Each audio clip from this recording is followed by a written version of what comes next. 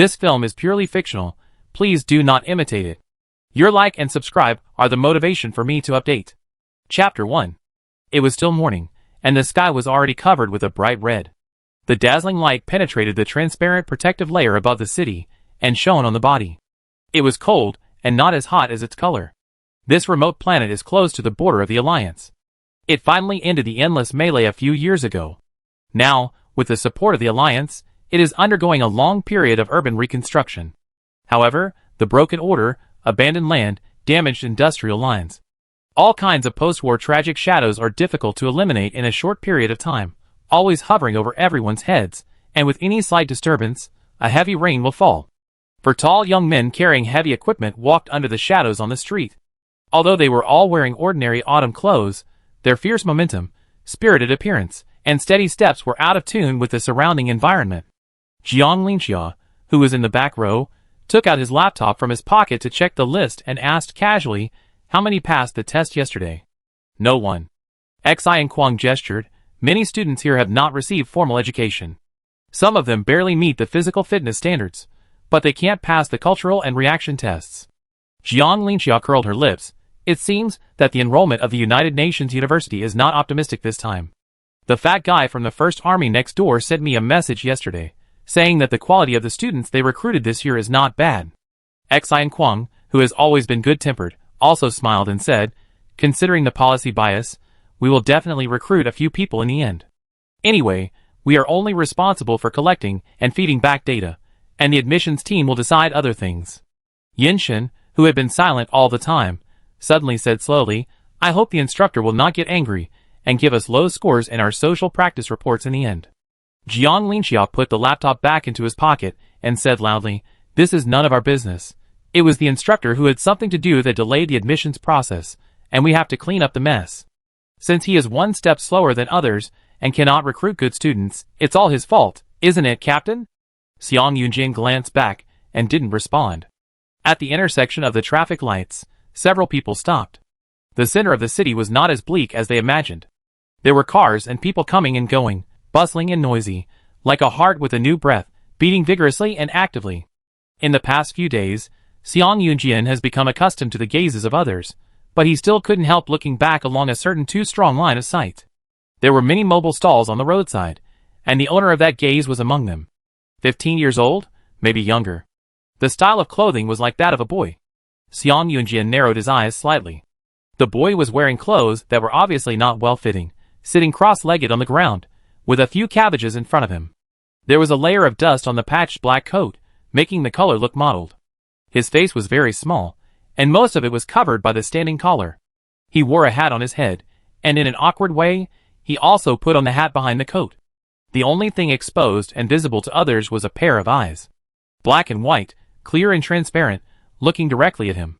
There was no fear, awe, envy, or curiosity in his eyes, no emotions that other residents of this city showed when they saw them, nor the fatigue and vicissitudes of life stained by the shadow of war. He looked innocent and naive. The traffic light jumped, and the crowd surged around. Jiang Linxia pushed him from behind, signaling him to hurry over. Xiang Yunjian came back to his senses from the daze of being sucked in by that gaze, and took 2 steps forward. It was not until he turned the corner that the feeling of being stared at completely disappeared. The time when several people arrived at the school was 10 minutes earlier than the agreed schedule. The school receptionist was already waiting at the door, and invited them in. The middle-aged man in a suit introduced them as they walked. "This group of students are the best students in our school. The advantage is that they are particularly hardworking. It's a pity that there are not enough teachers and equipment here. Their basic quality may be a little different from that of the students of the Alliance, but if they can go to the United Nations University to study, I think they will improve quickly. Please believe that they are all very talented students." Xiang Yunjian was used to taking big steps when walking, and the middle-aged man had to walk fast to keep up, so that the last paragraph was spoken in a short and heavy voice. Xiang Yunjian controlled his speed, and nodded to show that he understood. Passing through the underground parking lot, there was a row of people neatly lined up in the open space in front. They should be the students selected by the school. Xiang Yunjian approached and saw the black figure at the edge clearly, and was stunned for a moment. Jiang Linxia also looked behind him in surprise. They were not walking very slowly. So when did the little guy run ahead of them? The middle-aged man handed them the list in his hand, and was about to tell them the details of this group of students. Seeing that the expressions of several people were not right, he turned around and took a closer look, and found that there was one more person in the team. He immediately shouted, "Hey, this is not a student from our school." He rushed over and pretended to catch the person, but the other party dodged flexibly. The little man, carrying a huge basket of cabbage on his back, distanced himself from him and ran to the edge of the wall. "What do you want to do? How did you get in?" The middle-aged man pointed at her and shouted, "Go away, go away." The little girl stood there for a few seconds before turning around and leaving. She climbed over the wall very skillfully, casually raised her hand, and climbed up directly.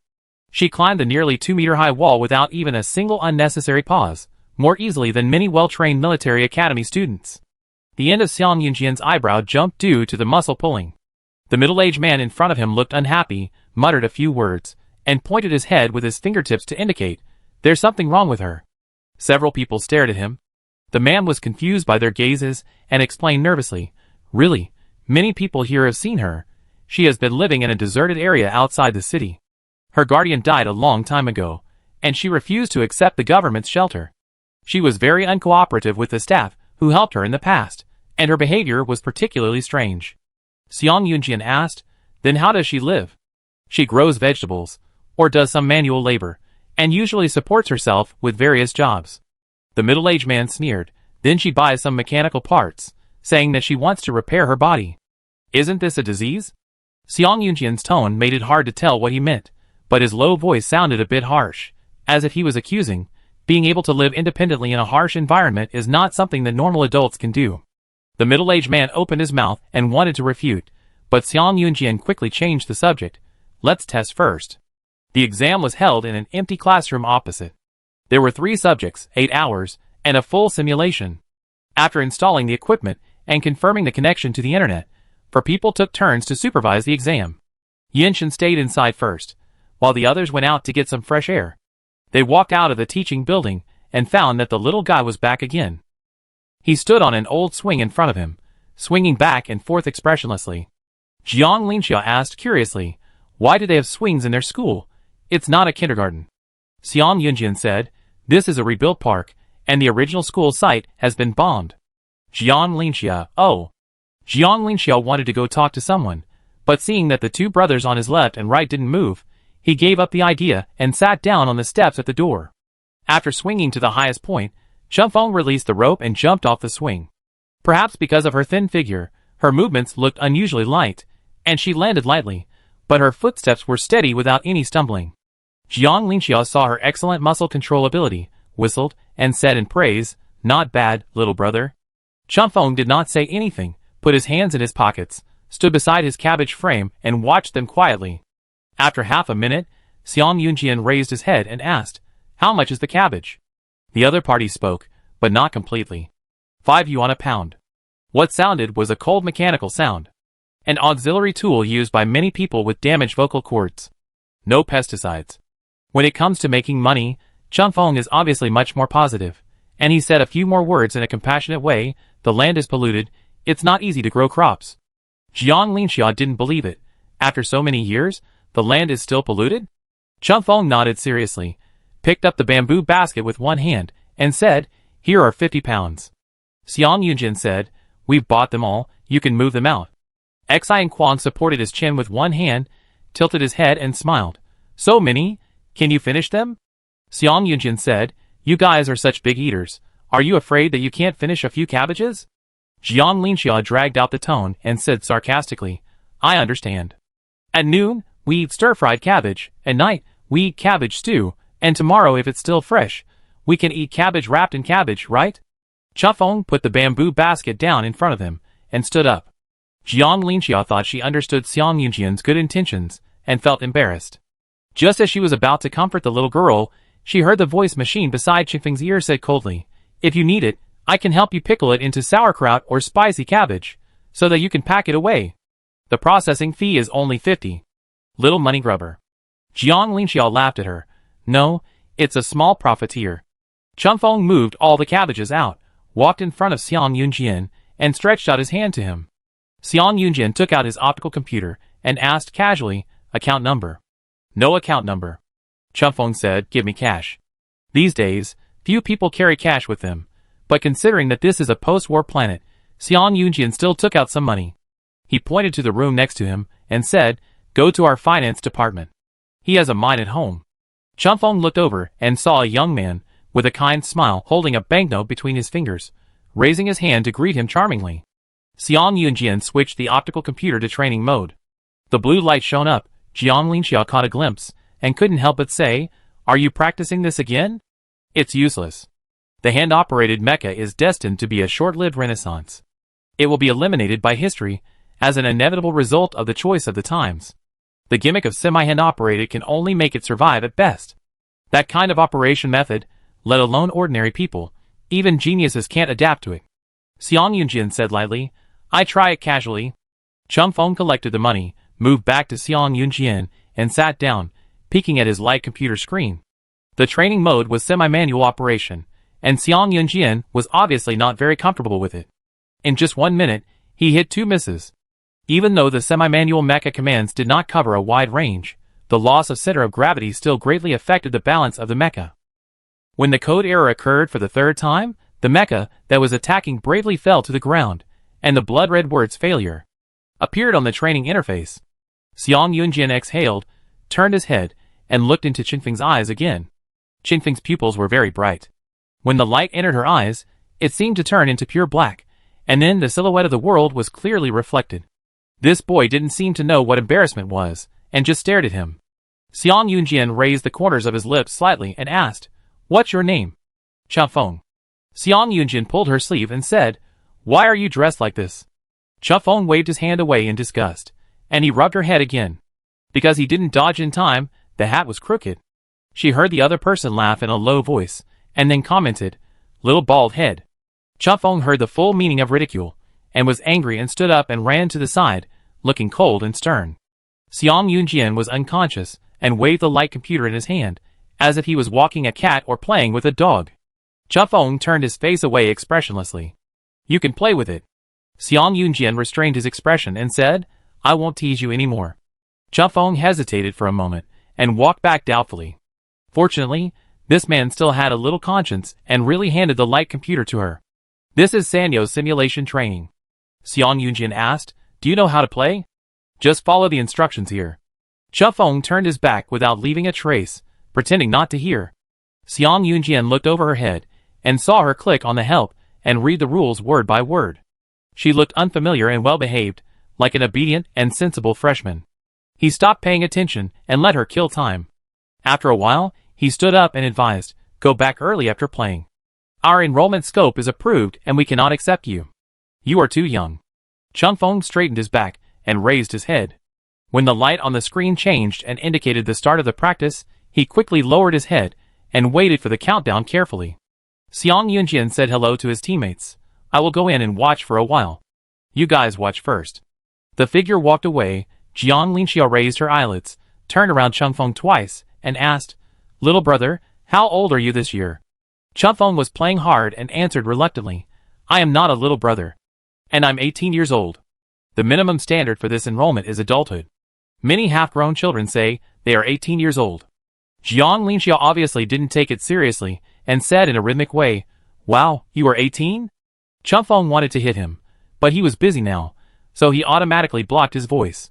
After playing for half an hour, Chun Feng put down the light computer, picked up the empty bamboo basket beside him, and left in silence. Not long after, Xiang Yunjian came out, looked around and saw no one, and asked, "Where is that kid?" "He left." Jiang Linxia stretched. "You said you don't want to recruit him. Why is he still here?" Xiang Yunjian sounded, picked up the light computer, and his tentacles vibrated. The screen lit up, and dozens of unread messages popped up. Chapter 2. Xiang Yunjian subconsciously swiped his finger and skipped the message, and the interface jumped directly back to Sanyo's personal homepage. Chun Feng stayed on this page when he left. Various comments flashed in the chat box on the left side of the screen. Some people even bought a speaker to play it at full frequency, and the exaggerated flowing fonts hit him directly in the eyes. Xiang Yunjian glanced at it, and confirmed that they were talking about him. The person who slaughtered the list is online again. As expected of old Xiang, he is too modest when bragging at the United Nations. He should learn from the army next door. Is this something a normal human can do? I suspect there is a bug in your SANOW backend. At SANOW customer service, please fix it quickly. I sorted out Xiang Yunjian's practice data and wanted to find some strategies, but I feel something is wrong. Why is there no transition? And he made rapid progress directly. This does not conform to objective laws. The United Nations is awesome. Do the First Army and the United Army still have a chance to perform this year? Hurry up and stand up. Is the post-war star so tough? Does it mean that there is a successor? Is Xiang Yunjian going to transfer to another department? The United University's mecha major will finally have a capable fighter? What? Xiang Yunjian clicked on the flashing friend's avatar, skipped the various strange emoticons in the front, and jumped directly to the end. Ice like muzzle ? Xiang Yunjian ? Ice like muzzle. Your account was stolen? Ice like muzzle. Picture, is this you? Xiang Yunjian enlarged the screenshot, which showed the official ranking of SANOW simulation training. The relevant training is divided into half-hand operation and full-hand operation. The model is based on the data of the winning Jiogong and Jibin's tacit understanding, and 3 training difficulties are set respectively. At this time, the top of the 6 difficulty levels are all Xiang Yunjian's name, and before this, let alone the top, Xiang Yunjian has not even touched the tail of the list. He has always been mainly trained in sensing, and he has not even adapted to the various complex instructions of manual mecha. Friends are still harassing. Ice like muzzle. You also were prosthetic limbs, and then reborn from the ashes? Otherwise it doesn't make sense. Ice like muzzle. Did you recruit a great student? It doesn't make sense. Several military academies have already harvested students. How can they still pick up leaks for you? Ice like muzzle. Brother, I remember that the age limit for recruiting students in your individual soldier department cannot exceed 25 years old. You can't cheat. Xiang Yunjian, shut up. Ice like muzzle. Woo Xiang Yunjian was annoyed and saw the communication sent by the instructor. He directly rejected it and turned on the Do Not Disturb function. He clicked on the training video, ready to see Qingfeng's specific operation. The network speed of the post-war star was a bit slow, and a loading icon kept spinning on the black screen. Xiang Yunjian hadn't felt the machine jam for many years. He loosened his collar, and his expression was serious, which he himself didn't notice. Jiang Linxia raised his hand and shouted at the other end, Old Xiang, the instructor is looking for you. Ask you why you didn't answer his call. Xiang Yunjian raised his hand and waved, signaling him to be quiet. Jiang Linxia complained, Instructor, he booed you. Unexpectedly, the usually irritable brother was surprisingly patient this time. He paused for 2 seconds and said, Go and see what he is doing. Jiang Linxia went over with the light computer, and Xi and Kwang followed in confusion. 3 little heads gathered together. Just as the video was loaded, a fiery red mecha appeared in the center of the city map. Another half-manual training? Xi and Kwang glanced up, difficult mode? As the words attack popped up, the mecha rushed out. The high-rise buildings on both sides approached instantly, and the extremely oppressive scene was like a surging turbid wave hitting the sky, mixed with all kinds of confusing combat information, crisscrossing streets, the location of enemy aircraft, the area of the shelter, and the shells that would fall from somewhere unknown.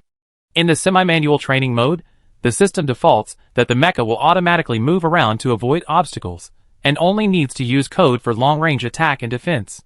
However, the reaction speed and command input speed of humans are a kind of delay, which is manifested in the operation of the mecha as a jam. After so many years, this was the first time they saw a movement called smooth in the training of hand-operated mecha. Xi and Kwang exclaimed in a low voice, The speed of switching guns is so fast. The mecha's blocking, jumping, weapon switching and attacking were all done without a moment's hesitation. Xi and Kwang's focus kept rotating between the command screen on the left and the input screen on the right, confirming that the two were almost carried out at the same time. This shows that Chunfeng was already very familiar with hand-operated mechas, and he was very skilled in it, and even mastered it. Because high-intensity training puts too much pressure on fingers, each training scene is only 5 minutes long. There will be a period of relaxation in the middle. 5 minutes are over, the mecha successfully crosses the city encirclement, and several people have not yet recovered.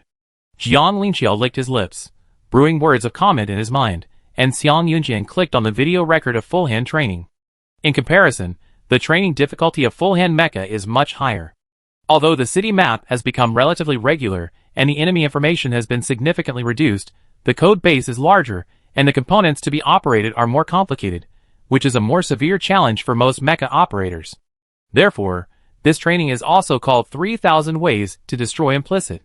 When the black mecha appeared in the center of the screen, Jiang Linxia's brain was completely empty again. He rubbed his eyes and stared at the target without blinking. At the beginning, Changfeng showed off his skills. The fuselage turned sharply to the left, and when the center of gravity of the mecha flipped out of control due to inertia, it quickly changed shape, climbed the wall, and avoided a whole line of fire. The hearts of several people were lifted up, which was in sharp contrast to the calmness of the other party.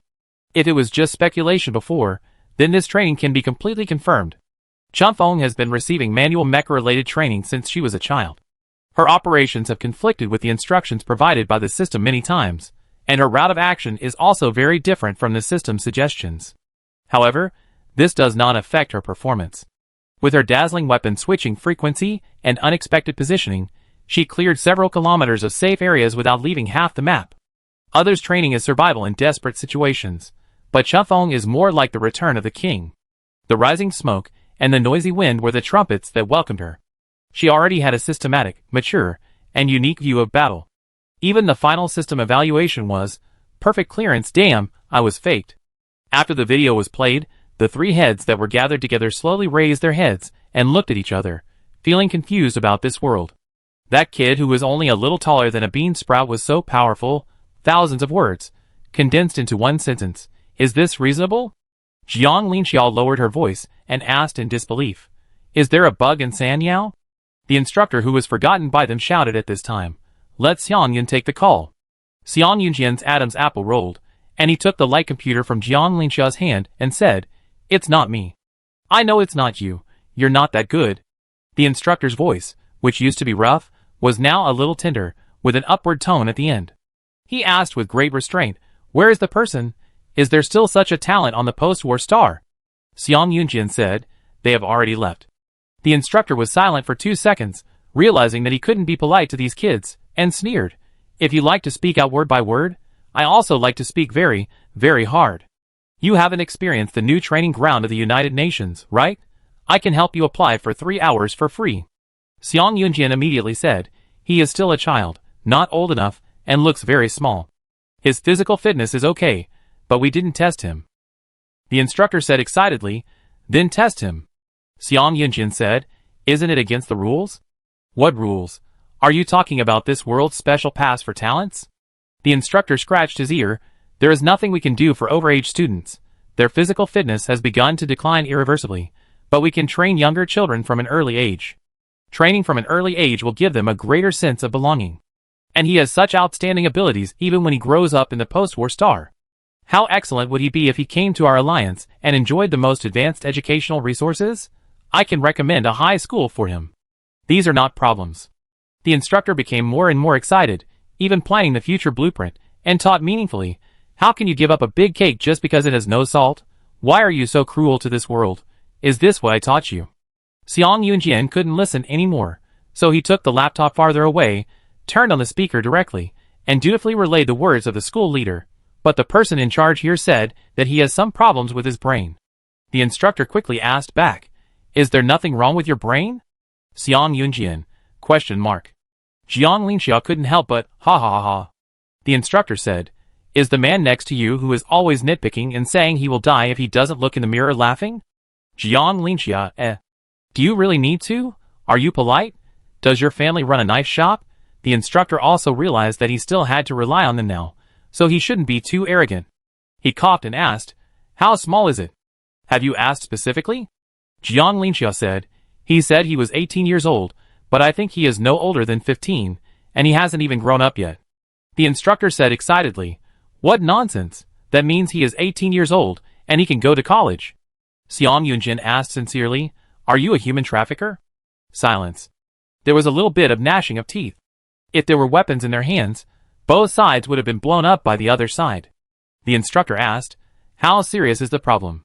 Several people didn't know. They had never thought that Changfeng had such great abilities, nor had they thought of making an exception for her. Xiang Yunjian thought for a moment, and said seriously, In fact, according to my communication with him today, he has no problem. He has no violent tendencies, no communication barriers, no limb defects, and can live independently. But the details cannot be confirmed yet. When the test here is over, We will take the equipment to find him, and then we will feedback the data together. When the admissions office of the United Nations University comes to pick people up, remember to bring an extra psychologist. It is best to bring 2 more clothes. I see that he has no clothes that fit him. The instructor thought to himself, isn't that a problem? He agreed immediately. Okay. Then you go earlier. Keep in touch. Chapter 3.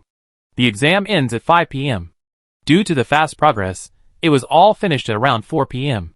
The test data was transferred to the optical computer and sorted in descending order. Xiang Yunjin flipped through it and confirmed that there were no students with outstanding individual scores.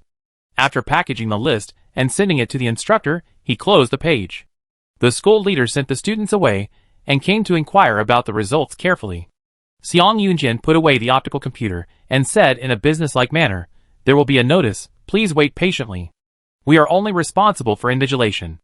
After several people unloaded the equipment and put it back on their backs, the middle-aged man politely asked them to stay. It's almost time for dinner. Let's have a meal in our cafeteria. Xiang Yunjin said, thank you, but we have something else to do. Do you know where the child lived in the morning? The middle-aged man was suspicious. What did you do with her? Xiang Yunjin said, give her a test. The middle-aged man was surprised and shouted, but she is an illegal resident. Xiang Yunjin said calmly, during special times, war orphans have no household registration, the Alliance will understand. The League officials will be responsible for conducting background checks and assisting him in completing the household registration.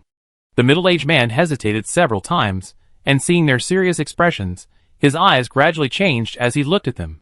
Are the selection criteria of the League's top universities so special, so psychedelic, and so elusive? If he had known earlier, he could have asked the students to pretend to be sick. Xiang Yunjin said, in addition, I want to try to collect some information about her. Excuse me, do you have it here? The middle-aged man hesitated and said, actually, I'm not very clear. I can ask the person in charge of the welfare home for you. She ran away from the welfare home before. The navigation system cannot accurately locate the abandoned area where Chumfeng lives. Fortunately, the general direction can be determined, and it is still easy to find a residence where people live for a long time based on the real-life map. According to the instructions, the 4 people first took a car to the edge of the city, and then followed a road that had not been maintained for a long time to the abandoned area. In the middle, they will pass through an abandoned urban area, with ruins everywhere after the bombing. There are children playing around in the collapsed buildings, which barely adds a bit of popularity. Qingfeng's residence was a little further ahead, located on an open grassland, secluded and cold, with peeling skin, like a dangerous building about to collapse. Here? Jiang Linxiao looked at the door for a long time, and said suspiciously, the door is open. He pushed it with his hand, and the door slid inward with a slight force. The room was dark without lights on. From the vague outlines of objects, it can be seen that the furniture is very simple, and it doesn't look like someone lives there. Jiang Linxiao walked in slowly, muttering, could they have moved out? That kid is so withdrawn that no one would know if he moved away. Yinshin fumbled around the wall for a while, but couldn't find the light switch. Just when he was feeling strange, a cold mechanical sound suddenly came from the silent room, exploding like thunder. What are you doing? Jiang Linxiao shuddered heavily until the lights came on, and she saw Chumfeng squatting in the corner like a mushroom. Jiang Linxiao was still in shock and said, are you there? Chumfeng didn't say anything. Jiang Linxiao asked again, what are you doing there? Chumfeng slightly opened his eyes. His expression was calm, but extremely lethal, as if they were the ones who were wrong. Jiang Linxiao turned his head to look at the captain. Xiang Yunjin nodded his chin, signaling the diplomats to continue communicating. The leader had no instructions. Jiang Linxiao had to cough dryly, soften his tone, and bring out the qualities of a professional MLM person, bewitching there. Let us do a test for you. Don't you want to go to the United Nations University to study? Chumfeng stood up and said leisurely, don't you say you don't want to recruit? Jiang Linxiao's face was full of righteousness, and she almost believed it herself. Our school is still very humane.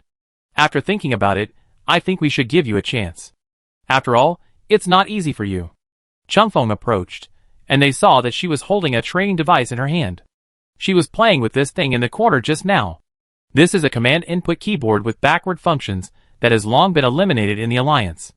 The paint on the keys has long faded, and even the keycaps of special materials have obvious dents and wear.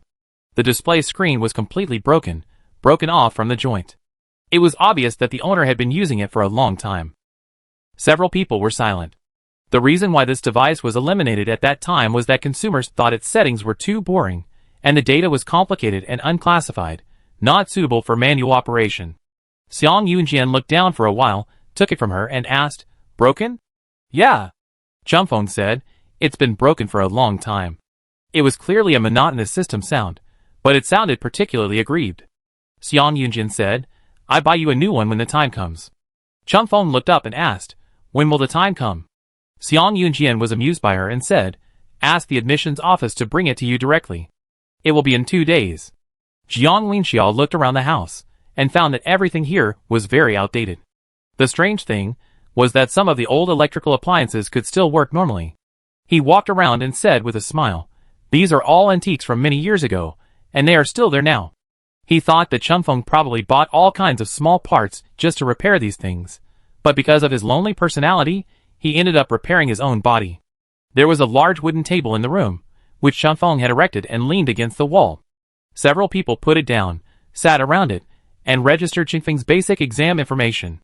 Xiang Yunjian said, "Name." Chumfeng hugged his legs, leaned against the corner of the table, and replied, "Chumfeng." Xiang Yunjian, "Just Chumfeng? Is that your full name?" Chumfeng pondered for a while, before remembering that he had a full name. "Yi Guicheng." Chumfeng said, "My full name is Yi Guicheng." Jiang Linxiao smiled and said, "Little brother, you have a full name." Chumfeng glanced at him, and decided not to bother with him. Xiang Yunjian asked again, "Age?" Chumfeng said, 18 years old. Xiang Yunjian emphasized, "Real age." Chumfeng, 18 years old. Xiang Yunjian paused and said, "Real age? We will make an exception for you, and will not use age as a barrier." Chumfeng drooped his eyelids, and repeated again, 18, exclamation mark. "Years old, exclamation mark." Jiang Linxia, the dog-headed military advisor, made trouble from the side. "Write it down, developmental retardation." Xiang Yunjian signaled him to stop making trouble, leaving the age blank for the time being, and asked again, "When did you become unable to speak? Congenital or acquired? How did the hospital diagnose it?" Chumfeng looked at him steadily, then tilted his head. A huge question mark was written on his face. Jiang Linxiao was also stunned, put away his lazy posture, leaned on the table and asked, "Aren't you mute?" Chumfeng asked in confusion, "Don't robots all talk like this?" The 4 people faintly heard some gasping sounds, but they tried their best to suppress them. It was as if a breath was stuck in their chest, causing their faces to turn pale. After a few brief and quick eye exchanges, Xiang Yunjian calmed down and asked in a calm voice, "What model?" Chumfeng reported a long code, and several people immediately searched it on the optical computer. The number corresponds to a fighting robot that was released abroad decades ago, and has been listed as dangerous and banned by the Alliance, and needs to be destroyed. Looking at the string of danger warnings behind, the mood of several people was not particularly good. "How good is your Nani robot?" Xiang Yunjian asked carefully. "Have you seen this robot?" Chumfeng nodded. Xiang Yunjian remembered that this fighting robot has a high lethality. Although it is banned in the Alliance, it has always been very popular in the war zone, and is a hot-selling product on the black market. Xiang Yunjian asked, "Did you learn the manual operation code from it?" "Yes." Xiang Yunjian, "Who left it to you?" "My father." Xiang Yun waited a few seconds before asking the next question, so that he would not look like he was asking too many questions. "When was your father gone?" Chumfeng did not like to answer. She pulled her hat down, almost covering her entire face, so the system sound became a little dull. "You think I'm lying?" "No." Xiang Yunjian touched her head. "Basic investigation, family background." Chumfeng seemed unwilling to cooperate. Xiang Yunjian waited for her to speak, but she did not speak, so he clicked on the account of the school director and asked him if Chingfeng's information was sorted out. A few messages popped up in the group first. "Jiang Linxia, what should we do? He seems to have some brain problems. Xi and Kwang, but he can communicate normally." "Jiang Linxia, are you sure? Can he communicate normally all the time?" "Yinshin, it looks like cognitive impairment. I don't know if it can be cured." "Xi and Kwang, is it serious if it can't be cured? It's okay if it doesn't affect normal life." "Jiang Linxia, your adjectives 'do not affect' and 'normal' are quite subtle. There is no defined range. Xi and Kwang, just obey. Otherwise, the instructor will scold again. He won't cry until he sees the coffin."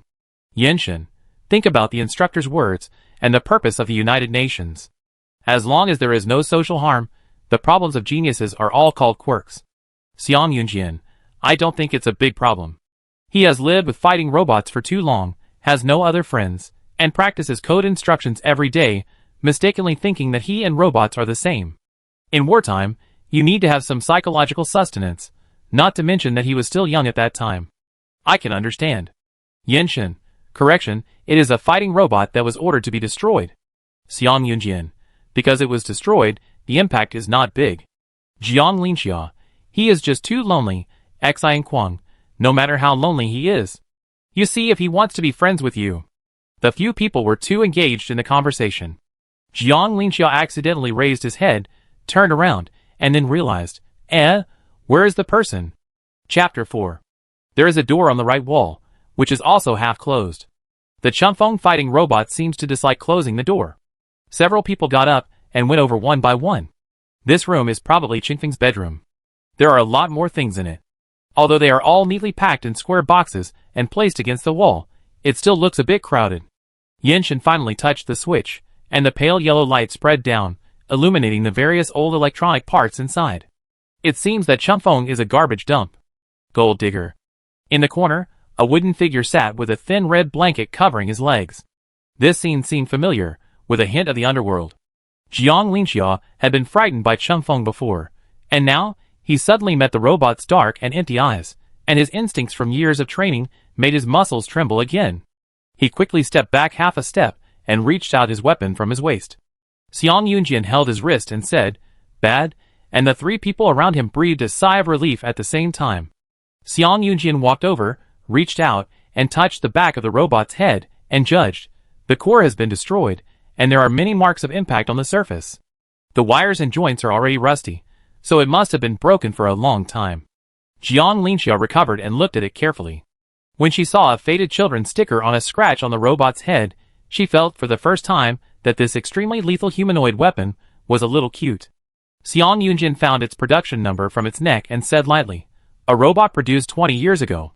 It has been 7 or 8 years since the end of the war." At that time, Chunfeng was still young, and after refusing to be taken in by the welfare home, he should have been with this robot. Until it is completely destroyed.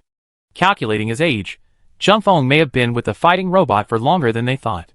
Jiang Linxia hesitated and said, "Chunfeng doesn't think this robot is his father, does he?"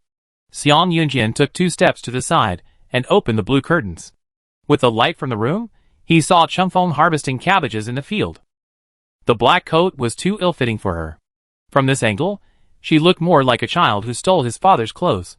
He grabbed a hoe with his long sleeves and cleaned the drainage ditch beside him, then ran home in small steps. Not long after, Chunfeng appeared from the main door and asked the 4 young men standing there in confusion, "What are you doing again?" Jiang Linxia's voice became lower and lower. "I thought you were in the room, so I came in to take a look." He pointed at the robot and asked in a flattering tone, "Is this your friend?" Chunfeng nodded. Jiang Linxia said tentatively, "Really, really beautiful. Such a compliment against one's will." Chunfeng said truthfully, "It doesn't look good. It's been broken." Jiang Linxia immediately felt mixed emotions. A little touched, and a little confused. This shorty is normal, except for some cognitive problems. Even his aesthetic taste is normal than his brother's. However, Jiang Linxia was willing to praise the fighting robot, which made Chunfeng have a much better impression of him. "This is a kind person." Chunfeng asked, "Aren't you leaving yet?" Jiang Linxia said awkwardly, "No need to rush to drive people away, right? We haven't started the test yet." Chunfeng thought for a moment and asked, "Do you still want me?" There is no sincerity between people anymore, let alone between robots. Jiang Linxia nodded seriously and said, "Yes. But we have to make sure if you are dangerous first." Because you are a fighting robot. I am not dangerous." In order to show his sincerity, Chunfeng deliberately switched to a gentle female voice and repeated, "I am not dangerous."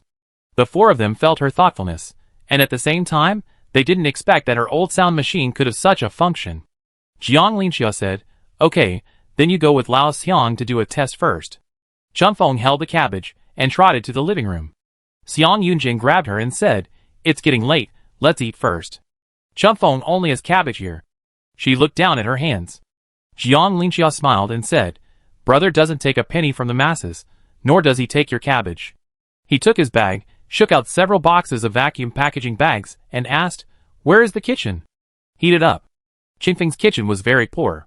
Except for a small amount of broken rice and noodles, there was almost no other food. Jiang Linxia took advantage of the time when she was boiling water to look through the cupboard, and then took out a bag of fruit candy and stuffed it into Qingfeng's pocket. She probably hadn't eaten a delicious meal for a long time, but she looked very obedient when eating. Worried about dropping rice on her clothes, she held the bowl high. Jiang Linxia nudged the person next to him with his elbow and asked, "Old Xiang, what do you think?" "Not really." Xiang Yunjian rested one hand on the table, sitting in an unruly posture, and said with a faint smile, "I only know that ordinary robots don't swing their legs while eating." Chunfeng paused, struggled, and decided to continue to follow his instinct. Because he has no experience. Because it was too late, after dinner, Xiang Yunjian gave Chunfeng a simple test. Physical fitness projects cannot be carried out for the time being. He selected some classic questions from the cultural questions, pieced them together into a test paper, and asked Chunfeng to finish it in 1 hour. The results were better than everyone expected. And much better. The results of the three-dimensional space imagination test and the logical thinking test were very good. The language level was average, the reading comprehension was poor, and the vocabulary was limited. For science subjects such as mathematics and geography, some questions can solve difficult models, but some common sense questions are completely unknown. Her learning system is not very different from that of ordinary students. Others were taking exams, but she was more like taking a challenge.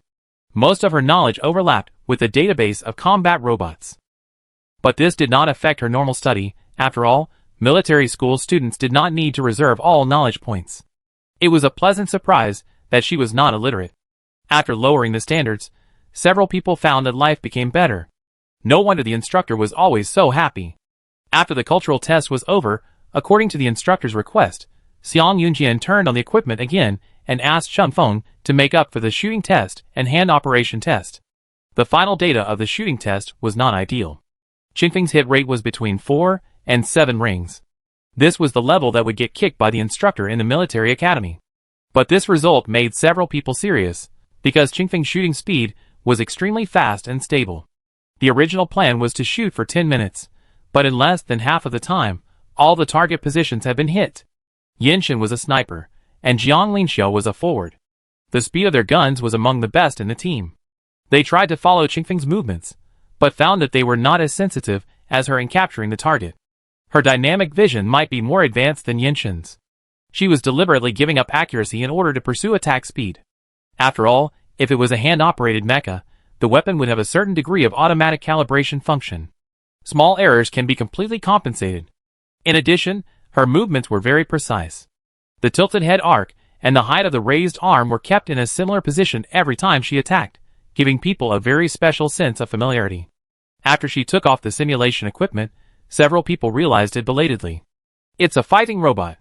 Her attacking posture is almost the same as that of a fighting robot. Jiang Linxia thought deeply and shuddered. She whispered, "I'm a little doubtful now whether he is really a robot." Xiang Yunjian glanced at him and said, "What nonsense, be more scientific." Yinshin was exporting data and laughed softly when he heard it. Even Jiang Linxia can enroll normally, Chunfeng looks too normal. And when the data here is transmitted, he believes that the instructor can bribe the admissions team overnight and carry the aircraft to the post-war star. "Okay," Xiang Yunjin said, "I'll let you know tomorrow if there's any news. You'd better not go out. If you go out, leave a note at the door." Several people sorted out the equipment, left some food for Chunfeng, and then left one after another. It was already around 10 o'clock in the evening, and the temperature outside the house dropped by more than 10 degrees. The night wind was cold. A dim red light still flashed in the boundless night sky. The light of the optical computer shone on the small road covered with weeds and gravel, and countless tiny golden dust flew in the light path. Not long after he left the room, the instructor's phone call came in. Xiang Yunjian turned on the hands-free mode and said, "I tell you a good news and a bad news." The instructor said excitedly, "I want to hear the bad news first." "The good news is that he has little social experience, and is easier to deceive. He likes to eat, and likes money." Xiang Yunjian said slowly, "The bad news is that he has some cognitive impairment, and thinks he is a robot." The instructor was silent for a while, and retorted, "He likes to eat, and like money, which means he has worldly desires. Having worldly desires means that he lives in the secular world, understands, and abides by the rules of society, and is a normal person. So the first one is good news, and the second one is fake news. Xiang Yunjian, Sun Wukong was not as good as him in the world. Jiang Linxia, he. Instructor, I am really jealous of your protective attitude. The instructor smiled tolerantly. I understand that you are young and ignorant. After a few nonsense words, Xiang Yunjian became serious and asked seriously, are you going to arrange him to the manual mecha major of the individual soldier department? Not to mention that the Alliance doesn't have many hand-operated mechas that can be deployed on the front line. His mental state is indeed a problem. He doesn't have enough sense of cooperation, and his understanding of interpersonal relationships is not very clear. There was a rustling sound from the instructor's side, probably because the window was opened. He stood at the wind outlet and said in a deep voice, do you know, the most valuable lesson I have learned from being an instructor for so many years is not to easily judge others based on my own experience. Xiang Yunjian said, I am not judging him, I just want to know what kind of soldier you want to train him into. Believe in your alma mater, you little brat. The instructor laughed and scolded, tomorrow, organize a practical exercise for all the students who have passed the exam. He will follow you, and I will watch him and find his location. Maybe he has some surprises that I haven't discovered yet? Xiang Yunjian said him, and was about to discuss the specific rules of the exercise with him. The school official, who was in charge at noon, sent a number to him, saying that the other party was the administrator of the welfare home. Xiang Yunjian immediately hung up the call, and called the other party. Chapter 5. Hello, hello. The signal was connected after only one ring. Because it was late at night, there was no other noise around, and the voices on both ends of the communicator became very clear, and the old age and fatigue in the voice of the person speaking could be heard. Xiang Yunjian said, hello, we are students from the Union University, and we would like to ask you about Changfeng. I heard about it, but I don't know much. I hope I can provide you with some help. The old man's voice was a little vague, as if it was stuck in his throat, and was barely swallowed and exhaled with his breath, and there was a little strange accent. Xiang Yunjian turned up the volume to the maximum, so that he could hear the other person's words clearly. A lot of information and files from the war period had been lost, not to mention that she was born in a chaotic era and was an illegal resident. There are many children like that, and basically no family members can be found. Her father. To be precise, it should be her adoptive father, who is a soldier. He took care of her for a while at that time.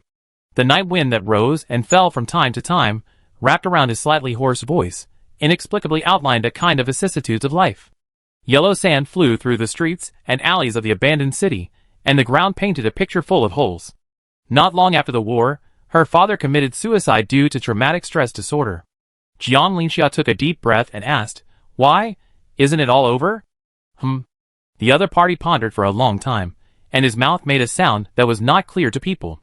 Only in the last few sentences did it gradually become clear. You people in the Alliance may not understand it. After the war, we need to count the population and casualties. In the next few days, he learned that his closest comrades had all died, and his family members had all been killed. This is a peaceful new world, but it is his deserted city. The ruins are stained with blood, stabbed with knives, and filled with graves. The tombstones are scribbled with his youth, pain, relatives, friends, and future that no one cares about. The storm of war will never stop, just like the past that can never be changed, just like his lonely and empty life from then on. He did not die like a hero, but disappeared quietly in a quiet corner on a day when everything returned to peace. Or maybe this is the only way for him to let go of this world. In turbulent times, fighting robots are quite common. It is not as scary as the instructions say. In many cases, it can help them protect their families. Or leave their last words. War brings countless confusions, the biggest of which may be where they will go, in which direction will the signpost of life and death fall, and what does the end of that direction represent? The fighting robot has a program that can preset such answers. After his father committed suicide, Changfeng asked while lying on the robot's back. The fighting robot's answer at the time was, he went home. To pursue freedom to do whatever he wants. To a world where there is no need to say goodbye. The old man said, he wants to go home. Several people were silent, standing there listening to his calm explanation. Then, we took Changfeng to the welfare home. She spent a long time with the robot, and was a little unsociable. At that time, there were not so many supplies, and not so many people. Many children did not have enough food, and they competed with each other and formed groups. The staff could not control them. Although Changfeng is small, she is very fierce in fighting, So no matter whether she is right or wrong, she is always the one who is punished. She ran away not long after living here. We were too busy to look for her. We only know that she stayed at home and lived with her robot. Because her robot could steal vegetables, she could barely survive. Of course, it was improved later, and they started growing vegetables instead. Fighting robots are not naughty robots, and their degree settings are fundamentally different. It was hard for several people to imagine how such a life could go on.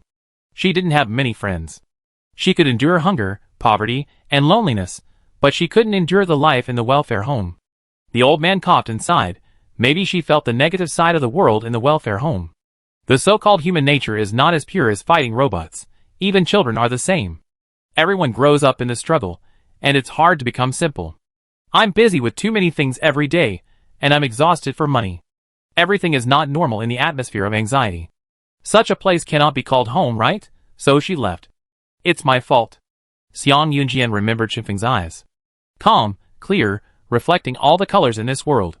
She would try to open her eyes to see the person in front of her, and would turn her face away to avoid the problem she didn't want to face. Know how to work hard. Study hard and be a non-dangerous person. Compared with the human relationship she experienced when she first came into contact with humans, she prefers the noisy, monotonous and non-deceptive machine world. She just wanted to go home and pursue the freedom to do whatever she wanted. If such people are not considered normal, then what should those who are busy and rushing around be considered normal? The old man's voice was so faint that it was about to fade away. A few years later, the government began to search for banned weapons. She tried to hide the fighting robot, but unfortunately it was destroyed in the end. Sometimes I saw her carrying a basket. She learned to be independent earlier than her neighbors. I think she is very impressive. Although clumsy, she is trying to integrate into society. However, the process of integration requires finding people of the same kind. And her kind is a robot. That's about it. After the conversation, several people stood there, trapped in a state of trance. No matter how much training they have received, if they have not experienced the shadow of war, they may not be able to say that they are open-minded. There is no way to answer with certainty whether it is right or wrong to want to become a robot in such a background. Until a drop of rain fell on their heads, slowly falling down along the ends of their hair. The already cool autumn night became even colder because of the sudden drizzle. Damn! Jiang Linxia jumped up and down. The equipment can't be exposed to the rain. Did you bring an umbrella? Yinshin was still looking for an umbrella. Xiang Yunjian made a quick decision and ran back. Several people ran towards the low building not far away again. Qingfeng took out a light yellow packaging bag from his pocket, opened it, and put it in front of his nose to smell it. It smelled like pineapple. She handed the candy to her friend, waited for a while before taking it back and putting it in her mouth. Just as she felt a little sweet in her mouth, the door outside was pushed open again. The 4 young men who had just left stood at the gate to tidy up their clothes, put down their bags and walked in to greet. It's raining, take shelter tonight. Qingfeng resisted. No room. The finance department will pay. Xiang Yunjian waved his hand casually. 1,000 per night. Qingfeng stood up suddenly, walked quickly towards Xi and Kuang, pulled out a standard smile when facing God, and bowed. Thank you, 1,000. Jiang Linxia asked loudly in the outer room, Little brother, it's too cold. Do you have heating in your room? Qingfeng buried his head in counting money and replied, No. Several people searched and found that there was not only no heating, but also no extra quilts. This child's home was extremely poor except for various junk parts. Jiang Linxia was shocked by this profiteer again, and gritted his teeth and asked, Boss, you only collect money and don't care about placement, right?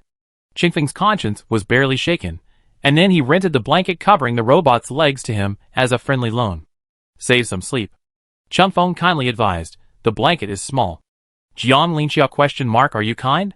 When Xiang Yunjian came out of the shower, Qingfeng had already laid on the bed. She was still as unsophisticated as ever. She only took off the outermost coat, and still wore a mix-and-match outfit that was difficult to judge by normal people's aesthetics. She even wore a hat when she slept, but she changed the style. The new hat was a soft cotton fabric that fit her scalp tightly, and it was also wide and drooped down, covering her eyes, which looked quite comfortable. Xiang Yunjian could understand why she had to wear thick clothes to sleep, because there was only a thin and old blanket on the bed. All the bedding in her cupboard had been divided up. Jiang Linxia didn't get her bed, so she strongly demanded to share her quilt and pillow as a consumer's right. What made Xiang Yunjian laugh, and cry was that Chun Feng was quite obsessed with the bed. It was originally just a single bed, and Chun Feng lay against the wall, in an unnatural posture, with one hand and one foot stretched out, occupying most of the remaining space. The intention is obvious. Xiang Yunjian stood by, looking down at her, wiped his wet hair with a towel, and said with a smile, "Strange, shouldn't robots sleep standing up?" Qingfeng's eyelids moved, and the sound of his breathing increased. Very smoothly, Xiang Yunjian walked away. Chun Feng breathed a sigh of relief. Soon, another quilt was covering her face steadily. Chun Feng used his fingers to hook it down calmly, and heard Xiang Yunjian say, "Take off your coat." At the other end of the room, Jiang Linxia screamed, "Old Xiang." Xiang Yunjian said mercilessly, "Put on your clothes." "Jiang Linxia, I only wore a coat, I always wear it.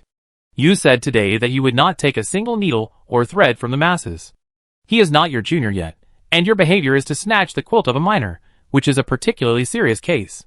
Xiang Yunjian threw the light brain over, "Okay, notify the students on the list to come here directly for the exercise at 9 o'clock tomorrow morning." Chapter 6. It was said that the exercise would start at 9 a.m., but before dawn, Xiang Yunjian went out to pick up a batch of supplies. There were daily necessities, surveillance cameras, various sensor equipment, and training guns. He left one set for Chun Feng, and moved the rest to the open space behind the house, waiting for distribution. It was just past 8 o'clock, and the sun was already bright in the sky.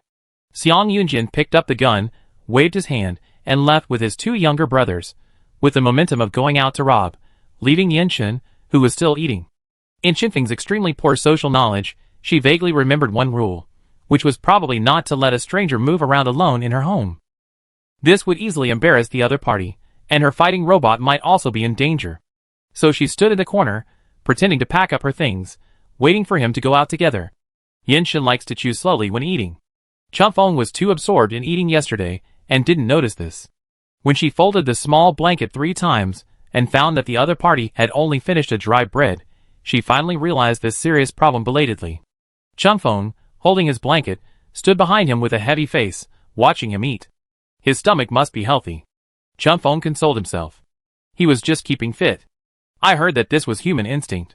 Half an hour later, the bowls and chopsticks were placed on the table. Chun Feng thought he was finally getting better, and was about to ask him to go out, but he saw him slowly pouring himself a glass of water, sitting at the table and drinking it in small sips. It was as if the revolution was starting from the beginning. Qingfeng's expression twisted for a moment, and he glanced at the 8:30 time mark, and inexplicably felt very urgent. This person. Chun Feng thought to herself, even in a hurry, she should pour herself a glass of water to cool down. She doubted Yanshin's purpose for a moment. The eliminated, rusty, decades-old robots were not as slow as him. This person's drive was completely broken. 5 minutes later, Yanshin put down the cup and began to wear the sensor equipment and bulletproof jacket for training.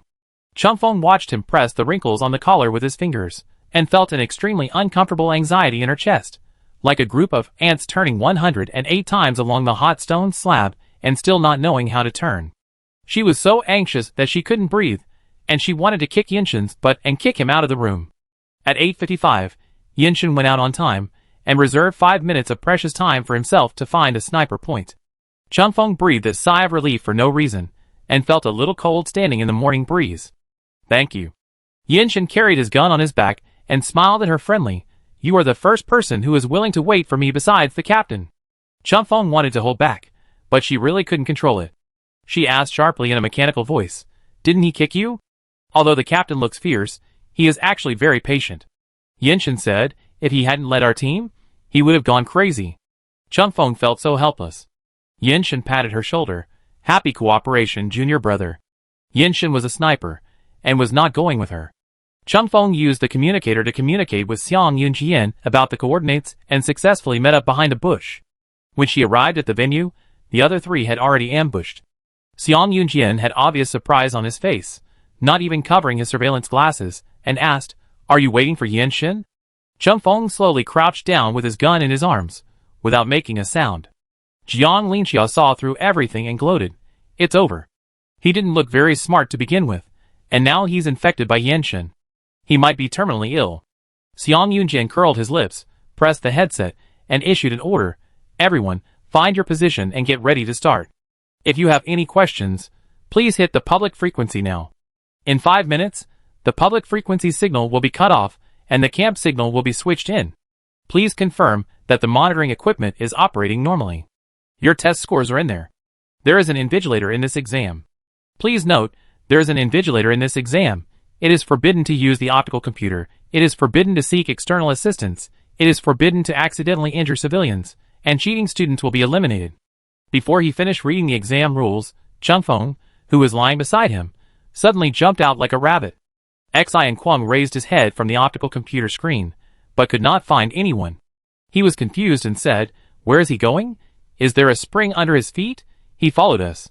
Does he still want to wander around the world alone?"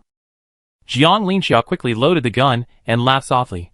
"I usually call it the sequelae of strictness." Several people laughed for a while when they heard this, and the smiles gradually disappeared.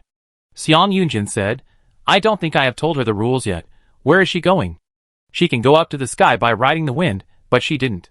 She just found a safer position, distanced herself from the 3 shining targets, and hid behind a stone.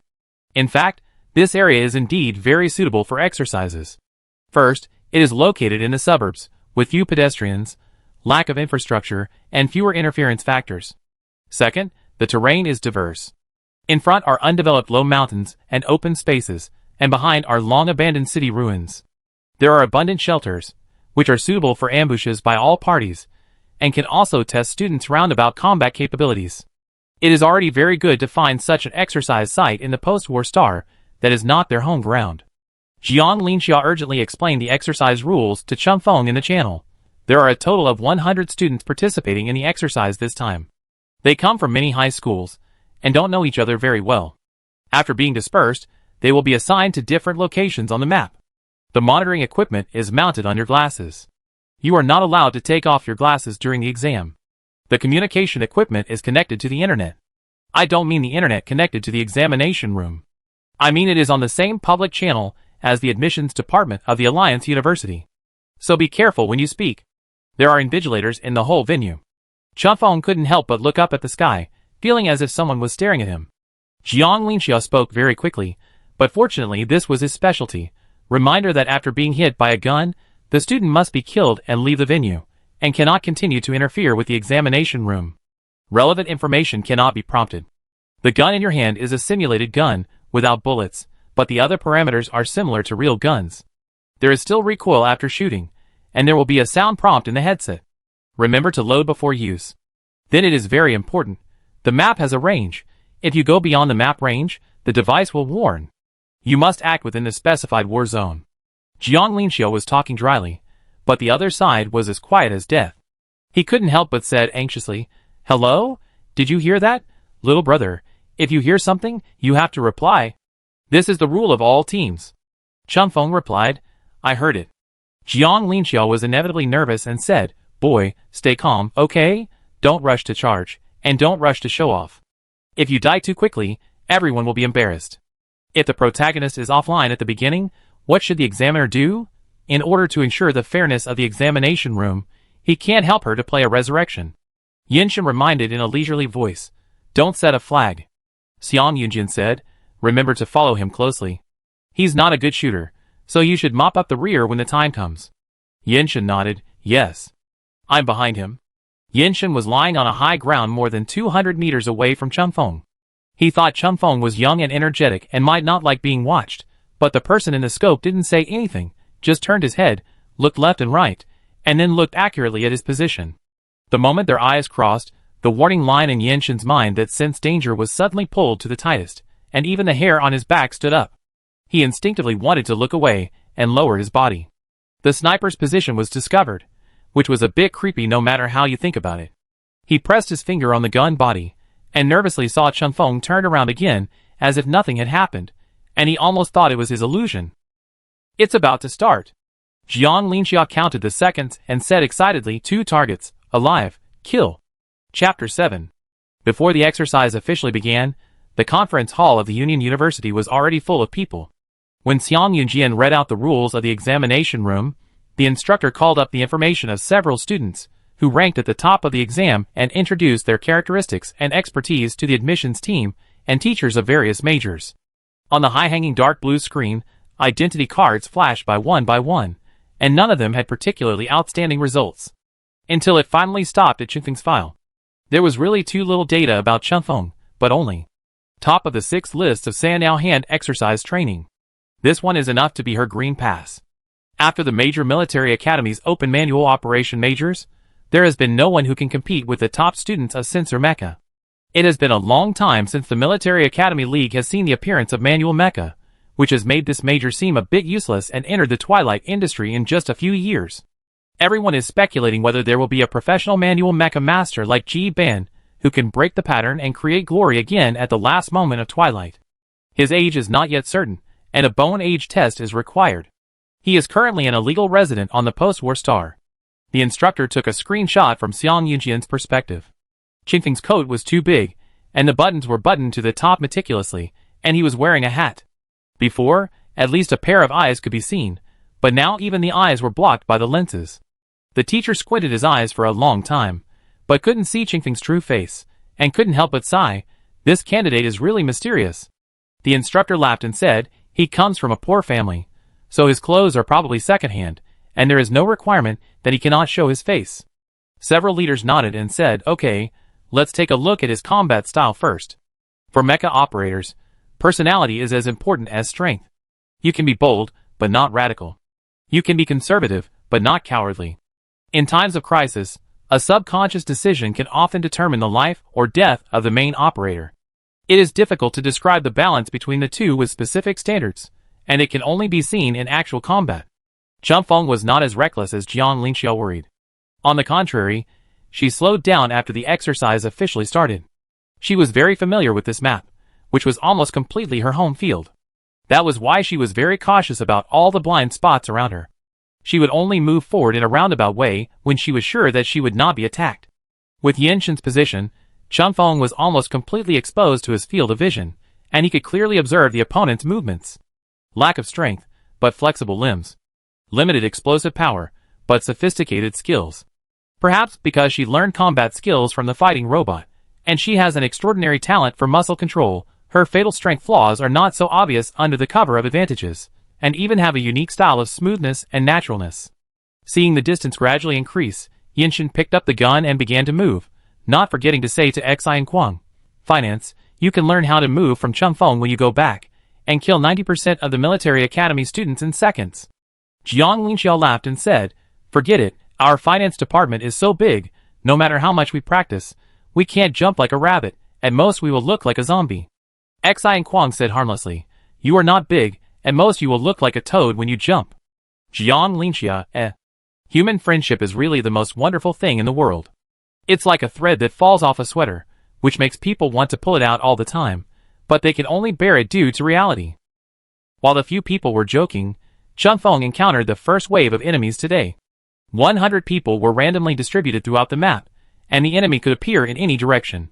This time, the enemy appeared diagonally to the left of Qingfeng. They should be traveling together. The two people were running very fast. From Qingfeng's current perspective, they were just two tiny black shadows that were easily overlooked in the peripheral vision. Even the instructor who was watching the surveillance on the big screen could not react, and Qingfeng's bullet had already shot over. Unfortunately, it did not hit the target completely, and the opponent rolled on the ground and hid behind a stone. Yenshin's finger, which was about to pull the trigger, relaxed, lowered his head slightly, bit the end of his glove, and pulled it back. He noticed the two earlier than Qingfeng, but his shooting speed was not as fast as Qingfeng's. The other party seemed to have no consideration of his existence, let alone his help. Yenshin adjusted his perspective again and smiled in his heart. Was he underestimated? After the first line of fire, both sides fell silent for a short time. The previous incident happened too suddenly, and the two people on the opposite side seemed to be unaware of Qingfeng's location. They looked out furtively, moving their bodies carefully to avoid being sniped. The two used reflective lenses to observe the situation on the opposite side. After adjusting the angle, they saw a corner of a black hat hiding behind a mossy stone, moving to the side eagerly. The tall young man pointed to the other side, indicating that he would go over to outflank and ask his teammates to help cover. His teammates nodded. The young man then jumped, trying to lower his center of gravity, and quickly moved to the back of a tree trunk not far away. As a result, he received a sniper warning before he took 2 steps. He stopped in place, maintaining the posture of half standing up after rolling, staring around blankly with wide eyes, full of confusion about this society. In a flash, Chun Feng also rushed out and went around to the side of the survivor. The boy was still checking the situation of his teammates, and when he saw this, he turned his head and aimed in a panic. Before the muzzle of the gun was aimed, Chun Feng had already sent him a bullet head-on. Taking advantage of the opponent's slow reaction, he fired another shot for safety. These two people died in a very unclear way. The instructor shook his head helplessly. Such a lax combat awareness. But I really didn't expect that Yenshin and Chun Feng's cooperation was so harmonious. Chun Feng put away his gun and glanced back.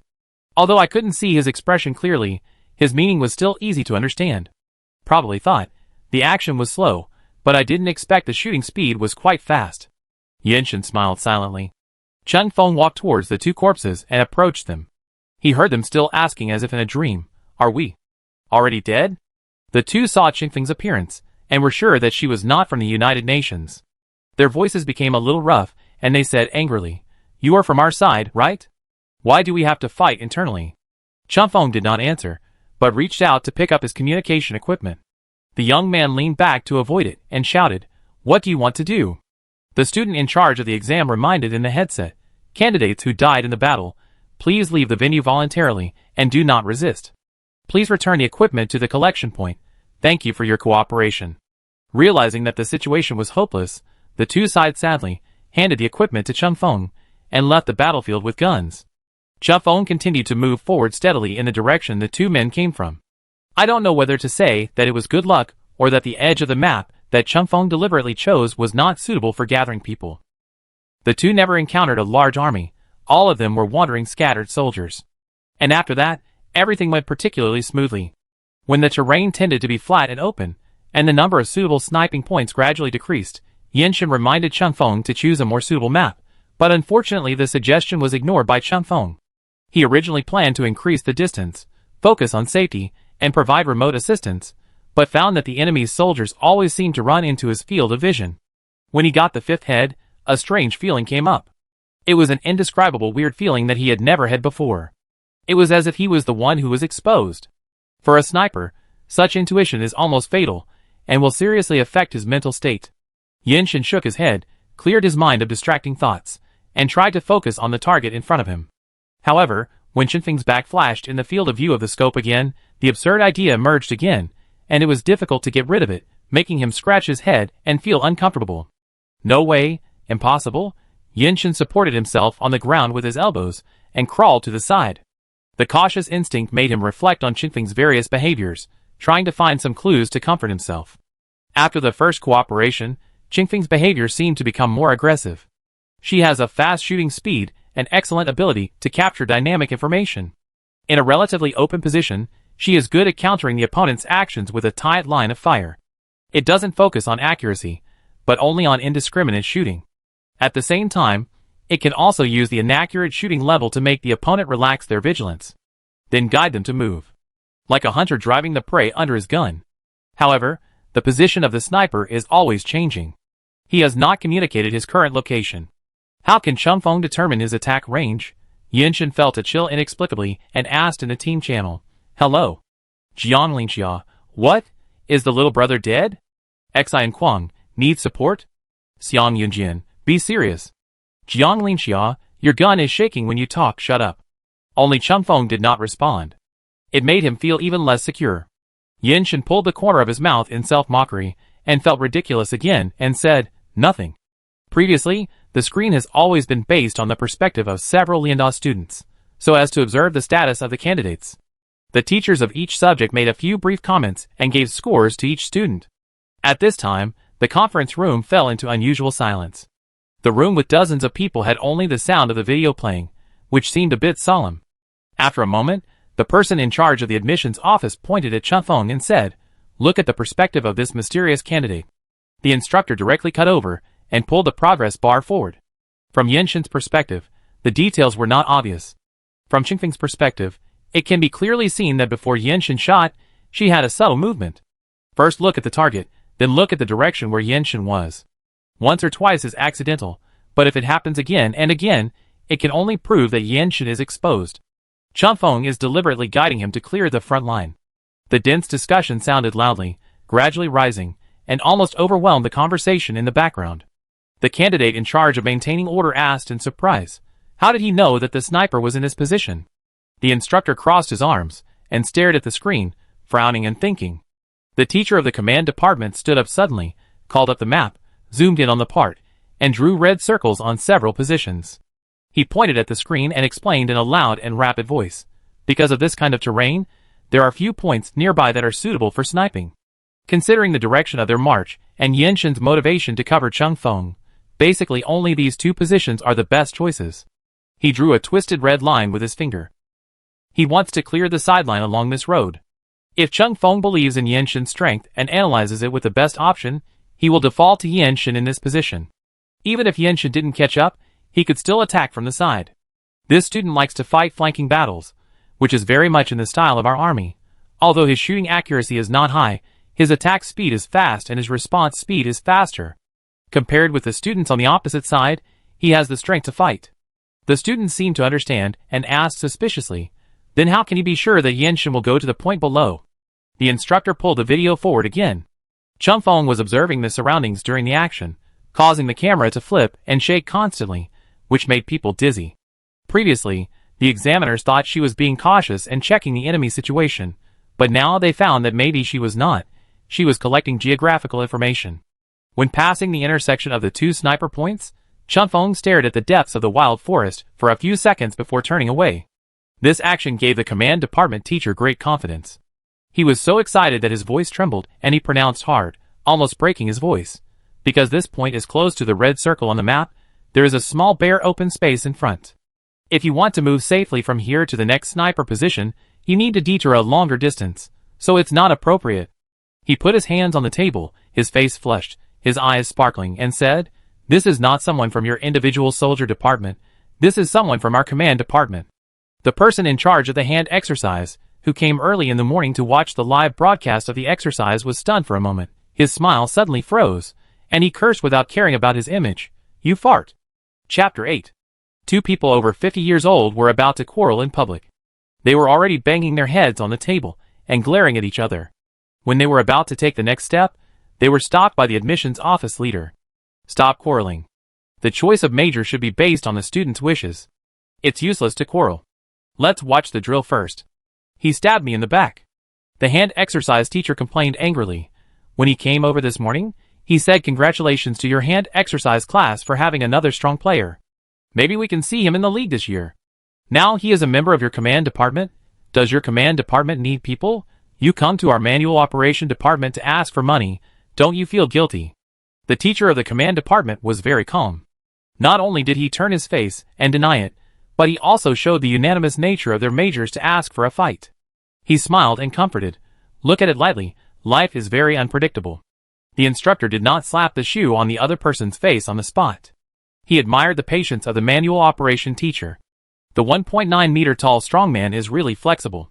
The shamelessness of the command department is indeed well deserved. The hand exercise teacher took a few deep breaths, then sat down with a red face and thick neck, hugged his arms, and glared at his colleague opposite. There is no point in arguing with him here. Ordinary people can't adapt to the dragon's den and tiger's den, like the command department, let alone a young boy like Chun Feng who is inexperienced and simple-minded. He is not suitable. The hand exercise teacher repeatedly emphasized, he doesn't have the twists and turns of humans. Chun Feng is just a robot. The teacher of the command department still smiled and said, "I think this is human nature." The head of the admissions office was buzzing, but he was used to the hypocritical friendship between them and held back his words. "Let the storm come later, he is old." He pointed at the screen and changed the subject, switched the perspective back to Yenshin. Several people quickly turned their attention to him. Chifeng's good luck seemed to end. She met a team of 6 people. The 6-man team was already somewhat organized, and their actions were more regular than those of the previous scattered soldiers. Due to the limitation of strength, Chifeng's individual combat capability was not strong. Without a hand-operated mecha, even with Yenshin covering her from behind, it was still easy to get into danger when facing a conflict of few versus many. Chifeng's attack stopped. She hunched her back and huddled behind a tree trunk, carefully observing the enemy, holding the gun tightly, and holding her finger on the trigger. The 1.9-meter-tall strongman hurriedly said something first, trying to brand Changfeng as a single soldier. This is a duel between single soldiers. On the other side, the teacher of the command department wearing glasses just pushed his glasses, thinking it was not that simple. When everyone was guessing whether Changfeng would fight to the last or temporarily avoid the attack, the next moment, she suddenly raised her gun and fired a shot in the air. Everyone inside and outside the screen was shocked.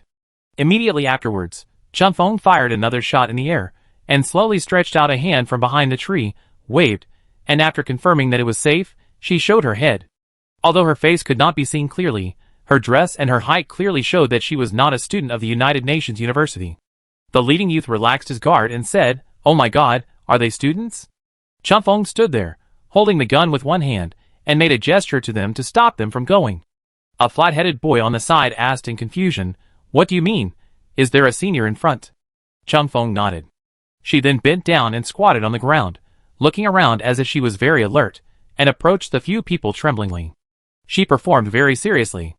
"Hand exercise teacher, eh."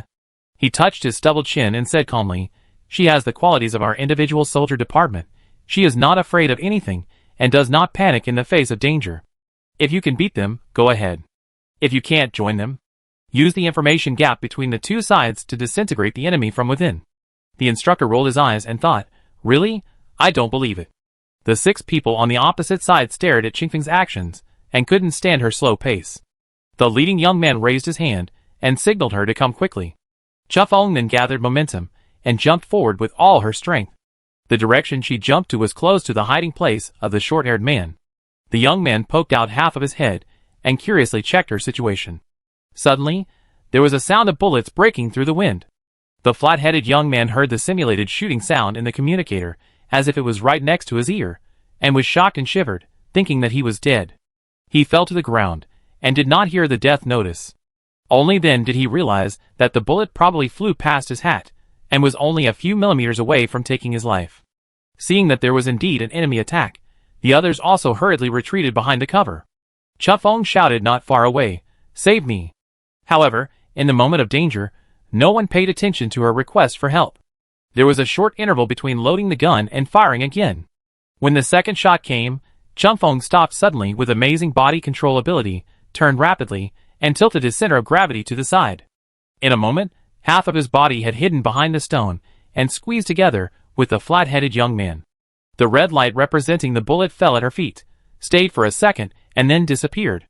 The flat-headed young man was still in shock, stroking his chest and letting out a long breath, closing his eyes and saying, "You are lucky to have escaped death." Changfeng heard Yan Shen's joyful laughter from his right earphone. "You're welcome. Happy cooperation. Unhappy cooperation." Changfeng suspected for a second that he really wanted to kill himself. After the danger, even the air became a little quieter. The wind in the wild forest was not strong, but blew slowly, with the smell of rotting vegetation after autumn. Changfeng raised his hat, and wiped the sweat on his forehead with his sleeve. Several people leaned against the shelter, and those who were close could see each other. Their captain stretched his neck, looked at Changfeng and asked, "How did you join in? Aren't only students who have passed the test allowed to participate in the drill? Which high school are you from?" Changfeng brushed off the dust on his pants, and didn't answer his question. The young man thought she was angry that he didn't save her just now, and thought that such a person's temper was childish and not worth worrying about, so he waved his hand and said, "Forget it. If you want to follow us, you must obey the order, otherwise leave by yourself." Changfeng nodded. The captain said, "The senior on the opposite side should be a sniper." The seniors all left separately. Several other teams encountered the remaining 3 people. The flat-headed youth was puzzled. Why do snipers have to go alone? What's wrong? The captain snorted, "Who knows them?" Changfeng blended in harmoniously, and listened to the discussion of tactics there. The flat-headed youth nudged her with his elbow, and invited her in a friendly manner. "You should add our communication channel first. In order to prevent information from being stolen, we all set up team frequencies in person. I have just connected with several teams. The public channel is useless now." Changfeng switched to the nearest team channel. After the sizzling sound of electricity, he heard several people making secret signals there. "How are the teams?" "Everything is safe, no ambush." "Team 2 is also safe." Changfeng asked, "You have called 3 teams?" The flat-headed young man was stunned when he heard her mechanical voice, and then replied, "Yes." The captain not far away was alert to the situation ahead, fearing that Yanshin would take the opportunity to move, and quickly informed the other two teams. We roughly know the location of the sniper on the opposite side. Although the specific coordinates cannot be determined, there are not many points nearby that are suitable for sniping. Everyone can try one by one and attack from the side. Then he checked the current positions of all parties, and determined the route of the encirclement. These students are all locals of the post-war star. Although they don't often come to this wild forest, they are more familiar with it than Yanshin and others. After receiving the notice last night, I studied the map carefully again, and now I feel like I am in control of the situation. Changfeng whispered, "You want to encircle? That sniper is quite powerful. Be careful that he will defeat us one by one." The captain said nonchalantly, "He doesn't have a head behind his butt. He can only stare at us but not at them. We have 3 teams, enough to distract him. As long as we take down one head, it's a sure win." Changfeng, "Oh." The captain thought for a moment and ordered, "The team on the west side should follow up first. You should be in the sniper's blind spot now. After determining his specific location, kill him if you can. If not, I will let the second team support you from behind." Changfeng suddenly said, "I think the west side of the forest is not suitable as a flanking route. The whole map is subsided in the middle, similar to a basin, and the terrain on the west side is low. If the sniper finds their whereabouts, it is easy to break through from a high position." The captain turned his head and stared at her silently. "Obey the command." Changfeng raised his hands consciously and said innocently, "I just put forward my own small opinion, and I don't mean to refute you." The captain was originally in high spirits, but he was interrupted twice by her, and the emotions he had prepared were completely eliminated.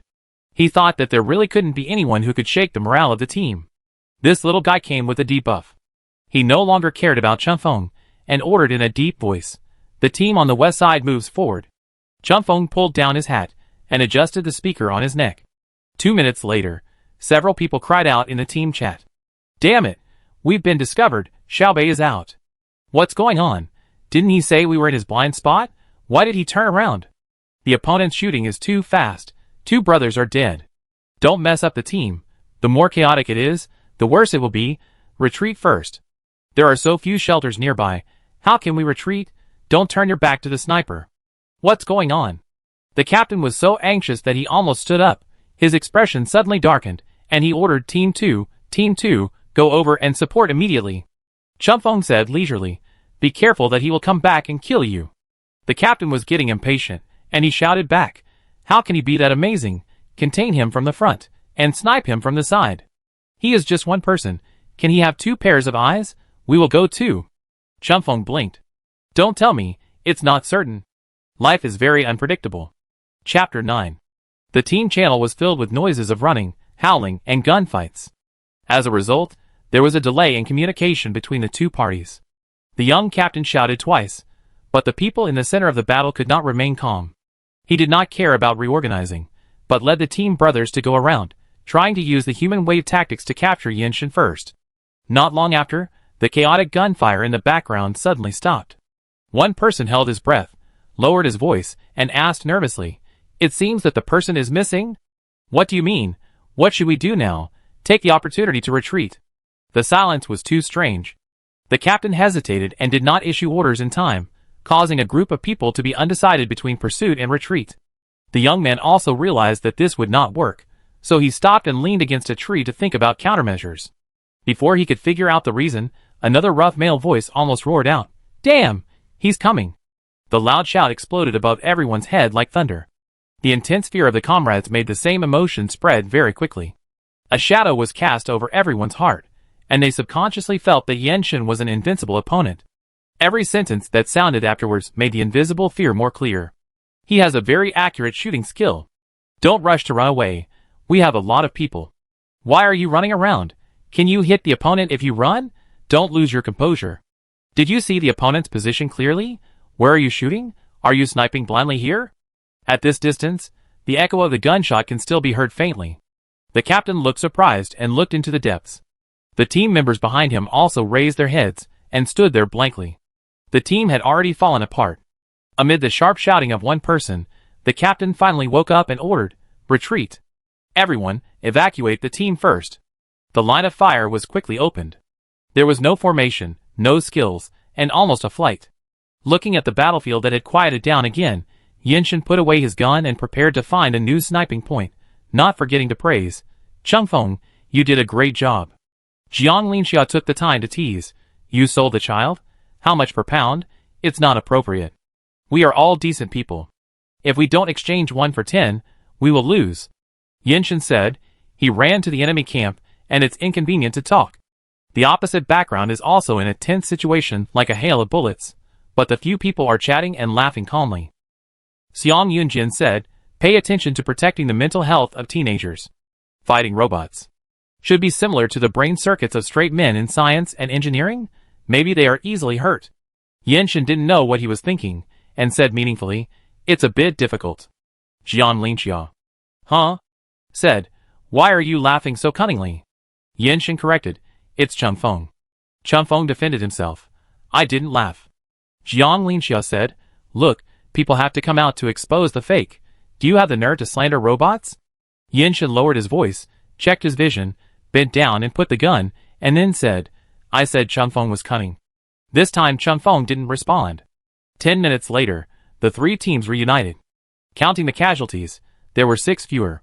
The outflanking tactics were as fierce as a tiger, but the score was worse than 0-5. A group of people hung their heads, leaned against the tree dejectedly, and said nothing with low morale. The flat-headed young man looked at Changfeng again, his eyes were very different, and asked in a complicated way, Brother, are you a crow's mouth or Zhuge Liang? The captain also raised his upper body and asked, How did you guess so accurately? Changfeng shrugged. The captain licked his dry lips, feeling very uncomfortable, punched his thigh, and said angrily, Isn't it unscientific? These people from the Union University are too mysterious. I suspect they are cheating. The teammate next to him said unhappily, What's the point of saying this now? They are referees and examinees. Why do you care if they are cheating? The question is, how can we fight? The opponent not only has a sniper rifle, but also a pistol suitable for short-range shooting. He deliberately waited for us to get close before taking action to disrupt our rhythm. We wanted to approach quietly, but he had been waiting for us there. The captain scratched his head and said irritably, Can the gap between people really be so big? Changfeng put his hand in his pocket and fumbled around, and took out another candy.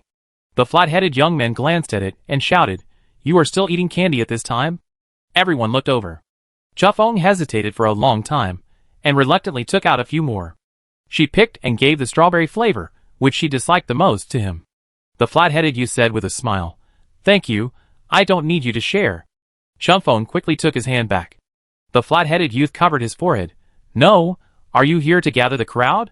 Why don't you have any urgency? If Changfeng's face hadn't been covered too tightly, the flat-headed youth would have been able to see the pity on her face. If she had been more urgent, this group of people would have been wiped out. The flat-headed man survived with the last bit of luck, cleared his throat, and asked on the public channel, Hello, brothers, has any warrior successfully sniped the senior on the opposite side? How many enemies do we have now? No one answered for a while. After a while, a young man sneered, What are you thinking? The flat-headed young man suddenly felt a lump in his chest and sighed. 6 of them died in the first wave just now. There must be 30 people dead on our side? The actual situation is actually a little worse. This group of students were randomly assigned to the edge of the map after being dispersed, while He Jueyun and others started the game from the excellent position they chose. Changfeng took Yinshin to clean up the northern front, and with a previous wave of internal and external cooperation, more than 10 people have been killed. He Jueyun and the other 2 relied on tacit cooperation to quickly advance outward, surrounding several key attack and defense points to prevent students from joining. These students did not have much practical experience, and their physical fitness, skills, and awareness were far inferior to those of regular military academy students. A ragtag group of soldiers and generals could not achieve anything. Currently, only half of the students are left on the field. If Changfeng, the insider, is not counted, there are 51 people in total. Judging from the battle situation on He Jueyun's side, the number of people is still decreasing. When the combat power is one-sided, the exercise is no longer interesting. The discussion in the conference room gradually decreased, and everyone jumped between various perspectives. It is generally believed that among this group of students, there is no genius who can lead them to turn the tide, and there is not even a more outstanding leader. Those who can organize the masses cannot manage remotely. That is no different from each doing their own thing. With such a large gap in numbers, it has become a situation like this, which is not what the examiners want to see. Of course, This is also related to the tone of the game. Under the influence of the atmosphere, panic spreads, rationality is lost, and the student's adaptability and combat capabilities will be limited. A careful analysis shows that Chun Feng, the insider, is also a key. She messed up the situation and caused everyone's already shaky confidence to collapse completely. And her identity is too confusing. Considering that she is a hand-operated mecha operator with little actual combat power, I wanted to take her to experience the game and see what position she is suitable for. Unexpectedly, she ran to the other side to join in the fun. It was really bullying. Seeing her sitting on the ground and taking advantage of the situation, almost with a sign saying, "It's none of my business," on her body, the instructor in the meeting room couldn't stand it anymore. The 1.9-meter tall sturdy man was still praising dryly. He is really an excellent hand-operated mecha operator. You see, he is patient, not aggressive, and gets along well with the masses. He is not proactive, maybe because he doesn't like the intrigues among humans. The person in charge of the admissions office considered for a long time. A hint of interest flashed across his face, and he knocked on the table and said, "Tell Chun Feng that his new mission is to kill 4 people from the Union University. Now he is in the same camp as the candidates." The instructor said excitedly, "Okay." The teacher of the manual operation major had a bad feeling. He wanted to say that he was not suitable. He could not do such a shameless thing. But the old thief from the command department opposite had been as steady as a rock since just now, so he couldn't say much. He could only move his buttocks, and in the expectation of the people around him who were eager to try, he whispered, "Don't test his humanity like this, he just doesn't have those worldly desires." In the dead silence of the rest, Chun Feng heard the instructor's reminder in her earphone. "Camp change. Chun Feng, your current goal is to kill the 4 people from the Union University. The situation in your camp is a bit serious at the moment. Do you have the confidence to lead them out of the crisis?" Chun Feng remained silent, but her hand cleaning the gun became noticeably lighter, and her head, which had been slightly lowered, was slightly raised. Then she rolled up her sleeves and stood up with the gun in her hand. The people around her raised their heads, glanced at her in confusion, and turned away again. The captain cheered up and encouraged everyone again. "We can't just sit there and wait for death. Just now we were not well prepared. It's my fault, I underestimated the opponent's strength. This time we sum up our experience, learn lessons, pay attention to caution, caution and caution, and there will be no problems again." Chun Feng stretched out a hand and stopped them. "No." Her mechanical voice had a chilly texture, especially in this situation, making the captain not far away feel that she was provoking. Chun Feng continued, "You didn't get the point." "What didn't I get the point?" The captain was upset because she had hit the nail on the head twice before, but he still controlled his temper and argued with her. "A sea of people besieging and encircling from all sides, isn't that right?" "I got the point, but I didn't get it completely." Chun Feng said, "We need to gather the power of the masses, this is a must. But how to use the power of the masses is the real key point." Her height sandwiched between the crowd made her look funny like a chicken standing out among a group of cranes. Especially the hem of her coat, which was long enough to cover her thighs. However, it was her peculiar voice that made people unable to figure out her depth, and there was an inexplicable credibility. Chun Feng had an unprecedented motivation, patted his chest and said, "Trust me, listen to me." The captain felt that things were going out of control. "Why should we trust you?" "Because I..." Chun Feng was not good at lying, and said shyly, "I am particularly kind." Everyone questioned mark. Chun Feng said generously, "I am willing to share my map with you, and teach you how to find the sniper on the opposite side." As she spoke, she lowered her collar, and gave them a very sincere smile. She had no psychological burden of betraying the camp. A 1.9-meter tall strongman, Damn, the robot's reputation was damaged, and he was about to call the police for the robot. The teacher of the command department was not worried at all, and even felt a little sympathetic. After confirming the look in his eyes, Chun Feng was a member of their command department since he was born. Chapter 10. The captain was stunned for a second and said in surprise, "So you have a map? Then take it out and let's see it." Chun Feng was speechless and pointed to her brain. She picked up a stone with a sharp top, weighted, and half knelt on the ground to draw a circle to indicate the combat area specified in the exercise. She also drew a cross on the upper right position of the circle to indicate the current coordinates of the few people. At this point, everyone could see it clearly. Then Chun Feng drew a rough terrain mark. Wild forest, flat land, small river, abandoned building. Because the mud for drawing was dry and the icon was too complicated, everyone felt that they were just looking at a bunch of twisted lines. All the smart people remained silent. After sketching it out, Chunfeng picked out 3 small stones, roughly measured the distance with his fingers, and pressed them on the nearby points. This is the position where your 2 teams were attacked just now, and this is the position where our team was at that time. The flat-headed young man immediately acted as if he suddenly realized something. Oh. Chunfeng rubbed the sand off his fingers and explained. In fact, the sniper on the opposite side has a very narrow range of movement, and the 3 teams are very close. If the deployment is proper, it can form an outflanking. The captain, who was immersed in research, was excited when he heard this. So my command at that time was correct. If we continue to move forward, we will succeed. Chunfeng immediately wanted to hit him on the head with a stone and tell him to leave this colorful world. Her father was right. Every failed team must have a leader who deserves a beating. Why did we lose 6 people in the end, while the other side was able to escape unscathed? Chunfeng spoke coldly, because the captain didn't look at the map. The captain was not convinced. I studied the map all night yesterday. The flat-headed young man nodded. I also studied it carefully. We know the way. Chunfeng squatted on the ground. Then tell me. The captain said, what to tell? Chunfeng handed the stone to him. Tell me where the sniper was hiding at the time, and where he has retreated to now. From what route can we attack? How can we ensure that the team will not be dispersed during the march? Ah? The captain stared at the small stone that was still warm in his palm, and after a while he reacted and threw it aside. Do you take me for a god? You can't bring a light computer or use surveillance during the exercise. How can I use the tools for analysis? Chunfeng mocked coldly. So what you did is not called studying the map, and most you call recognizing the road. The captain opened his mouth to speak, and a breath of air was poured into his lungs, and he held it back. This should be a skilled worker. He comforted himself. Human respect for knowledge is the beginning of progress, and he must learn to accept his own shortcomings. The young man forced a smile and whispered, Please speak.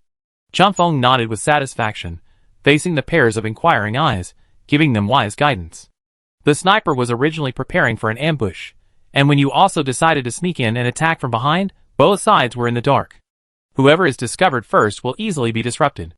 But in terms of location selection, disguise, and experience, you can't beat him.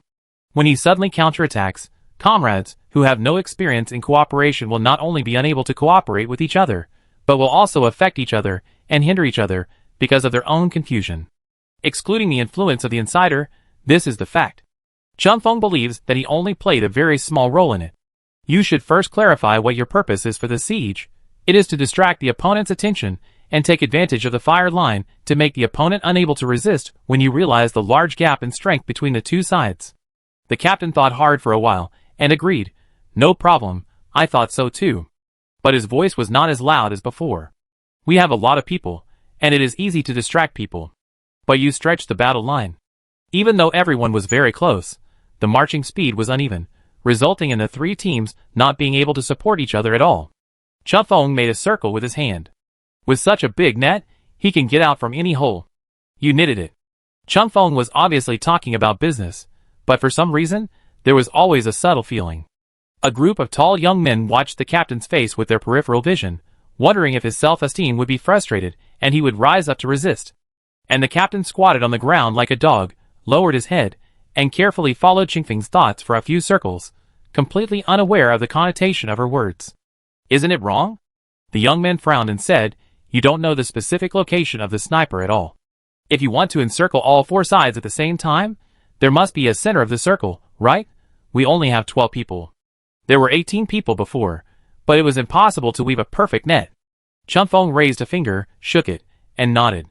Everyone, This friend, is there something wrong with his expression? Chunfeng took a breath and said, You are telling the truth. So we must first determine a rough range based on the terrain and the opponent's attack intentions. She boldly drew a circle on the sketch with her finger and said firmly, He is here now. Chunfeng didn't know where Yanshin had moved to. He never offered his information, and she didn't plan to ask. When it came to the key point, Chunfeng took a deep breath. Everyone thought she was going to prepare some big move, but she just sighed. I haven't talked so much in a long time. I'm so tired. Everyone, What's wrong? Is your old voice machine going to burn out or something? Chunfeng's throat was a little dry.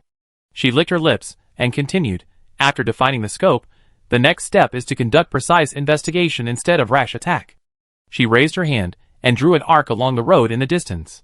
The terrain in this area is flat, there are no uneven floors, and there are very few suitable locations for sniping. If you go inside, you may encounter a guerrilla team. To be honest, I am more inclined to think that he will continue to clean up the sidelines. Then, there is enough evacuation space, a relatively hidden environment, and it is convenient to observe the surrounding situation. The nearest location that meets these conditions is in this circle. Everyone nodded, not quite understanding. It sounds reasonable, and since they can't refute it anyway, it's right.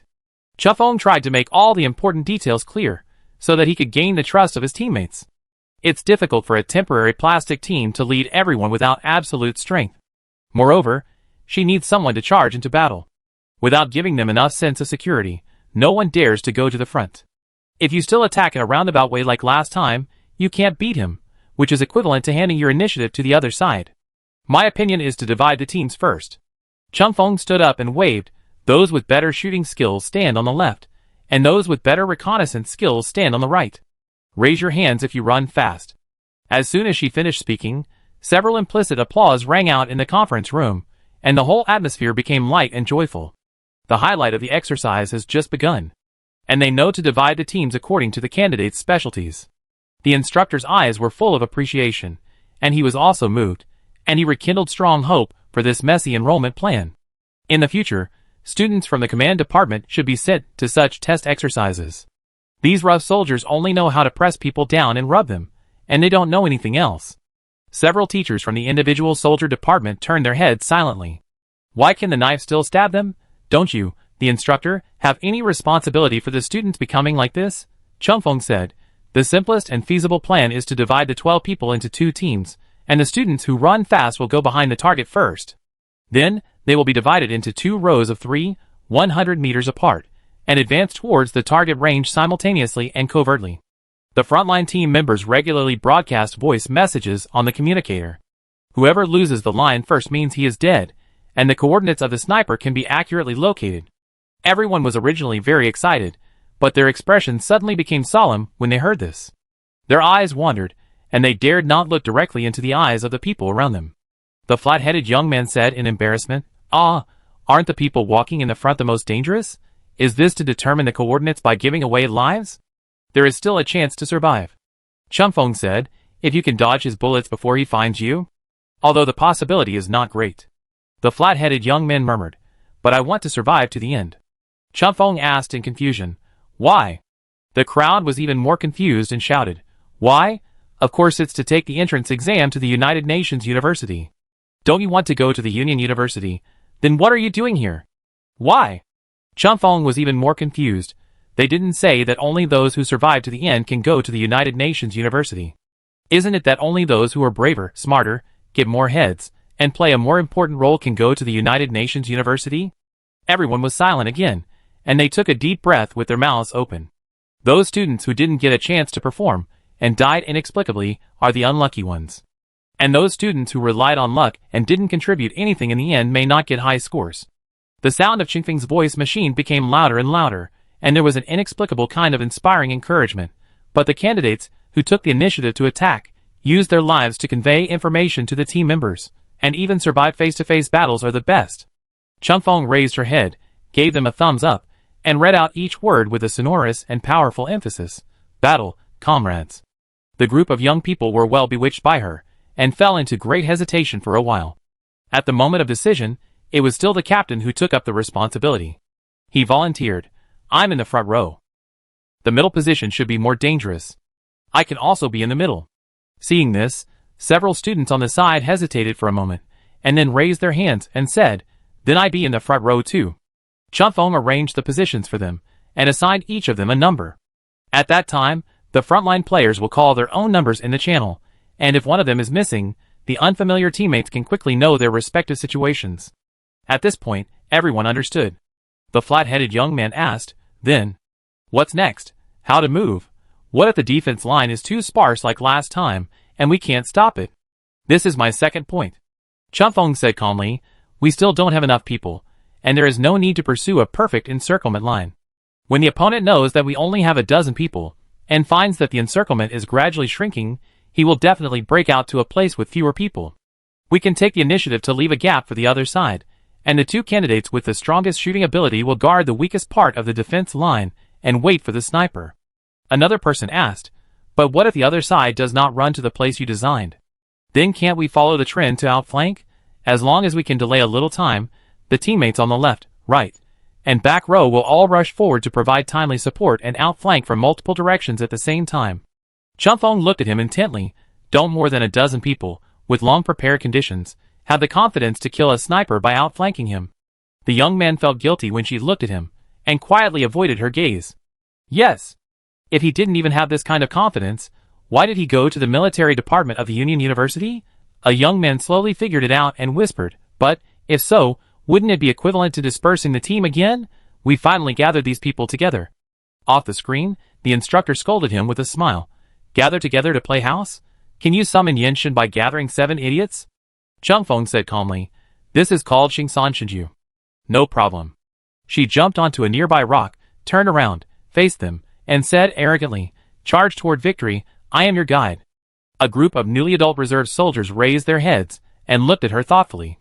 This little person standing high in the backlight, although she didn't speak in a sonorous tone, although her body was not strong and majestic, and although she had all kinds of strange habits and styles, at this moment, in her concise and mechanical declaration that was difficult to evaluate, the audience inside and outside the battlefield all had a vague guess. Perhaps she will become an extraordinary person. This is her starting point. Chapter 11. Yenshin waited for a long time in a state of alert, until his muscles were a little stiff, but he still didn't wait for Chunfeng to bring good news. He called a few times on the public channel, but there was no response from the other side. Even Jiang Linxia noticed something was wrong and asked, what's going on? You lost contact with Chunfeng? Aren't you watching him? Yenshin said, he lurked on the other side. The terrain here is not good. I dare not get too close. That's probably because he couldn't find a chance to talk to you. And this kid doesn't like to talk anyway. Jiang Linxia was full of bad intentions and encouraged him, try to scold him, and see if he reacts. Yenshin tooted and said, why don't you try it yourself? Am I afraid of him? Jiang Linxia sneered twice, but her voice became lower, adding fuel to the fire without any lethality. Old robot, are you broken? Xiang Yunjian stood aside and watched the joke. Be careful of being pecked in the eye by a wild goose. Jiang Linxia didn't care. The short guy Chunfeng, even if he jumps, he can't peck my eyes. Besides, he is obviously a rabbit, so he can blend into the rabbit nest opposite so harmoniously. Everyone laughed and chatted for a while, and the background on Xiang Yunjian's side gradually became quiet. He should be taking a short break. Chunfeng popped up at this time and asked unhappily, why are you saying bad things about me? Oh, the missing person is back? Jiang Linxia smiled and said, I'm praising you for being cute. Chunfeng, you're lying. Yenshin asked, Chunfeng, what are you doing? Why don't you answer? Chunfeng was always very tolerant towards dying people, and told him the truth. We were discussing how to kill you. Yenshin, have you come to an agreement? Yes. Chunfeng said, from all directions. Yenshin seemed to have heard a joke, and was about to whistle to join in the atmosphere, when he suddenly heard a loud gunshot in the distance. Xiang Yunjian and others' team was not nearby, and the students on the opposite side should not have any hostile targets. The gunshot came for no reason. But Yenshin soon understood, because this group of desperate examinees not only took the initiative to expose their position with gunshots, but also shouted there shamelessly. Sniper, I already know where you are. Get out of here. Sniper from the United Nations. What kind of hero is it to hide in the dark? At most, you are just a mushroom. Are you moldy? Are you moldy? Get out of here. Sniper, you coward, come out and fight me if you have the guts. Yenshin, ? After all, they may meet again in the future, so the candidates dare not scold too much, but the arrogant mood has been well conveyed. Crazy. Yenshin thought. These people must have some brains full of grass. He propped himself up with his elbows on the ground, raised his upper body slightly, and followed the sound to check the situation in the distance. Before he could find the figure, similar shouting and cursing came from behind. The voices of the two groups of people mixed together, one high and one low, one singing and one responding, and gradually became clearer as the distance approached, and the 360-degree ring surrounded his ears in a three-dimensional manner, playing in a loop. It sounded quite rhythmic. The shouting was so fierce that the voices of several boys became sharp and hoarse, like a farce of ghosts crying and wolves howling. Yenshin became cautious, holding his gun and taking a few steps back, leaning his back against a tree trunk. What's going on the other side? Yinshin's head was full of questions. Changed combat style? Jiang Linxiao said. What style? Are they crazy because of you killing them? Yinshin looked for his partner again. Changfeng? Is Changfeng there? Changfeng was still out of contact. Yinshin didn't count on her anymore, holding his breath and listening carefully. He killed 6 of the 3 teams, so there should be more than 10 people. When more than a dozen enemies appeared in front of him with drums and gongs, he was a little unsure of the situation. The noise in the distance was too noisy, and he couldn't accurately judge the number and distance of the group of examinees. But judging from the fact that they dared to make such a big show, the morale of the examinees should have been restored. It might be a desperate and unethical act, or it is possible that they have gathered new allies. A question quickly flashed through Yinshin's mind. How did they know where he was? However, he didn't have time to delve into this question. His experience made him directly conclude that he needed to evacuate. In the situation where the enemy and ourselves are unclear, his choice has always been to be cautious. Moreover, he had no confidence at all that he could fight 10 people alone when the other side was well prepared. So the second question immediately popped up. Should he evacuate to Xiang Yinxian's direction, or to the edge of the map? In the 2 seconds when his thoughts were spinning rapidly, Yinshin thought that if this sudden change in style was a decision made by the other side after careful consideration, then what the other side wanted to prevent the most was definitely his smooth reunion with his teammates. Yinshin immediately threw the gun behind him and rushed to the north, where the sound was relatively sparse. Hiding in the middle of the dry ditch, the flat-headed young man unconsciously tensed his muscles. He stared at the wild forest in front of him, not even daring to blink. In less than 10 minutes, his gloves were already wet with sweat. The forest was calm, and there was an orderly counting sound in the channel. The repeated numbers made him feel more urgent, and he couldn't help asking again, why don't we stay in the middle of the map? Changfeng said coldly, because there are not enough people. The flat-headed young man asked again, why does he have to go this direction? A little further away is beyond the map range. He has to take a big risk and go around to escape danger. I don't think he will take this road. Changfeng said, because he lost himself in victory after victory. Subconsciously, he looked down on you and thought you didn't have sophisticated tactics.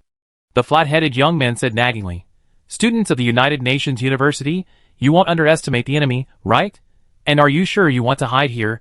If I miss the target due to shaking hands, can you help me shoot again? Changfeng, shut up. The flat-headed youth, oh. Not long after, a nimble figure rushed over in the midday sunlight. The sunlight that penetrated the forest was gentle, and the light at the junction of light and dark had a little golden luster. From a distance, Yinshin's short hair and outline were all blurred by the golden light. The flat-headed youth's hair stood up all over his body, and he immediately pulled the trigger with his index finger. I don't know if it was because he squatted for too long, causing the muscles in his hands and feet to become stiff and unable to control them freely, or because his inner anxiety seriously affected his judgment, causing him to aim repeatedly but not dare to shoot. I saw Yinshin running faster and faster, running past him in his sight, from a distance of 300 meters to 200 meters, and from 200 meters to within reach. He missed the best opportunity, and still couldn't shoot. Then the other party jumped up and jumped into the ditch, bending his body 10 meters away from him. This situation is very embarrassing. Brothers in the same trench, but not in the same camp. Yinshin seemed to sense something, and turned his gaze towards him. When their eyes met, an indescribable complex emotion spread in the air. Yinshin reflexively picked up the pistol at his waist, but before he could raise it, he was hit by a bullet from behind. The sound of the gun echoed in the air for a long time. Yinshin turned his head and saw Changfeng. His expression was shocked. What were you doing just now? Changfeng was also shocked and asked the flat-headed young man, you two are so affectionate, are you sick? The flat-headed youth opened his mouth, and the whole person was in a trance. I don't know. It happened too suddenly, I haven't reacted yet. Is it still the same now? Changfeng asked, why are you still standing there? The flat-headed youth replied hesitantly, stood up holding the gun, staggered, and almost fell down. I have a muscle cramp. The flat-headed youth used his hands and feet to climb onto the grass awkwardly, and explained with a red face, this ditch is too narrow, I didn't find the right posture. Changfeng thought that this man was really unreliable. He frowned and announced in the team channel, the target has been killed, and now the casualties are being counted. The team channel heard a group of extremely excited voices. Really? It's over? I didn't even see the sniper? No casualties. My whole team is here. Awesome technician. My voice is hoarse, don't lie to me. Chunfeng climbed out from the other side of the ditch, trotted past Yinshin, and calmly summarized the battle situation. No casualties. Everyone performed well, which also shows that the opponent is not very scary. As long as we create the right opportunity, we can completely restrain them. The flat-headed young man came to his senses, chased after her, and shouted earnestly, "Brother, you are my brother. Give me another chance. I will definitely do it this time." Watching Chunfeng leave without looking back, so cold that he didn't even give her a glance, Yinshin, who was standing there, suddenly realized, robots don't have hearts. Chapter 12. In the conference room, the teacher who was operating the mecha was concentrating on the screen. Amidst the whispers, he sighed deeply. Everyone thought that he had recognized the reality and decided to give up, and they felt sorry for him. The 1.8-meter tall strongman said with great emotion, "He is really a good candidate for a single soldier. He has leadership and decisiveness. Like Xiang Yunjian, he is very suitable to be a captain." The educational philosophy of the United Nations has always believed that a good single soldier, in addition to being able to exert his own strength, must also be able to drive the people around him to develop together. Right? Everyone, Did your shamelessness come from the command department? The middle-aged man added. After the last generation of innovation, the technology of hand-operated mecha can now separate the control cabin from the fuselage, which is something that sensor mecha cannot do. Whether from the perspective of safety or flexibility, I think hand-operated mecha has a bright future. It urgently needs a decisive figure to show the real advantages of hand-operated mecha. He was quite serious when talking about the previous topic, and everyone agreed with his point of view. Even the person in charge of the command department did not argue with him. Chunfeng is the icing on the cake for the command department. Each commander has a different combat style, and there is no absolute correctness. The most important task of data analysis is to assist. After she came to the command department, she still had to face competition from her peers, and started to learn from running in. But for hand-operated mechas, she might be the drop of nectar that fell after years of praying for blessings after a long drought. It would not work if she changed someone else. At the end, the manual operation teacher shamelessly added, "My requirements for students are not high. I understand the limitations of human capabilities. However, if he is an all-round talent, we have the confidence to guide him. Just because he can do other things does not mean that he is not suitable for manual operation of mechas. I will treat him equally and tolerate him." The command teacher could not listen anymore and waved his hand in disdain, saying, "Watch the game." The three-person team on Xiang Yunjian's side is still there, and they also took the most kills in the whole game.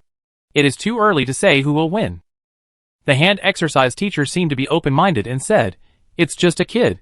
It's just a fall. What's the big deal? Don't take winning or losing too seriously."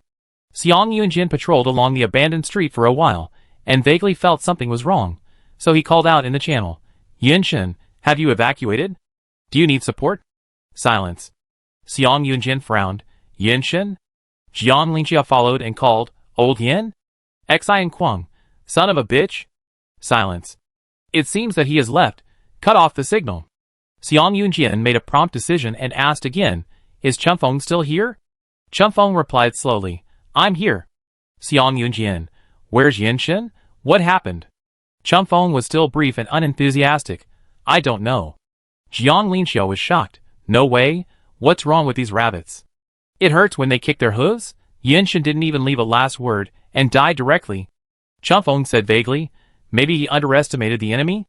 Jiang Linxia asked sincerely, "But there is no room for the opponent to be overestimated, right?" This sounds heartbreaking, but it seems to be true. Before Chunfeng joined. Times have changed, human beings. The area where Xiang Yunjian is currently located is a city ruin. Most of the high-rise buildings in the city center collapsed in the war, leaving only a few small wreckages. But there are still several tall and dangerous buildings, which serve as natural hiding points, greatly increasing the variability of the battlefield. Several people repeatedly swept the center line to prevent the students on the opposite side from gathering into a considerable force.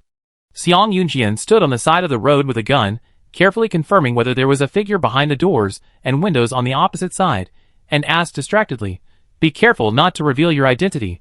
Do you want to come and meet us? If you are scared, we will come to pick you up." "No need." Chunfeng said, "We are discussing how to kill you." Jiang Linxia said first, "Don't tip us off. Leave me a little surprise, okay?" Chunfeng said considerately, "Okay. Waiting for you, little brother." Jiang Linxiao guessed from Qingfeng's evasive and distant attitude that she had turned against him, and said with a smile, I wish you a good time. I suggest you don't underestimate the senior, otherwise you will suffer a great loss. Both sides ruthlessly cut off the communication. Jiang Linxiao wanted to kick Qingfeng out of the channel, but found that the other party was faster than him, and had already left. Jiang Linxiao regretfully withdrew his hand and sighed. Yinshen was really pecked in the eye by the wild geese this time. He was betrayed. Why is Qingfeng so easy to deceive? He has only been in for a short time, but he was turned against. What benefits did the other party promise him? The ultimate purpose of this exercise was just for assessment. Each one relies on his ability, and gives full play to his own. No matter what dramatic developments occurred, Xiang Yunjian didn't find it strange. Xian Kuang smiled and said, Don't try to guess what the robot is thinking. The robot hung up the communication and returned to the crowd. The young people who were resting raised their heads and habitually sought her advice. Humans' reliance on the strong is really instinctive. Technician, where is our next territory? According to the feedback from the public channel, the teamwork of the three seniors is terrible. Their reconnaissance and anti-reconnaissance capabilities are much stronger than ours. They are like a loach in the map of that area, and they are hard to guard against. The captain raised his mouth and smiled brightly. Can you draw a city map? I can draw it. Qingfeng said, but you can't understand it, and can't remember it. The captain sighed in disappointment. The flat-headed young man came to her side and asked, So, brother, what should we do now? Should we gather the power of the masses first? Qingfeng thought for a while, and said, The method is still the same. Use the method to deal with snipers? That definitely won't work. The captain looked worried. The city map is not as clear as the wild forest. Even if we know their location, they may turn to another place in the blink of an eye. And the actions of those three people are too unpredictable. If we have fewer people, we can't delay their steps. With only 10 of us, we can only make a slightly larger splash. Qingfeng nodded and said, Their tactics are very changeable. You can't find their location, and even if you find it, you can't catch up and beat them, right? The captain whispered, Yes. Qingfeng asked, Why? The captain felt his scalp tingling when he heard her say these three words. The flat-headed young man had thrown away all his psychological burdens and humbly asked, Brother, please tell me. Because snipers need to hide and ambush, which is static. And their team is good at avoiding the real and attacking the virtual, which is dynamic. Qingfeng said, You can't run faster than them, but you still have to chase them. Of course, the initiative is in their hands. Guerrilla warfare is most suitable for defeating the enemy with fewer troops and consuming combat power. It is useless to have more people.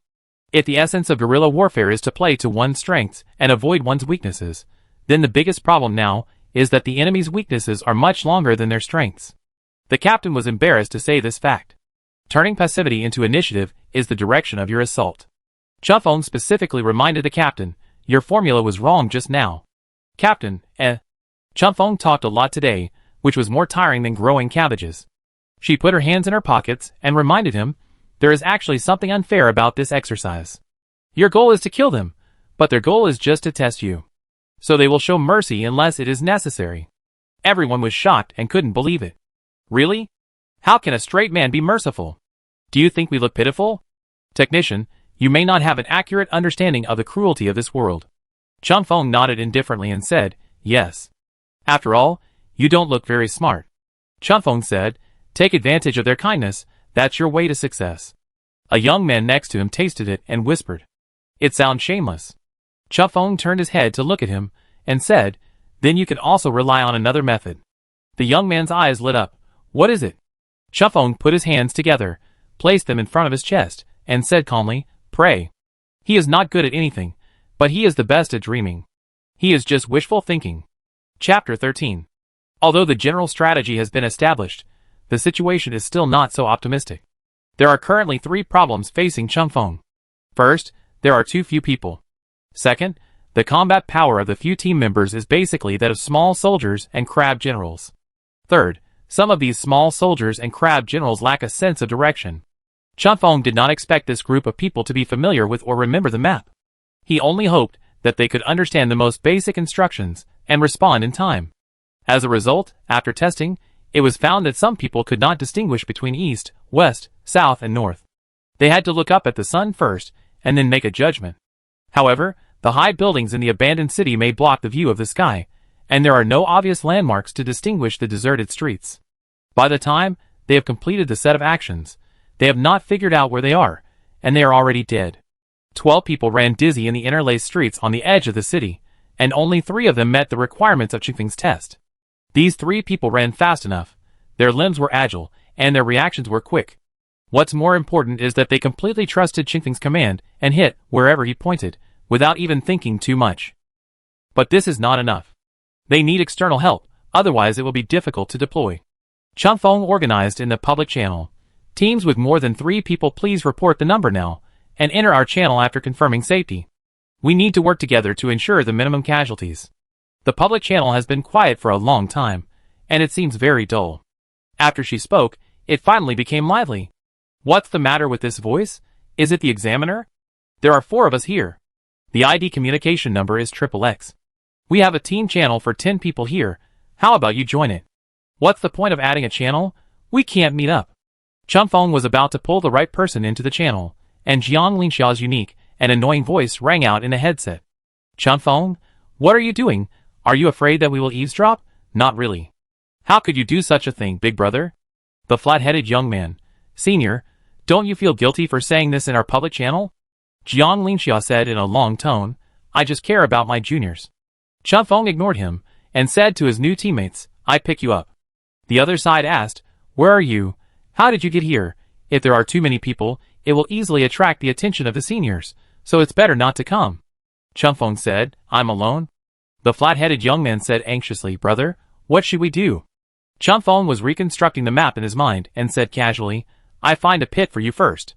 The flat-headed young man shuddered. Could it be that he thought they were useless and wanted to find a pit to bury them? Jiang Linxiao glanced at the time, felt bored, and yawned. It's been 3 hours. Let's brush for a while and go eat. Xiang Yunjin half drooped his eyes and nodded in agreement. Since half an hour ago, when they found that they couldn't grab heads, this group of candidates began to slack off, either hiding in the dark or running around in the map. There were not many active players in the examination room. The 3 of them didn't have time to play cat and mouse with them, which was boring and meaningless. Jiang Linxiao looked at the distance and suddenly saw a black shadow flashing from the street corner and rushing towards a collapsed building diagonally opposite them. He immediately lowered his center of gravity, hit his body, and laughed softly. Isn't that Qingfeng? The short legs run quite fast. Xiang Yunjian and Xian Kuang also noticed it, moved to the window, and observed Qingfeng's traces from the narrow field of vision. He is alone. Jiang Linxiao pointed his gun in the direction of Qingfeng and grinned, then I won't be polite, and I avenge my brother. Jiang Linxiao set up his gun and guarded the front and back intersections with his 2 teammates. He was still guessing which side Qingfeng would attack from, but Qingfeng, who didn't follow the basic law, jumped out directly from a gap in the middle wall. Jiang Linxiao quickly adjusted the muzzle of the gun, but Qingfeng was faster than him. When the other party climbed over the wall with one hand, the other hand was already ready. Looking at the dark muzzle, Jiang Linxiao subconsciously gave up the attack and dodged due to his intuition of danger. The next moment, a bullet hit the wall outside the window. If it was a little bit higher, it would have hit his head. Damn! Hearing the fierce shooting sound coming from the headset, Jiang Linxiao was a little scared. His gun is too fast. He held the windowsill with one hand and was about to look up. Xiang Yunjian didn't have time to remind him and only shouted, wait! Jiang Linxiao stood up a beat slower, and in that brief pause, the sound of bullets breaking through the air rang in his ears again. Although there were no live ammunition in the exercise, it was all based on simulation and data feedback, but he could almost imagine the scene of stray bullets flying past his scalp, which made the blood in his body rush to the top of his head, and his crown of the head was numb. Jiang Linxiao, shock. Jiang Linxiao believed that no one could beat Qingfeng in a head-on gunfight. This is not a question of accuracy, but a question of whether you dare not show your head at all. He's too reckless. Jiang Linxiao was scared, cursed, picked up the gun, and went to the door, squatting beside Xiang Yunjian. Soon, Qingfeng appeared in their sight again. Xiang Yunjian was also wary of her speed of shooting, and almost at the same time as he saw the figure, he fired a shot in front of him, trying to interfere with her actions. Jiang Linxiao followed closely. However, Qingfeng's figure just passed by. She grabbed a steel pipe hanging from above, jumped over their heads, and both shots missed. Jiang Linxiao stared and shouted, wow, is this guy a monkey? He wanted to rush out the door, but was pulled back by Xiang Yunjian. The two of them pressed against the wall and listened to the noise outside. A few dozen meters away, a gunshot was heard inexplicably, and a few seconds later, another gunshot was heard from a farther distance. It seemed that he had gone far away. Jiang Linxia said blankly, "What is he doing?" "How do I know?" Xiang Yunjian raised his hand. "Forget it, don't chase them. Let's see how they organize. The candidates don't have much time to score, so give them another chance to perform." Besides, Xiang Yunjian also wanted to know how Yinshin died. Jiang Linxia whispered, "I didn't expect this little brother to be so powerful. His combat awareness is quite sharp, much better than those people." Xiang Yunjian always found it funny when he talked about this topic. After all, he is a robot? Xi and Kwang came over with a gun and said, "Let's move too." The gunshots attracted the attention of people nearby. Chunfeng ran all the way, looking for teammates scattered on the map. In less than 10 minutes, he successfully arrived at the team base that he had contacted before. A group of young people were hiding in the corner with dusty faces, carefully looking out. She pressed the headset and said, "I'm here. Come out and line up." Her skinny and short figure was completely different from what the boys imagined, but the mechanical voice was so unique. The leading young man walked out tremblingly and said in surprise, "You just came here like this?" Chunfeng asked back, "What else? Rushed over from in front of those three seniors?" Chunfeng said, "It's fastest to go there. I'm in a hurry." "That's not what I meant." The young man glanced at the distance, doubting his life a little. "Follow me." Chunfeng didn't want to say more, pointed at the 6 numbers they were assigned, and said dryly, "Remember your number, follow the order, where I shoot, you squat there." The young man wanted to ask why, but the words became soft at his lips. "Then what?" "Hide, and shoot if there is an enemy." Chunfeng led the way with his back to them. "Do you still need me to teach you how to shoot?" The flat-headed young man shouted in the channel, "Listen to the big brother, I will explain it to you after you find a good position. Big brother doesn't like to talk, don't make him angry. Brothers, there are more than a dozen people waiting to join us, now is the time to race against time. If you have any opinions, please raise them later. Our goal is the same, don't waste your energy. There are even lackeys." Several young men were relieved instantly. The 3-person team patrolled the city in guerrilla warfare. Strangely, there were fewer and fewer candidates around them. Generally speaking, in order to show themselves, candidates would take the initiative to attack them. And now, half an hour has passed, and they haven't seen a living person except Chunfeng. The first time they met Chunfeng, they had a gunfight that was not considered a confrontation, and she took the opportunity to run away. The second time they met Chunfeng, Xiang Yunjian took into account the urgency of the other side to gather, and took the initiative to let her go, and let her leave peacefully. But when Chunfeng passed by them for the third time, Jiang Linxia couldn't bear it anymore. He rubbed his itchy teeth and sneered, "Do you think we are too kind? Let the enemy come in and out of our territory. Isn't this a great humiliation?" Xiang Yunjian taunted, "Are you so kind as to hit his bullet with your head?" Jiang Linxia stood up angrily and said, "The candidates are so enthusiastic, how can we waste time here? I will chase him, you cover me, don't let him continue to be lawless." Xi and Kwang raised his thumb and urged him to go over quickly. Jiang Linxia walked in front with a gun and chased for a short distance in the direction of Chunfeng running. The surrounding area was quiet.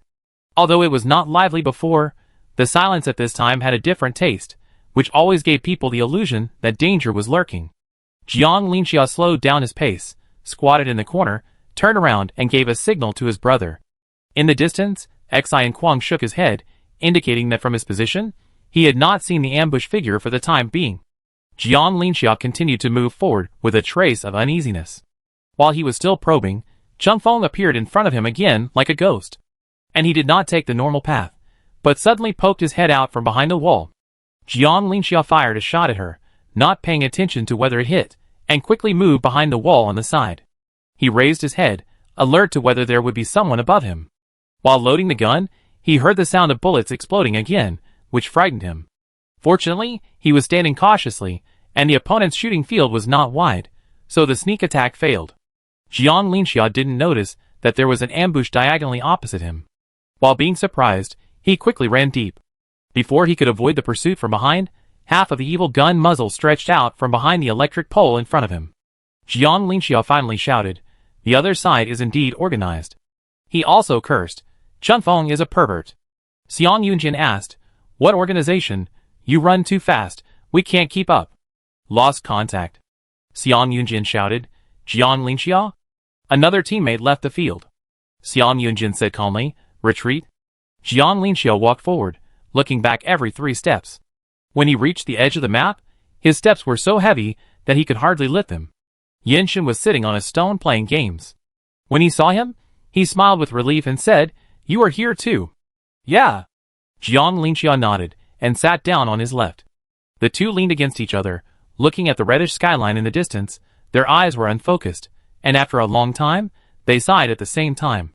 Jiang Linxia asked, "How did you die?" Yenshin said, "Chunfeng killed me." Jiang Linxia laughed at him. "Ha ha ha, Chunfeng shooting skills can kill you? Are you still a sniper?"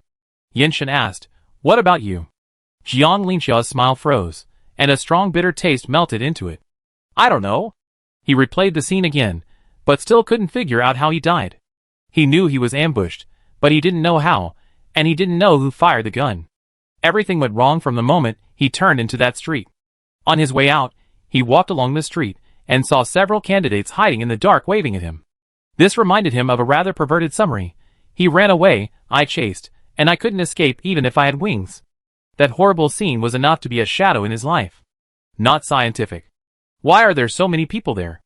Jiang Linxia raised her chin to indicate, "Hey, after we go back, should we find a temple to worship? Why is it so weird?"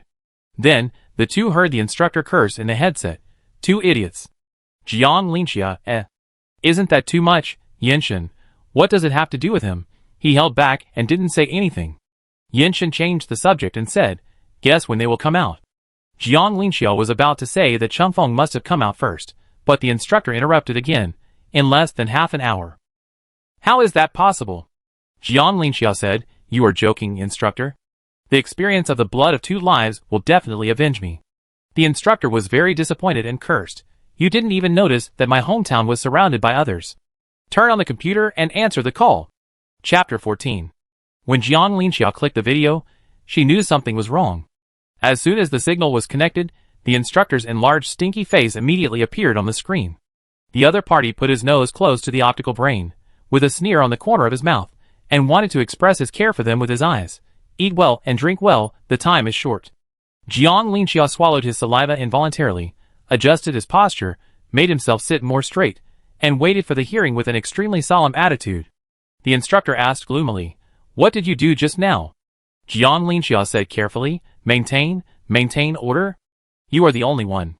The instructor stopped yelling in the middle of the loud scolding, took the laptop away, looked back at the leaders behind him, and swallowed hard. He transferred this anger that he could not vent to Jiang Linxia. He stared at the screen fiercely, raised his hand, and made a killing gesture to his head, and squeezed out a sentence from his teeth. "I will teach you when you come back." Jiang Linxia, Everything is good on the post-war star, but I don't know if it is difficult to immigrate.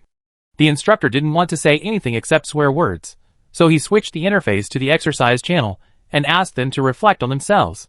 Jiang Linxia and Yenshin got together and watched the edited and fast-forwarded battlefield review from a third-party perspective. From the moment the instructor asked Chunfeng to change camp, the expressions of the two began to change. When Yenshin knew that his ambush had been exposed, he chased after Chunfeng like a naked runner, leaning back slightly. His face was horrified after being hit hard, and he even forgot to close his mouth. Jiang Linxia used the corner of his eye to peek at the reactions of the people around him, and felt that he was more miserable than himself, which comforted him a little. The instructor's voice interrupted again from outside the screen. "How could you be so careless? Chunfeng knocked down all 4 of you by himself. How old is he?" "Yenshin, The instructor responded in a targeted manner. "After Yenshin left the field, you didn't even raise your vigilance." "Jiang Linxia, you are so arrogant. How many glasses of wine did you drink before going to the battlefield? Does it feel like a dream?" "It really feels like a dream," Jiang Linxia complained. "Then I didn't know he was a Class B commander. I thought he was a pure manual mecha operator. No one can use the optical computer or the positioning, but he is the only one who is cheating." The manual operator teacher next to him suddenly turned his head and interrupted. "Young man, be objective and be careful with your words. Who told you that he is a Class B commander?" His voice was rough and threatening. Jiang Linxia seemed to feel his saliva spurting out from the air. He closed his eyes and was silent. What happened today? Is he a professional landmine? The lives of these middle-aged people are really too complicated. Yenshin was still watching the exercise video. Seeing that the battle progress had fast-forwarded to the eve of Jiang Linxia's death, he touched his brother with his arm, signaling him to pay attention to the exercise. This period of assembly, no matter whose perspective, will look very chaotic. The technician directly pulled out the big map, using yellow stars to represent Qingfeng's teammates, white dots to represent the other candidates, and then a bright red dot to represent Changfeng. Xiang Yunjian and the other three were the most popular players. Jiang Linxia felt that the choice of icons showed that these people had bad hearts. They were biased. He rubbed his face hard and paid close attention to the video. The red dot acted decisively and took the lead in attacking the city center. A group of yellow dots followed her, obeying her instructions and stopping at different street corners one after another. Judging from the changes on the map, Changfeng did not pursue a dense layout, but maintained a certain distance and inserted the remaining candidates into the field in a dotted manner. First, the 12 people in her team occupied the northeastern section of the abandoned town. Then the red dot moved alone, with unstoppable momentum, and accelerated towards the southwest. After dyeing all 6 white balls in the target area yellow, like a hen leading chicks, she led them hand in hand, and continued to deploy troops along the original defense line. Jiang Linxiao was quite familiar with the map of the southwest area, because after the opening, their team patrolled back and forth in that direction 2 or 3 times. He overlapped the thumbnail map with several street corners in his memory, and found that all the positions that Changfeng had placed had been reasonably considered and were not randomly assigned according to distance. Those points were either complex buildings suitable for hiding, or wide roads behind suitable for escaping, or clear vision suitable for attacking. They also ambushed in several places. Jiang Linxia suddenly felt a creepy feeling of being monitored. They really underestimated this stunted dwarf. Being able to arrange personnel so accurately, comprehensively, and quickly, and provide them with a certain amount of freedom to operate, is not something that can be achieved simply by being familiar with the map. Her information processing and analysis capabilities should be even more powerful. You know, among the 100 soldiers who participated in the test this time, most of them didn't even know how to choose an ambush point, let alone deploy troops on a large scale. Jiang Linxiao's face became more and more serious. With one hand across his chest and the other hand unconsciously stroking his chin, his eyes moving back and forth on the map, studying the connection between the various yellow stars. Thinking about what the people in the encirclement should do to successfully break out of the encirclement. Soon, with the sonorous and powerful counting sounds in the channel, the attacking red balls gathered all the scattered soldiers, who had been scattered all morning and surrounded the central circle where the 3 big cakes were. Listening to the increasingly loud replies of those people, the team members' numbers gradually expanded from the initial 12 to 20, 34, 42. All the white balls turned into stars, dotted around the city, which actually looked a bit passionate. All that was missing was a background music. At this point, everyone knew that the battle was basically locked. The rest was all showtime. The next second, the map was changed and the camera was cut to Qingfeng's perspective. After Jiang Linxiao was killed, Changfeng climbed to a high ground and took up a command position. She looked down from a high place, and her cold tone was in sharp contrast to the excitement of others. Brothers of the second team, are you all ready? Several eager voices responded quickly. Number 5 is ready. Number 16, number 19 are also ready. Number 12 is in position. The camera turned slightly and swam around the area she could see. Then Jiang Linxiao heard Changfeng snap his fingers triumphantly. Robots don't snap their fingers at all. I definitely laugh at her when she comes out. Navigation starts, follow my instructions. Changfeng said, number 5 bait is ready to move. Turn right at the second intersection and climb over the wall. Number 7, pay attention to the response. As soon as the voice fell, a young man immediately rushed to the corner that Changfeng was watching, raised his gun, and fired a few blind shots, and then turned and fled when the smoke and dust rose. Xiang Yunjian rushed out from behind the high wall with great momentum, chasing after the young man. The screen switched again, changing to Xiang Yunjian's perspective. The scenery on both sides flew by with a slight bump. Just as he was about to catch up with the target, a gun suddenly came from the surroundings, forcing him to change direction. Changfeng. Okay, the bait number 7 has been pulled to the target, and is running towards the position of number 13. Sniper, aim at it, there is still a distance of 100 meters. This scene seemed familiar, Jiang Linxiao had just experienced it not long ago. The subsequent plot was like a nightmare replay. All the candidates scattered around started guerrilla harassment and tug-of-war as Xiang Yunjian moved around. They were clearly unfamiliar with each other, but they cooperated closely under Qingfeng's concise and clear deployment. It was like an exciting chase game. Xiang Yunjian and Xian Kuang were two lambs surrounded by wolves. They stumbled and struggled desperately, but they could not escape the fate of being hunted. Jiang Linxia couldn't bear to watch any more and shook her head. The instructor was also annoyed. TSK. It turned out that the instructor's estimate of half an hour was tolerant. In less than 20 minutes, a boiling cheer came from the screen, overlapping with the shouts from deep in the city. The last two people in the Lianda team also received lunch boxes. The actual combat exercise officially ended. Jiang Linxia climbed up the stone and looked around, watching Xiang Yunjian walking back with a gun on his back, followed by two small tails, one tall and one short, and behind them followed a mighty team of dozens of people. The group of examinees probably wanted to follow Chengfeng, but they felt that the two people from the United Nations University were too scary and did not dare to approach. Halfway through the journey, Chengfeng could not stand the suppressed calls from the group of people behind him, so he stopped and talked to them. Xiang Yunjian came straight over and took the light computer handed over by Jiang Linxia. The instructor said sternly, "How do you think you performed today?" Jiang Linxia moved her ears, pursed her lips, and waited for the instructor to also give Xiang Yunjian a wave of violent output. Xiang Yunjian said calmly, "Not bad." "You call this okay?" The instructor said in a broken voice, "Are you being ridiculous? Tell me how many mistakes you made today." Xiang Yunjian said, "If I were an enemy, my performance today would be disqualified, but if I were an examiner, I would put aside my competitive spirit and let them have a chance to perform. The result is indeed okay." The instructor's anger was calmed down, and after thinking for a while, he said him. "What does it mean?" Jiang Linxia raised her head. "That's it?"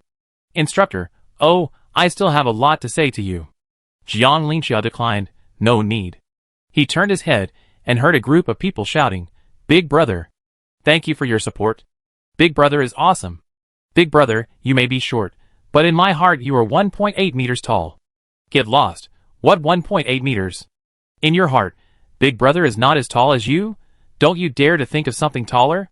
What you said, I suspect you are maliciously mocking our big brother. The protagonist who was being sought after was not very happy, and waved his hand to drive the people away. The group of young people laughed and pushed each other, and only reluctantly returned the equipment after Qingfeng's repeated urging. Jiang Linxia admitted that she was a little jealous. Chengfeng walked over silently, stopped 1 meter away from the three people, put his hands in his pockets, and stared at them in a daze. There was no passion of a winner at all. After leaving the role of commander, she seemed to have turned back into the robot, who didn't even want to say more. Xiang Yunjian took the initiative to turn around and asked, "Is it fun?" Chengfeng nodded implicitly. Xiang Yunjian raised the corner of his mouth. "This is a human game." Chengfeng turned his face away, covered his face with his sleeves, and wiped the sweat on his forehead. "Chengfeng, you're back." The instructor changed his expression too quickly, sometimes gentle, sometimes irritable. "Turn up the sound, take me over. This person will sooner or later become mentally ill." Jiang Linxia complained in her heart, but still took the laptop over. "Student Chengfeng, you've worked hard and performed well. Union University welcomes students like you." The instructor's voice gave several people goosebumps. "I've heard about your situation from my classmates. Let's think about countermeasures together, and we can solve it." Chengfeng stared at the person on the screen for a while, his eyes shifting to the side. The instructor turned his head and found that the teacher who was operating the mecha had come close to him and was almost sticking to him, staring at the screen with his eyes wide open. His smile was extremely unprofessional of the admissions office. "Don't call the police," the instructor hurriedly explained. "He is actually a good person." Chapter 15. The teacher who was operating the mecha was not aware of his vulgarity at the moment, nor was he aware of the instructor's good intentions. Without waiting for the other party to finish, he directly bumped his shoulder to the side, occupying most of the screen. His face was full of concern, and he asked softly, "Student Chengfeng, how long have you been learning manual code? Do you have any skills? Would you like to share with the students of the United Nations University?" Xiang Yunjian and others felt a wave of discomfort coming up from the soles of their feet, itchy like ants crawling over them, causing them to shiver together. Although they had never taken this teacher's class, they had heard a lot about his harsh and cold image, and they really couldn't accept his image. Squinting his eyes, smiling stiffly, and moving his facial muscles unnaturally. Any photo he took could be hung out as a promotional poster for a horror movie. As expected, Chengfeng took a step back. This small step was a big step backwards for her in the human world. The hand exercise teacher asked in confusion, "What's wrong? Is there anything you need the teacher to answer?" Chunfeng shook his head. Xiang Yunjin walked behind her and said to help her out, "He is tired after running for a long time. Let's talk about professional matters after the admissions team of the United Nations University arrives. It's still early anyway." The instructor finally found a chance to speak, pushed the man away, and said, "Colleagues from the United Nations University have already set off and should be able to reach the post-war stars soon. You can report any problems, and we will follow up at any time." He raised his eyebrows ambiguously and said with a tacit understanding, "Don't worry, everyone who comes is our own." He can say backdoor so refreshingly. He is indeed a human trafficker. The instructor was afraid that the 1.9-meter tall man would come and scare him, so he said a few words quickly. "In addition, you can pack your luggage tonight. It is better to find a place to store your valuables. The vacation schedule of the United Nations University is very tight, and you may not have time to return to the post-war star. You should have a good rest. If you have any difficulties, ask your classmates. Everyone is willing to help." He hurriedly said halfway, and the light brain was taken away again. This time it was placed on the table, and the screen was reduced to cover the entire conference table. At a glance, there were more than a dozen people, with different expressions. The old man in the lead smiled at Chunfeng and was about to speak, but Chunfeng stepped forward and turned off the video call. The world became quiet, and Chunfeng breathed a sigh of relief. Jiang Linxiao and Yenshin were both stunned. When they saw her turn around, they gave her a thumbs up and said admiringly, "Warrior. Is this a robot that has never experienced social shocks?" Looking at the dark big screen, the admissions office leader smiled helplessly and didn't take it to heart. He checked all the student scores and discussed with several teachers about the candidates for admission. The middle-aged man next to him checked the scores at a glance and said, "Although he doesn't look sociable, he is very charming. Charm is partly innate, especially the charm of command. Its manifestation can be very different.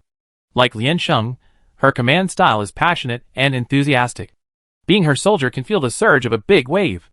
Chunfeng was extremely calm, as if a piece of the sky had cracked and fallen in front of her. She could still say coldly, "There's traffic ahead, take a detour." The common point between the two is a sense of security. There's actually no problem with this. "Yeah." The old man smiled, "I'm looking forward to the changes he will bring to us." The afternoon was free. Xiang Yunjian and the other four went back to sort out the equipment, and Chunfeng decided to go pick cabbages. After all, there was only more than 200 yuan left in her wallet. The market conditions of the post-war star were still sluggish in the past 2 days. Cabbage is too expensive, and people prefer to eat cheap fast food.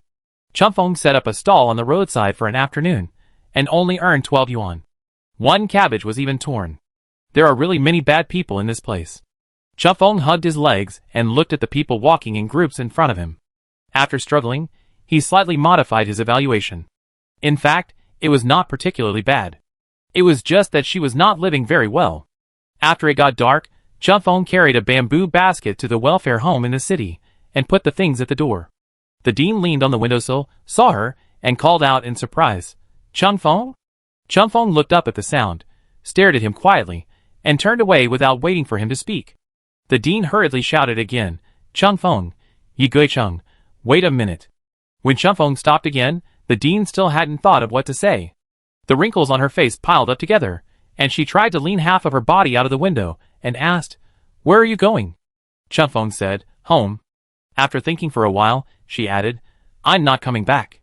The dean said absent-mindedly, "Ah." To the only person who said goodbye to her, Chunfeng reluctantly said one more sentence, "Goodbye." She pulled her hat down and trotted back. Chunfeng didn't have much stuff. The only thing she couldn't throw away was a box and an abandoned fighting robot. She could set off at any time. The next morning, students with optical computers received a notification of the gathering place, and those without optical computers had to confirm it manually by the students of the United University. Xiang Yunjian was responsible for coming to pick her up, and in order to help her carry her things, he even borrowed a small truck. As a result, Chunfeng dragged her robot friend out with a box on his head. She was still dressed strangely. Xiang Yunjian laughed when he saw her and asked, "Is that all you have?" Chunfeng nodded. The lock of the small leather box on her head was broken, and it was repaired with metal, but it looked very fragile, and could not hold too many things. Xiang Yunjian helped her take it down and put it in the back seat of the car, and asked, "What did you put in it? You can't bring in flammable and explosive items. You have to go through security. Nothing. Chunfeng said, take my dad home. She opened the box for Xiang Yunjian to check.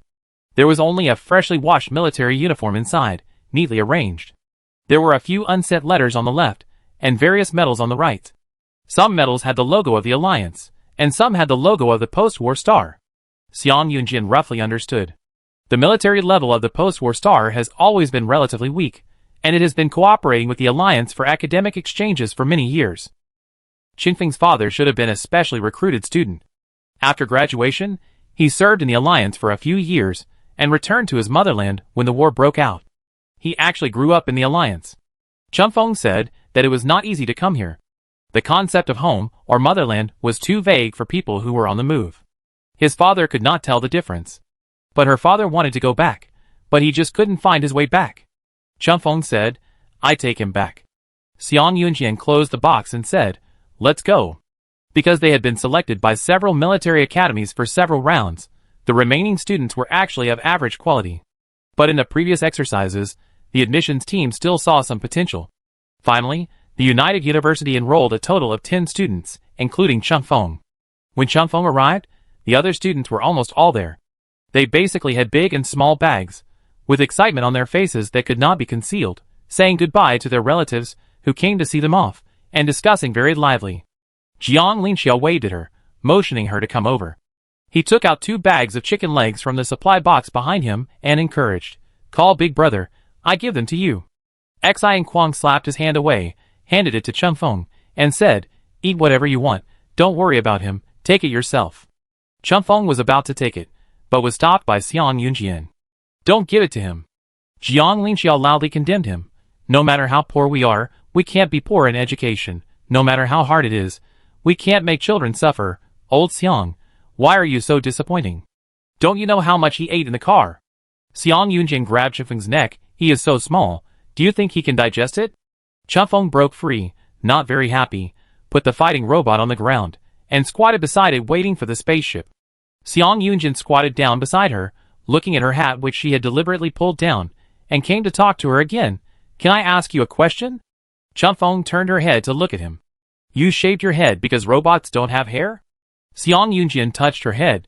But why do you like wearing a hat so much? Chunfeng waved his hand away, and although he didn't say anything, his aura was obviously gloomy. Xiang Yunjian felt that he might have glimpsed some secrets. He asked, why did you lose your hair? Chunfeng touched the shiny head of the fighting robot and emphasized, I'm not bald. To be precise, she has some hair, but it's short. Yinshan also came over and asked, so it was cut badly. Jiang Linxiao was surprised. Is she born bald? Xi Kwang was also surprised. You're not that young? Not bald. Chunfeng was annoyed by the noise of several people and shouted, it was cold at night, and there was no heating. I didn't pay attention when I lit the brazier and got burned. Several people were stunned for a moment, feeling a little miserable and a little funny. Finally, happiness overwhelmed conscience and laughed wantonly. Chunfeng guessed that this group of unkind people would laugh at her, but she didn't expect them to be so blunt. She was angry. The 4 of them didn't laugh for long, and a huge shadow floated on the skyline, floating above the heavy clouds. The red and white lights turned on and off, reminding the people nearby that they were about to land. Xiang Yunjian immediately stopped smiling, raised his chin and said, here it comes. Chapter 16. The spaceship landed, blowing Qingfeng's body full of heat, and almost blowing her hat off. She quickly took a few steps back and hid behind Xiang Yunjian. And in the open space, dozens of meters in front of her, the young people burst into extremely enthusiastic cheers, and immediately rushed over after receiving the pass order. The medical team, administrative team, and a group of crew service personnel and technicians came to connect with the enrollment this time. After the UN backstage has processed and confirmed all the procedures for new students, everyone will set sail again. According to the progress, it is expected to stay on the post-war star for 1 or 2 days. Qingfeng's ID is more complicated. She is an illegal immigrant and needs to undergo a background check first. And although the core of the fighting robot has been destroyed, it still has certain hidden dangers and must undergo strict security checks. Xiang Yunjian picked up Qingfeng's luggage, went over to greet the security personnel, and got on the spacecraft first to find a room for her to stay. The cabin was luxurious in Qingfeng's eyes, full of various electronic equipment and fine parts. She walked and stopped, observing the text notes above the buttons, and was extremely curious about these technical products under advanced technology. Before she could catch up with the modern technology of the Alliance, Jiang Linxia had already dragged her into the corridor by the collar impatiently. "You can sleep in the room next to us." Xiang Yunjin took the card off the door and motioned her to put it away. "Do you know if you need to call someone? If you don't know how to use any equipment, you can ask us or go to the crew. I asked them to bring a map later, and you can identify the restaurant and the infirmary. This is a large suite. Qingfeng's room is on the far left, and there is a large reception room in the middle. We will keep the fighting robot for now. We will give it to you when we return to the Alliance." Xiang Yunjin placed the suitcase at the entrance. "Put the things here." Changfeng nodded. Xiang Yunjin and others still had to return the training equipment, and Changfeng stayed alone in the spacious room. There was a little floral scent in the air. Changfeng didn't know what kind of flower it was, but she felt that the pleasant smell should come from a flower. She stood in front of the control panel, studying the relevant functions. There were no words on the touch screen buttons of this system, only various pictographic icons. She was not sure. Not long after, someone knocked on the door again. Changfeng walked over quickly to open the door, and saw a tall and handsome man through the slowly opening door. The other party had a white coat hanging on his hand, and a black bag. He was wearing a gray suit vest on his upper body, and even the corners of his shirt were ironed flat. His temperament was much more elegant than Xiang Yunjin and others, and he had a kind of peace after years of precipitation. Qingfeng's eyes slowly moved up from the ground, and she felt as if even the other person's legs were taller than hers. Dr. Lin lowered his eyes, watching her look at him in surprise, and finally raised his head and blinked at him, and couldn't help but smile. "Changfeng?" Changfeng nodded. "Looks pretty good." Dr. Lin was very relieved. "The probability is as small as picking up gold on a rainy day." Dr. Lin asked, "Do you want to rest first, or do a physical examination first?" Changfeng didn't answer. Dr. Lin added, "There are many people for physical examinations." Changfeng said, "Rest first." "Okay." Dr. Lin walked past her, entered the room, and put the bag on the wooden table against the wall. "These are the clothes they asked me to bring you. Also, do you have a laptop?" Changfeng shook his head. "I bought you one by the way.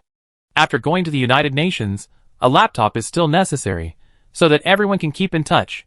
Dr. Lin took out a box from the bag and pointed with his fingertips.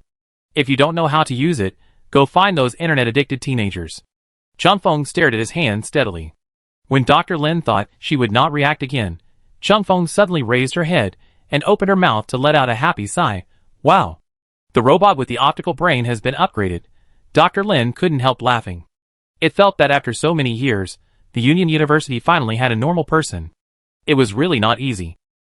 He suddenly became gentle to Changfeng, touched her head, and said, "I will go to take samples for them first, and come to inform you for the physical examination later. You can get familiar with the environment here." Changfeng took off her coat and lay on the bed. The bedding here is soft and warm, and there is a faint smell of milk when you smell it up close. Changfeng shamefully lost in this comfortable environment. She quietly rubbed her face on the pillow and closed her eyes to rest. She fell asleep unconsciously, and was awakened by the low voices of several people talking in a daze. It was Xiang Yunjin and the others who came back, and were sitting in the living room, playing with the optical computer. Changfeng immediately picked up his new optical computer, and ran out to talk to them. When Jiang Linxia saw her appear, she took a fruit from the table and threw it into Qingfeng's hand, smiling, "I brought you a good thing, which should not be planted on the post-war star." A plump fruit with red and green colors. Changfeng held it in his hand, and looked around. He thought it was not very edible and asked, "What is this?" "Pomegranate." Jiang Linxia said, "Peel it, and eat the seeds inside. It's sweet and delicious." Changfeng sat down next to him, and peeled the skin hard. Jiang Linxia watched her eat the pomegranate. The two eyebrows above her eyes slowly twisted together, revealing a slightly suspicious look. Suddenly she remembered and pinched her face and said, "Spit out the seeds." "Spit out the seeds." Qingfeng's cheeks puffed up, and he sprayed them directly at his face. Jiang Linxia was stunned for a moment, then jumped up and yelled, "Fuck!" He grabbed Qingfeng's collar and lifted her up heavily. But he couldn't hit her or anything. Jiang Linxia let go of her hand, and instead held her head with both hands and shook it. "Did you do this on purpose? You actually spit on my face, and my face is covered with your saliva, fuck." Changfeng opened his mouth, and his head was almost dizzy because of him shaking, and his words were unclear. "I didn't mean it. You pinched my face and made me spit. You deserve it." Xiang Yunjin sneered from the opposite side, Put it down, you fooled me. Jiang Linxia ran back to the room to wash her face. Xiang Yunjian waved his hand, signaling Chun Feng to come over. He took out a document from under the table. Union University admission application, take a look, sign if there is no problem. After the review is passed, the Union University will send you a notice. Because Qingfeng's conditions are special, in a word, she has no money. Union University is willing to provide her with free food and accommodation. Different levels of scholarships will be issued according to her grades, and she will be provided with professional skills education. As long as it does not affect her daily studies, she will not be prohibited from earning income through other legitimate channels. The condition is that she must study at the United Nations University and cannot transfer schools without reason. Chun Feng roughly scanned it and signed his name at the end. You signed it directly? Xiang Yunjian said. Do you understand the contract? Chun Feng was very clear. There is no choice. She wanted to go to the Union. Okay. Xiang Yunjian smiled and said, don't worry, Union University adheres to humanitarianism. The terms in this contract are indeed very generous, most of which are assistance measures to attract Chun Feng. There are almost no other restrictions except that he must study at the Union University. Xiang Yunjian took a photo of the signed contract and sent it to the instructor. After receiving it, the instructor immediately notified the publicity staff and happily posted a preview on the official account. At Union University, send a gossip. The player who logged into our school student Xiang Yunjian Sanyao account for a simulation test and set a Sanyao hand-operated record was a freshman this year. Report coming soon, so stay tuned. As soon as the post was published, it was immediately topped. Isn't it a bug? I wonder why Sanyao didn't come out to clarify for so long.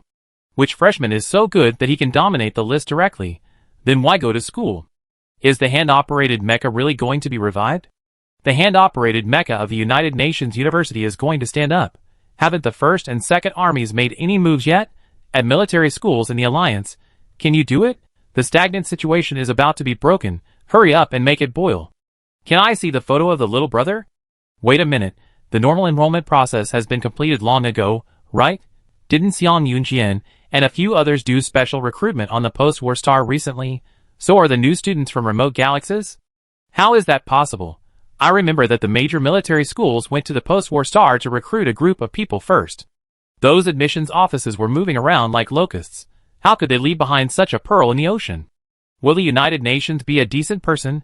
Stop being mysterious when school starts soon. Just show us what you have. The account manager is particularly annoying, and only replied to a few popular comments with a mean emoticon, he, which caused netizens to curse.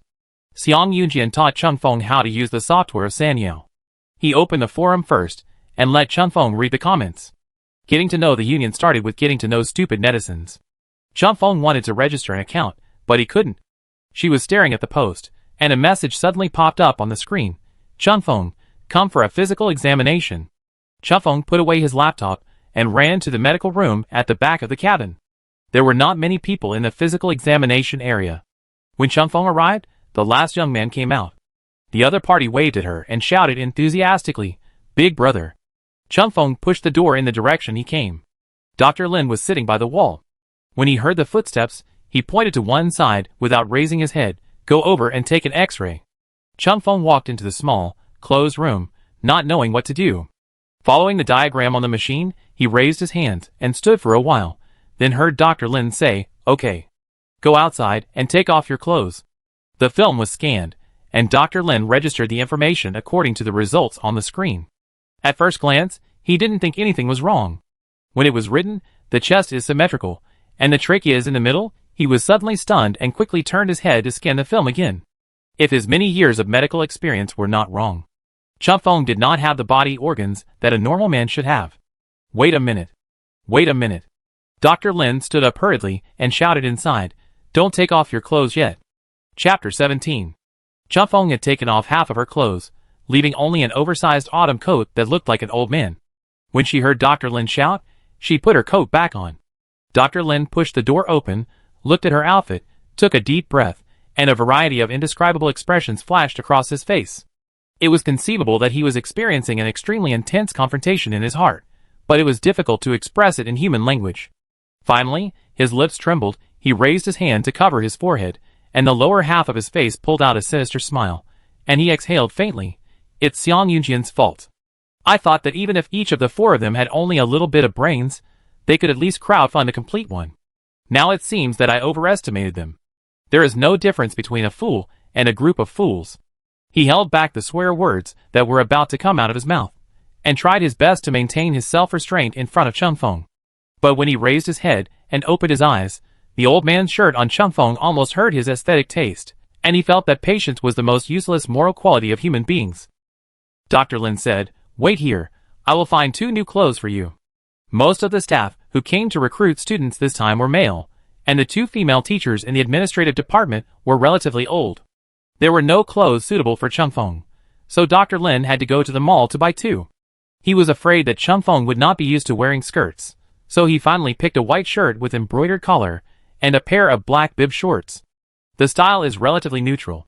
When he was about to leave the mall, he saw the wigs in the display cabinet next door, and thought of Xingfeng's bald head, which gave him a headache, so he went in and bought another one. The temperature difference between day and night on the post-war star is huge in this season, but the Alliance is in the hot summer. The spacecraft has a constant temperature, so it is normal to wear simple clothes like this. Why are there still people wearing autumn clothes? The things were delivered to Chun Feng. Compared with the new clothes, she obviously liked the shoulder-length wig more. She studied it for a long time and put it on her head. She secretly moved to the corner, looked at herself in the mirror, and then her whole mood was obviously happy. Dr. Lin breathed a sigh of relief when he saw this. When she changed out of the old adult male clothes that she bought from who knows where, she finally looked like a normal girl. But her limbs were too thin, and the skinny figure that was previously covered was exposed. Blue veins covered the bloodless skin, and the shape of muscles was vaguely depicted along the bone lines. There were several hideous old scars on her arms and knees, and the cause of the injuries could no longer be seen. The hard life on the post-war star still left deep marks on her body. After giving Chun Feng a basic physical examination, Dr. Lin closed the door of the infirmary and took her back to the room. Xiang Yunjian and the other 3 were still sitting lazily on the sofa in the living room. After not going back for a few days, all the alumni of the United Nations University were asking them about the new students. Xiang Yunjian felt annoyed, so he turned on the information blocking and dragged his brothers to brush up the team points on San Yao. When Chun Feng came in, no one looked up, until Dr. Lin coughed unhappily. They barely spared a glance. At this sight, the actions of several people stopped. A little familiar, but not so familiar. Xi and Kwang asked hesitantly, "Who is this?" Jiang Linxia reacted the fastest, put down the light brain, and said to the doctor with a serious expression, "Dr. Lin, don't dress boys as girls casually. This will easily cause gender recognition disorder in him, and it is not cute at all. He is already unclear about his own species. Do you still want to increase the difficulty of the game in his world?" Xiang Yunjin also frowned and said, "Besides, he is already very squeamish and ignores people when he is unhappy. I want to lead him to develop in the direction of iron blood. There can't be 2 Jiang Lingxias in a team." Jiang Lingxia said angrily, "Get lost, am I like this?" Yinshin said, "Why do you want to make him wear such clothes? He may not know anything. Didn't you bring him boys' clothes? Doesn't Chun Feng like it?" Jiang Lingxia shouted, "Compared with the clothes he usually wears, the men's clothes of the Alliance are fashionable." Xi and Kwang wanted to say something but stopped. His eyes drifted. He felt that he saw something, but he didn't dare to say it. He looked away silently. Dr. Lin took the folder of medical examination report and patted Jiang Linxia and Xiang Yunjian on the head. Yinshin sat far away and was not affected. But he heard the dull sound and felt that his head was buzzing and empty. Dr. Lin gritted his teeth and cursed, Jiao, Qi, damn you, Chun Feng is a girl, are you all blind? Impossible." Jiang Linxia didn't care about her head, jumped onto the sofa, and screamed in fear, "No, possibly." Although they said so, several people held their breath and stared at Chun Feng from head to toe, but they could not connect the person in front of them with the little boy in their memory. The memory block of their brains seemed to be malfunctioning. "If you say she is a girl." Yinshin finally found his voice, but he had to roll his Adam's apple halfway through a sentence to maintain his sanity. "She does. Look alike?" Jiang Linxia nodded slightly. Dr. Lin was so angry that he laughed. Ren Chun Feng hadn't said anything yet, but they, a bunch of grown men, looked like they had been abused. He patted Chun Feng on the shoulder and said, "Scold them." Chun Feng was very obedient and searched his vocabulary. "Pervert. That's not good, Mr. Lin." Jiang Linxia said in a very low voice, "Don't teach girls to curse." Yinshan almost whispered, especially the accusation of pervert. It hurts you? I don't want to bother with you. I go back and take the junior high school physiology and hygiene class again. Dr. Lin didn't even bother to roll his eyes at them, and pushed Chun Feng and said, Put your things away, I take you to eat. Chun Feng, oh. On the way from the room to the cafeteria, it's inevitable to meet the new students to be admitted this time. A few young men came over, raised their smiling faces, and wanted to greet Dr. Lin. Their eyes were fixed on Qinfeng's face, and couldn't move away. They subconsciously said a word big. The word brother at the end, how could they say it? They stood still along with their footsteps. Until Chun Feng passed by them without changing her expression, they were still in a trance, and could not wake up. They whispered behind them, Is it Big Brother? So Big Brother has this habit? What should I do now? Chun Feng turned around and glanced at them without any emotion. The two people were suddenly scared, shrank their necks like quails, put their hands together, and smiled at her. Dr. Lin held Qinfeng's face, turned her back, and warned, Ignore them. There are many people like this in the military academy. Don't get close to these singles, or you become unfortunate. Chun Feng half understood what she said, but nodded. When she reached the entrance of the cafeteria, she asked the question that was extremely confusing in her heart. Can a person with long hair be a big brother? This question stumped Dr. Lin, who choked for a long time, and could only ask back, What do you like to eat? I get it for you. After Chun Feng left, Jiang Linxiao fumbled on the sofa on thin ice. The four brothers unanimously fell into an unspeakable silence, put down their crossed legs, emptied their minds, and maintained a solemn atmosphere until Chun Feng came back. In fact, they have adjusted their mood. Robots, what's the difference between men and women? This is not a shameful thing. Chun Feng lacks many experiences that should be in normal society, and still needs the guidance of her fathers. They recalled it carefully, and were glad that they didn't say anything strange in front of her. At most, they just laughed at her hair. Now she has a new wig. She shouldn't care about such a small thing. Jiang Linxiao was cunning and seized the opportunity. After Chun Feng sat down, she took the lead and said, This is actually mainly the fault of Lao Xiang, you know? He mistook you for a boy at first sight, and brought us all into trouble. It was indeed true. Xiang Yunjian did not refute it. He leaned on the armrest of the sofa, looking at a pot of green plants in the distance without any focus.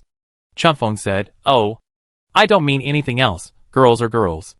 Jiang Linxiao lowered her voice and discussed with her, But you must not tell others that we have lived in your house. Chun Feng was silent, lowered his head, and took out his laptop. Jiang Linxiao was a little scared and looked at his brothers. Unfortunately, he found that the other three useless guys were even more helpless than him. He glanced at Qinfeng's light computer screen and found that she was just switching back and forth between the Sanao forum and the main interface. He immediately understood and took the initiative to step forward and said, I will teach you, I will teach you. Chun Feng said, But I don't have an account. Jiang Linxiao, I lend you mine. You can play with it as you like. Thank you. Chun Feng said sensibly, I will return it to you when I can register. Jiang Linxiao, You can't get your ID card, but you still want to share my ID? Jiang Linxiao turned around and asked, When will her background check be completed? Qinfeng's background check is very simple. Her activities are narrow, and she is basically at home. And her family is poor, and there is nothing to pay attention to. After getting a certificate from the local officials, you can go through the process of applying for a household registration. The spacecraft cannot stay on the post-war planet for too long. After initially verifying the situation and sorting out the information, the administrator decided to return to the Alliance first. The rest of the process was done slowly. They applied for a temporary ID card for Chun Feng, which allowed him to move freely within the Alliance and deal with identity checks, but the rights and responsibilities were limited and would expire in 3 months. For some reason, Dr. Lin did not send Qinfeng's physical examination report back, but only told the admissions office staff, who stayed at the school, no special notes. Good health. The other party replied with a big good. In response, Xiang Yunjian and others did not dare to say anything. During this period, they had been keeping their tails between their legs. Not only did he explain the school rules of the Union University to Chun Feng, he also played with her and played puzzle games with her. It's like raising a daughter. Jiang Linxiao said with emotion, My daughter and her 4 incompetent fathers. Unfortunately, Chun Feng didn't buy it very much. I don't have a young father like you.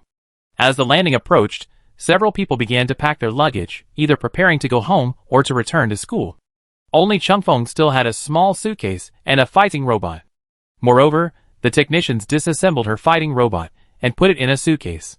Otherwise, if a complete fighting robot appeared in the alliance, it would easily lead to misunderstanding. Seeing her indifferent look, Jiang Linxia asked, "Is Changfeng rich now? When will the scholarship be issued? Will she be able to eat after leaving us?"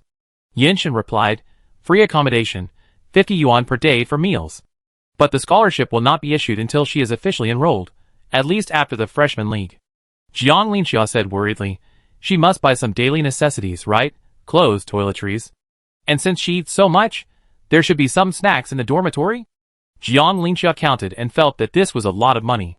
Changfeng was penniless. Did he have to live an ascetic life after coming to the alliance? Besides, the tuition fee could be waived, but some teaching materials and extracurricular training time had to be bought by oneself. It was said that students who operated mechas and commanded B-type students were very expensive. Not only was it expensive, but they were also excluded by the individual soldier department. Jiang Linxia had adapted to her new identity very quickly recently. She felt very uncomfortable when she thought that Changfeng would be bullied as soon as he entered school. Changfeng touched his pocket and showed them his huge sum of money. "I have more than 200 yuan. And the lodging fee you paid before." "My poor daughter." Jiang Linxia's tone changed suddenly. "We agreed not to mention the lodging. I beg you." "Oh," Changfeng said, "I have money. You should save your little money to buy yourself candy." Jiang Linxia looked around and said, "Find Lao Xiang, he has money, because Xi and Quang was not there. You can find him if you need to clean up your mess in the future, he is a professional." Xiang Yunjian stretched out his arm and called, "Come here, Dad will give you money." Changfeng sat still, his eyes fixed on the optical computer. Jiang Linxia said with emotion, "Internet addiction is indeed the most terrible infectious disease in the world. The child has grown up, his wings are hard, and he doesn't know the beauty of society." Xiang Yunjian raised his lips. "Do you want to eat braised pork, chicken, and small cakes? These are the dishes that Changfeng likes most on the spacecraft. To be precise, as long as it is not cabbage, she likes it very much, and all of them are stepping stones to open the door to her new world." Changfeng put down the laptop, looking a little lonely. Xiang Yunjian waved his hand again and said, "When you make it to the Rookie League, you should have money, and you can pay me back then. In fact, our team is still short of a deputy commander, and we have been looking for a long time. If you can join our team and use the public account, you don't have to pay it back." Jiang Linxia added, "Our team is very powerful and has no shortage of money." Changfeng hesitated for a moment and admitted that he couldn't resist the temptation. All the restraint is nothing in front of eating cabbage for more than 10 years. She stood up silently, walked to Xiang Yunjian, and stretched out her hands, like a very obedient and unfilial son. Xiang Yunjian took out his laptop and prepared to transfer money to her. Changfeng said, "I want cash." "What for? Is it convenient to run away with the money?" Xiang Yunjian reminded, "Most places in the alliance use electronic wallets to pay." He took out the last few hundred yuan from his pocket and gave it to Changfeng, saying, "I give it to you after I withdraw the money. Only children in our family can be so happy, do you know? The unfilial son has run away, leaving no tenderness behind." Xiang Yunjian shook his head and said self-deprecatingly, "If she is really my daughter, she will definitely pull out my oxygen tube when she grows up." Jiang Linxia laughed at the words and said proudly, "So, what children need most is companionship. Look how considerate and close Changfeng is to me. She already says thank you to me." "You?" Xiang Yunjian glanced at him coldly. "You are the liar who will sell health products to my house every day when I am old." Jiang Linxia said happily, "Don't worry, I will not fleece you alone. I will transfer money between you and the finance department to reduce your burden." When the spaceship landed, the school bus was already waiting at the airport. Jiang Linxia and the other two said hello and called a car to go home. Only Xiang Yunjian followed the team. The staff led the students out of the terminal, got on the bus in an orderly manner, and went to the Union University. When these students were born, their motherland was still a war zone, and artillery fire roared everywhere. They could only move to different air raid shelters for refuge. After the peace, the long post-war reconstruction began, but it was still difficult to restore the former glory. They had never seen a modern city that could be described as magnificent with their own eyes, which was beyond their understanding of the world. At this time, sitting in the tour bus, staring at the street scene passing by outside, it was difficult to extricate themselves. The young people who were originally noisy like boiling porridge were now silent. Envy, surprise, strangeness, these emotions became dull in the face of the huge gap. They just watched quietly. They watched the joy and vitality of the pedestrians on the street, watched the landmark buildings that still stood tall after many years of history, watched the sound and perfect rules and order of this city, and watched the beauty of long-term peace. Their eyes were focused and their faces were solemn. Then, they imagined in a small way that peace could favor their planet like this once.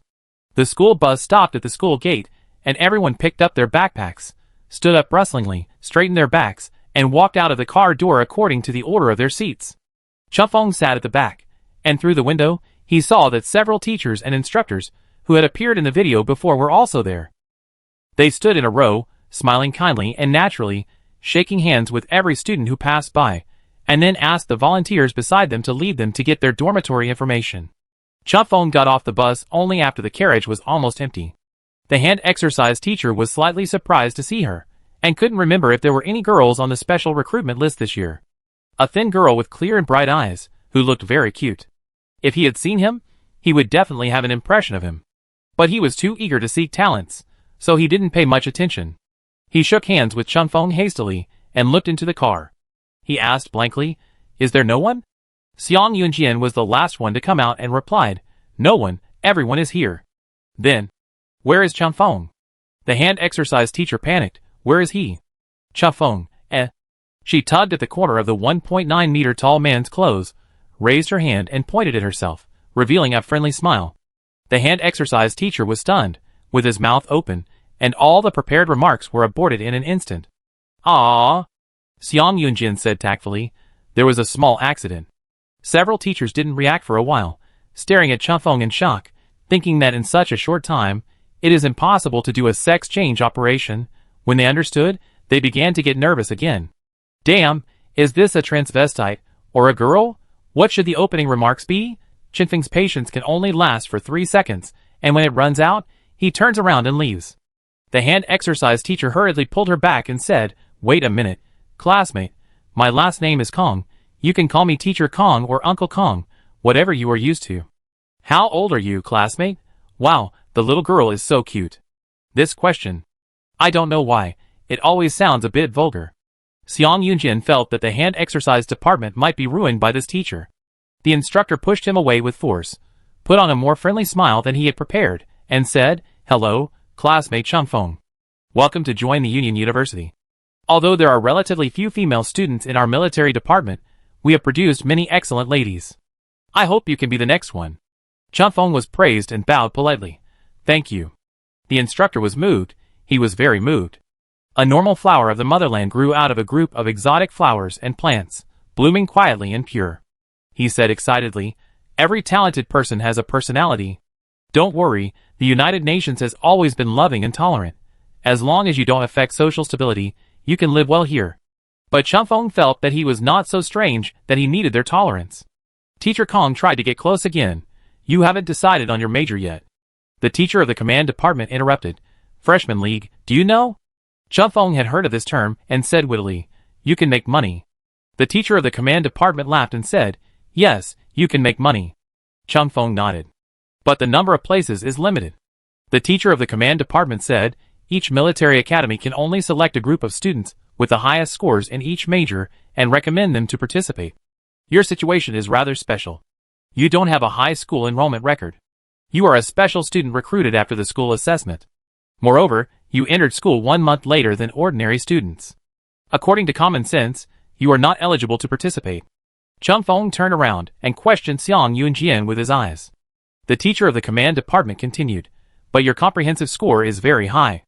After internal discussion of the admissions team, we are still willing to give you a chance." Teacher Kong showed a bit of resentment. Chunfeng nodded hesitantly. The teacher of the command department said again, "But..." Chunfeng now has only one feeling. Speaking halfway and hiding a twist in each paragraph is really easy to be beaten. The teacher of the command department still said calmly, "The score we gave you is based on the command category B, that is, the major of data analysis and modeling. After all, the simulation exercise failed to examine your manual operation, and the freshman league, in order to ensure fairness, does not involve mecha operation." Chunfeng waited for the next sentence, thinking that he was lacking a supporting role, and said for him, "But..." The command teacher laughed and said, "No buts. Are you willing to participate in this freshman league as a Class B commander?" It sounds like a great thing, and many people will participate. But Chunfeng doesn't know much about the position of Class B commander, let alone the related responsibilities. I haven't played it. Chunfeng said hesitantly. They are all games for you humans. Nothing special.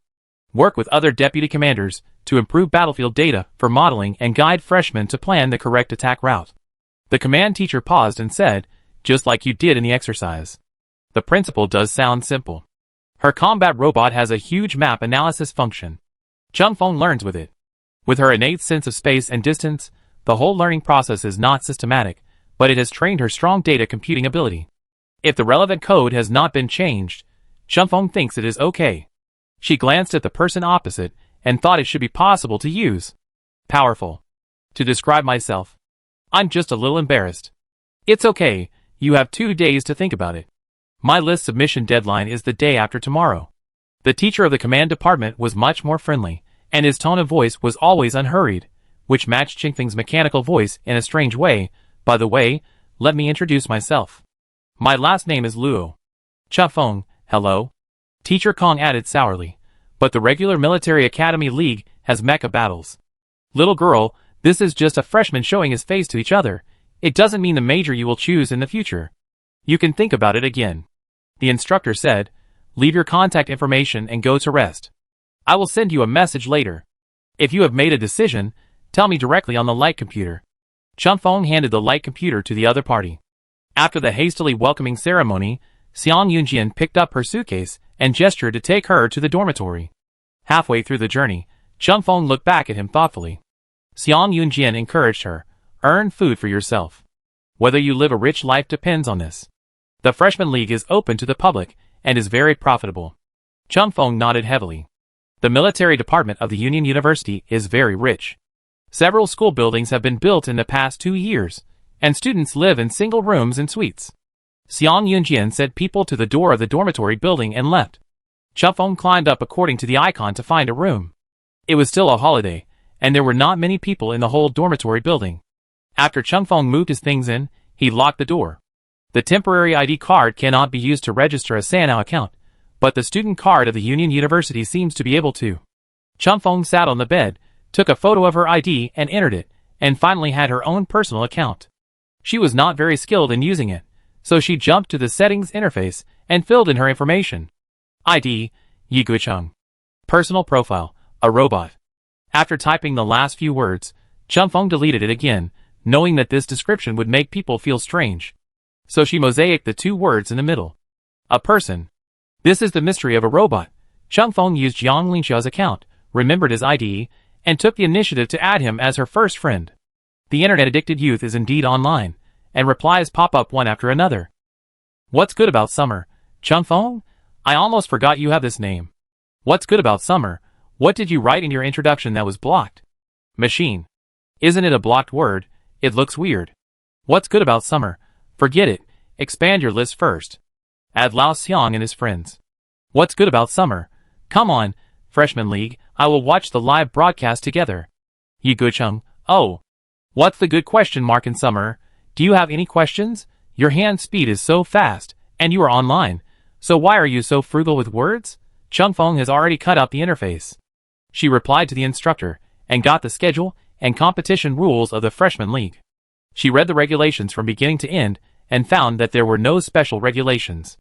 The alliance teams of several well-known military universities, such as the United University, the First Army, the Second Army, and other small military academies fought together. The final points were calculated according to the number of kills, deaths, and supplies. The school with the highest score wins. In a word, the right to speak is determined by fists. Extra rules will affect students' performance. The instructor sent another promotional picture. The picture was made in a flashy way, and the bright red color made Chunfeng's eyes hot. It said that the United Nations University has won the championship of the Freshman League for 3 consecutive years. If it wins the trophy again this year, it will create league history. I hope all students will carry the hope and trust of their predecessors, forge ahead, and create more achievements. Instructor, our Union University is the strongest.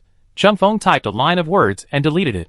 Slightly suspicious, he switched back to the Sanyao forum and searched for 2 keywords, and found that someone had just posted a similar post 2 days ago. Freshman League, is Union University strong? It was a simple title, but I didn't expect that the following people would argue like a nest of explosions. The king of picking up leaks. A school that specializes in picking up leaks dares to call itself the strongest? They clearly said it was very strong, not the strongest. Is the person above crazy? The person above is probably from the First Army. Isn't he crazy because of losing? They brag every year and lose every year. They can't even hold the second place. But the United Nations has won 3 consecutive terms. You can only be a little dissatisfied. Why are you throwing black water on us, the First Army? Are you sick? The Second Army can't fight, right? Fuck you. The First Army can't be happy if they don't provoke us all day, right? The United Nations is not strong? This is the most arrogant joke I have ever heard. Second brother, third brother, and brother, you are laughing at the first brother here. Ha ha ha. Things never happen more than 3 times. The United Nations will lose this year. I said it. Chapter 18. Chufong was confused, and some words needed to be searched before they could be understood. She scanned the comments section, but still didn't know much about the major military academies, so she decided to watch the game replays directly. Although the freshman league was relatively small in scale, and the duration was limited to 4 to 5 hours, because there were many participating military academies, the game replays were relatively scattered. Chufong picked and chose, and finally chose one with the title of Professional Data Analysis, approaching the league front line. Only after watching the competition clips of the label did I know what the so-called picking up leaks meant. It's the same shit every year. The first and second military schools in the league have been grudges for a long time, and are keen on internal consumption. It's either you scratch me or I stab you. As long as students from the opposite school pass by, even the walking posture and breathing frequency of the other party can become the fuse of conflict. Even the slogan of the Second Army one year was, "The First Army died heroically, and the League lost gloriously." The Union Military University is a troublemaker who likes to stir up trouble in this already fierce battle. In contrast, the Union University seems loyal and honest, always walking on the edge of paddling, not participating in the mundane affairs of the world. The points are always kept in the middle range, which is not alarming, but every time at the end, they will inexplicably win a championship. It has happened 3 times, making all the major military academies doubt their lives. It is precisely because of this that the Union University is teased for picking up the championship every year, except for the first championship, which was a bit exciting. At that time, Xiang Yunjian's team was always attacking and participated in the center of the war vortex. In the other 2 games, the United Nations General Assembly was named the Peace and Love Ambassador. They are all too superficial. In response, the commentator gave the United Nations General Assembly a high evaluation. Once is a coincidence, twice is a choice, and 3 times must be a strategy. If the major military academies still don't realize this, the honor of winning the championship for 4 consecutive terms will be completely taken by the United Nations General Assembly. Although he doesn't understand it, although the United Nations General Assembly is indeed a shit, it doesn't prevent the United Nations General Assembly from being awesome. Chufong suddenly realized. It turns out that the best part of the UN is the command system. The 9-word strategic policy handed down by our ancestors, build high walls, store up food, and slowly become king, is so practical and correct. Chufong felt that she had found the essence, turned off the optical computer, and then began to clean the room. The next morning, the instructor pulled her over to class and let her get used to the Command B-type operation panel and the various functions in the simulation system. The code is generally not changed significantly. Chufong roughly checked the commonly used data and confirmed that there was no problem. As the time for the league was approaching, the instructor was worried that too many instructions would increase her pressure, so he didn't say anything, just asked her to get familiar with the school, walk around, and notify her when there was news. Chufong wandered around the canteens every day, flipping through the command department tutorials sent by the instructor, and the program ran happily. Not long after, the school began to become lively, with league-related promotional banners hung in every corner, and the big screen on the outer wall repeatedly played the highlights of each competition. On the way to eat, Chufong met several freshmen who were preparing to participate in the competition like her. But her dormitory was still empty. The specific time of the competition was finally set 2 days before the official start of school. Before 7 o'clock that morning, Qingfeng's laptop kept ringing, which made her very annoyed. When she clicked it, it was all irrelevant. Instructor, don't be late, it's time to get up, a bunch of lazy people. Instructor, Union University is the strongest. Are you ready, classmates? Instructor, the 4 consecutive championships are waving at us. Xiang Yunjian, do you know the way?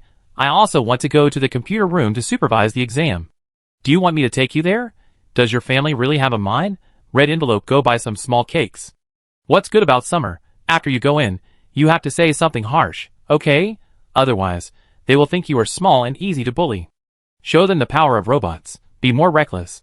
Freshmen are generally very weak. If you can kill us, you can definitely kill them. Perform normally. Chunfeng felt that the energy of the teachers and students of Lianda University was a bit strong. She changed into the clothes that Dr. Lin bought for her, put on a hat, and went to the computer room of Lianda University on time. Chunfeng arrived almost on time, and when she arrived, the other students had already swiped their cards to log in. There were several security guards standing outside the computer room. Seeing her walking slowly, they hurriedly stepped forward and pulled her, and pushed her through the security gate. In the computer room, a row of students sat against the wall in front of the light computer to supervise the exam, and the instructor was carrying a freshman there for a crash course. While inputting his data, he angrily scolded him why he came so late. When Chunfeng stopped in front of the two, the storm on the instructor's face stopped for a while, and a little sunshine appeared briefly, and he smiled at Chunfeng. Here you are. Very punctual. The freshman immediately shouted in grievance. Instructor, she came later than me. The instructor pushed him hard. Get out of here. Robot, can it be evaluated according to the standards of ordinary students? Robots are all about every second. After signing in, Chunfeng took her student card and went to the designated simulator to wear the device. After logging in, Chunfeng was sad to find that she was still a person without long hair in the simulation system. Fortunately, the military uniform of the United Nations has a hat. Chunfeng pulled the brim of her hat down and looked around to observe the surrounding environment. The scene was very realistic. Whether it was the scenery or the five senses, they were all extremely subtle. No matter how many times, Chunfeng wanted to sigh that this sensor technology has reached the pinnacle. Right in front of her, a group of boys were discussing in a low voice. Why is there one less person in our team 3? Are they really not coming? He's still a data worker. I don't think it will make much difference whether he comes or not. After all, the level of newcomers is not very good. Shut up. Don't be divisive and belittle your teammates here. Do you want to be scolded again? Chunfeng made a sound as a reminder. Several people turned around and were startled to see a short man suddenly appear behind them. A boy blurted out, "Fuck how? How come there is such a person?" Chunfeng's eyebrows jumped. Unexpectedly, Jiang Linxiao's unreliable advice has come true once. Usually this kind of opening remark is contempt for others. The young man felt guilty when stared at by her black and white eyes, and asked again, "Are you a brother or a sister?" Chunfeng imitated them, and said, "I am your father." The young man knew that he was in the wrong, and there was no vicious taste in Chunfeng's tone. He didn't know how many Schrodinger's fathers he had in his more than 10 years of life. He consciously ignored her words and laughed. "Alas, you came so late, we thought you gave up the game. Hurry up and check the scene data. The commander-in-chief is urging you." This is a town built on a low mountain. It is divided into 5 camps. They are the United Nations, the United Army, the First Army, the Second Army, and a mobile military school alliance. The area occupied by each camp is exactly the same as the town construction. The initial conditions are the same. The location of the United Nations is allocated in the block in the lower left corner of the map. It is adjacent to the First Army on the left and the Mobile University Alliance on the right. Each camp has 150 people. According to the border line of the camp, from west to east, they were divided into 5 defense teams at equal distances, and individual soldiers were randomly assigned according to the type of soldiers. Chunfeng happened to be assigned to the 3rd team in the middle, and the commander-in-chief logo fell on the 2nd team. Her grades were quite special, and she didn't seem to be very outgoing, so the school didn't trust her to be the chief data engineer at the beginning. Therefore, she was only one of the accompanying deputy commanders in the 5 teams. In addition to the 5 defense teams, there were 2 light infantry, composed of the best students, with their own transportation, responsible for attacking everywhere. All teams have 20 people per team, each with a data analyst. There are military supplies, resident NPCs, and building integrity in the town, all of which will be used as a basis for calculating points at the end. In addition, the number of deaths and kills of candidates will also be calculated. The camp with the highest points wins. In other words, this is a multi-party defense war. Chunfeng had just finished reading the map parameters when Sanyo's system prompt popped up, floating in the most eye-catching position in the field of vision. The Alliance Military Academy Freshman League is about to begin. Login will be closed in 10 minutes. Please be ready. The live broadcast channel is officially open. The rules of the game are now being read out. I don't think I've seen you, classmate. The young man who said the wrong thing before took the initiative to talk to Changfeng. You didn't come to class last time? In order to hit the 4th consecutive championship, the Alliance called all the contestants that could be summoned to the school for temporary training. However, for ordinary students who have just finished the college entrance examination, the effect of short-term training is fluctuating. Teaching too much and too complicated things may have a negative impact on their judgment. So in addition to some basic military knowledge, the course is more about inspiring, teaching dirty talk, and watching game replays. Changfeng asked, "What did you learn? Is it important?" The young man tilted his head to recall for a moment, and found that he only remembered one point: the historical combat style of the coalition forces. Changfeng asked, "What is it?" The young man said seriously, "Vile style." "Bullshit." A dark-skinned young man next to him opened his eyelids, glanced at the unfounded camera, and corrected, "It's vulgar when used on others, and it's roundabout when used on ourselves, okay." The young man remembered that there was still live broadcast, and nodded, "Oh right." Changfeng, then you have learned well. Sanao was still reading out the rules of the examination room. The instructor had already explained the important regulations to them. So about 20 people squatted at the nearby street entrance, and continued to chat in the team channel. "I heard that the United Nations University recruited a genius in manual operation in the side courtyard star system. I didn't expect it. Don't hear about it. It has been officially announced a long time ago, okay? I didn't expect that I could get a chance. Is picking up leaks a natural skill of our Lianda? The admissions offices of other military academies must have gone crazy. Haha, just thinking about it makes me happy. I don't know what that big guy looks like. He's so mysterious. He's simply a legend. He can learn manual operation well in a remote star system. What else can't he do? I think it's because I'm in a remote star system that I can be patient enough to learn manual operation code. After all, this is the biggest opportunity to change my destiny. God will give great responsibilities to those who are capable of them, you know. So the boss must be a very calm and patient person. It's hard to guess the image of a mecha operator. Look at Ji Ban and Lian Sheng. They don't have particularly strong bodies. Maybe the boss is the same." Qingfeng's ears moved, feeling a little embarrassed by their praise. Pointing at herself, she said, "It's me." After hearing this, several people looked at her for a few seconds, then turned their heads as if nothing had happened and continued to discuss in a small circle. "I don't know if he is familiar with the battlefield.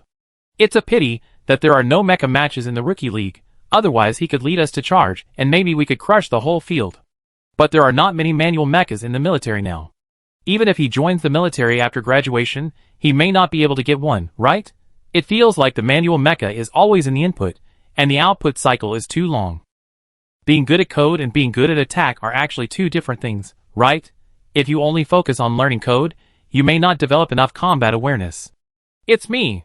Changfeng pulled the sleeve of the person nearby and emphasized, "It's really me." The young man waved his hand and said, "Little sister, stop making trouble."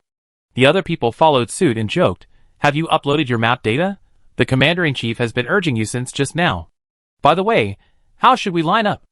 "I confess, in fact, that person is me. I just kept it low-key because I was afraid that you would admire me too much. Who doesn't know how powerful you are? Be careful that the audience will take it seriously and constitute a rumor. Deputy Commander, be reliable and stop joking. There are 5 minutes left. You should recognize the person quickly. Our names and numbers are on your control panel." Changfeng, How do humans usually prove that he is a person? Chapter 19. Qingfeng's mapping skills are amazingly fast. Before the preparation time was over, she had already input all the data she could collect within her field of vision, filling in the last missing piece in the existing map. However, her late arrival seemed a little unreliable, and someone in the team channel complained implicitly.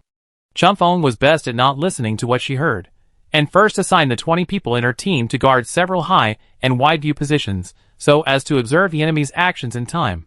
As soon as the preparation time was over, the comment function was opened simultaneously, and hundreds of words immediately gushed out from the Sanao forum and the live broadcast room, refreshing at a speed that was difficult for the naked eye to catch.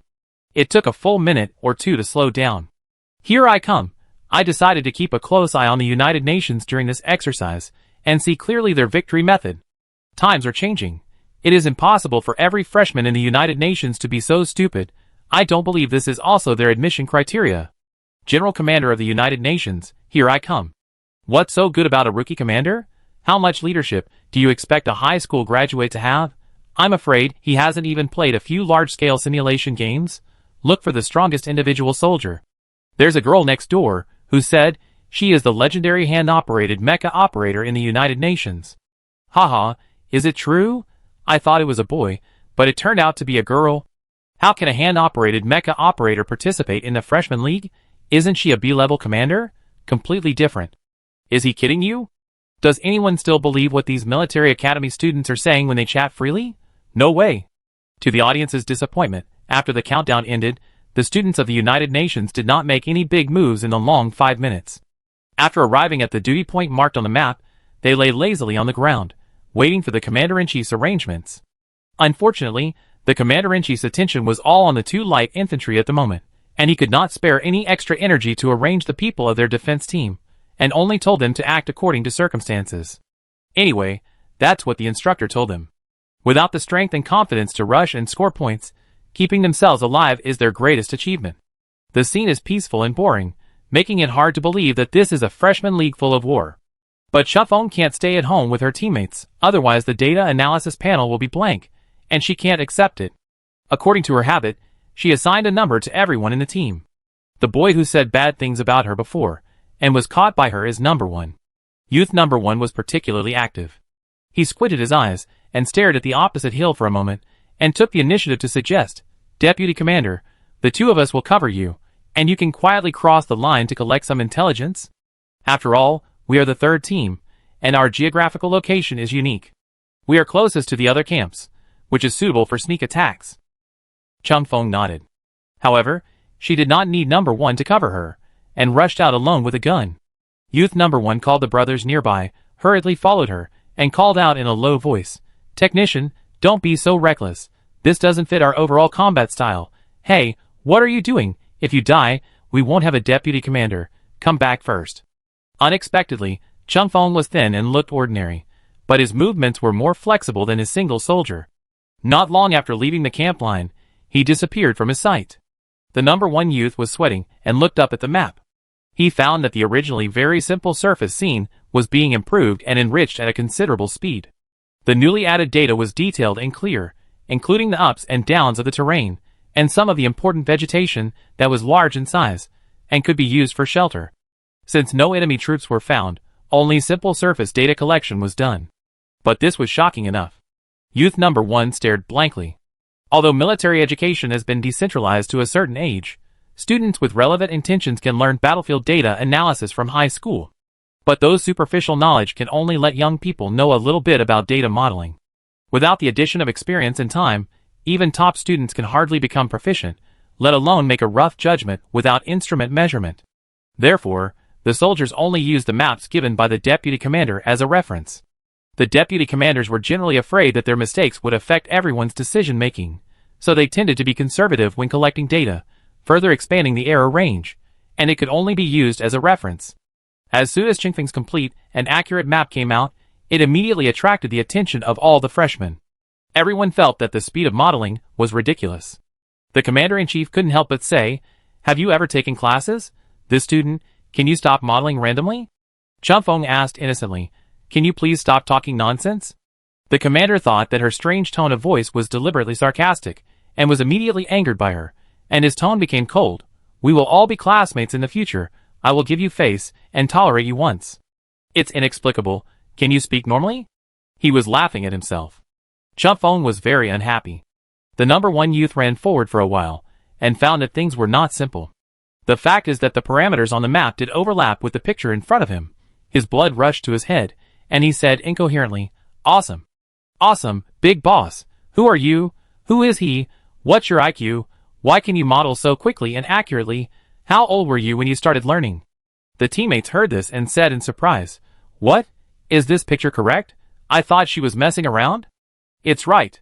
Another young man who followed also said in a broken voice, "I measured it with my fingers, and even the distance is accurate." There was a commotion in the team. "Damn it, with such a gap, do we still need to be a defense soldier in our team? Are you crazy? Boss, if you have the ability, just say it directly. Why are you still taking advantage of the popularity of the mecha operator? We are no worse than him." "That's right, the individual soldiers who command and sense mechas are the signature of our UN. Boss, wait a minute, I'm here to protect you. Boss, you must protect yourself. The salted fish that were about to be dried suddenly turned over. Their fighting spirit was high, and they decided to struggle again. However, the conversation of their squad could not be transmitted to the command channel. The light infantry kept sending reconnaissance information. The commander-in-chief was too busy to handle everything, so he cleared the map of the 3 teams, but Chunfeng restored it with one click. He got angry and asked, "What are you doing? Are you a spy on the other side? Why don't you say something? You are so annoying." Chunfeng said, "You are so stupid. I told you that I didn't make any random models." The commander-in-chief was furious and directly gave her a 5-minute silence. She's in a bad mood. Outside the computer room, Xiang Yunjian supported his chin with one hand and sneered. This robot has the function of remembering grudges. She should especially hate others for deleting her data. This commander-in-chief may have been on her blacklist, and will remain on it for a long time in the future. Not to mention Chunfeng, the students of the United Nations University, who were following the live broadcast also felt that an unknown anger was about to burst out of their chests, and they almost slammed the table and cursed. A divine soldier from heaven, she was cut off before she even started to develop. The excitement and frustration came almost at the same time. Who could bear it? Jiang Linxiao was already typing like crazy in the group. How can Chunfeng not curse? Is her vocabulary so limited? Has she no experience of being away from civilization? How can such a few simple words be enough? Yinshin, be fair, don't be so crazy. Jiang Linxiao roared. Ask which UN student is not angry now. You jump to the next door and watch the broadcasts of the First and Second Armies. How dangerous is the UN now? The United Nations University had an inexplicable internal conflict, but the First Army and the Second Army were about to start cooperating for the first time. In fact, there were speculations about the unexpected cooperation between the First Army and the Second Army long before the game started. Because the commanders of the 2 teams were alumni of the same high school, it was said that they had a good relationship in the past. Netizens were expecting the 2 military academies to shake hands and make peace under the matchmaking of the commanders, and they did not disappoint everyone. Not long after the opening, the 2 armies successfully joined forces and went straight to the point, unanimously deciding to first eliminate the fishermen and then fight the snipe and the clam. Every time they let the United Nations take advantage of the situation, they also felt disgusted. However, after all, there were too many precedents of backstabbing, and people on both sides could not be fully trusted. They originally wanted to send a team each, forming a 40-man lineup, to break through the United Nations home from the middle. But after discussing for a while, they all began to worry about the consequences of failure, and in the end, somehow, the number of people was reduced from 20 to 10. In the end, it was decided that each side would send half and temporarily put together a small team. The other half followed behind and prepared to provide support depending on the situation. To show fairness, they divided into 2 columns and moved forward at the same time. This scene made netizens question. This year's league is still so confusing. Is this called cooperation? With this surging undercurrent and alert posture, I suspect they will draw their guns and kill each other in the next second. There is no need for that.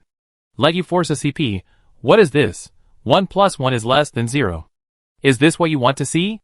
The United Nations came so timely, and with a common enemy, their cooperation is solid. Thanks for the heads of the United Nations. The Deputy Commander of the United Nations is amazing. Go to the next door and see. There are only 6 people from the United Nations who came to investigate. No matter how weak this temporary team is, it is impossible for them to be defeated by 6 people, right? One of them is a Deputy Commander. In the map, the strange temporary team is about to face Chunfeng and his men. There is only less than 200 meters left. Chapter 20. Chunfeng discovered the enemy's presence earlier than the enemy. She was lying on the ground and advancing stealthily. She was sensitive to sound and immediately gave a reminder to the team. Not long after the footsteps appeared, the approaching crowd could be seen. I don't know whether to say that this team of allies was not well coordinated or too arrogant. They came a little blatantly. Youth number 1 saw the shadowy team in the forest from a distance. He wanted to curse, but he didn't dare to speak out. He crawled back a little and hid his body. Several people lowered their voices and communicated in the team radio with breathy voices. Damn, there are so many people on the opposite side. There must be at least 20 of them? There are 2 sets of military uniforms. Am I blind? The First Army and the Second Army are actually holding hands? In order to target our UN, they have also made great sacrifices. I can't imagine how they can cooperate. The UN is really surrounded by enemies this time. Only Chunfeng remained silent. The number 1 youth glanced at her quietly, and found that she was calmly observing the enemy with a telescope. He couldn't help but said anxiously, "They are coming soon, Deputy Commander. They are obviously coming for our UN. Why don't you call for support? Too many people will easily cause chaos and quarrels, and will alert the enemy. 6 is just right." Chunfeng put down the telescope and brushed off the weeds on his chest, and I'm banned. Youth number 1 to 20, ? Can the Deputy Commander be banned? Youth number 2 asked, "Boss, what did you do? Why do you think it's my fault?" Chunfeng waved his hand. Everyone dispersed first. Several people immediately decided to retreat, but halfway through the climb, they found that Chunfeng had lit up several red circles on the map. Go! Number 6 was surprised. Aren't we going to run? Why run? If we run back home and close the door, they won't come over. Chunfeng said lightly, "They just want to ride on your head, so you'd better resist for the time being." "But there are only 6 of us." Several young people were dumbfounded then. "Then quickly, call the people who are guarding the house. Then the door is wide open. If they have a second team, they can bypass from the back and march straight in without any damage." Chunfeng comforted, 6 people are fine. We have the initiative advantage. The companions were not very clear about where this initiative advantage was specifically reflected. Is it the initiative to die voluntarily? Everyone felt confused, but still followed the instructions. Chunfeng raised the telescope to observe again. Approaching the junction of the camps, the temporary team also obviously slowed down.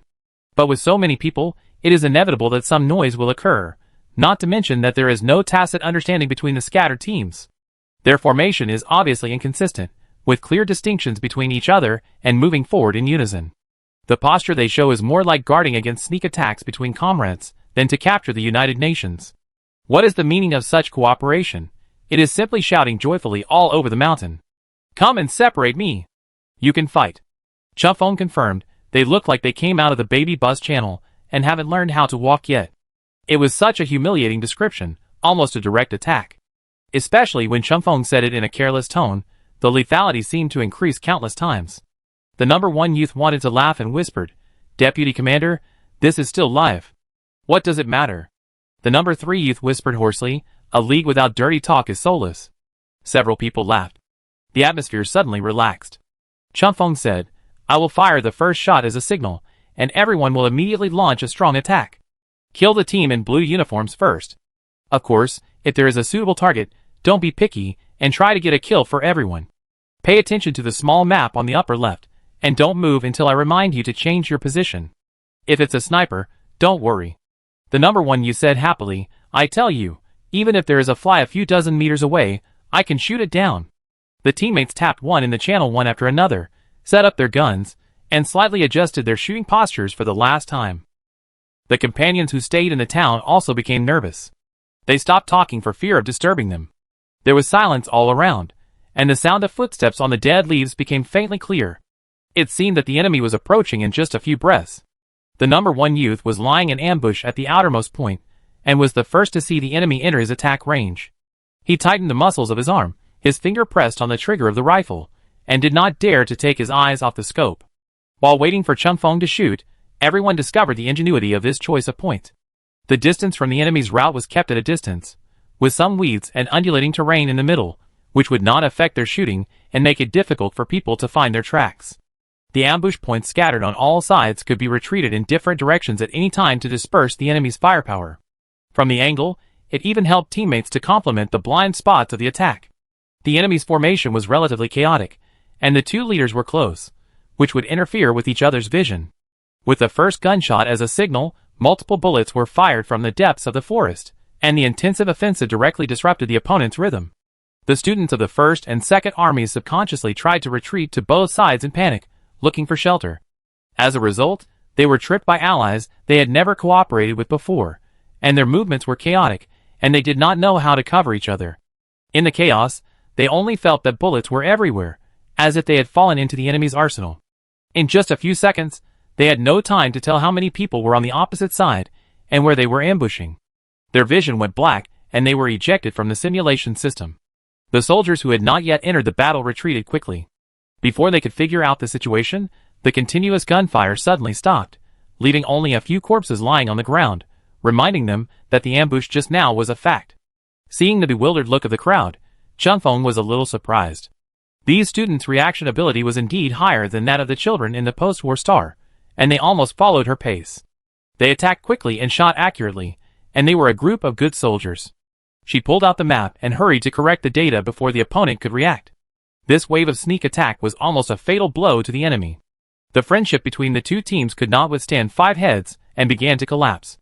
Especially after counting the casualties, it was found that 4 people died in the first army and only 1 person died in the second army. The teams quickly separated and started throwing dirty water at each other. "You are so cunning, just pushing our people out to get killed. Damn! You planned this all along, didn't you? You want to consume us.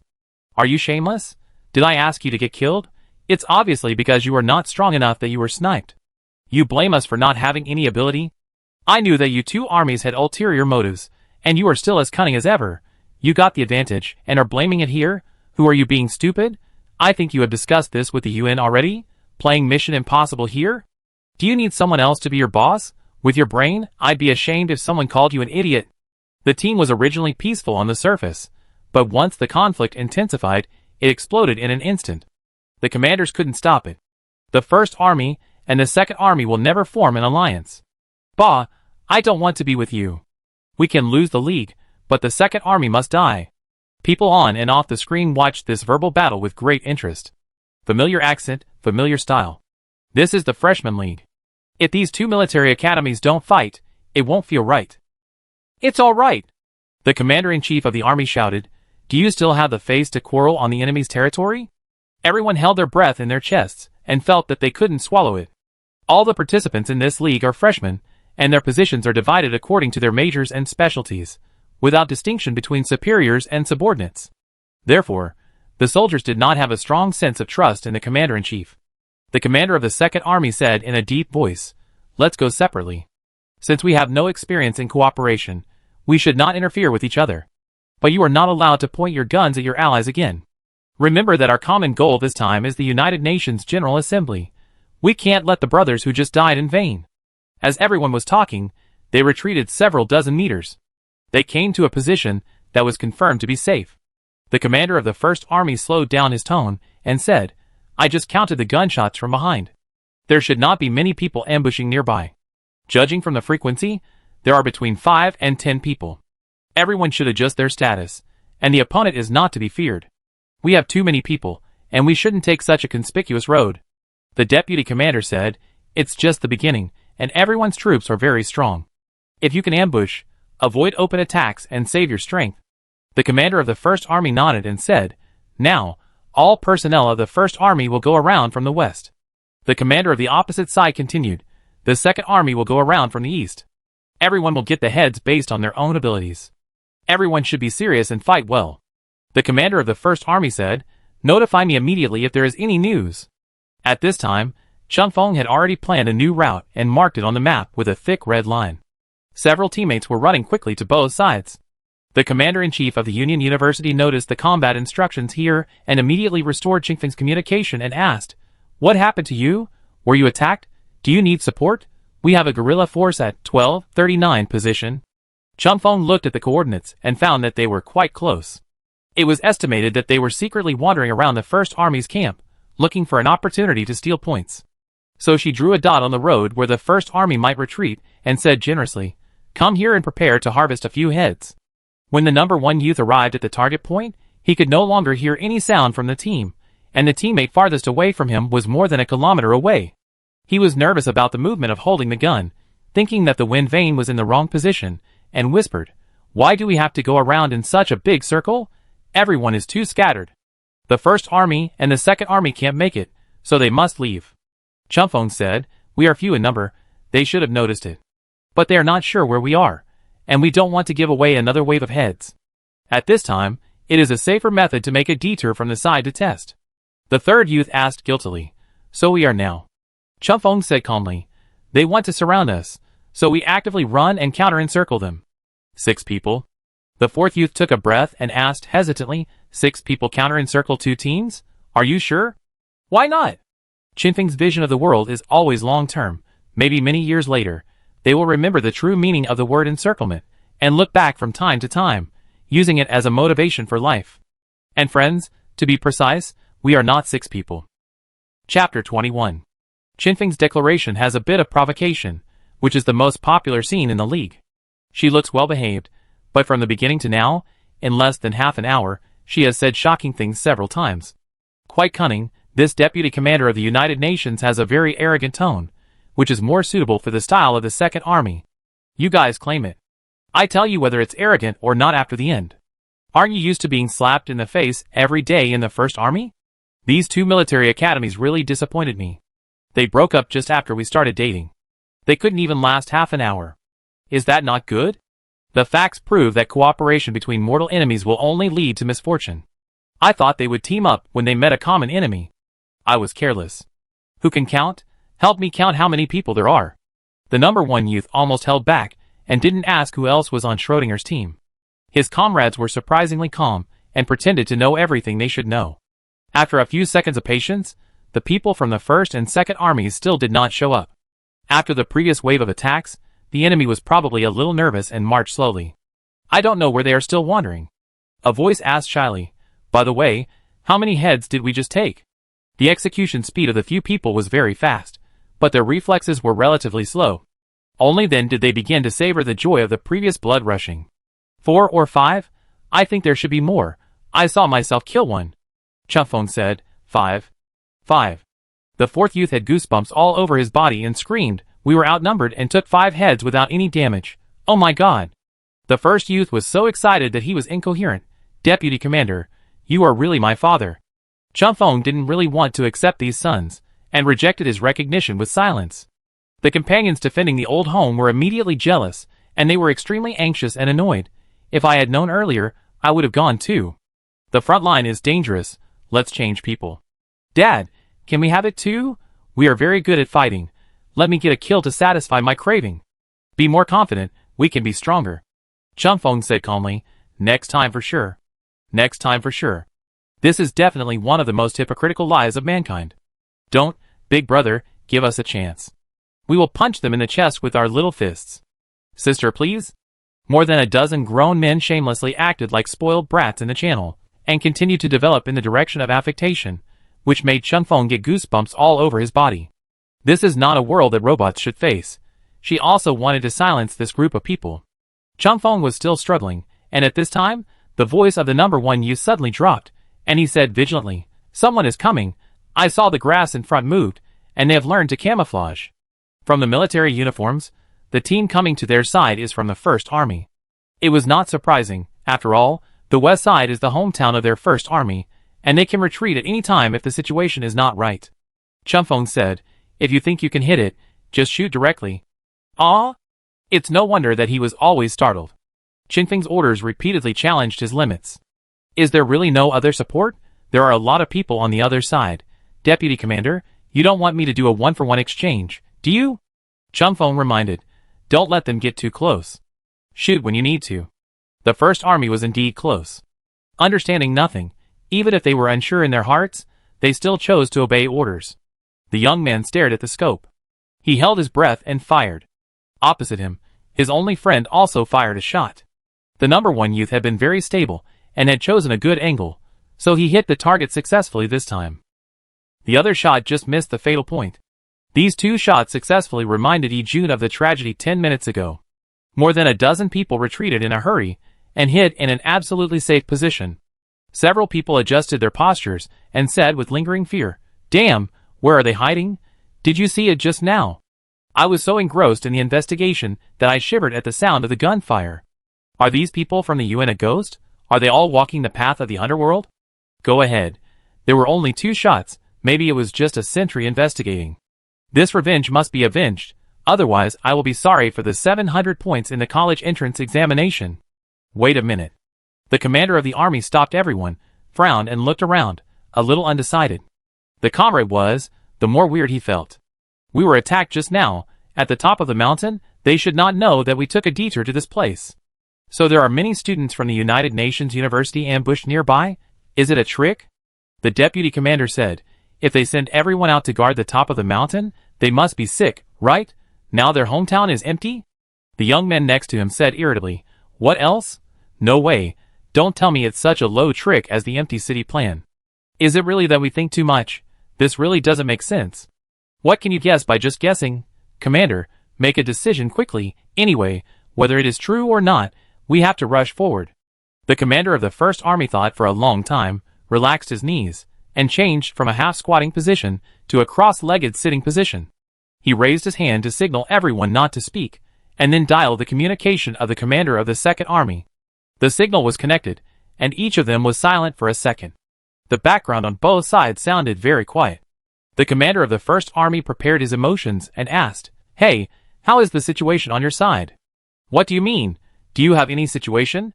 The commander of the First Army, everything is fine on our side, and we are about to connect with the defense point of the 3 routes of the university. How long do you have left? Do you want to attack together? You are so fast, we are only halfway there.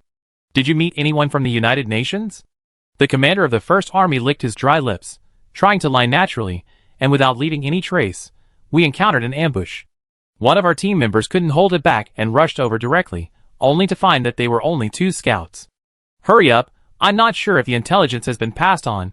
Don't wait for them to send someone to support you. The commander of the Second Army said perfunctorily, I know, don't rush me.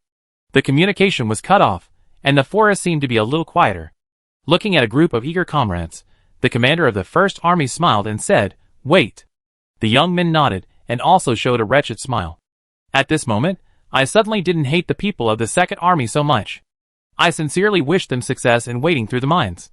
The ones who were more tormented than them were actually the members of the United Nations.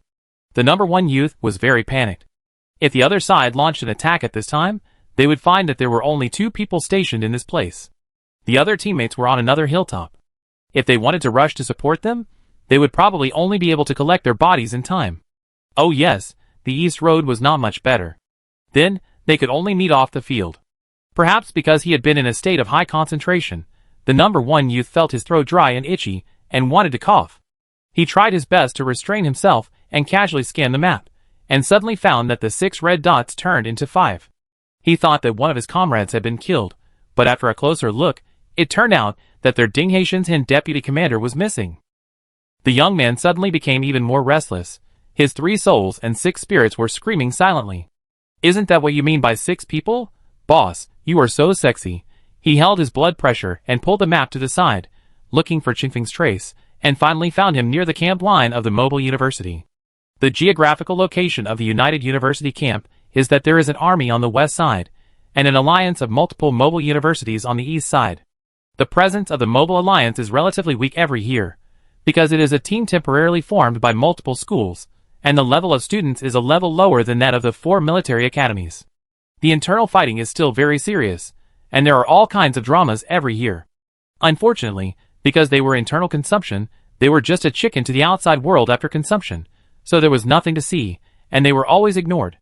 At this time, Chung Feng, leaning on a gun, hid behind a thick tree trunk, and asked the boys not far away, Friends, do you want to score points? Several people gathered together and whispered for a while, and the leading representative asked, Do you want to cooperate with us? I don't cooperate with you. I just ask you to score points. Chung Feng told the truth. There are too many people on the opposite side, and it's a bit difficult to finish fighting. We are responsible for attracting the line of fire in the front. How many heads you grab are yours. Don't miss this great opportunity. I can also share my map with you. The deputy commander on the other side thought hard for a while, still didn't dare to believe it, and his tone was full of disappointment in this complex society. You are all too evil. You are not here to trick the dog to kill again? Don't think too much. Chung Feng raised his hands, and a face emerged from behind the tree, saying innocently, Do you think I look like a liar? More than a dozen black gun muzzles were pointed directly at her. The freshman, who had tasted the bitter fruit of defeat, would not fall for her tricks. Chung Feng retreated immediately. Several sudden gunshots were heard in the air, and then they stopped quickly. It seemed that the 2 sides were fighting, but it also seemed that they were not. 116,172. Chung Feng said, We are responsible for leading them to this position. You attack from the small road on the right side of the main city entrance. You should be able to kill them by surprise. After she finished speaking, she bent her waist and returned along the original route. Her route was very strange. She kept staying in their blind spot, until she was far enough away, then she jumped and started to turn. A freshman wanted to take the opportunity to get a kill, but he couldn't find an absolutely safe angle, so he put his gun down again. The people around him have already started a heated discussion. Is she lying? It's terrible. After watching several leak videos, I can't tell the truth from lies. The sequelae are so serious. The situation of the United Nations is really serious this year. If they are rushed, will we be the next cannon fodder? It may also be that the opportunity to pick up the leak falls on us. If we rush out now, we might offend other camps. We are so weak that we can't handle it. The deputy commander said leisurely. In fact, it is better to be deceived and killed by the people of the United Nations than to be deceived and killed by our own people. One is to die with regrets, and the other is to sacrifice heroically. The feelings in the heart are very different. Everyone thought deeply and looked up. Damn, it makes sense. The deputy commander took the lead and rushed out. Run, brothers. If you are late, you will not be able to pick up the leak. The gunshots in the forest rang out again, accompanied by dense strafing and rampant weird laughter, but this time the identities of the two sides were reversed. The three freshmen of the United Nations University on the East Road fled in panic. Although Chunfeng drew a route for them to escape, they were still a little overwhelmed by the intense pressure of being pointed at their butts by a group of people with guns. Help! The third youth cried miserably. Deputy Commander, save me. I'm going to die. Fuck, why are they so determined to chase us? The first army was clearly delayed. The second army is a team of reckless men. Say it 10,000 times. Chapter 22. They may be the first team in this league to frantically ask the deputy commander for help. Going back a few games, such a scene probably has never appeared before. The players abandoned the dignity of individual soldiers, but the deputy commander's response was very dull. Chunfeng seemed to be in another calm world. The turmoil here had nothing to do with her, so even the encouragement was soft and slow, very careless. Hush! Hold on. Deputy Commander, you actually ran away alone. Let's call for reinforcements. After all, we are all members of the United Nations. I'm so exhausted from being chased that my adrenaline is out of balance. You might as well tell me if there is still a chance of survival. I can accept it. Is it useless for me to call you sister so many times? Chunfeng marked their escape route on the map with red bold lines. Everyone glanced at it and felt that she was secretly leading them in circles. But there was still some hope. The three young men shouted and ran, charging towards the target point. This kind of morale greatly influenced the comrades, who were several kilometers away. The number one youth felt that his neck was hanging under the blade, and he was so anxious that he had difficulty breathing. It is easy to burst out great potential under oppression. The three warriors attacked with all their strength for a few minutes. Not only did they not die under the pursuit of 20 people, but they even pulled the team of the second army a certain distance away. Just when they thought Chunfeng was using the terrain advantage to help them escape, a shining red arrow appeared on the map again, just a few hundred meters ahead of them. Okay, come here. This sentence is like the sound of nature. The three of them kept sprinting, and they had no energy to talk. They just quickly turned towards the position of the red arrow of hope. When they rushed past the target point, the three of them did not find anything different. The sound of their rapid breathing completely covered the movement in the nearby bushes, until the wanton and twisted laughter behind them was interrupted by the sound of gunfire, and turned into a series of curses. Damn it! Be careful of the ambush behind you. Fuck! The United Nations University has formed an alliance with the Mobile University. Shameless! In contrast, the Mobile University camp shouted in surprise. It's true. The highlight moment is here, brothers. We must not be the fifth this time. Pull down the second army. The three of them looked back with emotion. Don't stop. Chunfeng said, the Mobile University is killing indiscriminately. Everyone is just trying to grab points. The three of them were about to slow down their pace, and picked it up again, escaping from the melee with their last bit of perseverance. The people of the second army had been taken for a walk, and their fingers were still trembling. Facing the sudden gunfight, they were at a disadvantage and felt exhausted. Although the students of the Mobile University were not as good as those of the second army, they were cautious enough to worry that they would fall into Chingfeng's trap, so they called their brothers next door to help. The people of the two teams shouted at the same time, with great momentum, which completely suppressed the momentum of the second army. And with the advantage of numbers, they killed them and made them flee. Chunfeng mixed in the middle, and took advantage of the chaos to harvest points. Although her shooting skills were not accurate enough, they were not bad enough. Facing a large group of running lambs, she silently took 4 heads, stopped while she was ahead, and ran to meet up with her teammates. The commander of the First Army sat cross-legged on the ground, tapping his knees with his fingers. It had been too long, and he was a little suspicious whether the Second Army had already seen through his lies, and was deliberately leaving them alone. The teammates on the side were ready to move, with doubts on their faces. He took the pressure and called the Second Army for the third time. This time, the call was finally connected, but the other party didn't care about him at all. His hoarse throat was screaming, "Retreat! Return to the camp! Move in the direction of the camp! Support is coming! Mobile University, are you crazy? I advise you not to go too far." The dense gunfire in the background made everyone shudder. The commander of the First Army ran away without saying a word. A group of young people followed closely behind him. As soon as the team started to evacuate, the number 1 youth and his teammates, who were hiding in the cover, followed Qingfeng's instructions. They were guilty, and didn't dare to get too close. They just held their rifles, and fired 2 random shots to show their poor acting skills. This abnormal behavior of actively exposing themselves made the First Army more certain that there was an ambush ahead. "Don't worry about it," the deputy commander of the First Army said indignantly. "They are playing the pig and eating the tiger here. The UN General Assembly is really shameless. Why do they like to act so much? Is it fun? Who are you playing the fool? They are not shameless. They just have more than a dozen faces." Outrageous. The United Nations actually formed an alliance with the Mobile University. Isn't the Mobile University focused on internal fighting? How could they be convinced by them? Everyone looked back all the way, and when they could no longer see the pursuers behind them, they thought they were finally safe, so they breathed a sigh of relief and prepared to return to the camp to rest. The commander of the First Army said in fear. Fortunately, the Second Army went to clear the mines first. Is the United Nations not going to keep a low profile this time? Hee, if they win again, it will be 4 consecutive victories. Do they still have the qualifications to keep a low profile? They are too powerful. This won't work. The commander of the First Army was thinking about how to weaken the morale of the UN, when the nightmare-like gunshots exploded in the air again, accompanied by the splashing of mud not far away, and a new round of gunfights began. They spent the whole morning in suspicion. Before he could react, his body had subconsciously jumped to the side with the sound and switched to a fighting posture. Who is it again? The deputy commander looked closely, and found that the familiar UN guerrillas were blocking the way ahead, and he was so angry that he had a cerebral hemorrhage. Damn it! The ghosts are still there. A group of people felt that there were ambushes on every road they took. They were experiencing a real-life version of a ghost wall. It was totally unreasonable. They were forced to swear. Are your sneak attacks endless? Why are there so many people on the other side? You came out in full force at the beginning. Are you sick? The guerrillas of the UN were also confused. Are they crazy? What are they talking about? Hallucinations appeared at the beginning. It's pitiful. Send them off the field early, and go back to recuperate. Brothers, go! The battle was fierce, and the first and second teams almost showed their team spirit, with ferocious expressions and bloodshot eyes. The audience was very happy and excited.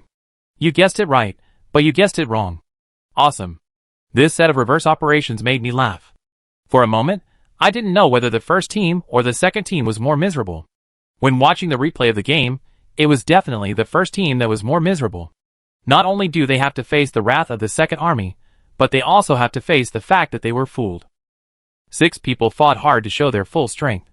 The deputy commander of the United Nations University is awesome, including that manual genius. How much salary will their admissions office get this year?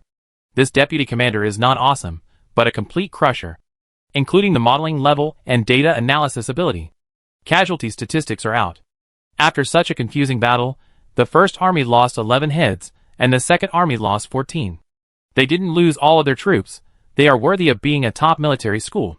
Brothers in distress hold hands. Whoever wins first is a dog. I am completely disappointed with this alliance of 2 idiots.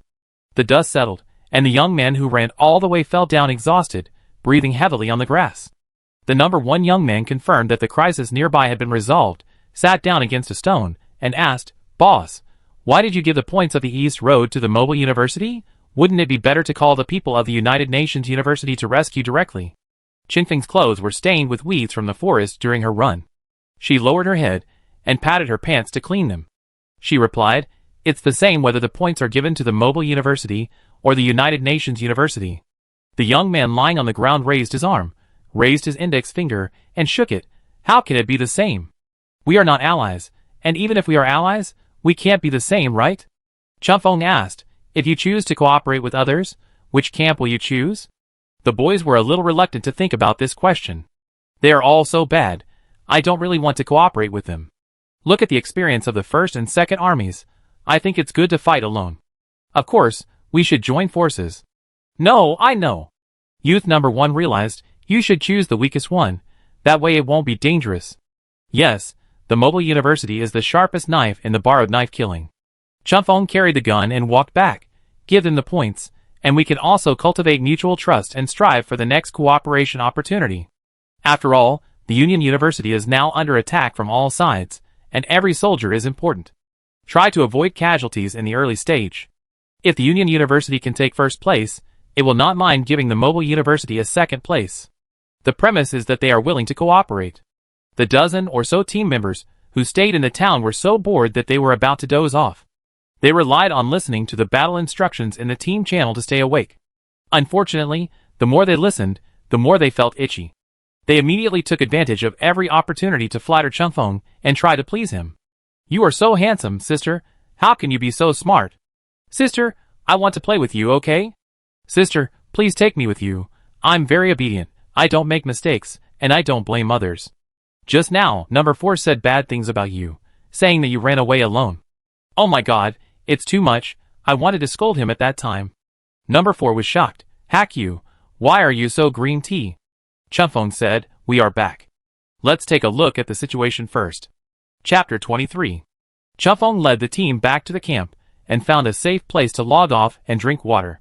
When he logged in again, number 1 was describing the battle in the forest to his companions in vivid detail, making several tall and muscular young men drool. They squatted on the ground with pitiful and yearning eyes. Chunfeng listened for a while and found that this brother had a talent for language. A bit like Jiang Linxia. The difference is that number 1 would chase her and keep calling her sister, while Jiang Linxia would only chase her and shout, I'm your dad. He.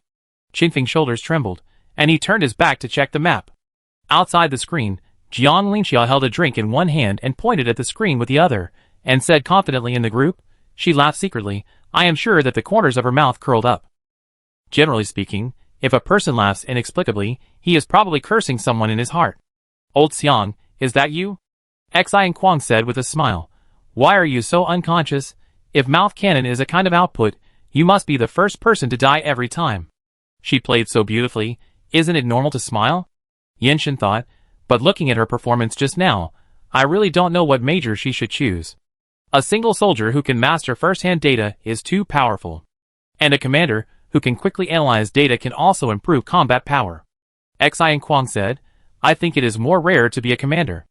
Jiang Linxia didn't play on the field, and I don't know why he was so proud. He crossed his legs and said leisurely, of course, the level of a data analyst is like a math problem. Poor students can't even understand the questions.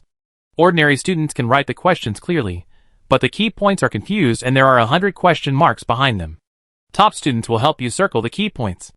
And the top-level deputy conductor, like Zhou Shizi, will not only list the scoring points for you, but also complete the entire problem-solving process.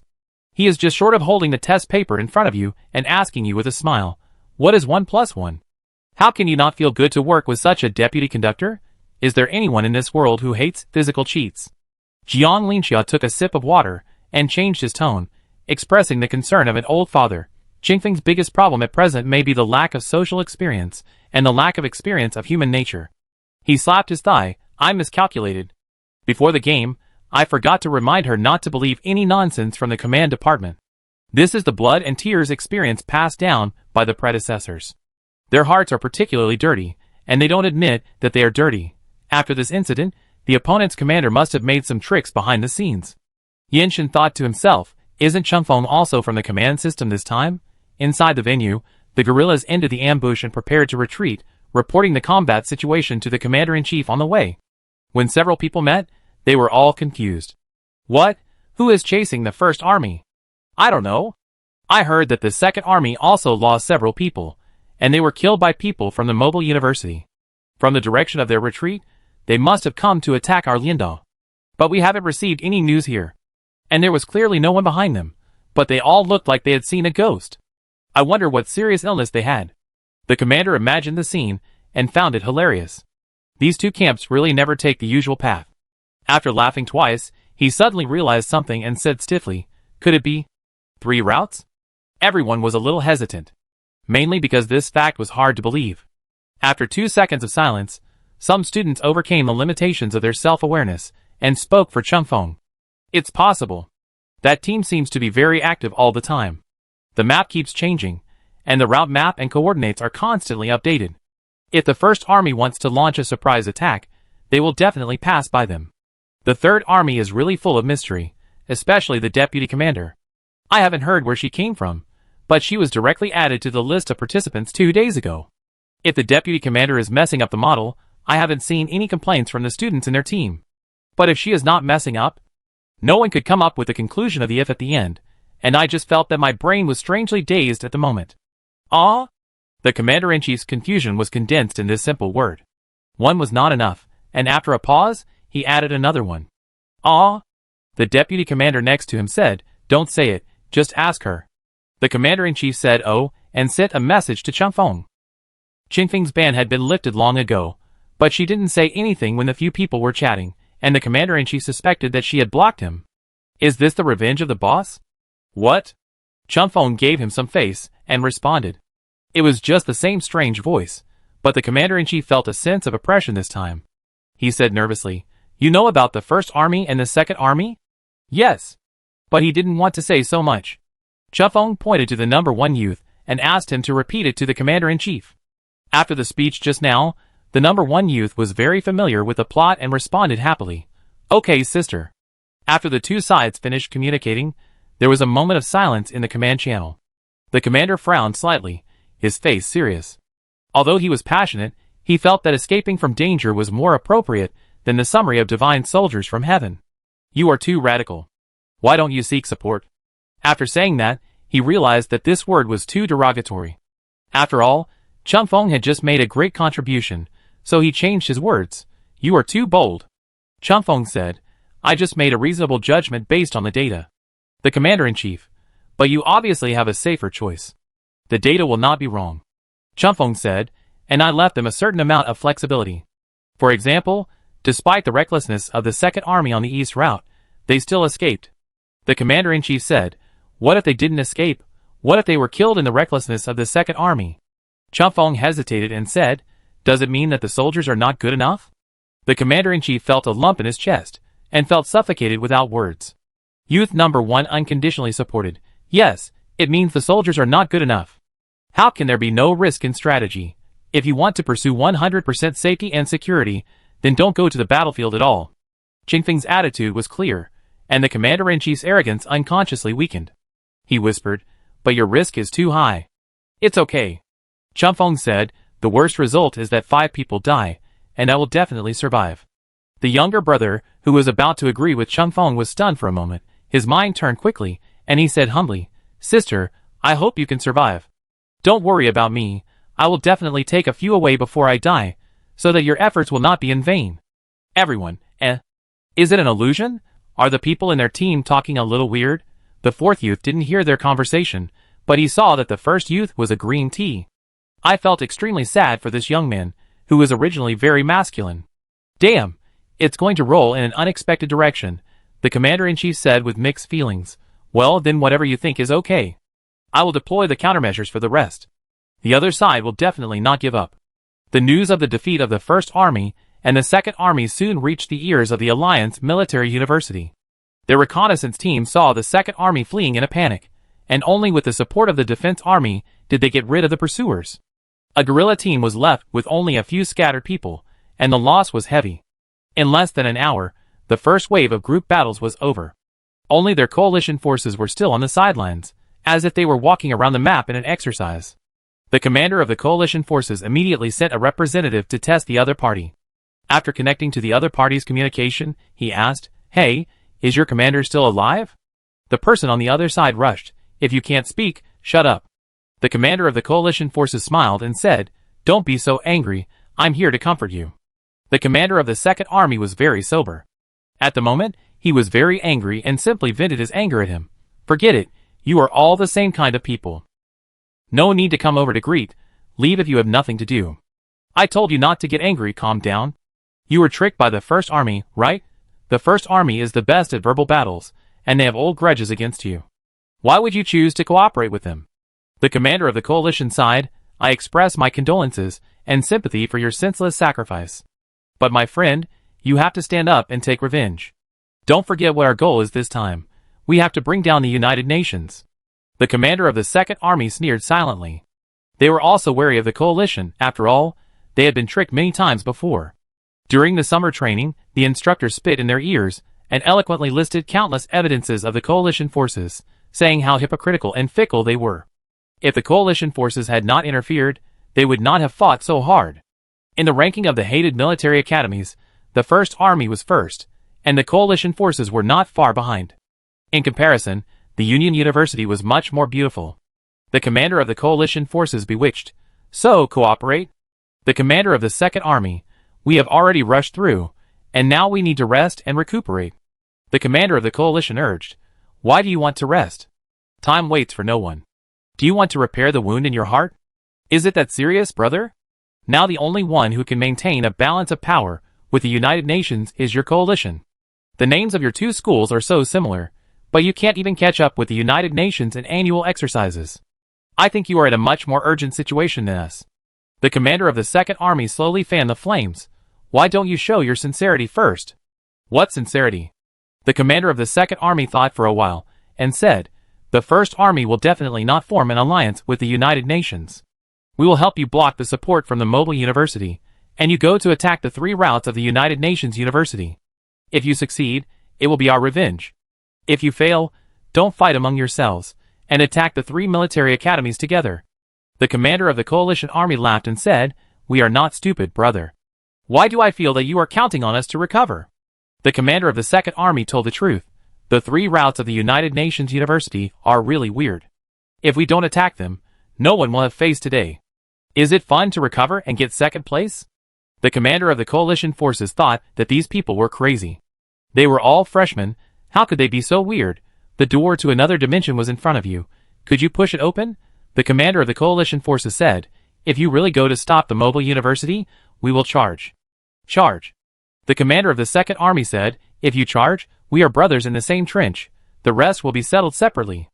After disconnecting the communication, the deputy commander of the coalition forces asked, Are you really going?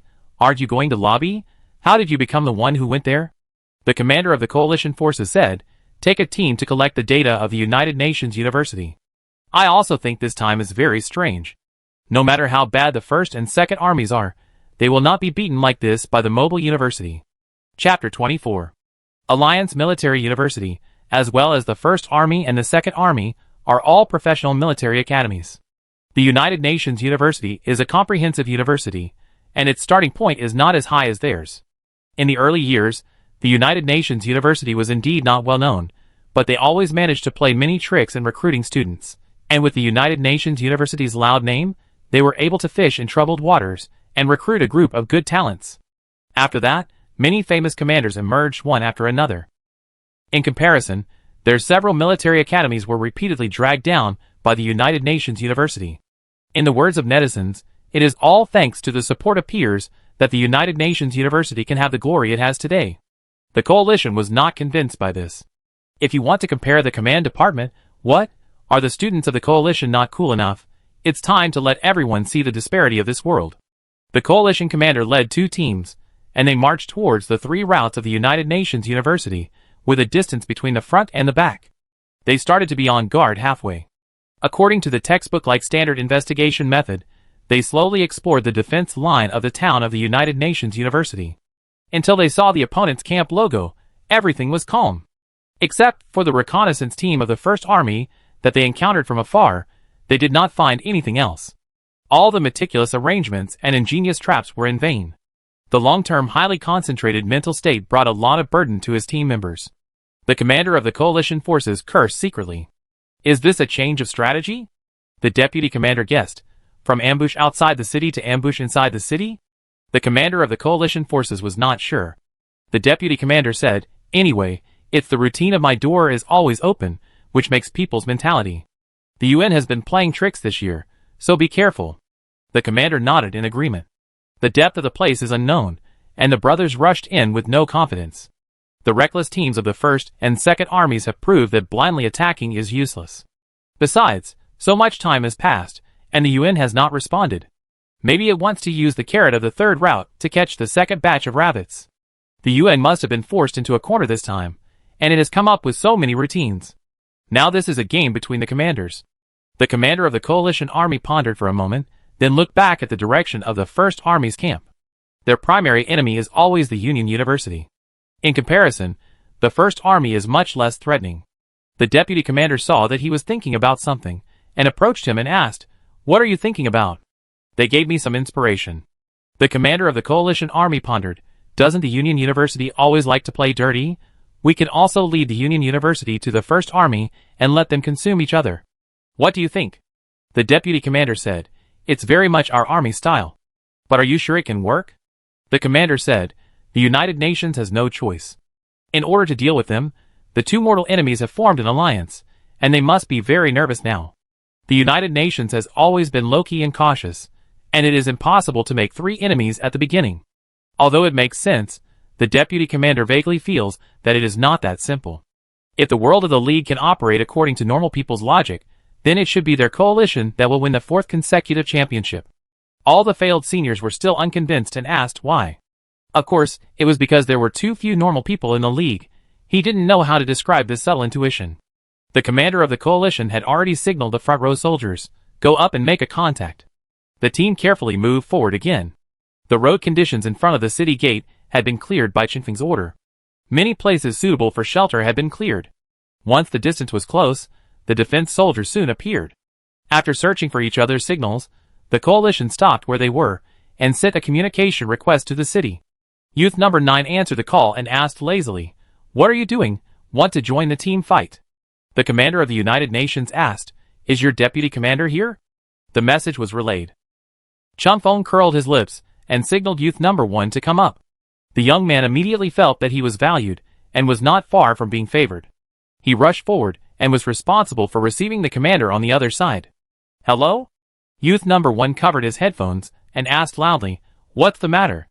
The commander of the coalition forces said in a calm voice, "I heard that the 1st Army and the 2nd Army have formed an alliance and launched a general attack against you." Youth number 1 said nonchalantly, "Yeah, what's wrong?"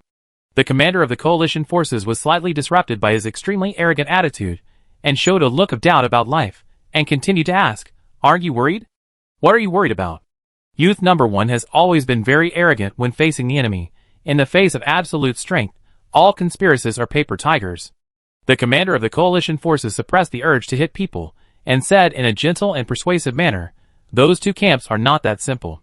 We underestimated the enemy for the first time, and we can't suffer losses again and again. I heard that you won a great victory, but there must be losses, right? Can you withstand the continuous consumption of the 2 military academies?" "No, there are no losses." The number 1 youth was unhappy and asked, "Hey, so what are you doing here? Are you here to speak harshly on their behalf?" The commander of the coalition forces spoke with force. "Of course we want to cooperate with you." The number 1 youth aimed at Chunfeng. Chunfeng put his gun on his back, and gave him 2 hints in words. "The people haven't shown up yet, but the team has already been pulled outside the city. Is this your sincerity? Want to force a sale? Then I, the Alliance University, will not be a concubine." The number 1 youth maintained a rampant attitude and walked towards the city gate. "And your coalition army is a well-known troublemaker. How do I know which direction you will stir? Why didn't you go to the Data Army this year?" The commander of the coalition army said helplessly, "The 1st Army and the 2nd Army have already formed an alliance this year. My camp is sandwiched between them. Do you think I am safe? Besides, my goal is to win the championship, and I will definitely target all the camps on the field that have an advantage over me." Youth number 1, "Oh." Commander of the coalition, "What do you mean by oh?" Youth number 1 climbed to a high place and looked out. "Where are you? Stand up and take a walk. I'm here to talk to you seriously." Commander of the coalition was a little angry. "As long as we can weaken a team in the 1st or 2nd Army, we will disband. Otherwise you will be the most dangerous target on the field. There is a vicious neighbor living next to you who is eyeing you covetously. Can you rest assured? The mobile university is a mess and can't take care of itself. Can it cooperate? Your only choice now is us. I'm not begging you." Young man number 1 seemed to waver, and asked in a softer tone, "How do you want to cooperate?" The commander of the coalition twitched his lips, and said calmly, You send out a team, and we also send out a team, and start to break through from the first army. As long as the number of people in the early stage is consumed, the gap will be widened quickly. He added, I know that you people in the United Nations are also smart people, and you are good at command. I believe that our cooperation will be much more compatible than the first and second armies. But I hope I can be the main commander. The number 1 youth struggled a little and said, You come up first. Let me see your team. The coalition commander, we can't get too close. After all, we don't trust you yet. I let our people go down. You can contact them. The number 1 youth said, The commander-in-chief must be on the scene. If you want to take command, at least show your face. The coalition commander said, I am on the scene. After this sentence, the number 1 youth did not get any new hints and fell silent. I could only look at the small map in the upper right corner to see where Changfeng was. Unable to bear the shameless youths in the team, in order to show fairness, Changfeng took the 13 soldiers who stayed in the city in the morning and went out, detouring from the side and at a safer angle. After approaching the coalition team, the others stopped, and Changfeng stepped forward alone and waved his hand. The commander of the coalition put on a kind face and shouted, We all need to cooperate, so there is no need to be so alert, right? How can we discuss tactics at such a long distance? How can we cooperate? He said this, but he hid himself tightly behind the tree trunk. Changfeng looked around and asked, Who is your commander? Come out and see. I'm out. The commander of the coalition hesitated, looked at the people around him, and decided to say hello quickly and then retreat. The danger should not be great. He popped his head out with a smile, and before he found Changfeng's position, he felt a sharp gaze piercing him. The young man turned his eyes subconsciously, and caught a slender figure, and the muzzle of the gun raised high in the opponent's hand. In an instant, his instinct to evade was stretched to the extreme, but his legs seemed to be fixed on the ground, unable to catch up with the speed of his brain. The opponent's bullet was faster than his movement. Without even a half-second of hesitation, it directly split the dull air in the forest and flew towards him. 2/3 of his body was exposed. The young man imagined that the opponent's shooting skills were not accurate enough due to the pursuit of speed, and would miss his vital points, hit the tree trunk, or pass by him. However, Cheng's luck was good this time. The bullet deviated a little, but still hit his shoulder, causing him to fall back uncontrollably, completely losing the ability to resist. The second shot that followed directly sent him out of the simulation system. The faint aftertaste still remained in the wind, and Changfeng broke away with one blow and turned around and ran. The coalition forces were at a loss, and did not react for a long time. They lost their commander-in-chief, and were disconnected from this world for 2 seconds. After successfully connecting, they did not know whether to shout, Revenge for the commander-in-chief, or, The other side is crazy, let's retreat quickly. This fully shows that, in addition to being good at muddying the waters, the coalition forces really do not have their own unique fighting style. The number 1 youth who witnessed everything was shocked and said, You just killed him like that? Changfeng said indifferently, Yeah. But I think what he said makes sense. The young man said in a hoarse voice, The United Nations is attacked from all sides, and if it offends another coalition force, what can we do? Changfeng asked, Don't you have reason when you lie? How do you know he is lying? Changfeng quickly asked back, How do you know it's not? So rely on yourself. Changfeng encouraged him, Stand up. Youth number 1, ? He half understood. So you were going to lie to them from the beginning? I didn't lie to them. Changfeng corrected, I didn't lie. And how can the world of robots be called a lie? Robots can only be called patterns. The public channel of the coalition forces was full of panic shouting and questioning, and some people shouted the commander's name loudly, as if he was really dead. The pressure on the deputy commander's shoulders suddenly increased. But he was a pure data analyst, and was not good at coordinating the overall situation. After a brief self-doubt, he decided to evacuate first. Anyway, no matter what he did, it was better than standing there.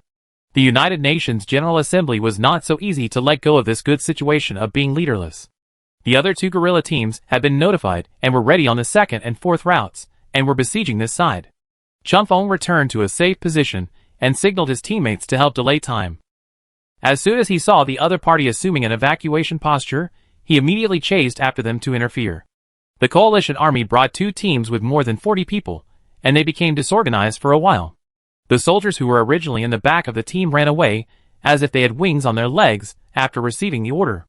The soldiers in the front row could not find a safe evacuation route, and were forced to stay by Changfeng and his men, and did not dare to move easily. Seeing that there were fewer and fewer comrades on the map, He became extremely irritated. When the two guerrillas arrived, the huge numerical advantage directly achieved a comprehensive crushing, and all the soldiers who could not escape were killed by the guns of the coalition. Chapter 25. The coalition suffered heavy losses in this melee, but the worst loss was not the loss of nearly one team. The coalition commander analyzed the situation in a vain manner, and finally successfully sent his own head away. This news, which could be published in the Sanyao Annual Sand Sculpture News Rankings, quickly spread to several major camps, greatly comforting the commander of the Second Army, who was still heartbroken in the defeat. Only common experiences can create a solid alliance. The more tragic the alliance, the stronger the relationship. From now on, the coalition army is his family. So this time, the commander of the Second Army took the initiative to extend an olive branch to his family. The remnants of the coalition army, who returned in a panic, were lining up at the entrance of the camp. The deputy commander was busy counting casualties, stabilizing the morale of the army, and electing a new commander-in-chief. He had no time to care about the people of the Second Army, who were laughing at him. I sympathize. The commander of the Second Army said it very sincerely, and nodded vigorously while speaking loudly. This is not what I want to see. This sentence is a bit hypocritical. At least he should have restrained his smile first. He stepped forward and patted the deputy commander of the coalition forces on the shoulder, grinning and saying, "I understand how you feel. I empathize with you." The half-smiley expression was funny and full of irony. The deputy commander of the coalition forces could no longer bear it and shouted, "Get out! I'm busy now." The commander of the Second Army became more serious and said seriously, "I have reminded you that the 3 routes of the United Nations are particularly weird. Why are you still thinking of taking the ordinary route?" The deputy commander thought to himself, "Can that be called an ordinary route?" Then he changed his mind and thought that shamelessness is really an ordinary route for the United Nations. His face turned even darker. Netizens watched the camera slowly sweep across the still young faces of the coalition members, unable to relate to their joys and sorrows, and laughed loudly in the comment area. I don't know how the United Nations won 3 consecutive games, but I think I understand how the coalition usually loses. The coalition instructors should tell them not to be too confident. Not everyone will give them a face. I have been a doctor for many years, and now I dare to diagnose. Patients die because they are too cunning. This little girl from the United University is great. She has a very accurate judgment of the situation, and is decisive in making decisions. The important thing is that everyone in her team trusts her, and doesn't do anything tricky. Nonsense. Which military academy doesn't admire the strong? Am I the only one who thinks this is completely out of control? The United University itself is the target of everyone's attention. Now that the 3 camps have been offended, and the mobile university is an uncontrollable entity, can they withstand the anger of the entire map? You also said that the United University itself is the target of hatred. So what, if you kiss, hug and lift up the coalition forces, they will let you go? What are you dreaming about? If you live for a while, you will be wiped out. If you act recklessly, you will live forever. You in charge. While they were joking, the new commander of the coalition forces came out, and the First Army also joined their communication channel. As expected, the 3 camps began to cooperate. The commander of the Second Army suddenly spoke in an official tone. This incident has taught us a painful lesson and made us more united. The UN is so overbearing, there will be no good results. Let's put an end to his arrogance together. Fuck. The commander of the First Army couldn't help but curse. He really didn't want to pay attention to him, so he forced to change the subject. Everyone stopped testing each other. If you continue to test, the United Nations will play us like monkeys. Each camp sends out 50 people, and we and the coalition army will start the attack from 1 road. The Second Army will harass from 5 roads, while guarding against the rescue of the mobile university. It is necessary to separate the combat power of the United Nations and tear down their defense line. After entering the opponent's camp, if you are anxious and can't get the head, give priority to destroying the opponent's city construction, killing NPCs, and destroying various supplies. The coalition had no objection. The Second Army sounded disadvantaged, but after the last internal split, they had some psychological trauma about cooperation and preferred to act alone. They readily agreed to this arrangement. The commander of the First Army, then choose someone. It's getting late. The 3 members of the United Nations were cleaning the battlefield, collecting the weapons and bullets from the bodies, and putting them in the supply box. Chunfeng asked them to take off the other party's coat. The clothes were stained with stains, red and gray, and had the logo of the coalition, which made several people disgusted. But thinking that this might be an important pass to compete for Chunfeng's pendant, he still acted quickly. Youth number 1 asked, Are you going to steal their wardrobes and enter their military camps? What are you thinking? Chung Fong was sometimes amazed by their brain circuits. Guess what the difference is between you and them? What could it be? Youth number 1 said confidently, I'm a good actor. I was the face of our school's cultural evening in high school. Chung Fong was silent for a while and said, oh. It seems that there is no positive correlation between acting skills and IQ. After packing up everything, everyone returned to the safe zone. Several young people who were still interested asked in the channel, what should we do next? Continue to wait. The schedule is almost halfway through, and there are still only small-scale conflicts. I feel that the progress of this year's league is a bit slow. Chung Fong said, it will be soon. The opponent will definitely come to encircle and suppress. The number 1 youth said arrogantly, I am not afraid of encirclement and suppression. The first and second armies are just that kind of stuff. Chung Fong shook his head. This time I'm serious. The command channel has already exploded. 5 minutes ago, the soldier in charge of reconnaissance informed the camp of the opponent's 150-man expeditionary force, and the channel fell into a gloomy cloud. Although this was expected by everyone, no one expected it to come so soon. In this wave of encirclement and suppression, even if the United Nations can fight to the death and make the opponent pay a heavy price, it is more likely that they will be kicked out of the championship. What should I do? Our morale is high now. Should we strike first? Eliminating a camp can at least earn some points, which is better than sitting and waiting for death. Which camp is so easy for you to eliminate? No, I think we should call back all the soldiers now to strengthen the city's defense. What's the point of having high morale if we find that our hometown is lost after returning? The style of the United Nations has always been low-key and roundabout. If it continues like this, let alone winning consecutive championships, it will be difficult to maintain the top 3. Don't always think about winning consecutive championships. It's too difficult. Just relax and do your best. The commander-in-chief felt a mountain of pressure on his head, and even the wind that blew past him carried a weight of shock. He was unable to breathe due to the noise of the crowd, and he had to pretend to be calm and comfort them. No matter how he comforted himself, if the 3 consecutive championships of the United Nations University really ended in his hands, he would definitely shoulder the responsibility that could not be shirked. For the next 4 years, he just wanted to live under a different name. The commander-in-chief scanned the team channel list and somehow named a name. That. Sanlu, what do you think? Chung Fong was a little surprised that he would ask her. After all, the commander-in-chief seemed to disagree with her fighting style. She gave her best solution truthfully. Call the players back and try your best to defend. It's impossible to maintain the advantage all the time. Are you not going to fight for the gold medal? The teammate said regretfully. Anyway, the United University has won 3 consecutive championships. If we lose this time, it will be too embarrassing. We didn't take the initiative from the beginning, and we were not strong. If this game ends like this, the reputation of the United University picking up leaks will never be washed away. I mean the derogatory one. Will the instructor kill us? Chung Fong saw that they were all dejected and didn't understand what he meant, so he said anxiously, I didn't say we should give up the championship. The commander-in-chief was confused.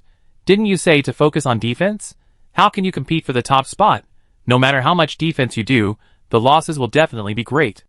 I think the low-keyness that the United Nations relied on to win several times is not the so-called low-key presence in the literal sense, but the low-keyness of keeping your points and casualties consistent with other camps, or slightly lower, so that you don't seem to pose a threat. Chung Fong said, a gentleman hides his ability and waits for the right time to act.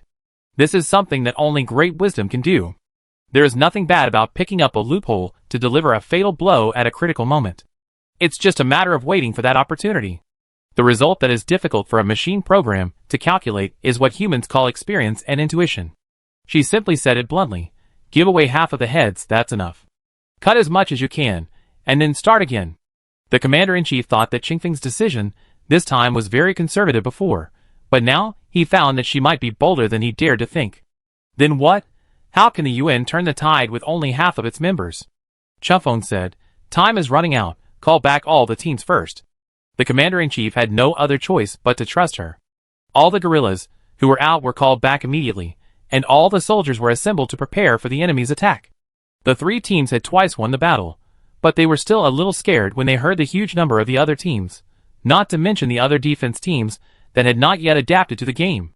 The number 1 youth had been listening to Qingfeng's words, and his mood continued to be low. When she calmed down, he asked, are we going to die too? Sacrifice is necessary. Qinfeng's tone seemed to be talking about a very ordinary little thing. The General Assembly needs to be low-key. The number 1 youth hesitated and finally said in a low voice, "But I don't want to die, and I don't want to see others die." Qinfeng said puzzledly, "This is just a game. The so-called death is just a string of data. What is there to think about? Of course, victory is the most important. Because we are comrades." The number 1 youth said. Qinfeng stopped his fingers on the map, slowly raised his head, and turned towards him. She looked thoughtful and puzzled. She stared at the other person and repeated uncertainly, "Comrades? Aren't we?" Youth number 1 said loudly and firmly, "Of course we are. We just worked together for so long." Qinfeng murmured thoughtfully, "Comrades." Youth number 1 question mark. The brother next to him said in fear, "Sister, are you okay?" Qinfeng took a deep breath. His eyes and expression became firm, raised his hand, and gave them a thumbs up. In the eyes of the players, who could not hide their surprise, he showed the most sincere smile of the game. "Ah?"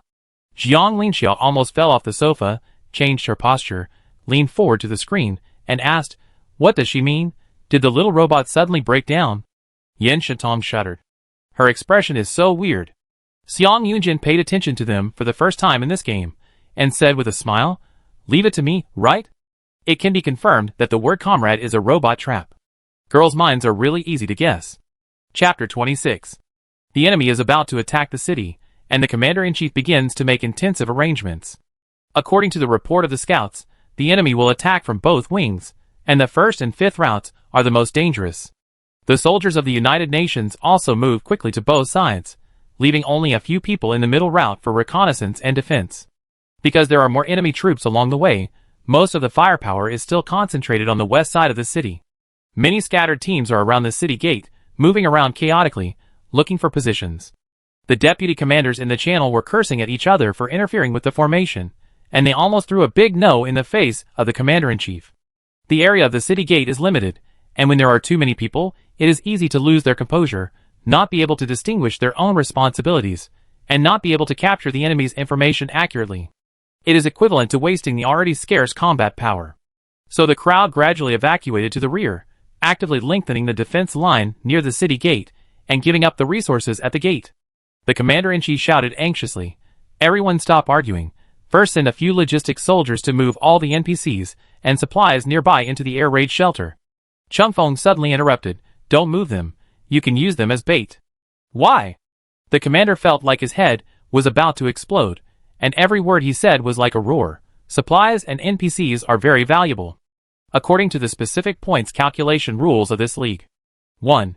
In the camp confrontation module, you can get 3 points for each player killed, and 1 point will be deducted for each comrade killed. 2. In the city guard module, the starting score is 500. Among them, the completeness of the city building complex starts at 200 points, and the number of NPCs and supplies starts at 300 points. The system automatically calculates the points deducted for the integrity of the city complex. Each unit of NPC or supplies is calculated as half a point. Because this league does not involve weapons of mass destruction, generally speaking, the final score of the building complex will not be deducted too much, but when the total score of NPC and supplies is less than 50, the camp guard mission will be directly declared a failure. To be precise, the points for defending the city are actually more considerable than those for killing players. The 3 teams gathered to attack the United Nations, and they must have preferred the NPCs and supplies that gave away points to the military academy students who would resist and dodge. Qinfeng said, "What we need to do now is to reduce the points, not to resist stubbornly. Compared to NPCs and supplies, comrades are more important. This is the only way to retain the capital for a comeback in the later stage." When she said comrades, she emphasized it. Unfortunately, the channel was too noisy, and the commander-in-chief didn't hear her point at all. The mixed signals made the commander-in-chief feel that his brain was divided into many pieces. He immediately withdrew the previous order and came to argue with Qinfeng. "But we have to ensure the minimum city construction rate. I make sure of it." Qinfeng's calmness at this moment was like a pin in a storm. "I take the people from my team with me. You can transfer a few people to the 3rd lane to defend the city." The commander-in-chief asked, "What are you going to do?" Qinfeng said, "To score points." The commander-in-chief took a second to think, and then completely gave up trying to guess Qinfeng's brain circuits. He was so anxious about the matter at hand that he said, "Okay, you go ahead." Qinfeng asked again, "Give me 2 more small motorcycles." They were also short of effective means of transportation, but the commander-in-chief still allocated 2 vehicles from the elite team to Chunfeng. Chunfeng took advantage of his free time to study the map of the road nearby, corrected some data for them with the real-life pictures, and helped them adjust the positions of the 2 teams. When conditions were sufficient, she preferred high-frequency and long-distance attacks. Teammates supported each other, and the defense network was safer. Just accept certain losses. When the commander saw the overstepping authority model with her name on it, he took a breath and said nothing, overriding the original data. Chunfeng secretly exclaimed, "He has become smarter." The commander asked loudly, "Do you need anything else?" Chunfeng said, "No more." The commander, "Then you arrange it yourself." Chunfeng called the team together and wanted to select 2 people who were good at driving. Unexpectedly, the number 1 youth raised his hand again. "To be honest," he said modestly, "I was the car king of our school when I was in high school. Whether it's speed or cornering, I've never lost." Chunfeng asked in surprise, "Why?" Just as the number 1 youth was about to continue boasting, Chunfeng added the second half of the sentence, "Why do you have to learn so many useless skills?" Number 1 youth, ? "Are you going too far?" Chunfeng quickly changed the subject. "Let's divide the work. This time everyone has a huge responsibility. Whether we can win depends on whether you can keep up with the pace." Everyone's face was solemn, schwa. They stood in military posture, with their heads held high, waiting for Chunfeng's arrangements. The sunlight near noon cast a row of neat long shadows on the deserted street. The interaction between light and dark seemed to give these immature young people a bit of the fearless and solemn posture of soldiers. Chunfeng picked up the rifle in his hand and raised it forward. "Charge, victory belongs to us." Gunshots rang out in 2 places, and the United Nations was facing the most serious crisis of the game.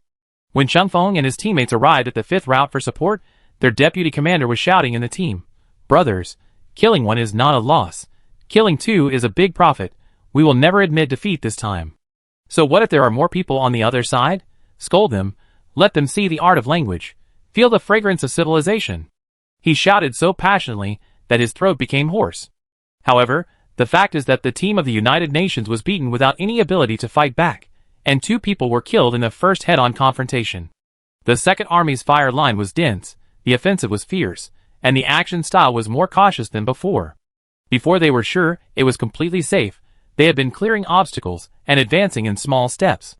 They couldn't find loopholes. If they continued like this, they would only have 2 choices, to fight hard or to retreat. The deputy commander was about to inspire the blood of the people, but he found Chunfeng coming and almost cried, "Oh my God, there are finally reinforcements." He looked behind Chunfeng, and the surprise faded halfway, and he said in confusion, "Why is there only half a team?" Chunfeng said, "The other half went to other places to score points." The deputy commander of the 5th route suddenly felt devastated. "Including you, we only have about 30 people in total. How can we stop the Second Army? Are you here to get killed?" Chunfeng couldn't hear clearly in the hail of bullets. She waved her hand. "If you can't stop them, don't stop them, let them in. Everyone, please retreat to the red safe zone."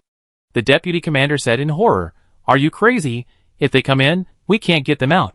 There are few people in the 5th route, and there is no defense inside." Chunfeng took the lead and ran 2 steps, comforting, "We have reinforcements. Let the people enter the city first, and then close the gate. The 3 camps must be defeated one by one, otherwise it will never end." The deputy commander glanced at the map, thinking how could the United Nations get extra support? Chunfeng's action was faster than his reaction, and in a blink of an eye, he had already drawn the retreat route. The deputy commander saw her fingers that were almost out of the shadow, and decided to keep silent in surprise. The rules of the military department are very simple: whoever is capable will go, and whoever is strong will be the father. This is a little ancestor. The United Nations did not have an advantageous defense line, and as soon as the retreat momentum appeared, it was immediately captured by the Second Army. Under the strong suppression of the fire line, the performance of the United Nations could be described as 1,000 miles of collapse. The crowd no longer cared about the number of heads or counterattacks. In order to ensure their own safety, they just ran wildly along the red route in the model. After a while, the team was completely scattered. After the victorious Second Army entered the United Nations camp, it did not encounter any obstacles. It tested the streets of the city for a while, and then burst into an incredible cry and began to destroy crazily. The deputy commander stared at the number of supplies on the panel that dropped sharply, and asked anxiously again and again, "Where is the support?" Feng then pressed the communicator and said slowly, "I contact you now." Deputy Commander ? Hello? It was still the familiar opening line, a warm greeting. Are you trying to score points? The person on the other side said regretfully, "I'm sorry, your UNGA is in a mess right now, so we won't get involved.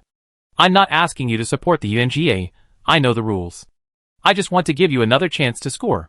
Feng said generously, "The Second Army sent a large number of soldiers to attack our UNGA, and the defense of our own camp will definitely become weak.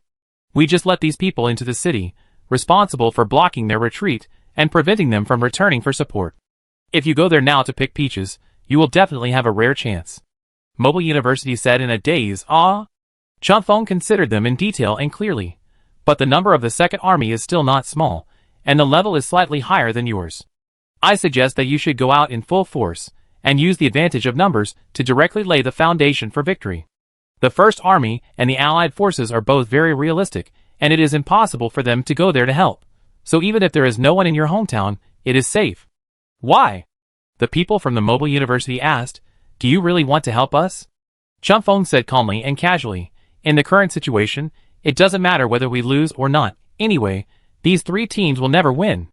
If I have to choose, then it's still your Mobile University, at least it looks good. How about it? The chance to pick up the bargain is given to you. Do you want it?" The people of the Mobile University really understand this feeling. After all, they themselves are keen on separation and infighting. The greatest joy of the League is built on the pain of allies. Moreover, no one can resist the brilliance of picking up leaks, especially their camp that has always been at the bottom. Anyway, there is no room for retreat, so why are you afraid of taking risks? Mobile University was already tempted, and finally struggled. "Can you really intercept the Second Army?" "Yes." "What's the benefit of deceiving you?" Feng encouraged, "If it doesn't work, you can leave a small group of people to be responsible for investigation. The Second Army is so close to the Mobile University camp, if something goes wrong, they will come back quickly to help. The time can't be delayed any longer. The United Nations is already in danger." The Mobile University pondered for a moment, and said, "Okay, sister, I believe you. I have watched several competition videos, and this is the first time I feel the integrity in you. Don't worry, we will definitely avenge the United Nations, and we will have a happy cooperation." Feng was speechless. In the first wave of impact, the Mobile University actually lost 4 people, one of whom was quietly taken away by Feng. She responded vaguely, "Happy cooperation?" Chapter 27. The Second Army entered the camp of the United Nations, as if they were in an empty space. Wandering NPCs and randomly placed supply boxes can be seen all over the street. There are almost piles of points wandering in front of them, like golden rain, which makes them unable to wake up.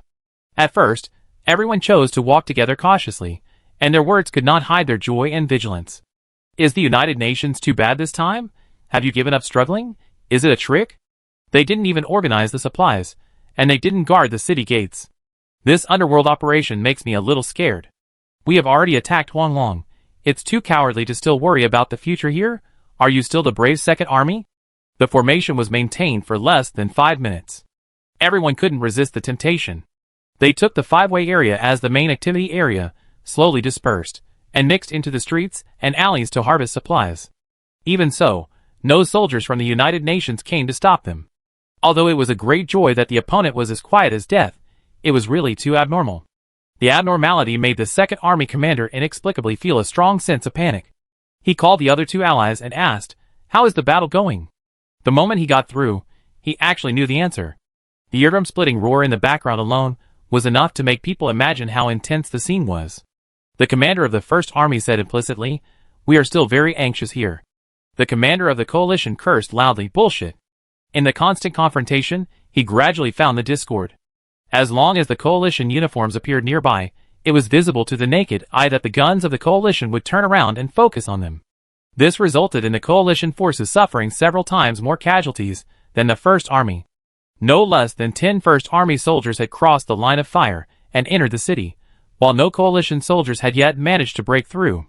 The coalition commander told himself to control his temper, but today's series of setbacks and obvious unfair treatment made him unable to calm down. He could only angrily say, "Hack you! Why did the Union University only attack us?" The First Army commander said, "Maybe it's because you just offended them." The commander of the coalition forces now disliked his allies, and said in a gruff voice, Who offended whom? They directly sniped our commander-in-chief, and there was no casualty. Calm down. The Second Army showed extraordinary intelligence when they stood by and watched. This is obviously trying to sow discord between our teams. We are already plastic, so let's be more tolerant of each other.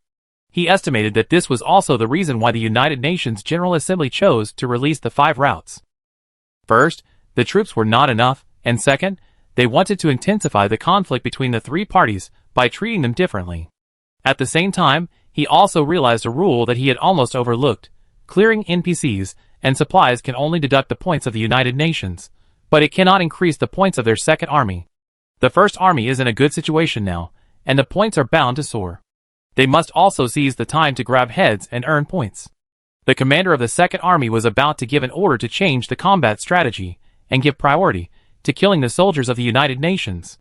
Before he could choose the right words, a chaotic shout came from the headset. "Commander, our hometown was stolen. Damn! The mobile university is coming. There are so many people. It looks like it should be full." The commander of the Second Army was startled and shouted, "Gather! Everyone, gather quickly." Before the crowd began to gather, the sound of shooting rang out one after another. The soldiers of the United Nations University, who had been missing, suddenly jumped out like ghosts, lurking in the hidden places of the streets, and attacked the exposed Second Army. The commander of the Second Army felt that the wind was full of bullets flying towards him. He shouted and threw himself towards the electric pole on the street with his head in his hands. After catching his breath, he reminded his brothers to stop the action and be careful of sneak attacks. He was about to guide the team members to avoid danger through the map, but his ears moved and he heard the roar of the throttle approaching rapidly from an unknown distance.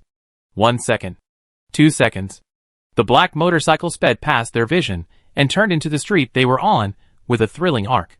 The tires rubbed against the ground and produced faint sparks, and it took an extremely coquettish curve. The body of the car tilted and was about to fall, but it was forcibly straightened. The commander of the Second Army raised his gun, but before he could catch the enemy's sight, 2 bullets came at him one after another. One grazed his face, and the other hit his shoulder. The soldier next to him hurried over and blocked him with his body to cover his retreat. The commander squatted on the ground, kicked his legs hard, and hid in a shop on the street in a panic. The other 2 soldiers followed in, and put their guns on the window to protect his safety. If a commander of the Second Army also died, and was killed by the same person, he would lose face. Choose a good day, and jump off the rooftop hand in hand with the coalition forces. The motorcycle was still galloping back and forth on the street. Chunfeng stood on the back seat of the car, so thin that he looked like he would be blown down by the wind at any time, but his 2 feet hooked on the base, and his upper body remained very stable. Carrying a gun on his shoulder, he looked so arrogant and said in the wind, "Come and go as you please. You came into our home ground without asking us if we agree or not." The commander of the Second Army observed the figures outside through the broken glass window, and was shocked by the decisiveness of the other side's 2 shots, and did not dare to show his head easily. Seeing that the person on the other side didn't respond, youth number 1 took the initiative to flatter, "Sister, you have a very accurate shooting skill. Should I drive slower?" Chunfeng patted his shoulder and expressed satisfaction with his speed. "No, just try to drive at a steady speed." "Sister, your stability is really good." Youth number 1's compliments became more and more skillful, and he blurted out without thinking, "I heard that the stability of the chicken head is also very strong." Chunfeng? Youth number 4 had enough of this gang, and finally got the chance, without giving number 1 any time to make up, and shouted loudly in a deep voice, "Oh my God, this is too much. What kind of person is this? I only feel sorry for my sister but won't say that she looks like a chicken head." The voice was too loud and spread all over the small map without the need for a communicator. Chunfeng already knew that he was hiding in the east window, on the 2nd floor of the building opposite him. The friends of the Second Army also knew about it. The commander of the Second Army held down his disabled left hand and asked sincerely, "Did the United Nations recruit a lot of psychopaths this year?" The soldier next to him said dryly, "It's hard to say. Don't geniuses have some serious illnesses?" "What you said? Do you think I'm sick? If you're talking about narcissism, then it looks like I am." "Get lost." The commander of the Second Army gritted his teeth and said to the channel, "We can't go back for the time being. You guys try your best to resist." "I can't resist, Commander. The other side is completely messed up. They are shooting indiscriminately. They look like a group of desperate criminals. They are all crazy. Who can handle this? The mobile university is wreaking havoc in the Second Army's camp." They already had the advantage in numbers, and the soldiers in the front row rushed forward like crazy, making the teammates behind them step on their bodies to move forward. Just short of putting up a slogan, 1 for 1 is a profit on the surface. They knew that the opportunity for the four camps to check and consume each other would never come again, and every second was extremely precious. Once the United Nations was breached, they would definitely be the next. Before that, what kind of battle they could play determined the direction of the normal game. This was the closest time for the Mobile University to the championship, and the desire for success made them condense unprecedented unity. The commander-in-chief of the Second Army was not in the camp, and the Mobile University came too suddenly. For a while, the Second Army camp was one-sided. 15 minutes later, the name of the Alliance University camp turned red, indicating that their city defense points were on the verge of the limit and the dungeon was about to end. The commander of the Second Army, who still failed to break out of the siege, breathed a sigh of relief. Although he didn't know their specific points, the Alliance University's 4 consecutive championships should be hopeless, which relieved his pressure to some extent. However, he soon realized what it meant to have a change of fortune. 5 minutes later, the name of the Second Military University of the Alliance also turned red. The whole city was like a swarm of locusts, with debris and corpses everywhere. The soldiers of the Mobile University received the news, cheered and shouted, and rushed out of the Second Army camp like victorious bandits. Half of them returned to their hometowns to defend, and the other half continued to attack the coalition forces next door. The people of the Second Army held back their anger, and were filled with murderous intent, wanting to find the people of the Mobile University to fight to the death. The commander-in-chief's brain remained clear, and his tone became very calm at this moment, encouraging, "There is still a chance. Brothers, don't give up. Follow the coalition army to replenish blood, grab some supplies, kill a few heads, and you can still struggle again. Don't forget that the United Nations University turned the tables several times." When the soldiers heard this, they suddenly felt that there was some truth. They picked up their guns neatly, followed the Mobile University's buttocks, and rushed to the coalition camp together. Although there were a group of people guarding the coalition camp, they also knew that the Second Army next door was fighting hard with the Mobile University. They were still laughing at it as if it had nothing to do with them in the last second, but they didn't expect that the war would burn into their own door in the blink of an eye. A three-way melee is a little more complicated than a two-army battle. In order to vent, the Second Army transferred their hatred to the Allied forces, treating them like enemies, and fighting them fiercely. In cooperation with the Suicide Squad of the Mobile University, they attacked with invincible power. The Allied soldiers cursed and reported the battle situation here to their commander-in-chief, urging him to give up the United Nations and come back to take charge of the overall situation. These bastards are untrustworthy. They actually came here to score points. The Second Army has almost come out in full force. Should we go directly to their hometown to clean up and send them out? You want to die with the Second Army? I don't think it's worth it. Why? They don't deserve it. Commander-in-Chief, you've been tricked. I don't think the First Army is a good person. Be careful that they turn against us first and kill 4 in a row. They are the strongest on the field now. The coalition forces were originally targeted by the United Nations. Most of the 50-man team had already been sacrificed. When they heard the news that their hometown was attacked by the Allies, they received a lot of negative emotions, and their mentality was completely unbalanced. They signaled their teammates to stop attacking and cursed, "Damn! What do you all mean? You think our coalition forces are easy to bully, right?" The commander of the First Army listened to him mumbling the whole time and got angry, and cursed. "What does it have to do with us? You just found out what kind of people the Second Army is today. Aim your guns at one point. Don't fire everywhere." As soon as he finished speaking, the scout's report came from the earphone of the commander of the First Army. "Commander, several coalition soldiers have been circling outside our camp, and they look malicious. The coalition forces are almost gone. We have to be careful of their counterattack. The First Army has a great advantage now. Let's focus on one camp first to prevent them from reviving." The First Army commander was about to question his allies' meaning when several soldiers in the Second Army's uniforms rushed out of the city. They joined the United Army team and pointed their guns at them. The United Army sneered and said, "Okay, the 2 red-named camps are united now? A wise man is a wise man. I don't understand why you are still cooperating with the First Army. Aren't you afraid of being stabbed back?" The number 1 youth, who changed his vest, taunted with a smirk, "Be careful, my friend." The already fragile relationship between the First Army and the Allied forces was completely broken because of suspicion. The General Commander of the United Nations General Assembly raised his voice and sarcastically said, "Are you stupid, Allied forces? Look at the current situation of your team. The next red name will be you. You are still here to consume us. Do you really want to give the championship to the First Army? How come I didn't know that you like to make wedding clothes for others so much? The number one youth shouted slogans passionately and led the rhythm. Proletarians of the world, unite. The red names need unity. The commander of the First Army realized that the situation was not right, and the sirens in his mind sounded loudly. He clenched his fists and found that his palms were full of slippery sweat stains. He smelled something bad from the 2 seconds of silence on the public channel, and almost shouted at the same time as the commander of the coalition forces, "Retreat!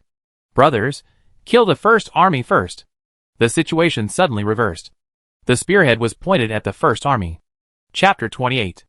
Another internal conflict among the 3 military academy alliances. A familiar scene, a familiar direction, and even familiar slogans. The First Army must die. They are simply using us. Are you idiots? Have you grown brains? At this time, points are the most realistic, and all those nice words are gone. The people of the Alliance Military University are already desperate to kill. But they lost a lot of soldiers in the previous battle, and their hometown is suffering from the joint attack of the Second Army and the Mobile University. They can't withdraw extra manpower. Now, if they want to bite back the First Army, they can only rely on the Alliance University. You and you? The flat-headed young man shouted.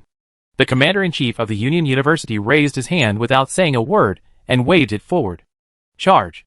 The deep and hoarse voice resounded in everyone's ears. After being suppressed by the 3 forces for too long, the students of the Union University were full of anger. Following the sound of the horn, they launched a vigorous charge and started the first wave of counterattack today. More than 30 people survived the First Army's expeditionary team. In this chaotic retreat, they really experienced what it meant to be defeated like a mountain. The 2 mad dogs behind were biting wildly with their arms swinging, and the soldiers behind were constantly being killed. The commander stared at the number of heads falling rapidly, not daring to stop for a moment, and could only shout in the team with blood in his mouth, "Run faster! Don't think about counterattack. There are more people on the other side. The soldiers in the camp are ready to support the defense."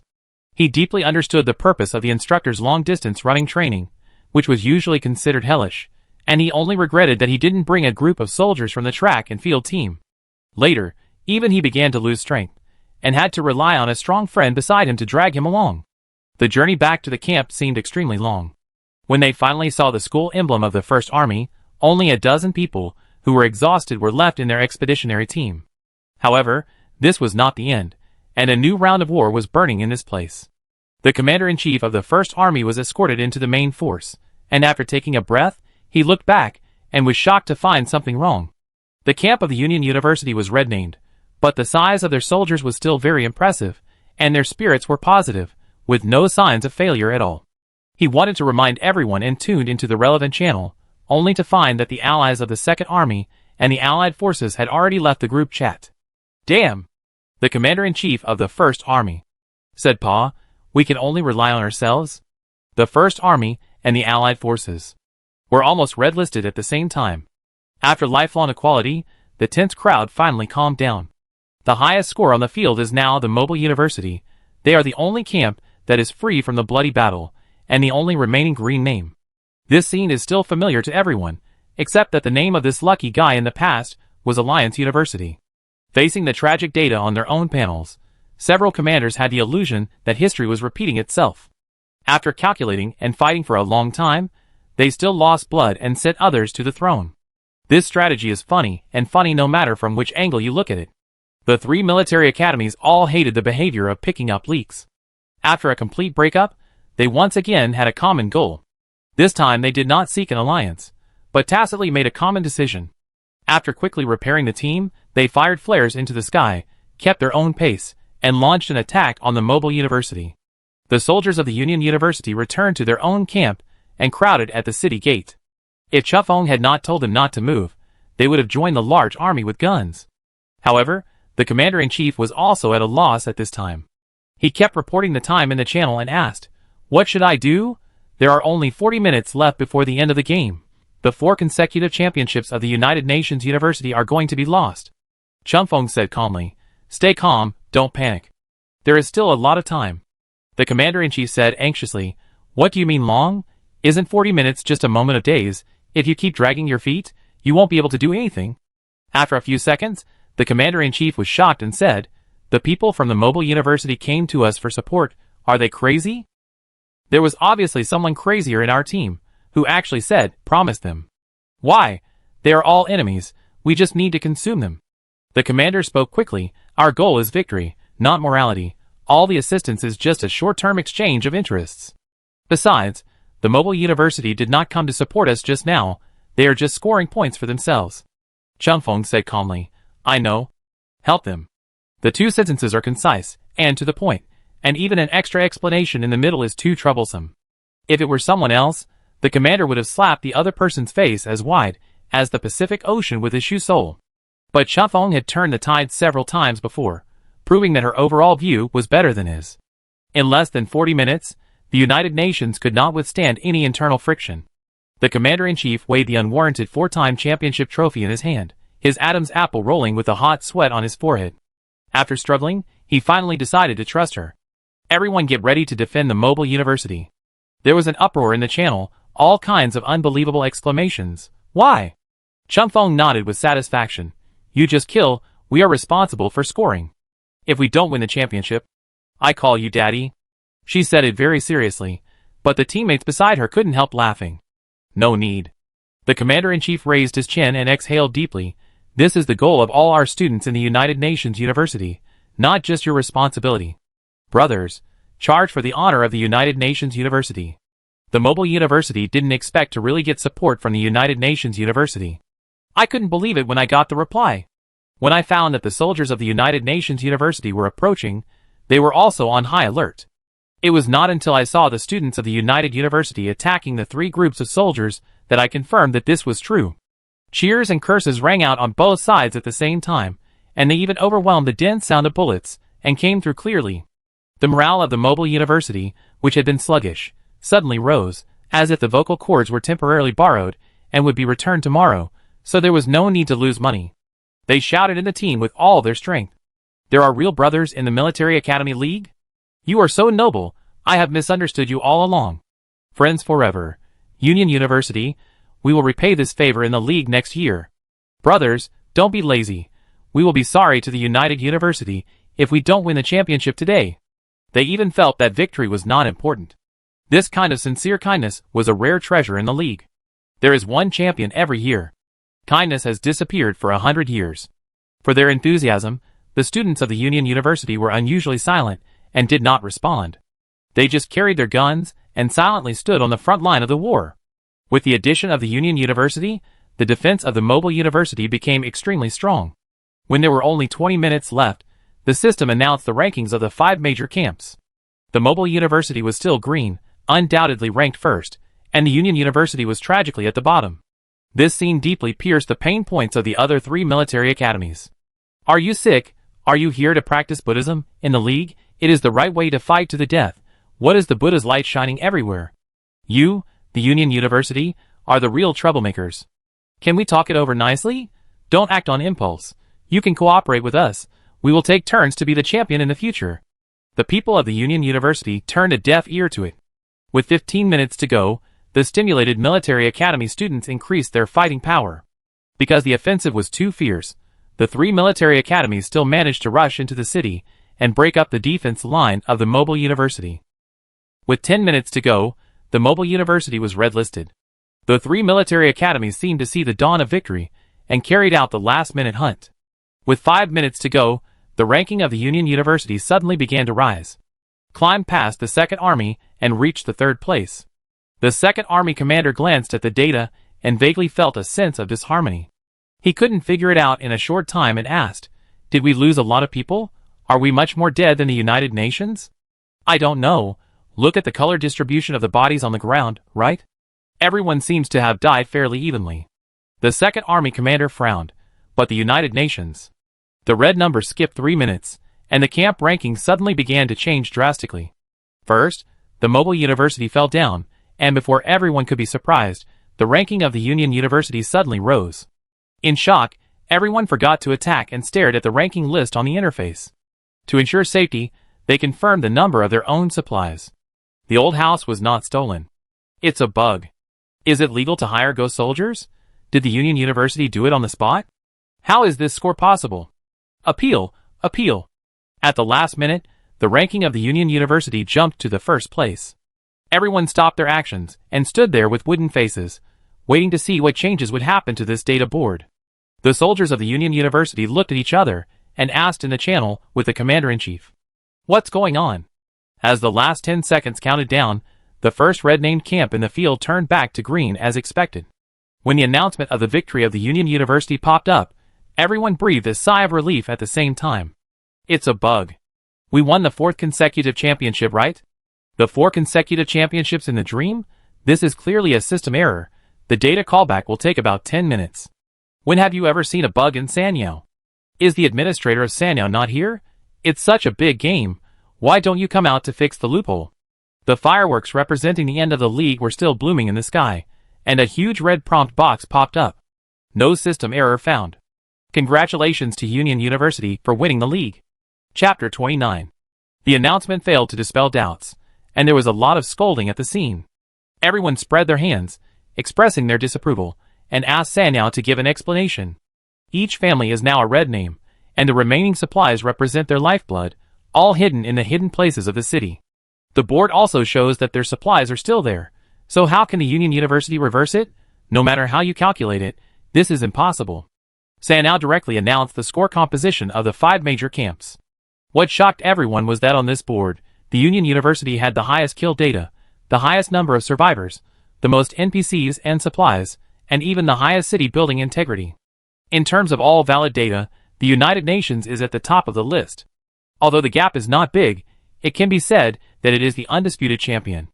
The students immediately cursed even more fiercely, pointing fingers at the sky and the ground. Anyway, the system is everywhere. What the hell are the NPCs and supplies? Changing the data so blatantly. Isn't this a bug? Programmer, have you donated your eyes and brains? The first red name was the United Nations, and you told me that they were far ahead? Did the programmers of Sanyao not wake up tonight? Even sleepwalking can't come up with such data. When students from 4 military academies talk nonsense together, I believe no one can stand it. After all, they are professionals. Sanyao quickly handled the complaint letter in the background and gave a reply. It is recommended to watch the replay yourself. Seeing Sanyao's tough attitude, the students of the United Nations University realized belatedly that their 4 consecutive championships were secured. The commander-in-chief almost cried with joy, tightly grasped the arms of the people around him, and bent down in exhaustion. I thought that the honor of the 3 sessions of the United Nations University would end in his hands, but I didn't expect that he would create new history in the end. At this moment, his hands and feet were weak, his brain was blank, and he was filled with some kind of indescribable excitement, which made his muscles tremble slightly. Then, he clenched his fist and roared. The sound awakened all the freshmen, who were still in a daze. The young people in every corner of the city raised their arms in response, making meaningless shouts, and cheering for the victory of the game. At this time, the comment area of the live broadcast room was even more noisy. When Chunfeng used different treatment to widen the gap between the 3 armies, and caused them to have internal conflicts, the atmosphere was still very harmonious. Netizens were joking and said that they would not dare to believe the black materials of each army in the future. Who knows who you are when you put on a vest? Even in the UN Internal Invigilation Group, some people joked that this little robot had a good understanding of human nature. The choice of this wave of alienation was not in her hands at all, and everyone had to follow her script. This is the highest level of alienation. The most convincing reason is always the immediate interests. The promised benefits may not be fulfilled, and 2 people who are not close to each other cannot rely on each other, but the actual loss of interests is a knife hanging over their heads, and no one can escape unscathed. Very characteristic of our army. Everything is characteristic of your army. Come on, I'm telling you, even Chunfeng may not be from your army. Then the camera turned and switched to the remaining half of Chunfeng's missing team. This group of people did not participate in the city defense. In the case of extreme shortage of manpower, they rode away on a motorcycle and disappeared. Everyone almost forgot their existence. In the split shot, it can be clearly seen that this half of the team was actually moving their own NPCs and supplies, moving them out of the camp from the edge of the map like ants moving, and hiding in the depths of the mountain road near the mobile university. At this time, the 2nd Army was trapped in the area of the 5th Road and could not escape, while the 1st Army and the Allied Army were entangled and consumed on the edge of the road. The scattered soldiers who attacked the city did destroy some NPCs and supply boxes, but there was still a small batch of city points, which were moved out by the United Nations as insurance, and were only moved back near the end of the game. Since the three armies did not communicate these detailed data at all, no one noticed anything wrong, and they all thought that the United Nations red name was due to the Allies' cooperation in the war. Even if we check privately, it is difficult to get accurate data because of the small number and the fire in the hometown. No wonder the United Nations University wants to support the mobile university. Their main forces are distributed on this defense line close to the United Nations University. Even during the melee, these people were secretly fishing in troubled waters and smuggling supplies from the mobile university. That's why the name of the Alliance University camp turned green at the last moment, and the blood was replenished too much. Netizens therefore think that the United Nations University's victory was not smart enough, or it can be said to be a bit wretched. The ultimate goal of the League is to assess the quality of students, right? Can soldiers treat civilians like objects? Is this kind of atmosphere easy to encourage? Is this a loophole in the rules? Don't get ahead of yourself. NPCs in the game are definitely not as important as teammates. Don't make excuses if you lose. Although the trophy is heavy, the League can still hold it up. All the first places in the ranking show that they are suppressed by strength. They only counterattacked in the last 5 minutes. You tell me that it is a suppression of strength. How much money did the United Nations give you for the Navy? Is the army poor? The people from the mobile university shouted behind him, "You are my brother," and the brother went straight into his house to take things. I hope this family relationship will last forever. Whoever lets go first is a dog. The mobile university is so naive that they still believe that there is true love in the League. Oh, sorry, there is indeed, from themselves. Everyone generally thinks that the United Nations can win purely because of good luck, and the light of picking up leaks is too strong, and the final reversal at the card point has deepened their concept. If there is a slight accident, and any camp discovers their tricks, the Union University will be defeated. Until the first system analysis post appeared on the official forum of Sanyo. The data of the Rookie League is out. Let me talk about it slowly. Stop scolding, take the layman to watch the fun and recognize the father by the way. In fact, the direction of the game can be seen from the beginning of the three-army joint attack. The focus of everyone's attention is fundamentally distorted. The key to the victory of the Union University is not whether it is wretched or not, whether it is kidnapping or not, but the suppression of strength.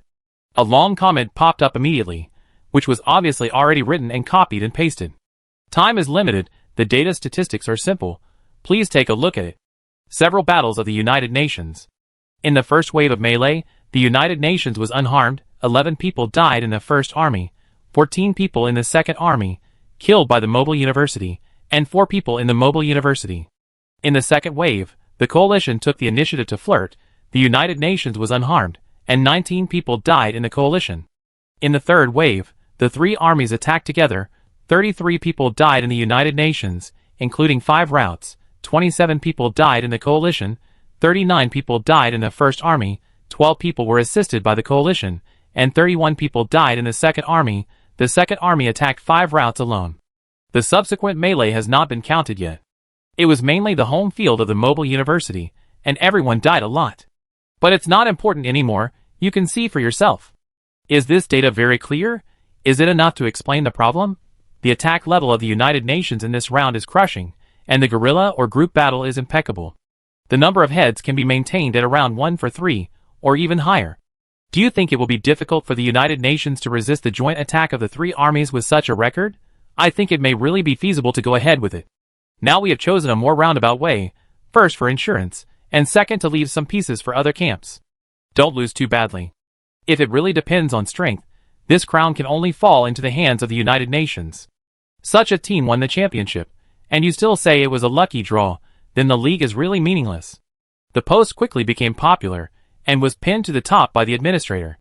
A large number of netizens rushed in from the live broadcast room and asked in the comment area, "Is it so strong? Is the source of students in the United Nations so domineering this year? This is the most unreasonable thing. Everyone must want to know why the United Nations suddenly became so fierce this year. In fact, it has little to do with the source of students, but mainly the god-level position, pay attention picture. It is difficult to explain it clearly. It will be more intuitive to review it from a different perspective. The dislocation, distance, and angle of the United Nations soldiers are all arranged clearly for you. From a god's perspective, you will find that none of the soldiers who rushed into the United Nations camp can walk out of 2 blocks. In comparison, the other 3 teams are simply scattered and disorganized. Yes, it's that weird deputy commander. I don't know how she did it, But in terms of data analysis, they are not at the same level at all. So this is pure strength suppression, a typical case of a B-type father leading the team. The Lianda team is led by Xiweixing this time, so everyone should admit defeat, and it's not unfair to lose. The author's words were too absolute, and a large number of netizens questioned and scolded fiercely below. The battlefield of both sides moved from the live broadcast room to the Sanao forum. At this time, in the world of the Rookie League, the students who were noisy before had stopped. He did not log off, but just sat on the ground listlessly, covering his ears as if waiting for something. After a while, the Commander-in-Chief of the United Nations General Assembly coughed dryly. The sound was played out and echoed over the entire map, which scared Chunfeng. The cheers that had just subsided began to warm up again. Chunfeng looked up and asked, "What are you doing?" Youth number 1 said excitedly, "Make a declaration of victory. Full screen voice, piss off the other 4 camps. The most glorious moment of the champion." The Commander-in-Chief's voice was completely hoarse, with a frosted texture. He spoke with all his strength, saying, "Brothers, we won. Although we don't know how we won, it doesn't matter. Thanks to all the comrades who worked silently behind the scenes." Everyone applauded vigorously. The Commander-in-Chief thought about it, and really didn't know what to say. He felt that this moment of enjoyment should belong to Chunfeng, and smiled. "This time, we can get an overwhelming victory, to a large extent, thanks to one of our deputy commanders. We want her to say a few words." The full-screen voice authority was transferred to Chunfeng, and countless eyes followed. Chunfeng lowered his chin, his eyebrows tilted down, his expression was slightly sad, and he shook his head. The number 1 youth said excitedly, "Comrade, say anything, you are our spiritual leader." "Sister, it doesn't matter, whatever you say is right." Chunfeng held up her collar, and thought seriously, and everyone waited patiently for her to speak. After a long time, she opened her mouth and uttered a single word, "Hello?" Soft, crisp, with a bit of Lin Feng's melody and uncertain confusion. Everyone was stunned. Chapter 30. Xiang Yunjin paused while writing the exam report, and looked up at the screen. Jiang Linxia shouted excitedly, as if she had never seen the world before. "Damn! The robot is speaking human language." He turned up the background sound to the maximum, put it close to his ear, and wanted to listen to Qingfeng's first words of gratitude to the world. This kid is actually quite venomous when he is sarcastic, as if he has some special talent. However, in the silence deliberately set by the people around him, Qingfeng's lips moved, and after thinking hard, he only said one word, Then came the cheers and applause from the number 1 youth. "Good!" The sharp sound almost broke Jiang Linxia's eardrum. "Damn!" He fell back on the sofa, enduring the tinnitus and lowering the voice. "Is this person sick? What's good about this?" Everyone thought that Qingfeng's voice machine was an auxiliary tool for the disabled, and subconsciously thought she was a mute. This opening really scared a lot of people. After reacting, the students of the Lion University present followed the rhythm of number 1. "Sister, you said it well." Although Sister only said one word, she fully expressed her affirmation and encouragement to us. It shows that everyone has done a good job. The boss is always frugal with words. It's our problem that we can't figure it out. "Sister, you can talk? Sister, your voice is so nice." All other students in the league, can't compare. They probably have an invisible standard for admission to the United Nations University, which is to be green tea enough. Otherwise, they can't get this group of people together. This meant that they would never be able to compete with the United Nations in this life. The Commander-in-Chief of the army scratched his itchy ears and asked irritably, "Are you done? If you are done, log off." The people of the United Nations would never let them off so easily. I don't know what potential they have tapped into in this game. They teased them in a mean way. "Why are you running so fast? Are you not able to afford to lose? Are you in a hurry to go back to see how you lost? Actually, you don't need to care so much. This is the 4th time anyway. My brothers are so pitiful. They will be scolded when they go back. Unlike us, we will win the trophy of the 4th consecutive championship when we go back." Students from several camps said they couldn't stand it, and they quickly logged off with ferocious faces. The Commander-in-Chief of the United Nations University finally shouted, "Continue next time. By the way, welcome to our United Nations University for academic exchanges." The screen of the live broadcast room went black, and this year's Rookie League was declared completely over. Xi and Kwang said briskly, "Old Xiang, on my behalf, send condolences to Chunfeng." "Well done. Transfer another 200 yuan to her, as I treat her to a meal." Yinshin was still reviewing. "The robot's idea is really unexpected. Is it because the program knows how to fix bugs better?" Jiang Linxiao got excited and shouted, Old Xiang, use our deep father-daughter relationship to influence her. One less B-class commander will be discontinued, and there must be a bunch of ambitious people outside who are coveting our daughter. Take her with you, and we will be everyone's father in the league next year. The machines have all stopped running, and students are dismantling the equipment inside. Xiang Yunjian stood up and sorted out the clutter on the table, his eyes drifting to the simulator in front of him from time to time. In his own territory, he was not so restrained. The students pushed the door open one after another. When they saw the instructor at first sight, they thought he was welcoming them, and immediately rushed up to him as if they saw their family, hugging his thighs and howling. Fortunately, we have fulfilled our mission, instructor. We have won the championship for the 4th time in a row. Instructor, you are right. The United Nations is the strongest. Although I can't do it, I can always believe in my comrades. Instructor, the last 10 minutes scared me to death. I thought I would be listed in the history of the United Nations University, and be scolded for decades. Where is that big guy? I want to say goodbye too. The instructor was annoyed. He pushed with his hands, while paying attention to the machine in the middle. He couldn't stop the bad boys from rushing in. He scolded, "Get out! Don't smear your snot on my clothes!" The emotion of crying with joy may be contagious. When Chufeng came out, the whole room was full of suspected mental patients. She frowned and wanted to leave quickly. The instructor stopped her and put his hand on her shoulder. He wanted to put his arm around Qingfeng's neck out of habit, but before he could do anything, he was stopped by the other party with a cold and warning look. Because the league had to wear a uniform, and the battle was extremely fierce, no one paid much attention to Qingfeng's appearance. Now a long-haired girl mixed in with a group of 3 or 5 big and sturdy boys became very conspicuous. Eyes from all directions carefully looked at her, and in the whispers, a boy in the crowd muttered what everyone was thinking. The skills are like a father, but the appearance is a bit like a sister. The instructor recalled the past, turned his head and pointed at Xiang Yunjian and sneered. Did you see it? Everyone is right, except you. It's not easy for you to gather 4 blind people to form a team. Xiang Yunjian, This matter will never be over, right? The instructor turned around, with a gentle and docile look again, bent his noble waist, and asked considerately, Are you hungry, Chungfeng? Do you want to eat? What do you want to eat? The instructor will treat you. The student behind shouted first, Thank you, instructor, it's great to win. Can we go out to eat, or go to the food court? The instructor was secretly shocked. What's it got to do with you? Chungfeng wanted to agree. After all, she didn't have much money. She put her hands in her pockets, and was about to name a few dishes, when a loud voice outside overwhelmed the noise in the room, conveying the domineering and strong power of the person. Chungfeng? Chungfeng! The 1.9-meter-tall strongman pulled the person blocking the door open, and stuck his head in. After seeing Chungfeng, the wrinkles on his face were pushed aside, forming a smile. Remember me? I'm Teacher Kong. The students of the individual soldier department fell silent, shrinking their necks and retreating a little. Generally speaking, the teachers of the manual operation major don't interact with the individual soldiers of the sensor major, but in the training some time ago, Teacher Kong was temporarily drafted in to give them a few combat awareness classes, which left a deep impression on them. Seeing him at this time, the freshmen's brains and tongues were a little numb and became less useful. I heard you cheering from a distance.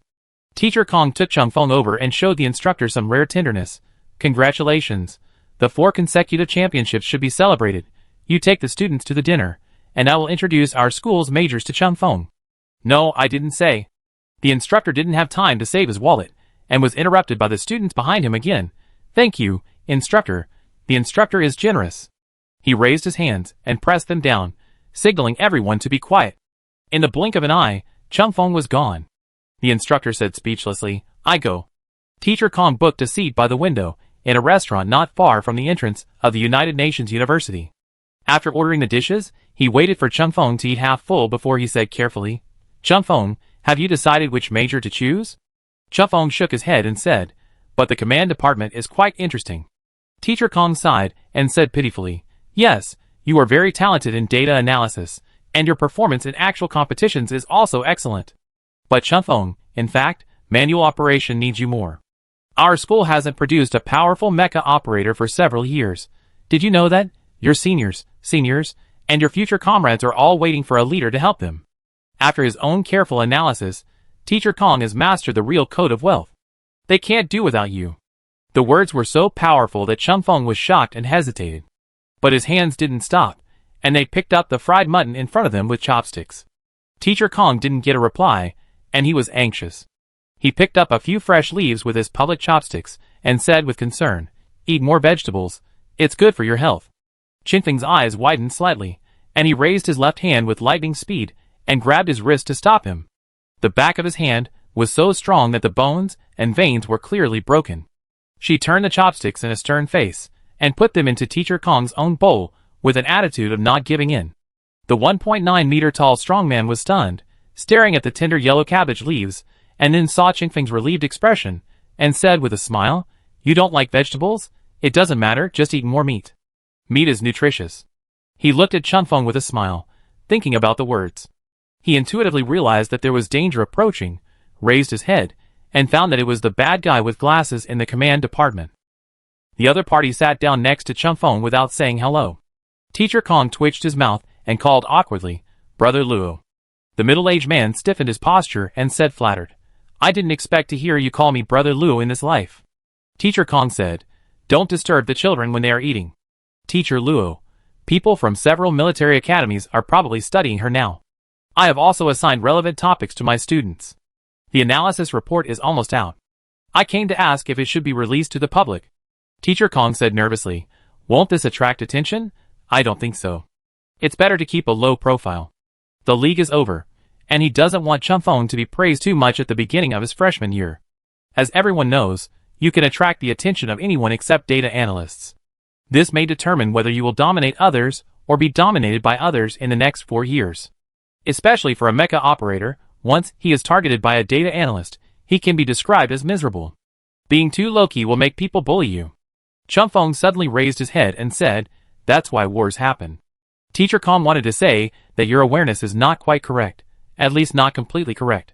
Society is very complex, and there is no universal reason.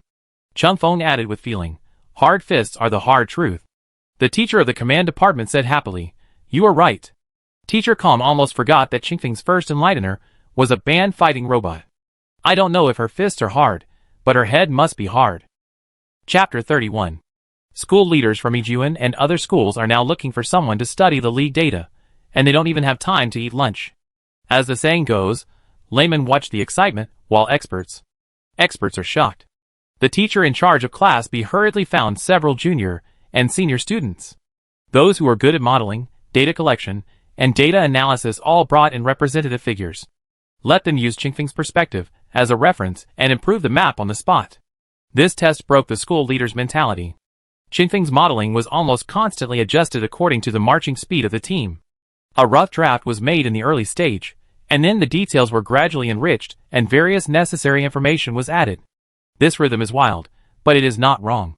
It's just that major military academies don't teach this way at the undergraduate stage because students can't keep up. Facts have proved that this is indeed the case. During the first round of attempts, the video did not slow down. Several seniors followed the progress and found that a clear gap had been pulled out in less than 10 minutes. The key information has not been fully marked, and the scene has already switched to a completely unfamiliar place. Tried to piece together a new map, but ended up being too busy and missed more data. In the end, only a model that was difficult to describe as a semi-finished product was left on the control panel, which was a tragedy. One of the seniors caught up with the speed, but the data error rate was a bit high. After overlapping with the actual map, it was all phantom, and many important data were not reflected, which could not provide enough help for the later stage. The teacher of the command department was lying on the table checking the test results, with his hands clasped together and his thumbs anxiously pressed on the base of his thumb. After reading it, he did not make many comments and pursed his lips to signal them to try again. With experience in the second round, everyone's hand speed was a little faster. However, when entering the new map scene, the same problem still occurred. When it came to the stage of choosing ambush points for teammates, because the teacher kept counting down, affecting their judgment, the final answers were even more varied. After 3 rounds, the student's mentality collapsed. The senior student threw the laptop and wailed, "Is this hand speed something a normal human can have?" His companion said, "This information capture ability is not something a minor can have. There is almost no garbage data on her map." The teacher next to them looked at them pitifully and said against his will, "I didn't say she was a minor. She just looks a little small. Maybe she is stunted, but she is actually the same age as you." The instructor bit his knuckles and tapped the laptop screen, saying, I haven't found any information about her yet. What is certain is that she is not from the Alliance, and should be a student on the special recruitment list. The command department teacher was still obsessed with Qingfeng's map model. As a freshman commander, who had not yet attended college, the map made by Qingfeng, when put together with the others, was so contrasting that it was like the difference between an adult's work and a kindergarten painting. Whether it was completeness, precision, or forward-looking analysis, the two sides were no longer on the same level. There was more than 4 years of distance between them. This made his eyes full of love, and he said in amazement, Qingfeng's ability to capture key points is very accurate, as if he can see through other people's weaknesses at a glance, which is generally only possible with sufficient practical experience. Although there are still some minor mistakes, she is still so young. Did she live in a war zone before? The school leader shook his head sadly and said, It doesn't matter where she came from. What matters is that she is now a student of Union University. With such a student, they will be under pressure from this person for the next 4 years. Especially since she is a deputy commander, it is more difficult to guard against than a single soldier.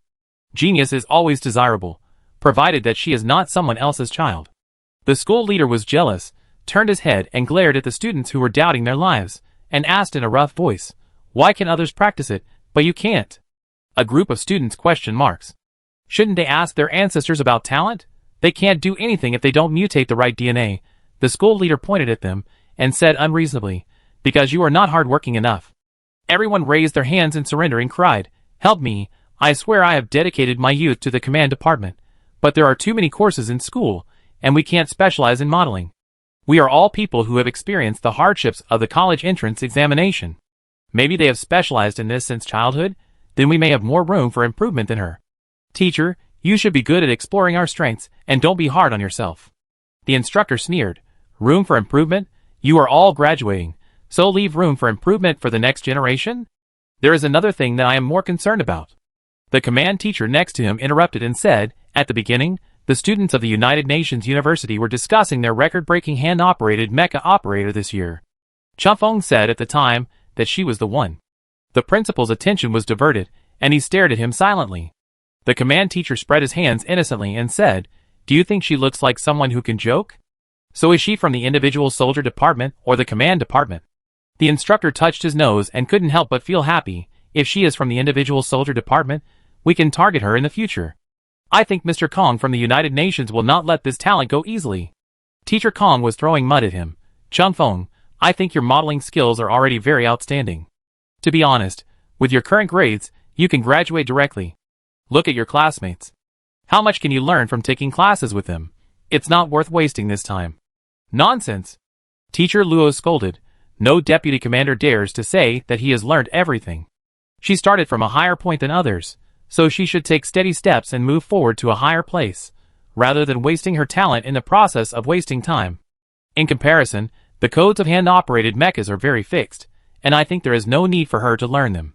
Teacher Kong immediately retorted, Oh, the construction technology of mechas is constantly being updated, and there is no end. The advantage of hand-operated mechas is that they are more flexible and changeable, while the disadvantage is that with technological innovation, some codes will be constantly replaced, and it is up to the mecha operator to find the best operation method. Qingfeng, your code base is an old version from several years ago, and it should have been modified long ago. Teacher Luo put his arm around Qingfeng's shoulders, like a loving elder, but she still has a lot to learn about dealing with people, which is her most urgent need to integrate into society at this stage. People in the command department are more experienced in this regard. Teacher Kong scolded, Shameless? Qingfeng raised her head. Teacher Luo lowered his eyes, looked at her, and said slowly, For example, you should also tolerate people who spit on you, because they are. Qingfeng answered, It's a comrade. Yes, it's a comrade. Teacher Luo asked, So which one do you think is more important? The two stared at her with their eyes, trying to interfere with her answer with their eyes. Qingfeng thought about it, and said seriously, I think both are important. Both the modeling code and the manual operation code are in the database of the fighting robot. How can a robot be biased? Teacher Kong thought about it carefully and said with a strange expression, I believe you are an adult now. You want to do both, young man, you are awesome. Qingfeng said inexplicably, I am one. Teacher Luo asked kindly, What if you could only choose one? Qingfeng didn't hesitate for long and gave the answer, Then I'd be the commander. She didn't have a mecha, and maybe she won't have one in the future. That thing is too expensive. She can't even afford the parts of a robot now. The 1.9-meter tall strongman immediately changed his tone after hearing this. The choice of adults is actually quite good. Geniuses can certainly take both into account. You can come to our hand exercise major to listen to the class and get a feel for it, so that you can sign up in time when there is a competition in the future. The prize money for the competition is very high. Chumfeng was moved. Wow. Teacher Kong stood up and turned around and said quickly, I will prepare the application materials for you. Remember to sign it when the time comes. After saying that, he picked up the bag and ran away in a hurry without waiting for her to refuse. Teacher Luo saw the figure disappear, pushed his glasses, and couldn't hide his smugness. Then he stood up and said, Good child, you eat first. I will go back to write a report. The command department welcomes you to join. Chapter 32. Next to the restaurant is a commercial building. Chumfeng finished her meal alone and passed by the door of the building. She found that an advertisement for machine parts was playing on the large screen on the outer wall of the mall. Even the slogan was so tempting. Customized dress, your own robot. Chumfeng was dazzled and her eyes lit up. The robots of the Alliance all look so rich. She hesitated for a moment and felt that she had to control herself. In the end, she walked in. In the development of parts, the Alliance is 10,000 times better than the post-war star. Chumfeng likes to pick up discarded parts, some of which can be repaired and some are only for viewing.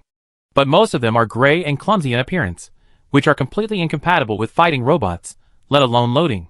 The new accessories of the Alliance are exquisite and compact, with beautiful appearance, can be independently loaded, and are suitable for different models of robots.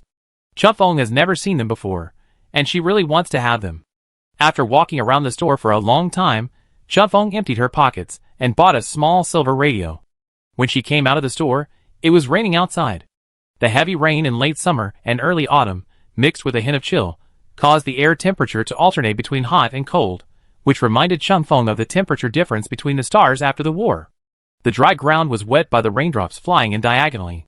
Chumfeng squatted at the entrance of the mall, looking at the heavy rain outside that was as dense as white fog, and took out his computer to kill time. She clicked on the Sanao forum, and the top post was the official good news to the Union University. There were red advertising strips on both sides and the bottom of the page, which looked particularly cool. She scrolled and found that her name was all over the homepage, which could be described as a grand occasion. Analyze Chingfeng's data analysis. Simulate Chingfeng's modeling speed. Ordinary people are advised not to substitute too much. I heard that Chumfeng is a distant relative of the president of the United Nations University. Is it true that he has hidden his trump card in order to win the 4th consecutive term? By the way, I would like to ask what are the recruitment channels of the United Nations University? It's urgent. Compared with the hand speed of the mysterious person who broke the 3-day hand operation record last time, which one is faster, higher and stronger? The income of this year's newcomer Li Chumfeng was dazzled at first, but when he scanned the last one, he suddenly woke up and tapped the title several times in a row until the page jumped. The small money is coming, based on the popularity and the amount of rewards this year. The total income is about 8 million yuan. As the champion, the United University can get 30%. After deducting taxes and registration fees, the average income of each participating freshman is around 15,000. The income of students in the other 4 camps fluctuates around 8,000 per person. The freshmen have already started making money during the summer vacation. Congratulations to all the contestants. The comment area is also very lively. It's a pity that this is a freshman league, with limited rewards and evenly divided income. Otherwise, with Chingfeng's popularity, this time he would have become rich. Can studying well earn you a living? Of course it can. I won big by betting on the league, and won 3,000 yuan from my dad. Thank you, Miss Chumfeng. 15,000 is a huge sum of money. It can be used to replace the skin of a fighting robot. Chumfeng closed the page with relief, and his finger accidentally slid to the next post. Hejuan's report is also out. Is the school so anxious that they didn't eat and are analyzing Chumfeng? Is this student really that threatening? Video: the data accuracy is above 95%, and the efficiency is 97.2%. Even if it is the Military Academy League, the top players can't go beyond this level. Later, a professor commented on this school, saying that Chumfeng has an absolute advantage. I naively thought that the first analysis report used exaggerated rhetoric, and I was still criticizing people under that post, but the official accounts of the 1st and 2nd Army came out to explain. Don't say it, the 2nd Army commands the B-type students, and this is the opening topic this year. Although the competition between military academies is fierce, it is always refreshing to admit defeat. The important thing is to know why you lose. The United Nations University has always found a way out every year. This year, it has once again stood out from the three-army joint attack. And this time, it is finally not mysterious. I guess the three major military academies are very excited. Are you sure you are excited? The level of students is completely broken. I guess they want to kill people, right? Chunfeng has directly cut off the path of the next class. I feel sorry for the juniors and seniors of the United Nations University. What does the next class have to do with me, Chunfeng? God-level data analyst. Isn't this a sense of substitution? Isn't Chunfeng a relative of the president of the United University? No matter how he performs, he will definitely be pushed to the front. Being praised by so many people, Chunfeng felt a little embarrassed. She was quietly happy for a while, clicked on the netizen who spread the rumor, and replied word by word, I don't know the president of the United University. After thinking for a while, she changed it to, get lost. Being frugal with words is really an excellent quality. She clicked refresh to see other posts, and found that the official account of the Union University jumped up, just a few seconds ago. Announcement. List of freshmen admitted to Union University. Special recruitment. In the table, the individual soldier department is usually ranked before the command department.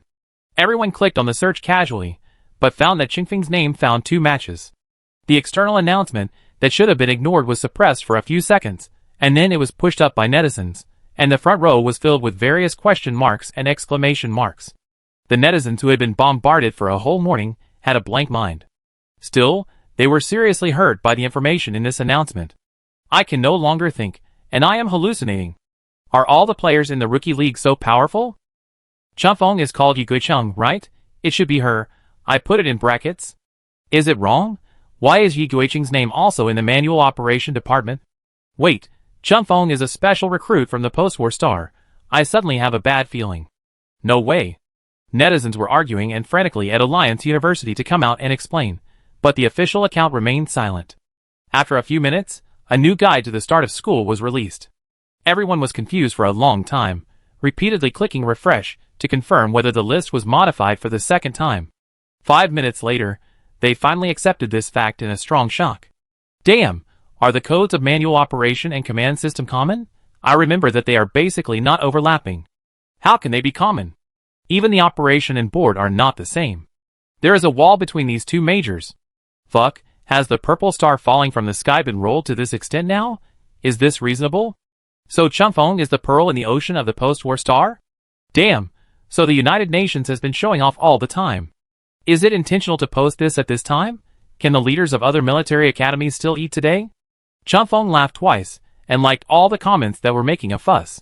When he was about to turn the page, a shadow suddenly appeared behind him, blocking the lights of the mall.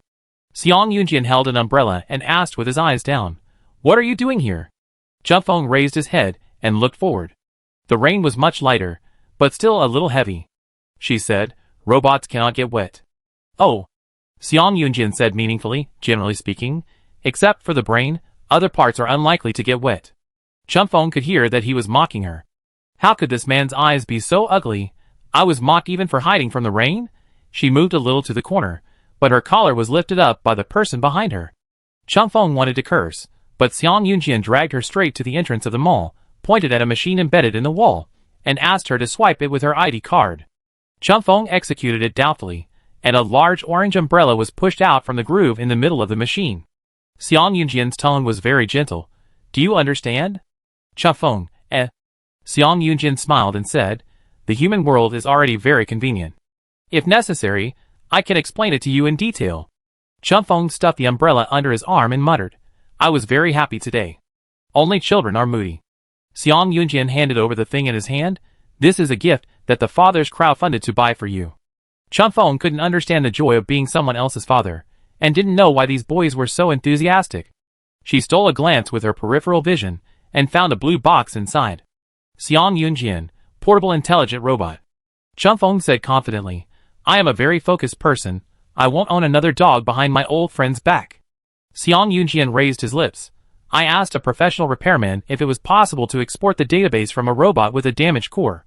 He said he could try. Chunfeng tilted her head with her mouth slightly open.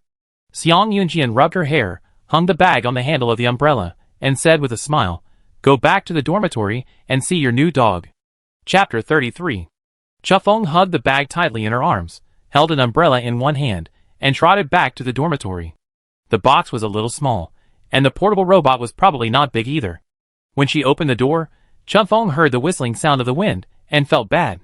She couldn't remember whether she had closed the window before going out today. Her fighting robot was placed by the window. When she turned on the light, she saw that even the blanket was wet. Chufeng quickly pressed the button on the control panel. The sound of wind and rain was blocked by the glass, and the dampness and coldness were retained. She ran to the toilet and got a clean towel, walked to the fighting robot, and smeared it on its face. Wipe it for you. After wiping off the rain on its body, she also mopped the floor. After cleaning up the mess on the floor, Chufeng took the blue gift box, held it in her arms, sat cross-legged in front of the balcony, and looked at the crisscrossing irregular paths downstairs through the dim streetlights. She was used to this feeling of sitting quietly and wasting time. The fighting robot's own processing system was not that smart, and its daily communication ability was limited. Chufeng asked it many questions, and it didn't know how to answer them. In the end, it could only read the answers obtained from the internet search. After the internet connection was disconnected due to the inability to renew the subscription, this robot born for war became even more dull and clumsy. There was no extra feedback for Chufeng's sadness. It could not complete the instructions in front of it, and could only recite aloud some low-level jokes in the database. It was a very frivolous robot. But no matter when, Chufeng pressed his forehead against the cold glass door, and the hot air from his mouth formed a white mist in his vision. The mirror in the corner of his eye reflected the robot's afterimage, as if it was sitting quietly behind Chufeng. Whether in war or peace, in the ups and downs of life, or in the turmoil of people's hearts, the deepest program instructions engraved in this fighting robot will prompt it to repeat the same actions: find her, protect her, and welcome her home. It will get hurt for Chufeng, carry Chufeng home, and answer her questions seriously. After Chufeng was taken in, it would come to the wall of the welfare home every day and stop at a position where she could see through the window. In the empty room, he would immediately reply from standby mode, standing in the corner and saying to her, "Today is X month X day, the weather is fine, welcome home." If Chufeng is abandoned in the indifference of this world, everything is unreal except loneliness. Then only this program instruction that cannot be changed is related to her, which appropriately creates warmth and care that can make her avoid misunderstanding, so that she does not have to flee blindly in her hometown where she has no belonging. Humans cannot stop making mistakes, only machines can. But fighting robots exist because of human mistakes. She likes it, and is willing to use the existence of mistakes to cover up all kinds of sadness. Chufeng lowered his head to open the box, and took out an intelligent robot in the shape of an owl cub. Its feathers were white, and its eyes were bright. Since it has not been loaded into the database yet, after turning on the switch, it will only look innocently at the person in front of it. Chufeng lowered his head to look at the little owl, and then looked at the old robot with bullet holes on its skin. After a long time, he took out the optical computer, and sent a message to Xiang Yunjian. Yi Guicheng, database, Xiang Yunjian, pack your friend tomorrow and send him to this address. The courier has been booked, and the fee has been paid. Yi Guicheng, thank you, Dad. Yi Guicheng withdrew a message. Yi Guicheng, heart Xiang Yunjian, righteous, there is nothing wrong with using this emoticon pack. Anyway, you are the boss whether you apologize or thank him. Although he was spreading rumors, Chufeng still generously decided to forgive him. Tonight's night came very early, and Chufeng seemed to have returned to the dilapidated old house on the post-war Star with the Rain. The next morning, I woke up from a trance and received a notice from the Union University about the start of the school year. The school started accepting new students from today, and volunteers followed the counselors to receive them at the Student Activity Center. A list of stall addresses for each college was attached. Around 6 in the morning, the living area was already noisy. From time to time, there were sounds of doors being opened and closed forcefully downstairs in the dormitory. Chufeng went out for breakfast, and when he came back, there was finally someone in the empty dormitory. Several parents were sitting on the sofa in the living room with their children chatting. Chufeng pushed the door open, glanced around, and nodded perfunctorily to show politeness. At the same time, he walked to the door of his room without stopping, and turned his back to slip in. The resistance to communication was visible to the naked eye, and there was not even an exchange of glances. The girl who had just raised her hand to greet was stunned, looked at the people around her, and said awkwardly, "What's wrong?" Another short-haired girl said, without raising her head, "She is socially anxious." The parents nearby worried, Is this child difficult to get along with? We are not in the same room, so what does it matter if we don't get along? There are so many people in a class. There are always classmates who can't get along with each other. The conducting department should not be independent. The children nowadays are different from us back then. They all have strong personalities. I didn't agree with you choosing the conducting department at that time. You couldn't handle it. The girl explained in a low voice. We are conducting B-type, working behind the scenes. Her father frowned and said, don't we also have to unite with our classmates? While they were talking, the girl who had been lying on the sofa playing with her laptop sat up. She seemed very sleepy, with her eyelids half drooping, as if she had not woken up yet. Her frizzy long hair was tied up at the back of her head, with broken hair hanging down from both sides of her forehead. She had several bandages on her arms, and the words untidy were written all over her body. After she stood up, everyone realized that her limbs were particularly slender, hanging weakly, like a few bamboo poles, and she walked into the room without saying a word. The living room was quiet for a while, and the middle-aged man looked at the two closed doors on the left and right, and said in a low voice, your two roommates are a little strange. The girl was a little nervous, thinking she had met two weirdos. She switched to the class group, opened the group file, and glanced at the roommate list. 2 seconds later, she closed the list. It's okay. They are free. 2 days after the first meeting, Chumfong still hasn't gotten familiar with his roommates. The four of them usually stay in their own rooms. Except for the two girls in the middle who play better, the others don't know each other's names. The second meeting was on the day of military training. Chumfong received a new map from the counselor, on which the gathering places of each class were marked. The schedule assigned to her was a little special. In the morning, she would gather with the students in the Command Class B, and in the afternoon, she would go to the equipment room to conduct simulation training with the students in the individual soldier department. Chumfong had not yet undergone military training, so she didn't know what it was mainly about. She changed her clothes and went to the gathering on time. There were all freshman teams near the playground, and basically everyone in the military academy gathered in the same area. When Chumfong passed by, a group of boys recognized her and screamed and whistled there, and some of them were enthusiastic and approached her. Hello, boss. Good morning, big brother. Sister, run, you're going to be late. Is Class B's dad here? Dad, you've worked hard. The instructor heard the voice from afar, stood on a step with his hands behind his back, and waited for Chumfong to approach slowly, and smiled and teased. You are very popular, classmate. Chumfong bowed to him, and mixed into the line that had already been lined up. The instructor didn't expect her to be so polite, and nodded her chin and said, don't you want to respond to your fans? I can give you a little time to say something about your idol. The boys were still looking in Chumfong's direction, pretending to be pitiful. A few young instructors also came over to watch the fun, and they circled in front of Chumfong with poor acting skills, chatting with the brothers on the steps while looking back at the legendary Ziwei star. Chumfong sighed, raised his hand, and waved it in all directions like a leader inspecting, signaling everyone to shut up quickly. The instructors thought her expression and reaction were very funny, with a sense of contradiction between maturity and innocence, but it seemed particularly natural on her. He coaxed away several instructors who had gathered nearby, jumped down the steps, and announced with a loudspeaker, hello, students. I am your instructor for this military training. My last name is Yuan, Instructor Yuan. You are a freshman, and you are in the command department. Don't worry too much. The content of our military training is very relaxed. The real ordeal will not begin until the second year, and then I will not be the one to lead you. Everyone cheered. The instructor stopped him and said, don't applaud, I'm not giving you a speech. He looked around and said with relief, Command B is indeed the class with the most girls in the military school, about 3:7. Then, there should be no problem with our cultural evening this year, right? If it doesn't work, arrange for Chumfong to go up and walk around, and he can also win the most popular award. Ha ha ha. His lonely laugh was quite embarrassing, and everyone didn't know whether to agree or not. The instructor coughed, became serious, clapped his hands, and talked about business. Okay, in order to facilitate the arrangement, let's elect a class monitor first. Is there anyone who volunteers? Several students raised their hands actively. The instructor smiled and said, how about this? We nominate Chumfong, who performed most outstandingly in this year's freshman league. How about it? Everyone applauded and expressed their approval. The instructor looked at the far left of the queue with an expectant look. Chumfong stood there expressionlessly, indifferent to the cheers of the crowd, with empty eyes, and glanced into the distance, using every feature of her face to show that she was not interested.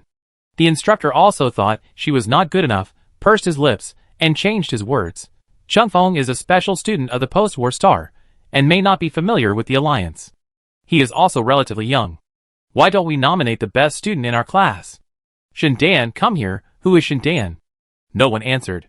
The instructor looked around the queue based on the photo, and finally locked on the rightmost end.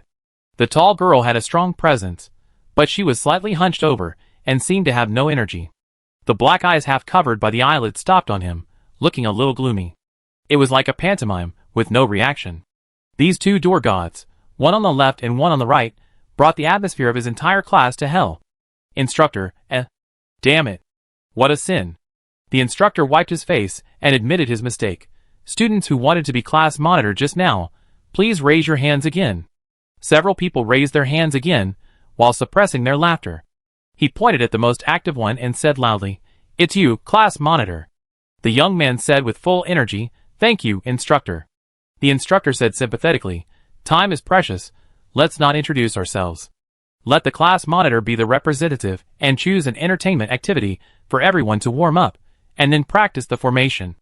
There are many girls, so we try to choose something easier." Everyone had heard about the cruelty and perversion of the instructors at the United Nations University for a long time, and they were fully prepared before coming. Now they think it was all rumors. It's like going straight to heaven to meet such an instructor. In his friendliness, the students relaxed their vigilance, standing lazily, and said with a joking smile, "Okay." The instructor gestured to the monitor, "Ordinary warm-up package and surprise warm-up package. Which one do you choose?" The monitor said, "Ordinary." The instructor's smile was perfect. "Run 10 laps around the field. Girls will have 1 less lap. Go." Everyone didn't react for a moment, and some people laughed dryly. The monitor's face changed drastically, and he quickly changed his words. "What about the surprise?" The instructor said, 5 laps around the field." Everyone took a breath and was about to make a decision, but he added leisurely, "Carry weights. 10 more frog jumps." Students who can't finish don't have to be too sad, the instructor has prepared a special surprise for you. He pinched 2 fingers and made a hard shape for everyone. Chapter 34. On the flat playground, hypocritical wails were heard one after another. The students of the individual soldier department had been pulled to another venue to experience the darkness of human nature, and the rest were basically weak freshmen of the command department or the mecha construction department. The 10 laps added up to a distance of 4 kilometers. For these young people who had just finished the college entrance examination for more than 2 months, had gone crazy outside, and regarded themselves as logistics personnel, it was undoubtedly a severe challenge. Since there was no time limit, these students deliberately slowed down their pace to conserve their energy. The instructor didn't mind, strolling around the sidelines with a water bottle, occasionally pumping his fist to encourage them.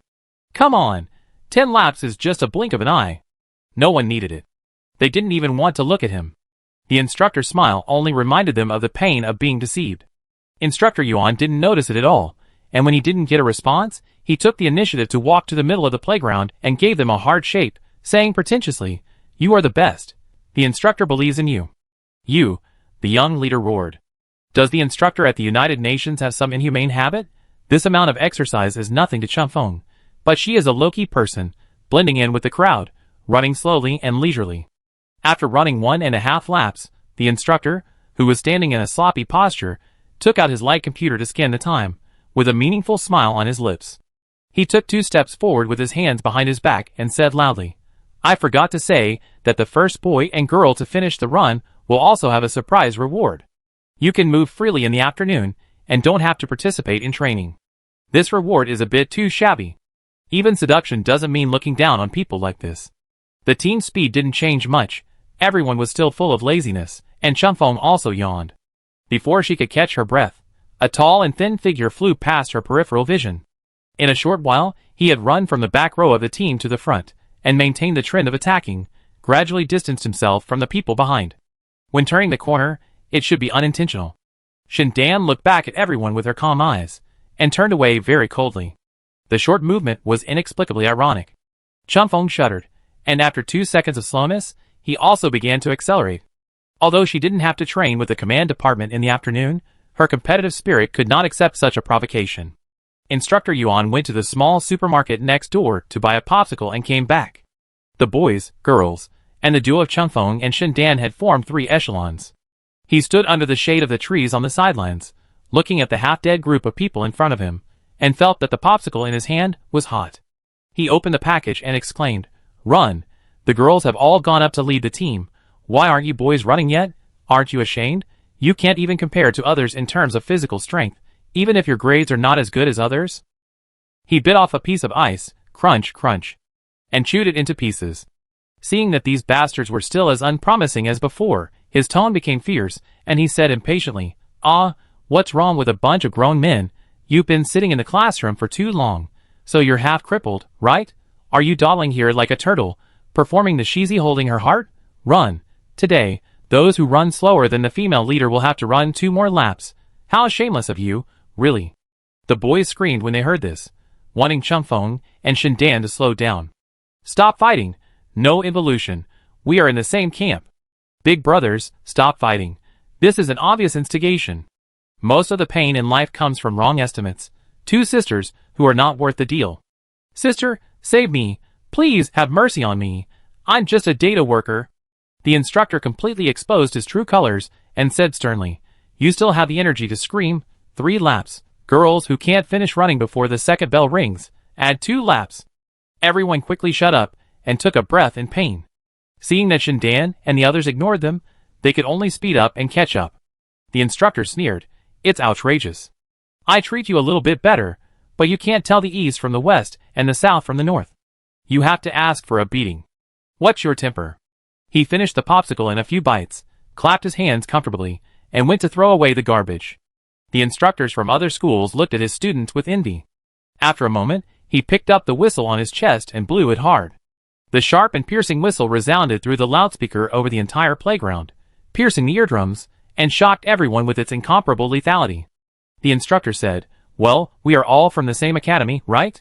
It's not good to have 2 sets of standards, otherwise other instructors will report me for letting them go. Let's see what the training intensity is next door, and we have to keep up. Now, everyone in the second class of the 3rd row has it. According to the reward and punishment standards of Qingfeng's class, run." A group of students almost fainted when they heard this, and they were ready to curse the national quintessence, but at the last moment, they remembered the lesson of the next class saying 1 more lap, and they held it back. They blushed and started running for their lives.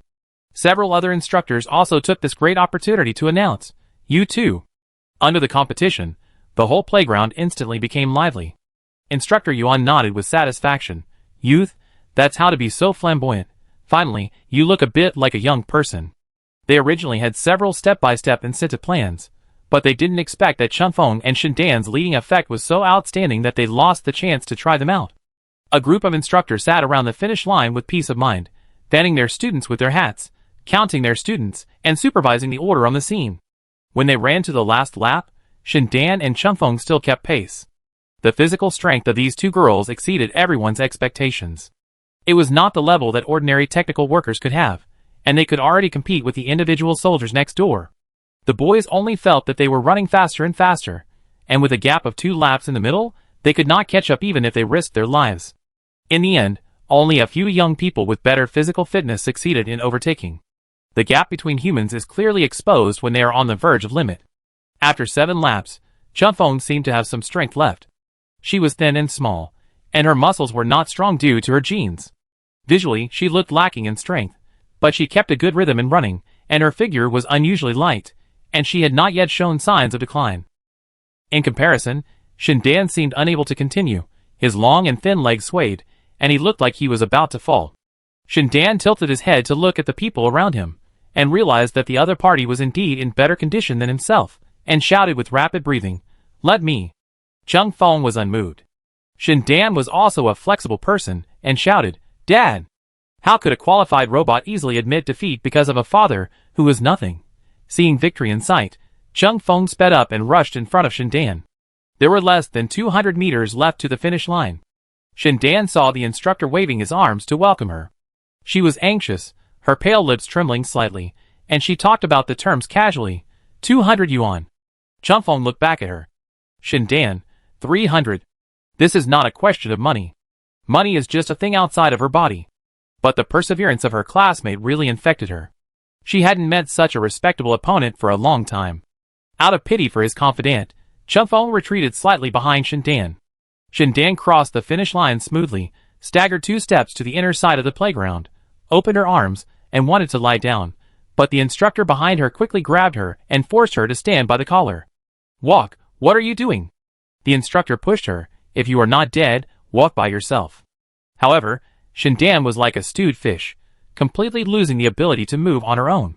Being dragged around by the instructor, she could lie down on the spot as soon as she let go, as if all her vitality was poured into that long-distance run, leaving no way out for herself. What kind of willpower is this? Chunfeng was a little confused. Is a half-day holiday so important? The rest of the students arrived one after another, and some of them couldn't complete the task and simply gave up struggling. The instructor eliminated their scores, and after statistics, he happily told everyone, "It's good, the average time is a full 5 minutes shorter than last year. It shows that human potential is indeed infinite. Next year I will use this standard to require new students." The young man who was regulating his breathing almost rolled his eyes. While sympathizing, he also got a little empty comfort. This is the gift from the seniors. Hoping that the juniors can enjoy life, the instructor put one hand on his waist, looked down at them, and shook his head and said, "You are panting like this, you can't do it. Do it again in the afternoon, and try to get used to it as soon as possible." The young man couldn't help but curse in a low voice. The instructor pointed to one side. "Look at others. You are too bad." Everyone looked over. Chunfeng was already standing on the track with a normal expression, holding a kettle and drinking water slowly. Next to her, Shindan was lying down like a pancake to rest. The young man had tears in his eyes, and he pounded the grass unwillingly, asking, "Is she still human?" The physical backwardness was almost fatal to these young men. Those who came to the United Nations University to study were basically the chosen ones, and their experiences in the first half of their lives could be described as smooth, with no lack of hard work and struggle. However, after entering the United Nations University, there was no gap in technology, and even the innate advantages were almost wiped out, which was too frustrating. The rest of the people were also infected and doubted their lives. It's too exaggerated. Why? In essence, Chunfeng is indeed half a single soldier. To be honest, are they your agents? No. The instructor encouraged affectionately, "You can do it too." This encouragement was not very effective. It just made everyone's tears shine brighter. Girls' physical fitness is better than yours, which only means that they work harder and smarter than you. You have to admit this. The instructor patted the young man's head and said gently, "Don't be a waste, promise me?" This was almost a mockery. Everyone couldn't even smile bitterly, and they couldn't refute, so they could only feel depressed. The instructor clapped his hands and said loudly, "Okay, it's time for a break, get up and line up." The arrangement in the second half was much easier, just lining up, singing, and practicing marching. Probably because he felt sorry for them, the instructor let them go early at around 11:30. Chunfeng went back to eat and take a shower, and after packing up, he went to the teaching area with ease, ready to participate in the full-scale simulation training of the individual soldier department. When she swiped her card at the door, she bumped into Shindan again. The two were surprised to see each other, but they didn't say anything and went in one after another. The instructor in charge of manual operation was already waiting in the computer room. When he saw Chunfeng, he took the initiative to greet her and asked, "You haven't set up an independent mecha account yet, right?" Chunfeng nodded. "Then you need to register an internet account first. This is a quota within our United Nations University, and it is not easy to be banned by Sanyao. Of course, if you violate the rules too seriously, you will still be punished. Pay more attention to the impact on the school." The instructor pulled out the specific tutorial from the optical brain and turned the page to Chunfeng. The specific function introduction and parameter adjustment section will be in this position, remember it clearly. In addition, for the simulation training of freshmen, you can enter a declaration, which usually writes the type of opponent you want to challenge.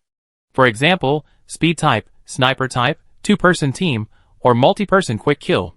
Chunfeng's understanding of sensor mecha is limited, and hand-operated mecha, due to its special nature, does not have so many functional classifications. The instructor observed her expression, and saw that she was a little confused, so he secretly encouraged her. Hand-operated mechas can be transformed and are generally not particular about details. Old Kong told me that you are the most promising student in the manual operation class this year. In fact, you can be a little crazy and make our manual operation major famous. At this point, he sighed with some sadness. Our hand-operated mechas have been bullied and looked down upon every year. We have been ranked 0 in the Military Academy League for several consecutive sessions. It's time for it to end. Chunfeng nodded as if she understood something. The instructor patted her shoulder. No problem, get on the machine. There are already a group of students in it. The simulation training is relatively free, just a melee. Get used to the characteristics of each mecha. Chunfeng was pushed to the simulator by him, put on the equipment, and chose to log in. The registration process was a bit cumbersome. Chunfeng still called the new ID name Yiguicheng. Going to the section for publishing the declaration, because the instructor had given extra instructions, she attached great importance to it. After hesitating for a long time, Chunfeng typed 6 words. Manual operation will surely rise. After writing it, she read it carefully for 2 seconds and felt that it was not very domineering, so she chose to delete it with disdain. She stroked her chin and thought repeatedly, and suddenly a flash of inspiration came to her. Is her current opponent a hand-operated mecha? It must be wrong, it should be a sensor mecha. The pioneer who goes against the trend of the times must face every wave. The instructor just reminded me of this. Chunfeng passionately input, the strongest mecha operator in the alliance, come and fight. Click the exclamation mark, and before making the final confirmation, it still feels that something is missing. Chunfeng pondered for a while, and thought that it might be because he did not do the crazy required by the instructor. So he changed come and fight to 4 words. 3 minutes later, the virtual character with a rampant declaration appeared in the activity hall. Yiguicheng, the strongest mecha operator in the alliance, Dad is here. Chapter 35. The activity hall is an open area, and many players in strange costumes are running back and forth. In addition to the ordinary Sanliao netizens, some people have the school logo of the Union University, and some have the school logo of the First Army. They should all be freshmen who come for simulation training. Chunfeng refreshed in the middle position, and the declaration on his head was too conspicuous, and it was the level that passers-by couldn't help but exclaim when they saw it. He really played at the expected level. In less than 5 minutes, he had already stabilized the hatred of the whole audience. For Sanliao netizens, there are many players who lack self-awareness, and a clown will appear every now and then. What they have to do is to let the other party understand the vastness of the world from both spiritual and physical levels. The water is deep, you can't grasp it, don't come again. Of course, there are also those who can't be driven away, anyway, one of them will die. So the people around them express their anger and disdain with words without scruples. If Sanliao hadn't automatically blocked their swear words, it is estimated that the scene would have been a sea of grass. Good man, here comes another lunatic. I dreamed a dream that I couldn't wake up from.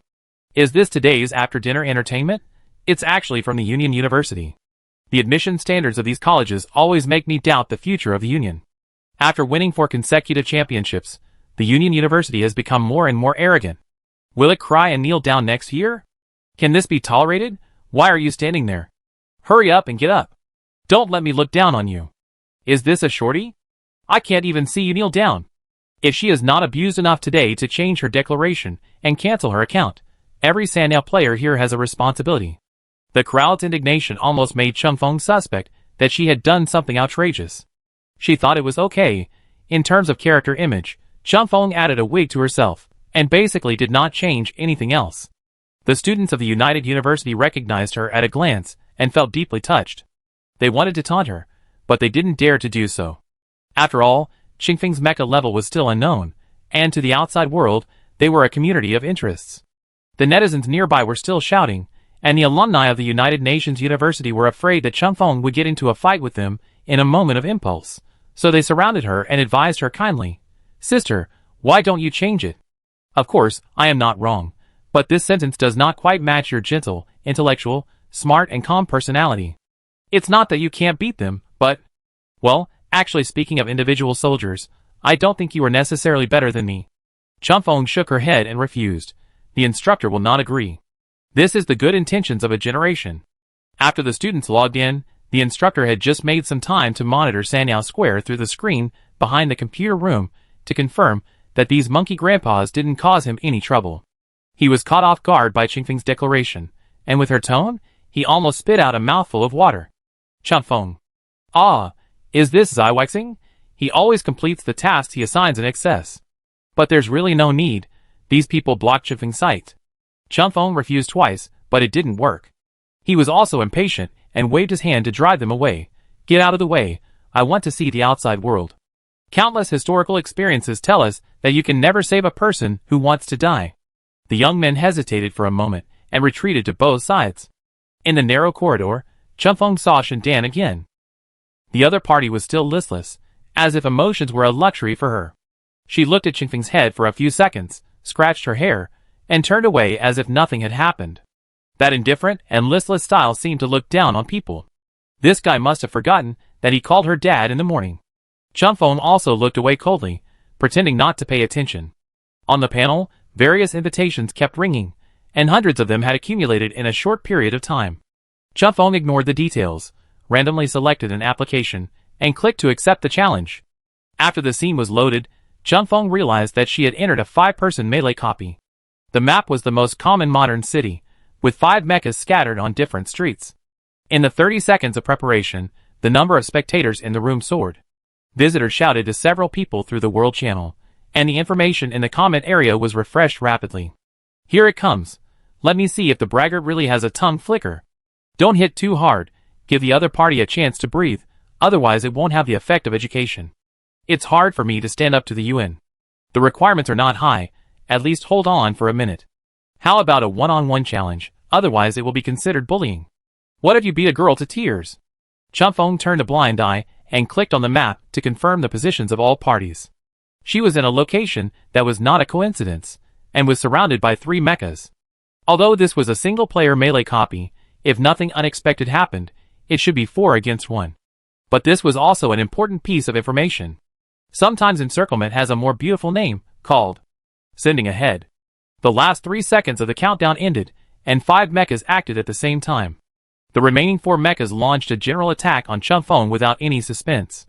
The style of the comments area has begun to sympathize with Chunfeng and arrange the process of her leaving the network, but the black hand-operated mecha has changed its shape on the spot without panic. All mecha operators love transformation. This can be said to be the coolest and most brilliant scene of mecha operators, satisfying the childhood fantasies of all mechanical enthusiasts. However, most drivers are unable to use the advantages of the various mecha forms. Often, they just finished installing a wave and were still trying to figure out the functions, but the mecha was gone. Seeing that the 3 mechas were approaching, the most anxious sniper mecha 7 stars even fired gunfire. The black mecha had just transformed and pounced on the ground, sticking close to the ground, and evacuated the scene in a hidden posture. The falling artillery fire blew up a thick smoke on the spot, and the debris of soil and rocks and the remains of green plants flew out in the smoke. The Qixing driver was still looking for Chingfeng's trace, and the black mecha had moved out of his sight. When he realized that he was exposed, he was too close to the weapon arsenal and had no chance to shoot, and he was hit by Chunfeng in the face. First blood. After successfully sniping Qixing, Chunfeng did not stay for too long. The hand-operated mecha rushed at a lightning speed in the city map, and directly followed the trend and stepped on the mecha's corpse. It leaped upwards, and at the same time threw out several tentacles from the back of the fuselage, climbed the wall, and stood up sideways. Because it had been too long since they had fought against hand-operated mechas, everyone almost forgot that hand-operated mechas also had the function of climbing walls. This function was particularly difficult to use. If it was not controlled well, it would literally roll over. However, the mecha under Chingfeng's command seemed to have entered its home court. It flexibly turned along the outer wall, raised the angle of view, and attacked the enemy aircraft on the opposite street with a height difference, without any hesitation.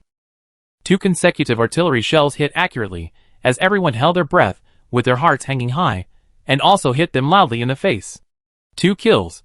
The comment area was stagnant, with only a few question marks expressing their confusion. Chunfeng turned around and killed the 3rd mecha that was chasing him, leaving no chance for the opponent. 3 kills. At this time, the game time just jumped to 30 seconds. The audience used 30 seconds to plan a retreat for Chunfeng, and Chunfeng used 30 seconds to send 3 mechas to the underworld. When they saw the length of time, their throats rolled, and they seemed to be pinched by the neck, unable to make any sound. The smile gradually disappeared, leaving only the muscles at the corners of their mouths twitching. 3 teammates were killed in succession, and the only remaining Yummy realized that something was wrong and slowed down to escape. However, in the matter of pursuit, the hand-operated mecha won an overwhelming victory for the first time. For Chunfeng, planning the map and changing the form well, isn't it as simple as a 2-dimensional game? The 4th mecha didn't struggle for long before it was destroyed in the coquettish movement of the black mecha. This round was so short that no one expected it. The victory sign came out, and the audience had not yet recovered.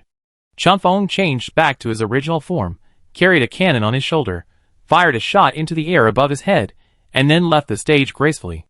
The scene was empty, and the netizens' 3 views were shattered along with the mecha on the ground. Is it over? Damn, it's actually a hand-operated mecha. It's been so many years, I didn't expect that I would have the opportunity to say to a hand-operated mecha, you are so fast. Is this the legendary Who? Did you record it? This game will definitely be on the top 10 highlights of the year. What did I see? Is this something you can see at your age? Sorry I didn't react. Big brother, let's play another game and I give you a reward. When she returned to the event square, the eyes of the people around her had changed. They consciously kept a distance of 1 meter around her, as a respect for the winner. Although the level of the 4 mechas on the opposite side was only mediocre, they thought they had no confidence that they could easily and quickly defeat them in a 1-on-4 disadvantage. Those who had said frivolous and sarcastic words were now feeling extremely embarrassed, silently swallowing them back and savoring them in private. The incident happened not long ago, and it was difficult for them to pretend that nothing had happened. Only a few people with thick skins were still surrounding Chunfeng to ask her about it.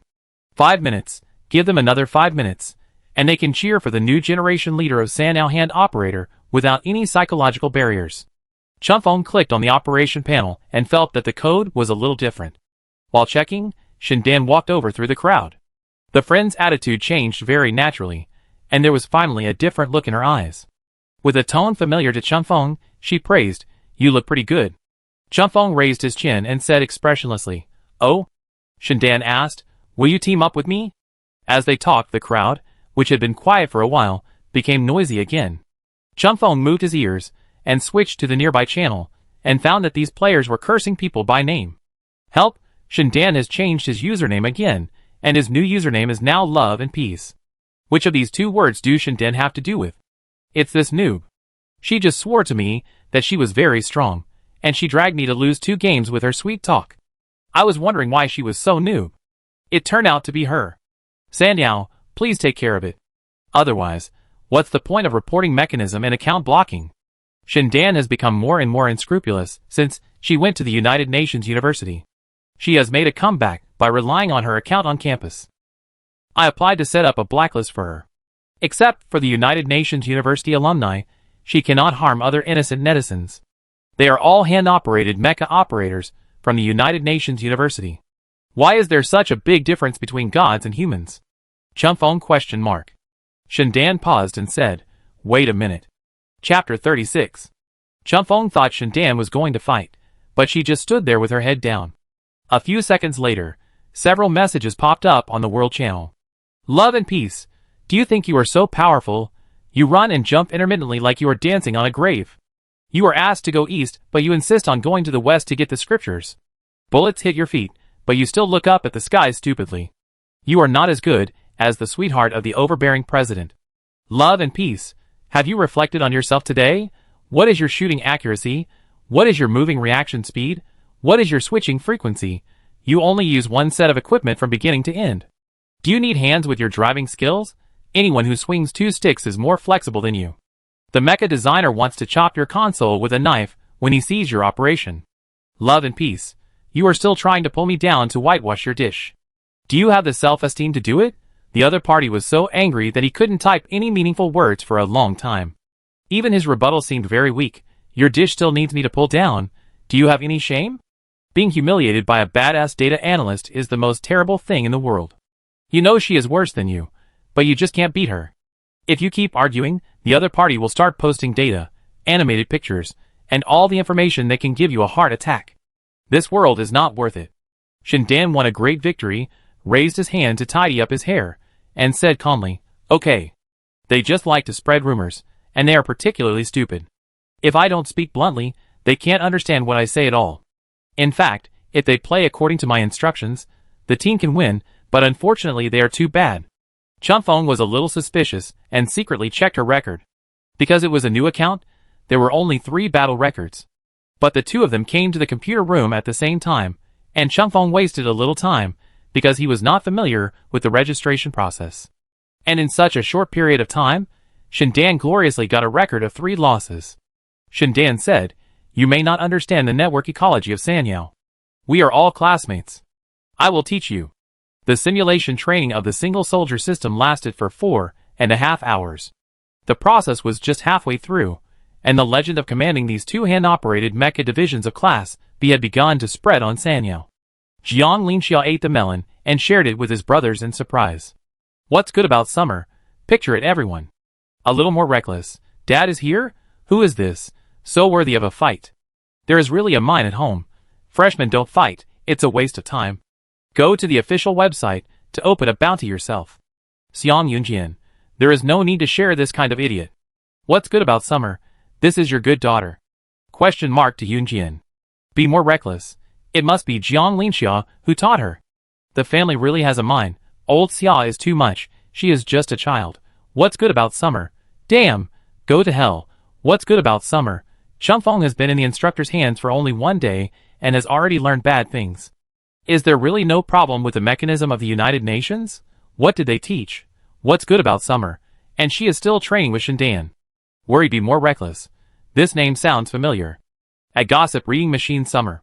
What's good about summer? Gossip reading, you bitch. That's the top student who didn't even win in the novice zone, was posted on the wall every now and then, but was admitted to the United Nations with the highest score. My family really has a mine. Oh, I remember it. Shindan is actually not famous for her dish. After all, there are so many people who are not good in the novice zone.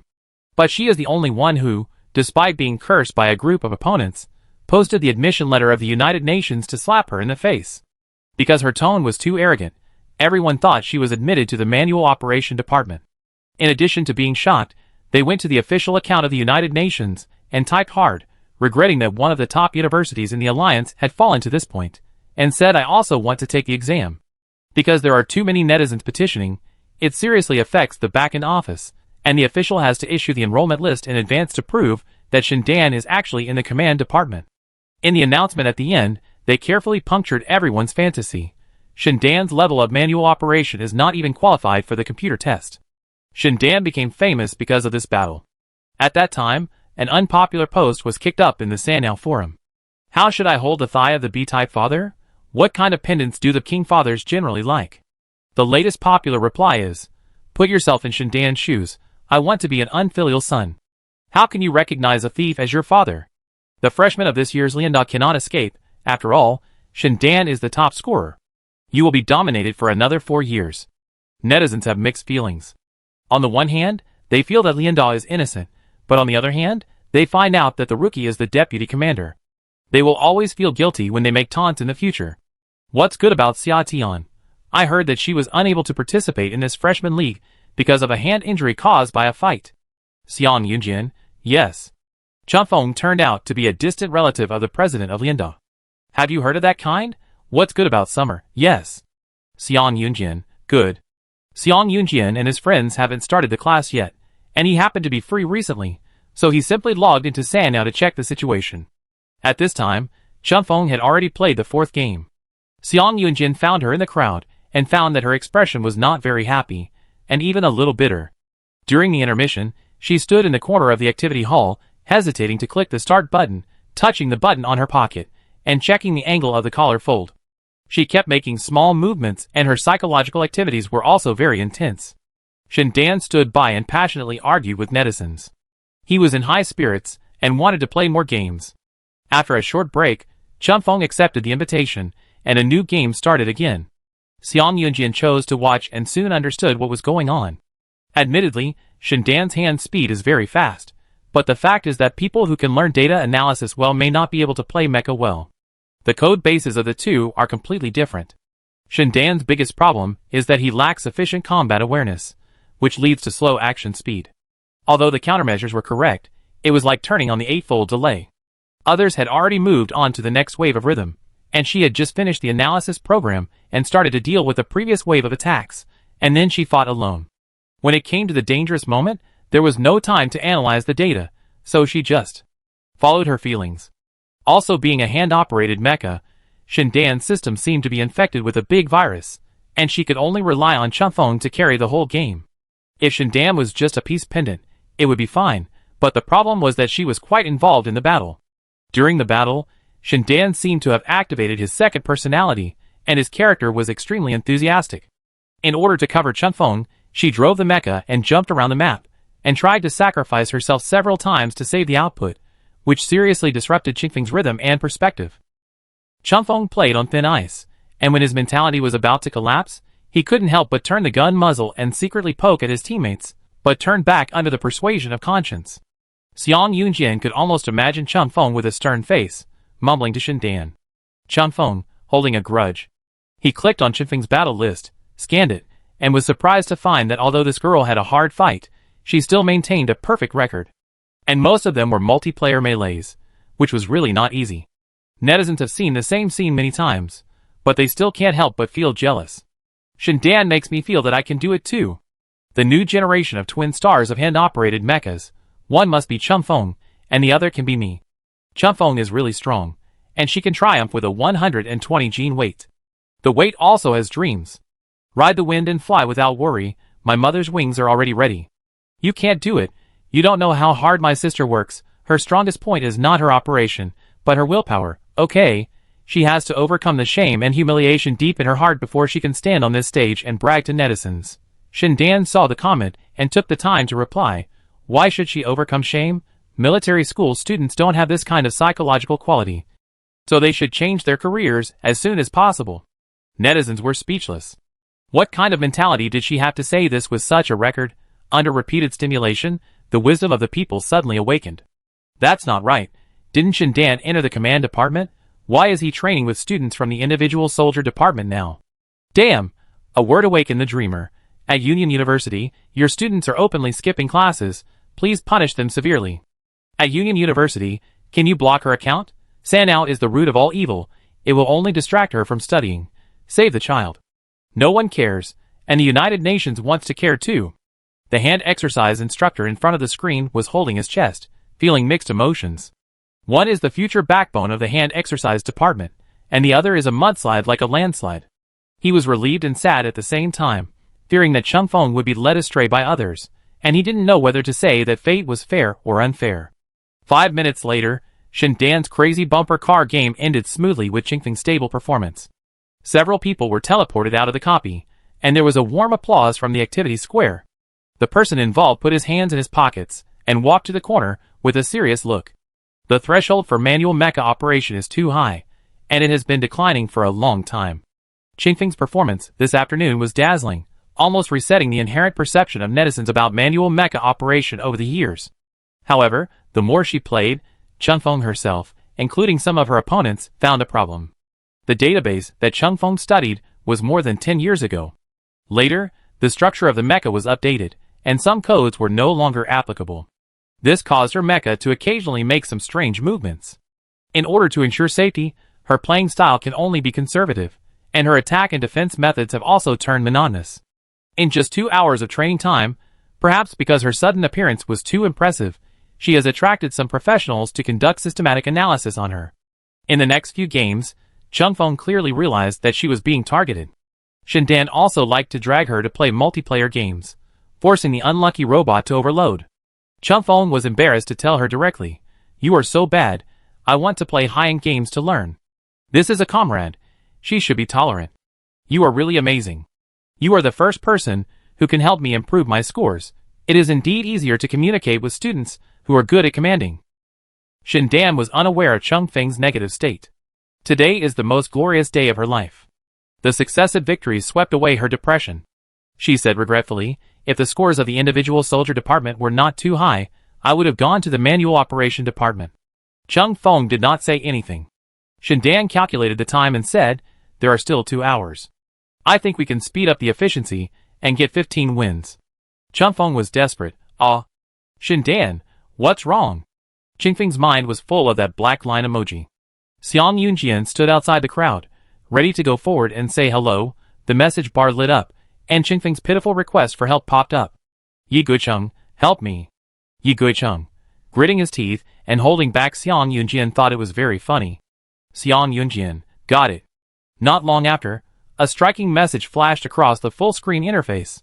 Xiang Yunjian at Yi Guicheng, boss, take me with you. Xiang Yunjian, shame us. It is illegal to exploit child labor, my friends. Changfeng was as if pardoned, and immediately rejected Shindan's request to prepare, saying, I'm leaving, I'm going to take him with me. Shindan called up Xiang Yunjian's background data and said blankly, "He doesn't need you to take him with him, right?" Chunfeng said, "I was controlled by him." Shindan, "Why?" "Because of poverty." Chunfeng was telling the truth. "My friend is still in his hands?" Shindan's mind turned around, confused. "Ah? Is trafficking illegal in the alliance?" Chunfeng said, "Yes." "But he bought my friend." Shindan ? Chunfeng said hurriedly, "I'm leaving." She quickly left the team and ran towards Xiang Yunjian. Chapter 37. Xiang Yunjian directly opened a team, and soon, Yinshin was also pulled in. "Long time no see." Yinshin asked, "What's the matter with your declaration?" Chunfeng was very proud and asked, "Is it crazy enough?" "Very crazy." Yinshin smiled and nodded, "Not bad, very much in the style of our army." Chunfeng heard this description several times. "What exactly is your military style?" Yinshin was asked. "This is difficult to summarize in one word. To be precise, all the skills that can win and the coquettish operations can be the style of our army. It has never appeared before, but as long as it is strong enough, it can be. Our military style is flexible and adaptable." Yinshin wanted to say that he would take everyone's path and leave them with no way to go. Xiang Yunjin added, "People can be bad, but they can't be cowardly." Oh. Chunfeng suddenly realized. Shindan is really a representative figure of the United Nations. Xiang Yunjin joked, "Teammate can be sold, but the game can't be lost." Chunfeng was shocked. "Teammate can be sold? If they are bad." Xiang Yunjin restrained his frivolity. "Of course, it's only in the game, definitely not in real combat." Chunfeng, "Oh." The netizens acted very familiar with Xiang Yunjin and showed a lot of respect. Obviously they were all old netizens. After he appeared, someone kept asking in the world, "Do you want to practice with me?" Xiang Yunjin glanced at him and replied, "Practice with me? The students of the United Nations University will form a team. I envy you, the seniors from other families. Here I come, big guys." The squad leader of the individual soldier department quickly formed a scattered team, and when he saw that the number of people was almost enough, he challenged Xiang Yunjin. This time it was a 20-man melee dungeon. It was a few versus many again. Chunfeng refreshed on the city map and felt that there were enemies all around him. He was hesitant about where to start. Xiang Yunjin said casually in the team chat, "Yinshin will follow Chunfeng. You attack, and I will assist you." Yinshin was already chasing Chunfeng with a gun, saying, "Go in any direction." Chunfeng simply went north. Xiang Yunjin walked and read the comment area, and his intention to slack off was obvious. He didn't seem to be in a competition, but more like a Q&A class. Can combat awareness be cultivated? Search the definition of awareness, most people can. Tourist, I laugh my ass off. Is the scope of a small number of people targeting Shindan? Xiang Yunjin said, Shindan certainly has combat awareness, but it is difficult to reverse his professional thinking. When an ordinary soldier sees his opponent, his first combat awareness is to counterattack. Just like when you fight, you don't actually think too much, you just fight. But when a data analyst sees a single soldier, the attack weapon, distance, range, escape route, strength level, etc., all pop up one by one. After the procedure is completed, the mecha can be buried. Tourist, what about Chunfeng? Isn't she also studying to be a deputy commander? Xiang Yunjin smiled. How can ordinary people understand the world of small robots? This is not the first time that Chunfeng and Yinshin have cooperated with each other. They have already started to cooperate tacitly without talking to each other. The black mecha is invincible on the map. In just a few words, it has harvested 2 heads. It is much more helpful to have someone to cover the bottom than to have someone to hold back. Chunfeng has received support from the rear, and his overall combat style has become bold and fierce, even a little tough. Her biggest implication may be that if she can hit an opponent with one shot, she will try to hit him with one more shot to show respect for the rule of villains have a long life. Yinshin followed behind her, and could feel her murderous aura from 800 meters away. It must be said that when the 2 most fatal shortcomings, physical fitness and shooting accuracy, are made up by the performance of the mecha, from the perspective of the opponent, Chunfeng is a bit scary. Tourist, kill like crazy. Tourist, I can see the biggest advantage of the hand-operated mecha, the attack speed is fast, as long as the hand speed can keep up. Even multiple weapons can attack at the same time, but the sensor mecha can't do that, and it can't aim accurately. Visitor, won't your fingers cramp if you type so frequently? Xiang Yunjin stared and observed for a long time, until Chunfeng's background disappeared from his sight, and then he turned his attention back to the comment area. He helped to clear the battle line below, and said casually, When it comes to combat awareness, some experience is more universal. For example, when fighting, give priority to killing the target. The comment area immediately popped up a row of the same answer, sniper, strict question mark. Chunfeng also saw it, and couldn't help but glance back at something. Yinshin recalled the fear of being dominated by Chunfeng again, and his steps stopped. Although it was outrageous, he still explained, I am your teammate now. Chunfeng, I know. Yinshin didn't believe it. Do you know what you meant by leaving a 1-second pause? Tourist, Yinshin is scared? Is this reasonable? Tourist, it's hard for me not to imagine when you suddenly added such a sentence. Tourist, move Yinshin away quickly, it's dangerous. Xiang Yunjin said with a faint smile in his voice. Sniper is following Chunfeng, it's safe. She is good at data analysis. Snipers have little advantage in battles with fewer people, and need to take the initiative to play a better role. No one is better at analyzing maps than Chunfeng. Where she walks, there is a certain degree of guarantee that there is no risk of ambush, and Yinshin can play more freely. Xiang Yunjin said, in the past, Yinshin usually followed Jiang Linxia, but Jiang Linxia ran fast and ran away when she encountered danger, so the sniper was very passive. Tourist, haha, do you think it's much better now? The biggest advantage of hand-operated mechas is their flexibility, which is fully reflected in Chunfeng. She wanted to put on a weapon show, and give all the ammunition on her body, to her opponent remotely. Even if it was a one-on-many face-to-face fight, she was not afraid at all. When she got into shape, Chunfeng completely turned into a wild horse, running around, and Yinshin, who was responsible for covering her, couldn't catch up with her. After seeing the hand-operated mecha use its climbing ability to directly climb over the outer wall to the opposite street, Yinshin couldn't bear it anymore and shouted to his comrades for the first time on the battlefield, wait a minute. Xiang Yunjin, Chunfeng turned back from the opposite side and asked disappointedly, are you not capable? Yinshin was so angry that he laughed and turned back the same way, sighing, the child has grown up and has his own ideas. Tourist, is Chunfeng harder to lead or Shindan? Tourist, in terms of combat power, are you stronger or Chunfeng stronger? Tourist, don't provoke. I don't know.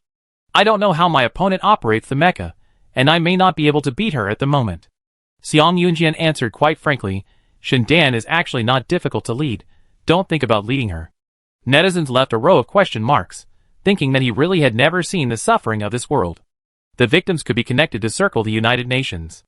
Xiang Yunjian, you can try it in the next game. A melee dungeon, played in the style of Love and Peace in the teaching. With absolute firepower suppression, the three of them pushed the entire dungeon without any obstacles. Chunfeng felt the joy of being assisted, got 12 kills in one game, and felt comfortable physically and mentally. The balance that originally leaned towards the lone wolf leaned a little towards the team. Back at the event hall, Xiang Yunjian indeed pulled Shindan into the team. Shindan was a little flattered. This was the first time someone took the initiative to invite her to join the team. Xiang Yunjian said, get ready for the next game. The opponent has formed a team, challenged directly. The second game started soon. After the map refreshed, Shindan wanted to approach Chunfeng, but Xiang Yunjian interrupted and said, Shindan, help me open the right road. You go in front, be careful not to be exposed. Shindan was in a good mood and felt that it didn't matter who she partnered with, so she agreed without much hesitation. Okay. Hand-operated mechas have advantages in reconnaissance only when they are used for movement. Shindan can do this well. Xiang Yunjian followed her very closely.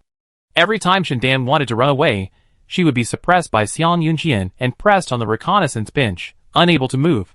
Sometimes he asked her to go across the street to confirm the position of the enemy plane, sometimes he helped to fly a kite to attract the line of fire, and sometimes he asked her to mark the safe range. After half the game, Shindan's enthusiasm gradually subsided, and he also figured it out. What's the difference between this and a data analyst? Tourist question mark. Tourist, Xiang Yunjian, the old nanny. He may not be the best fighter, but he is definitely the best at taking care of children. Tourist, I almost forgot that there are a lot of psychopaths in Xiang Yunjian's team. Tourist, it's very our military style. Chunfeng thought it was amazing, and wanted to try it later. Seeing Shindan typing coordinates in the team channel out of boredom, he asked, friend, help me mark the enemy plane in front. Shindan's mecha stopped in the middle of the road. After a moment, with a bit of unbearable anger, he said sinisterly, I'm separated from you by half a map. If I mark the point, they won't move again? Or can your artillery fire penetrate half of the field and kill instantly? Chunfeng, huh? Human social interaction is really complicated. Xiang Yunjin smiled and said, "It is forbidden to insult the IQ of teammates." Shen Dan couldn't hold back and asked excitedly, "When can I play?" Xiang Yunjin said generously, "Look for the position of the leader of the opposite team, and I will let you kill him when you find him." "Okay." Shen Dan tapped the code key hard. "You keep your word." "How do I find this?" Xiang Yunjin still read the comments slowly. "A single soldier will definitely run around the captain. I have already scanned half of the map." Combined with the battle situation on Qingfeng's side, according to the law of force distribution, the position of the leader or commander of the opposite team can be roughly calculated. Xiang Yunjin said, and added, "But there is more than one data analyst in our team." Shen Dan was still disappointed. When she rushed to the target with enthusiasm, Changfeng and Yin Shen arrived at the battlefield one step earlier than her. In the end, she was greeted by only the wreckage of several mechas and the huge sign of game victory and Qingfeng's innocent shrug. Shen Dan truly felt the cruelty of this world. Except her, everyone was happy. The atmosphere of the game was relaxed and pleasant.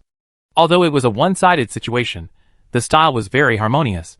The younger students also said that they benefited a lot.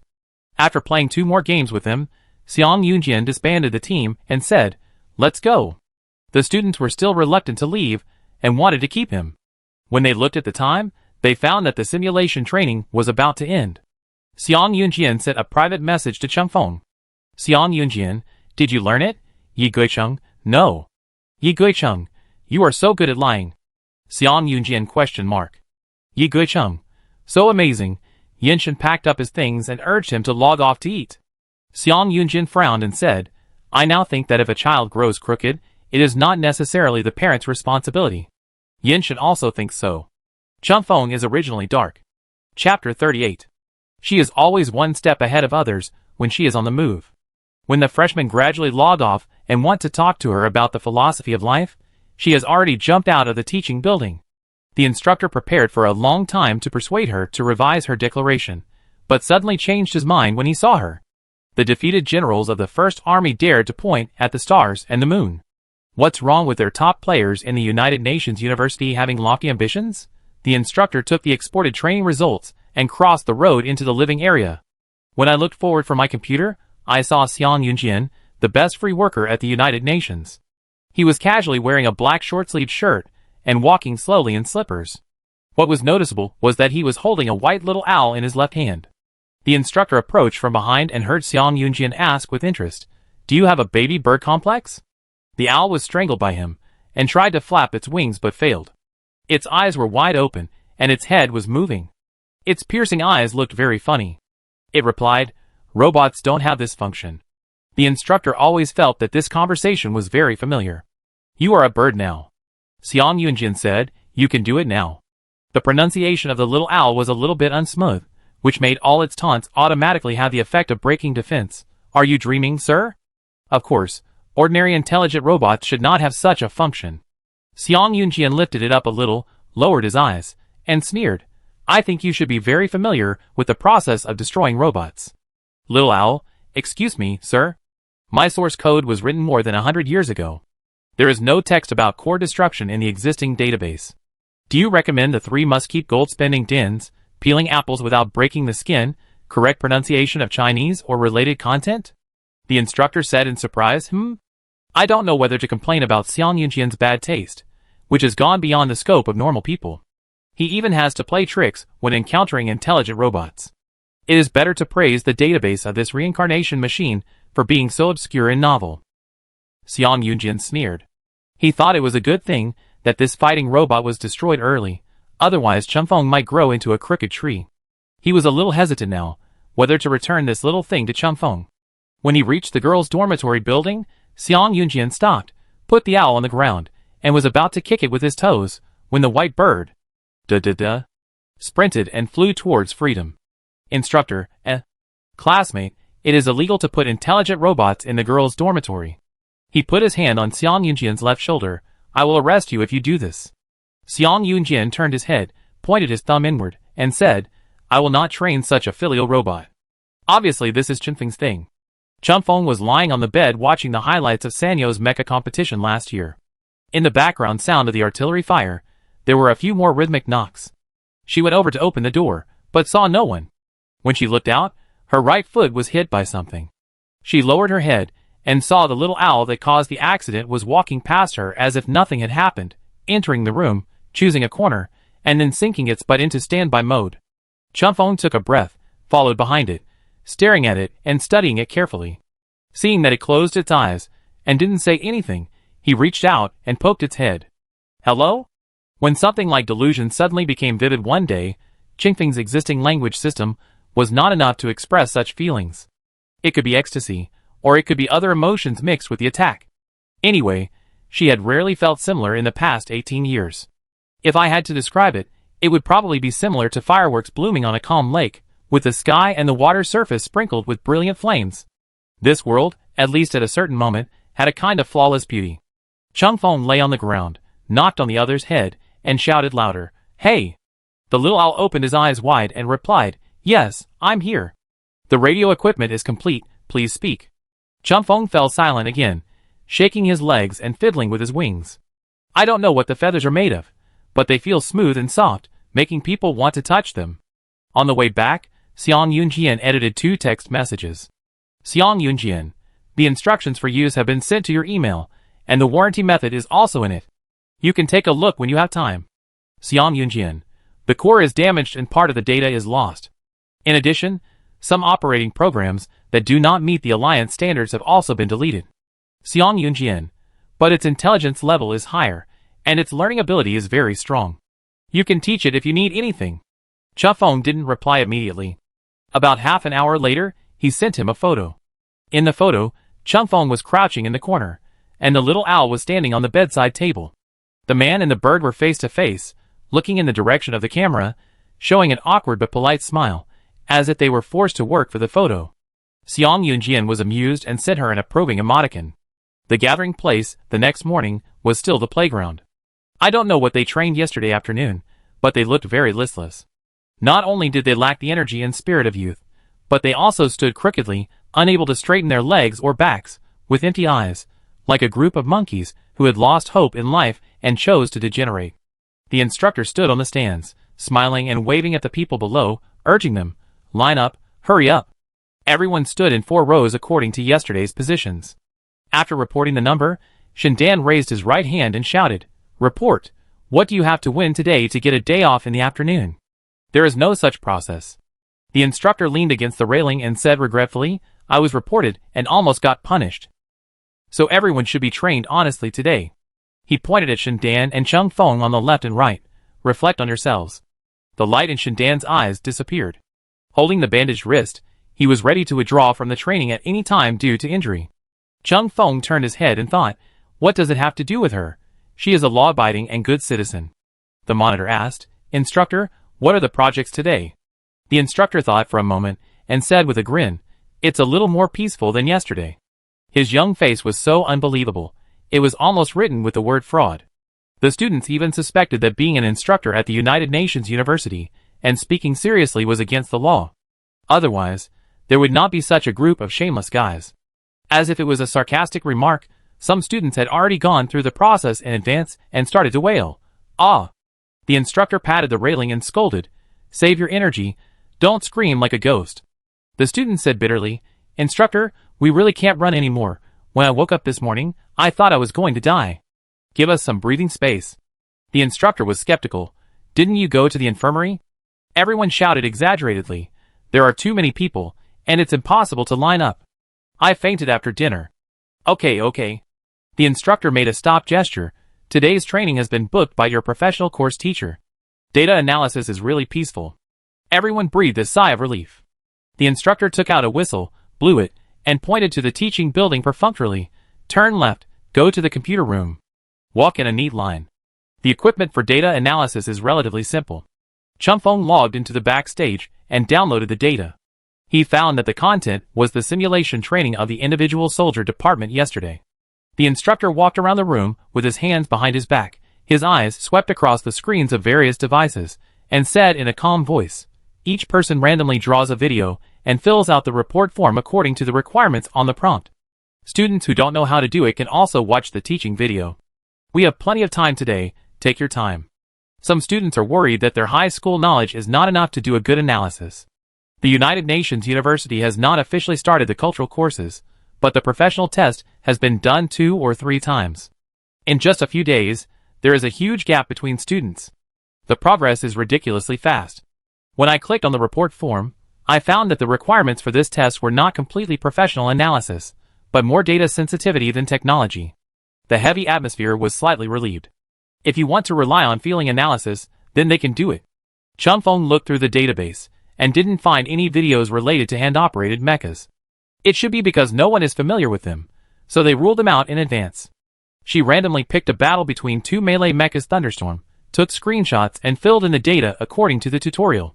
The whole computer room was filled with a crisp sound of keyboards, and the instructor was so sleepy that he yawned while sitting on the podium. When the window was shaken and knocked, the abnormal movement attracted everyone to look over. The instructor looked at the little owl on the windowsill and was startled, then suddenly woke up. The owl's eyes would emit strange lights, red, orange, yellow, green, and blue, changing in all directions. It was not until the instructor stood up and went over that it returned to normal. Chunfeng stood up and said, "This is mine." The instructor looked back and forth between the intelligent robot bird and Chunfeng, and remembered the student personality he had been told about. He quickly reacted and switched roles, and nodded and said, "Oh, this is your friend? Okay, I show the students' families around, you guys continue." Its original form was a combat robot, and the most stored data in its database was combat data analysis. It is said that it contains a lot of private data provided by interstellar pirates, and now even the original model cannot be bought on the black market. The instructor had never had the chance to see it, and out of curiosity, he picked up the owl by the scruff of the neck and patrolled the classroom again. The little owl didn't say anything, but the system automatically captured the data on the screen. After walking around, the instructor leaned close to its ear and asked with a smile, "Parents, what do you think of the level of our students?" A row of blue data flashed in its round eyes. After processing, it said coldly, "It can be described as an explosion scene." The students thought it was saying that it had great lethality and amazing potential, and were about to smile modestly, but the little robot bird added calmly, "It was a mess." Everyone, eh? The instructor laughed like crazy, stroking its back and comforting it. "Don't be angry, they are just children." He took the charger, put it next to the owl's mouth, and said, "Come on, do you want to eat?" Chunfeng, eh? After playing for a while, the light computer next to it vibrated, indicating that a student had submitted an assignment. The instructor clicked it casually, and found that it was Shindan. This person's data report is very similar to her external personality. Both are very unkempt. The process is extremely abbreviated, lazy, and then quickly throws out a result at the end. The little owl read it and commented, "The data is roughly correct, beating 98% of the class." Shindan stood up and prepared to leave quietly from the back row, but was stopped by the instructor. "Don't go. Come back." She walked up to the podium slowly, leaned against the wall, and stared blankly. Soon, other students also submitted data reports. The instructor clicked on the backstage, transferred the interface to the person behind him, and hooked his finger at her, indicating that she should help him fill in the military training course evaluation. Shindan's expression twisted, and a lot of dirty words probably flashed through his mind. In the end, he dragged a chair over and sat down next to him, becoming a diligent substitute. Everyone who has taken the college entrance examination has a relatively appropriate understanding of the scoring points, and there are already relevant reference answers in the background. Shindan compared the template and absent-mindedly tapped the keycaps. Select the slogans of "Still need to work hard" and "Need to be improved" in the automatic evaluation. 5 minutes later, Chingfeng's report was refreshed. The format of Chingfeng's report is different from others, and the contrast with Shindan's is even more obvious. All her steps were written clearly, just like running a program, not only complete, but also with various details to eliminate unexpected situations. In addition to the existing data analysis, she also used pictures and text to predict and criticize the subsequent actions. Typical machine thinking, the amount of data is extremely large, and every conclusion can be found. Obviously, such a short battle does not require her vague intuition. What's wrong? Seeing that she did not move, the instructor came over and glanced, and said clearly, "It's Chunfeng." He clicked on the screen projection, wanting other students to see the completion of this report. And Shindan had deleted the comments that came with the form, and wrote a more than 200-word evaluation. What?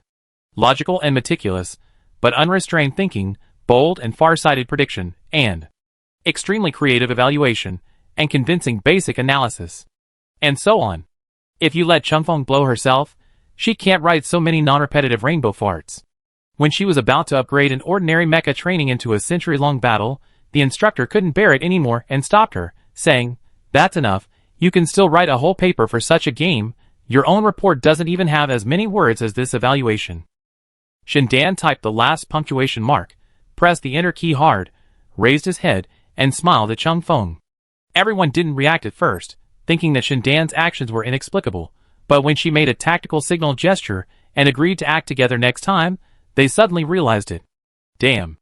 This is the right way to cling to someone's thighs. Isn't it more advanced than the method of calling him dad? But are you suitable? Chapter 39. The morning training task was relatively light. After the students submitted their reports, the instructor was merciful and let everyone go out for lunch early. He took the sorted data to the administrative building. There were already other teachers in the conference room. A group of people sat around the long table, whispering about the table on the screen. The information card on the left had been ticked green, and there were still a few candidates left in the list on the right. Has the list of sophomores been confirmed? The instructor threw the light computer on the table and slid across this morning's test results. The teacher at the top pushed up his glasses and said, "For sophomores, if there are no special circumstances to consider, we should still sort them according to their grades and specialties. The reference data for freshmen is a bit too little, and the requirement for them this time is just not to be a drag." He tilted his head and looked at the person beside him, who added, "The 2 individual soldiers have been confirmed. The biggest problem is, for the remaining 2 command positions, should they be selected according to the level of the individual soldiers or according to their professional abilities?" The instructor slumped down on the wooden chair, leaned back, and said frivolously, "I think Changfeng is pretty good. She grew up on the post-war planet, and both her understanding and experience of war are more profound than ordinary students. She is more suitable for Sanyo's requirements this time." The teacher remembered and asked, "Is she still a robot now?" "Really?" The instructor leaned forward with his arms on the armrests, sharing enthusiastically, "And the team has grown again. I don't know where she found a very interesting intelligent robot. Or is it a robot produced on the black market, whose thinking is different from our alliance?" The middle-aged man said solemnly, "This copy requires a very high level of psychological quality. This does not affect the judgment of her psychological quality. There is no problem with her performance. Strong willpower, decisive decision-making, less emotional fluctuations, aren't they all positive feedback?" The instructor lowered his voice and said mysteriously, "The most important thing is, based on my observation, I can be sure that there is only one robot that she can call a friend. Nothing else is to be feared." The middle-aged man did not expect him to adapt so quickly, and he couldn't help but doubt himself. Is this really not a big problem? Is he asking too much of his students? Let them go.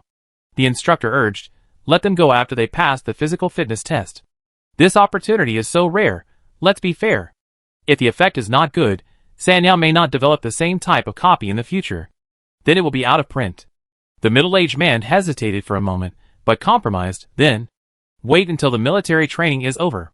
The military training for freshmen is not difficult, and the time is not long. It is mostly physical training, combined with learning military songs and some professional awareness to adjust the rhythm. The most difficult part was probably the 2 training sessions in between, but Changfeng adapted well. After the military parade, we rested for 2 days, and then the cultural classes officially started. All the students from sophomore to senior year returned to school. The best news was that Changfeng finally received the scholarship from the United Nations University, and together with the previous league bonus, it was deposited into her account, totaling about 20,000 yuan. She was almost overwhelmed by the big pie of getting rich overnight, and tried to calm down and make a list of accounts. After paying off the debt, buying a few winter clothes, and reserving some food money. In the end, there was not much left. Changfeng used to spend less than 5,000 yuan a year. Now, in less than 2 months, 20,000 yuan is gone. Human life is too extravagant, using money to corrupt her happiness. Jinfeng's hair has grown a little, but the color is still a little yellow, so it doesn't look thick enough. She raised her hand to touch her head, and compared it with the hair of the little owl. After hesitating for only 2 seconds, she decided to buy 2 more wigs to save face. While shopping in the store, a red mark message suddenly popped up on the top of the screen. Changfeng was startled, thinking that someone was spying on her, so she quickly closed the interface and took a closer look, only to find that it was an advertisement. 3 days September new dungeon, internal beta version. Click to receive the invitation. What is this? Chumfeng thought it was a scam message, but after unfolding it, the sender was the Academic Affairs Office of the Union University. She clicked to check, but there was nothing inside, only a time and a confirmation button. The time was tomorrow morning. Chumfeng didn't understand, so she forwarded the picture to Xiang Yunjian, who replied shortly afterwards. Xiang Yunjian, I've heard of it. It seems to be prepared for newcomers. Only freshmen and sophomores can participate. The dungeon setting this time is quite special. There are not many places available during the internal test. You can try it. Xiang Yunjian, but there is no money for this game. Yi Gucheng, Xiang Yunjian, it is said that there are only 12 places for the internal test in a school. You should cherish it. If you are short of money, you can talk about it. Chumfeng was just about to go to the Sanyao forum to check the information when the instructor's text message came in. Instructor, click to confirm. Chumfeng clicked on the confirmation button. Instructor, okay. Then, there was no news. It was not until the next morning that the instructor notified her to gather in the computer room. When she opened the door and prepared to go out, Chumfeng bumped into Shindan in the living room. They were walking the same way, nodded to each other, and walked shoulder to shoulder to the computer room. Shindan was very active online, but relatively silent offline. On the way, he glanced at Chumfeng from time to time, brewing his thoughts, and planning to send her a message after logging on to the computer. The two walked into the room on time, and there were already more than a dozen students standing inside. Chumfeng took a quick look and only recognized one of them, the number 1 youth from the freshman league. The youth waved his arms and smiled brightly. Hello, sister. I knew you would be one of them. Chumfeng had no choice but to walk towards him. The youth did not expect Chumfeng to remember his name, so he took the initiative to introduce himself.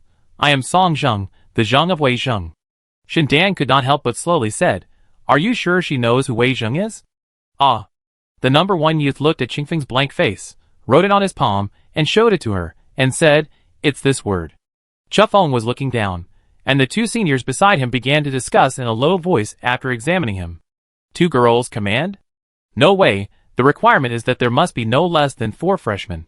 In this mission, the deputy commander is not very important, and it is normal to give the quota to the freshmen. 12 people, there is no need for 2 data analysts.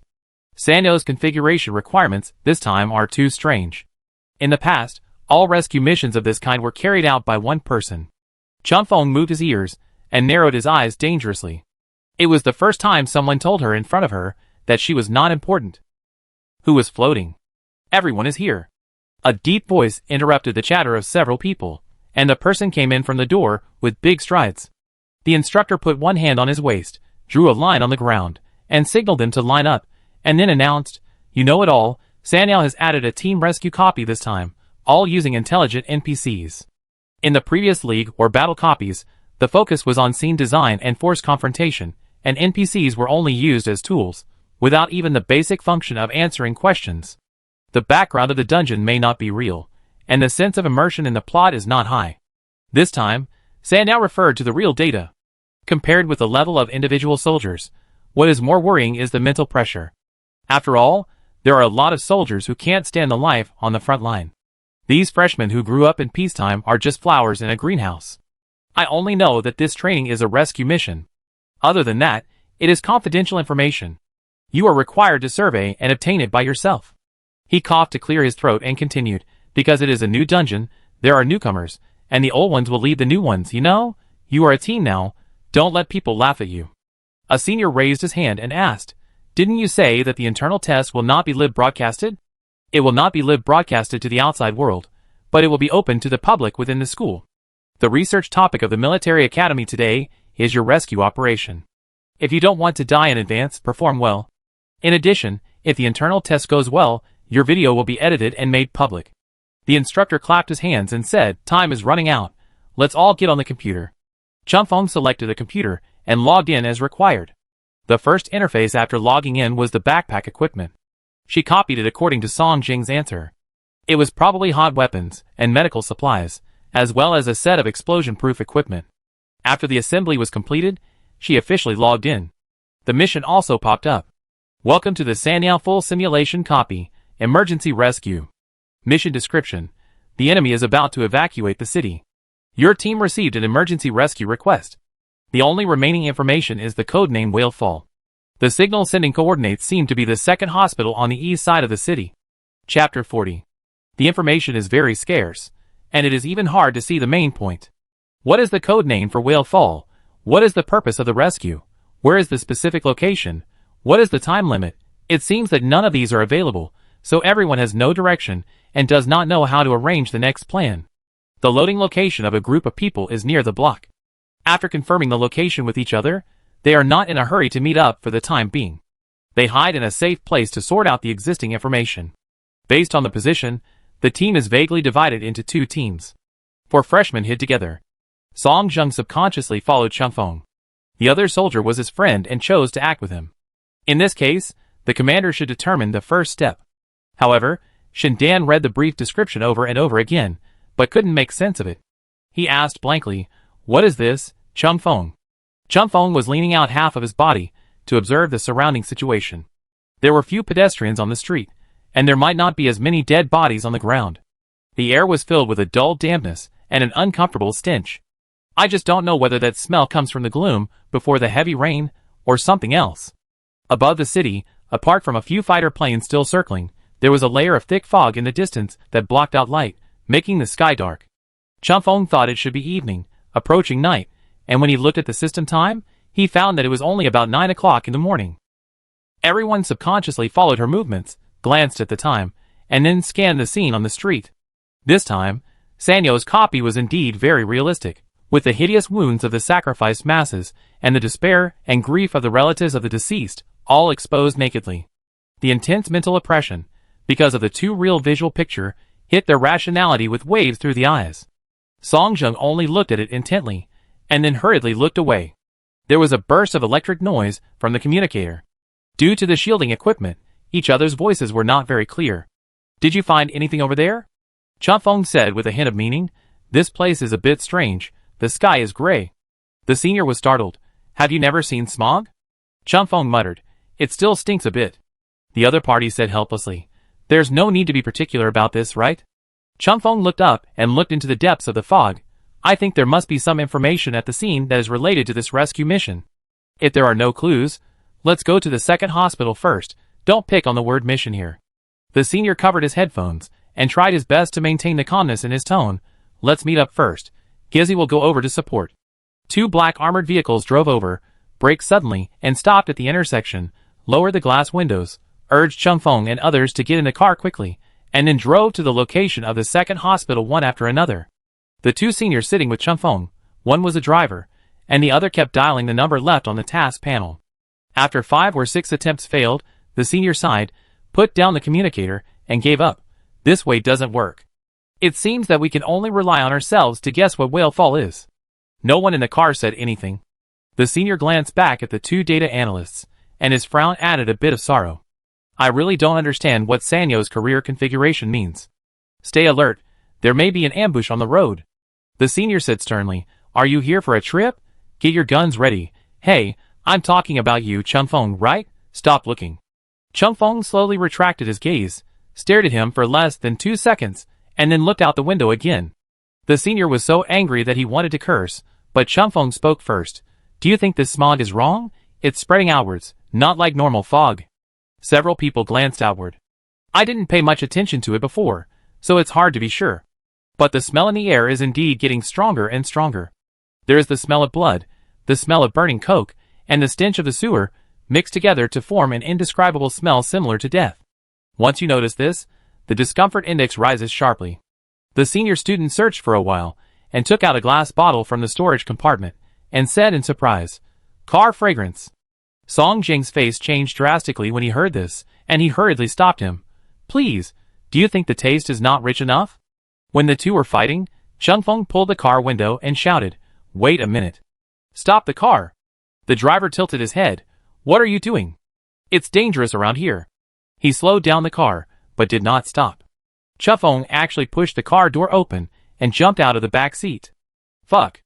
The driver cursed, and when he saw Chung Fong running towards a fallen NPC in the middle of the road, he cursed again, "Fuck. What are you doing now?" He quickly turned the steering wheel and drove towards Chung Fong. The vehicle in front of him stopped. The senior student didn't care about the aromatherapy anymore. He threw his hands and yelled angrily at the communicator. Read the name of the mission again, emergency rescue. Do you know what emergency means? Are you here to wholesale relics in the war zone? The NPCs here won't trigger the hidden plot unless there is a question mark on their heads. Chunfeng, who was squatting, turned around and waved to them. The senior student stopped scolding and went down with Song Jung to check. Chunfeng was wearing a complete combat uniform, with nothing exposed from neck to feet, and was holding the wrist of the person on the ground tightly. The pale skin of the other person formed a sharp contrast with her black clothes. The person's clothes were strange. It was hard to see clearly from a distance. When you got closer, you found that he was wearing a pure white short-sleeved shirt with no logo inside, and a sheet casually draped outside. The sheet was printed with the logo of the second hospital. When he rolled up his sleeves, in addition to the abnormal skin color, his arms were covered with festering wounds.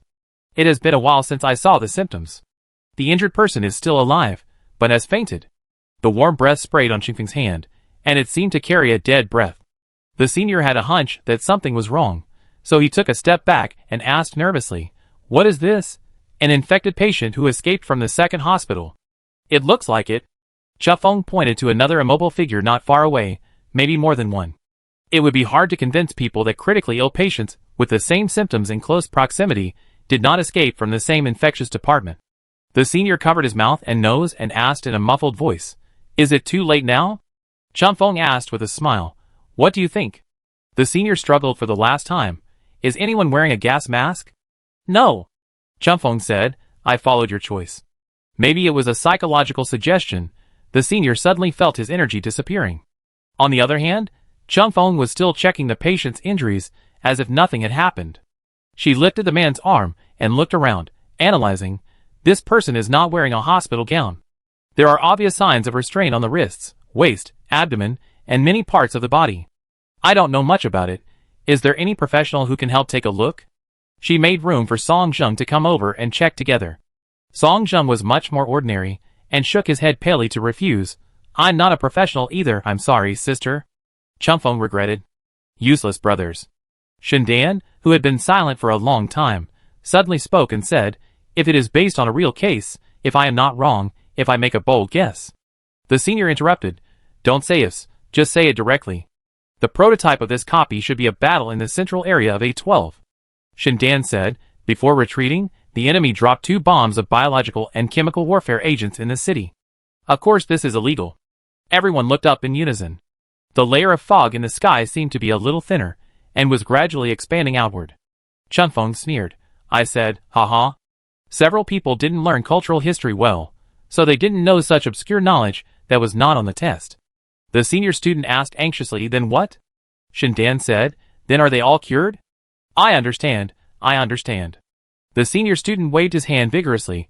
"Hurry up and get in the car." The 3 of them jumped back into the armored vehicle and rushed back to the second hospital. The communicator was filled with the noisy communication of the crowd. Because it was a game, the emotion of fear was not obvious for the time being, but more excitement. The senior student signaled everyone to be quiet. Okay, the rest of the task description can be ignored for the time being, and the target direction can be confirmed. What we are looking for now may be people, drugs, serums, or experimental data on related biochemical weapons. As long as there is the possibility of developing drugs, it is within our search range. Chapter 41. Senior always makes people silent. Chunfeng felt that he was a senior after all, and he couldn't be so disrespectful, so he added 2 sentences. It is dangerous to be infected with the virus. People will be hungry if they don't eat. So we have to speed up to complete the task. Song Jung followed up badly. I understand. People will be unhappy if they don't talk nonsense. Shindan also said something for fun. The search range includes living and non-living things. Everyone should pay attention to these 2 points. Senior, why do you mock him like this? The senior in another car said with a smile. You guys are freshmen. Before he finished speaking, the car body jolted violently, and the text behind it changed into a shout, mixed with an unknown loud noise. Following that, the headset heard the panicked shouts of several people and various chaotic collision sounds. Chunfeng had a poor vision, and could not see what the attacking weapon was, or from what direction. He was startled by the loud noise, and quickly pulled the seatbelt, fastened it, and tilted his head to observe the battle situation in front of him through the gap in the seat. The armored vehicle leading the way was seen crashing on the road out of control, with its tilted tires rubbing violently against the ground. Due to the distance, it was impossible to accurately estimate the enemy's bullet path, but from the sound of crackling, bullets were hitting their windows like raindrops, most of which were concentrated in the nearby area. Seeing that the car in front was about to stop on the side of the road, Chunfeng hurriedly shouted, "Don't stop! Keep going!" The driver in the front row had already stepped on the brake pedal, ready to cooperate with the first team to counterattack. Hearing this, he raised his foot a little, slowed down and followed behind. Chunfeng said, "Yes, let's drive forward too." Even though he knew there was bulletproof glass, the impact of being hit in the face by a bullet was not something he could just say casually. The palms of the driver of the car in front were soaked with cold sweat, and even with gloves on, he still felt the steering wheel slipping. One of the tires burst, causing the car to tilt. He relied on his skills to adjust the direction with difficulty, hardened his heart, stepped on the accelerator, and rushed into the hail of bullets. "I believe you, junior sister," the young man said heroically. "If I die in battle, remember that my glorious name is Li Qing." He had just finished explaining regrets, when a few smoke bombs were dropped at the intersection ahead. The rising smoke instantly filled the entire field of vision, and the dense gunfire hitting the car body also stopped halfway. Damn it! This wave of fire made both drivers unable to handle it. The positioning is also invalid. How can we drive? Step on the accelerator. Chunfeng unfastened the seatbelt that he had fastened not long ago. This is a main road. Just drive in a straight line. Slow down and drive carefully. Song Jung grabbed the handrail by the door and said dumbfoundedly, "There won't be an ambush ahead. We won't be wiped out right after we land, right?" "There shouldn't be an ambush. Their people have almost all retreated. If there were more people, they wouldn't have done that to two cars." Chunfeng picked up the rifle, boldly opened the window, and pointed the gun at a vast white fog. "Turn on the roof fan." She adjusted her posture, half knelt on the seat, put on the detection goggles, covered her mouth and nose, and said firmly and calmly, "I cover you, you guys charge." The senior bent down and searched around the operation panel, and finally pressed the fan switch. The swirling wind dispersed some of the approaching white smoke, but the effect was not great. "Are you serious?" He also picked up the gun, turned his upper body, and said to Chunfeng, "You can hit the target with blind shooting. Are you making a science fiction movie?" Chunfeng was unmoved and said lightly, "If they dare to show their heads, I will definitely be faster than them to hide their heads." The gunshots were still frequent, and the frequency was so fast that Chunfeng suspected that their gun barrels were about to burst. The armored vehicle was a more obvious target, and the other side seemed to be stuck in the blind shooting, trying to force them to stop and delay time. The senior student said nervously, "We should close the window. The smoke may be poisonous." Chunfeng said, "Wait a moment." As the distance gradually approached, the detection mirror finally captured a slight red light. Chunfeng immediately pulled the trigger, loaded the gun, and fired smoothly, turning the direction and sweeping around. No one knows whether it hit or not. Anyway, the frequency of the gunshots on the right side is indeed smaller, and it looks quite deterrent. Chunfeng raised the car window, slowly exhaled, put the rifle at his feet, and waved his hand in front of everyone's eyes. "Nothing, let's go," speed up and rush through the smoke section. Shindan was speechless. She pretended to be very impressive, even though no one was sure about her. Chunfeng said, "It's mainly to let you know that you always have a strong backer. You can always trust the little robot." There were 3 younger brothers in the car, a tool driver, and a senior who had just been educated and didn't dare to speak casually. So no one dared to complain about her for a while. "You see?" In the viewing room, the instructor crossed his arms and said to the students below proudly, "The freshman I recommended is safe." From the god's perspective, it can be seen that Chunfeng did hit the target. He successfully killed 2 people and seriously injured 1. There was thick smoke between him and the target. With only a weak red light, he seized the fleeting opportunity and shot the enemy hidden behind the window hundreds of meters away. Such a level made the juniors and seniors a little excited. But in fact, Chingfeng's shooting level is very mysterious. The hit rate of fixed-point shooting is so high, and with various restrictions and various difficulties, it is still so high. Compared with her stability in gun control, her excellent dynamic vision is more amazing. The instructor stood lazily and said arrogantly, "I will protect it, you understand? Don't look at her young age and height of only 1.6 meters. She can jump higher than all of you."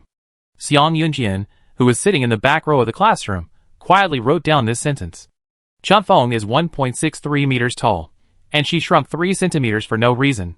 He came back to fight with others. The 2 drivers drove blindly for a while, and scraped the guardrail several times.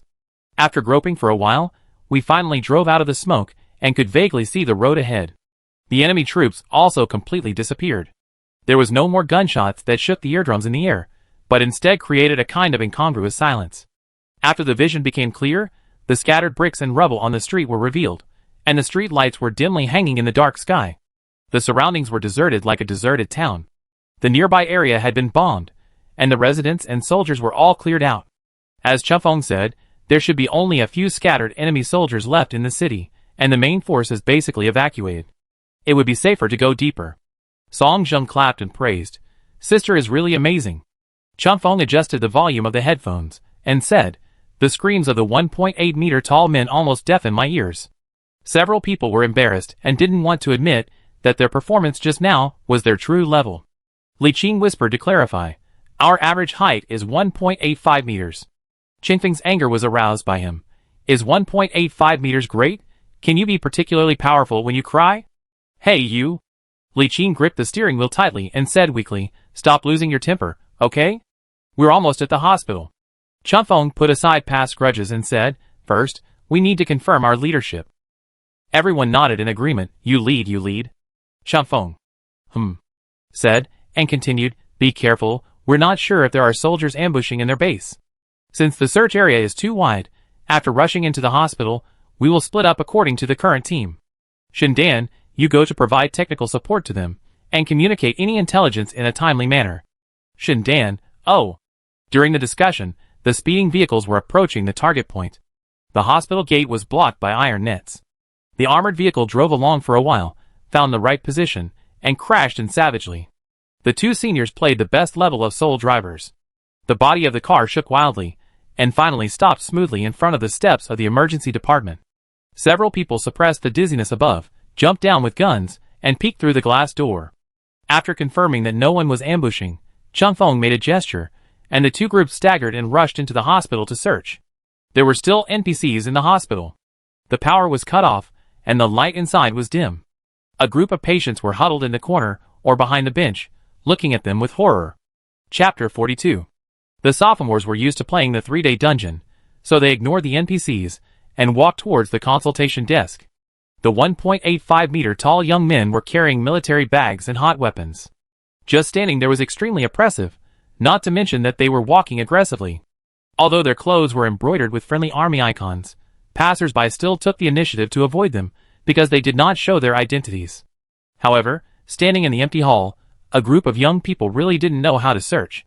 Where will the vaccine be stored? What are the specific symptoms of the virus? Is the research site for biological warfare agents in the second hospital? What should we do? Everyone asked in confusion. I thought that after reaching the key coordinates, the mission would automatically gain new progress, but now it seems far from that simple. We have added a lot of smart NPCs to this copy, which means there are interactive functions. Sanao will definitely encourage players to integrate into the environment and explore the plot. So I took the initiative to talk to them and inquire about the rumors about the hospital. Shindan thought and said, I'm responsible for the first floor. You go upstairs or the inpatient department to search. If you find any suspicious information, you can report it, and we can work together to figure it out. Okay. The seniors dispersed in confusion. If we talk about finding key NPCs, there are hundreds of patients and medical staff in the entire hospital. The system will not put an exclamation mark on their foreheads as a reminder. It will take a long time to complete the investigation by relying on dialogue to identify them one by one. And it was hard for them to grasp the content of the questioning. After the power was cut off, many equipment and treatment measures could not be used. Some patients were in critical condition, like a bomb with the ring pulled out, which would explode if approached. Especially on the 4th and 5th floors, after several seniors went up, there were already patients covered with white cloth, lying in the middle of the corridor. The doctor was surrounded in a corner, his expression was almost collapsed, and he explained to the people in front of him again and again. This time, Sanyo's NPC production was too realistic. Even if you know it's just a game, the shadowy gaze, the suppressed sobbing, and the helpless sadness are so real that it makes your scalp numb. Those complicated eyes were glued to them, like hooked knives, squeezing their living space and making the already long and dim corridor even more cramped. After just a quick visit to the examination area, Li Qing felt a huge psychological pressure and could no longer remain indifferent from the perspective of a bystander. He was afraid that a patient would rush over and ask him to take him away. I have goosebumps. Li Qing whispered. Who will search the intensive care unit? The atmosphere here is too dull. How can I ask questions? They started crying when asked. There was no solution at all. Another senior was also affected, and asked in a gloomy tone, why is there no electricity? Aren't hospitals equipped with generators? Qingfeng's voice sounded a little far away through the communicator. The entire circuit should be destroyed. Do you still need to repair it at this time? Are you an electrician? Li Qing was speechless. Shen Dan asked, why do you want to destroy the circuit? Are you afraid that we will find something? The database here? Patient information? Changfeng pondered and said, most likely. Don't overestimate the kindness of your enemies. Li Qing leaned against the wall and hesitated. So we still have to go to repair it. Changfeng said, it won't be this way, there is not enough time. Everyone was silent. Those with ideas and those without ideas all urged their brain cells to think randomly. So the noise in the background of someone became extremely abrupt. Shen Dan asked, why is it so noisy? Song Zheng shouted, because I'm working. At Qingfeng's signal, Song Zheng gathered the patients for questioning. While they were waiting to organize the crowd, the citizens hiding in the corners immediately rushed over and surrounded them. Song Zheng had to calm the crowd, arrange emergency treatment for the seriously ill patients, and ask questions about the mission. He was too busy to handle the information. His brain was almost split apart to process the information. In the eyes of the people, soldiers seemed to be omnipotent, even if they didn't understand medical treatment at all. Although he is a social expert, this is really not something he can bear. Song Zheng turned around and could no longer find Changfeng, which made him feel insecure. He kept asking in the team channel, Sister, have you found anything? Changfeng stood at the exit of the emergency room and did not answer directly. Instead, he asked, have you found any infected patients with the same symptoms as before? No. I don't have any here either. I haven't entered the infectious department yet, but the second hospital should not release a group of isolated patients alone. I just asked, and the patient said that the hospital gate was blocked very early.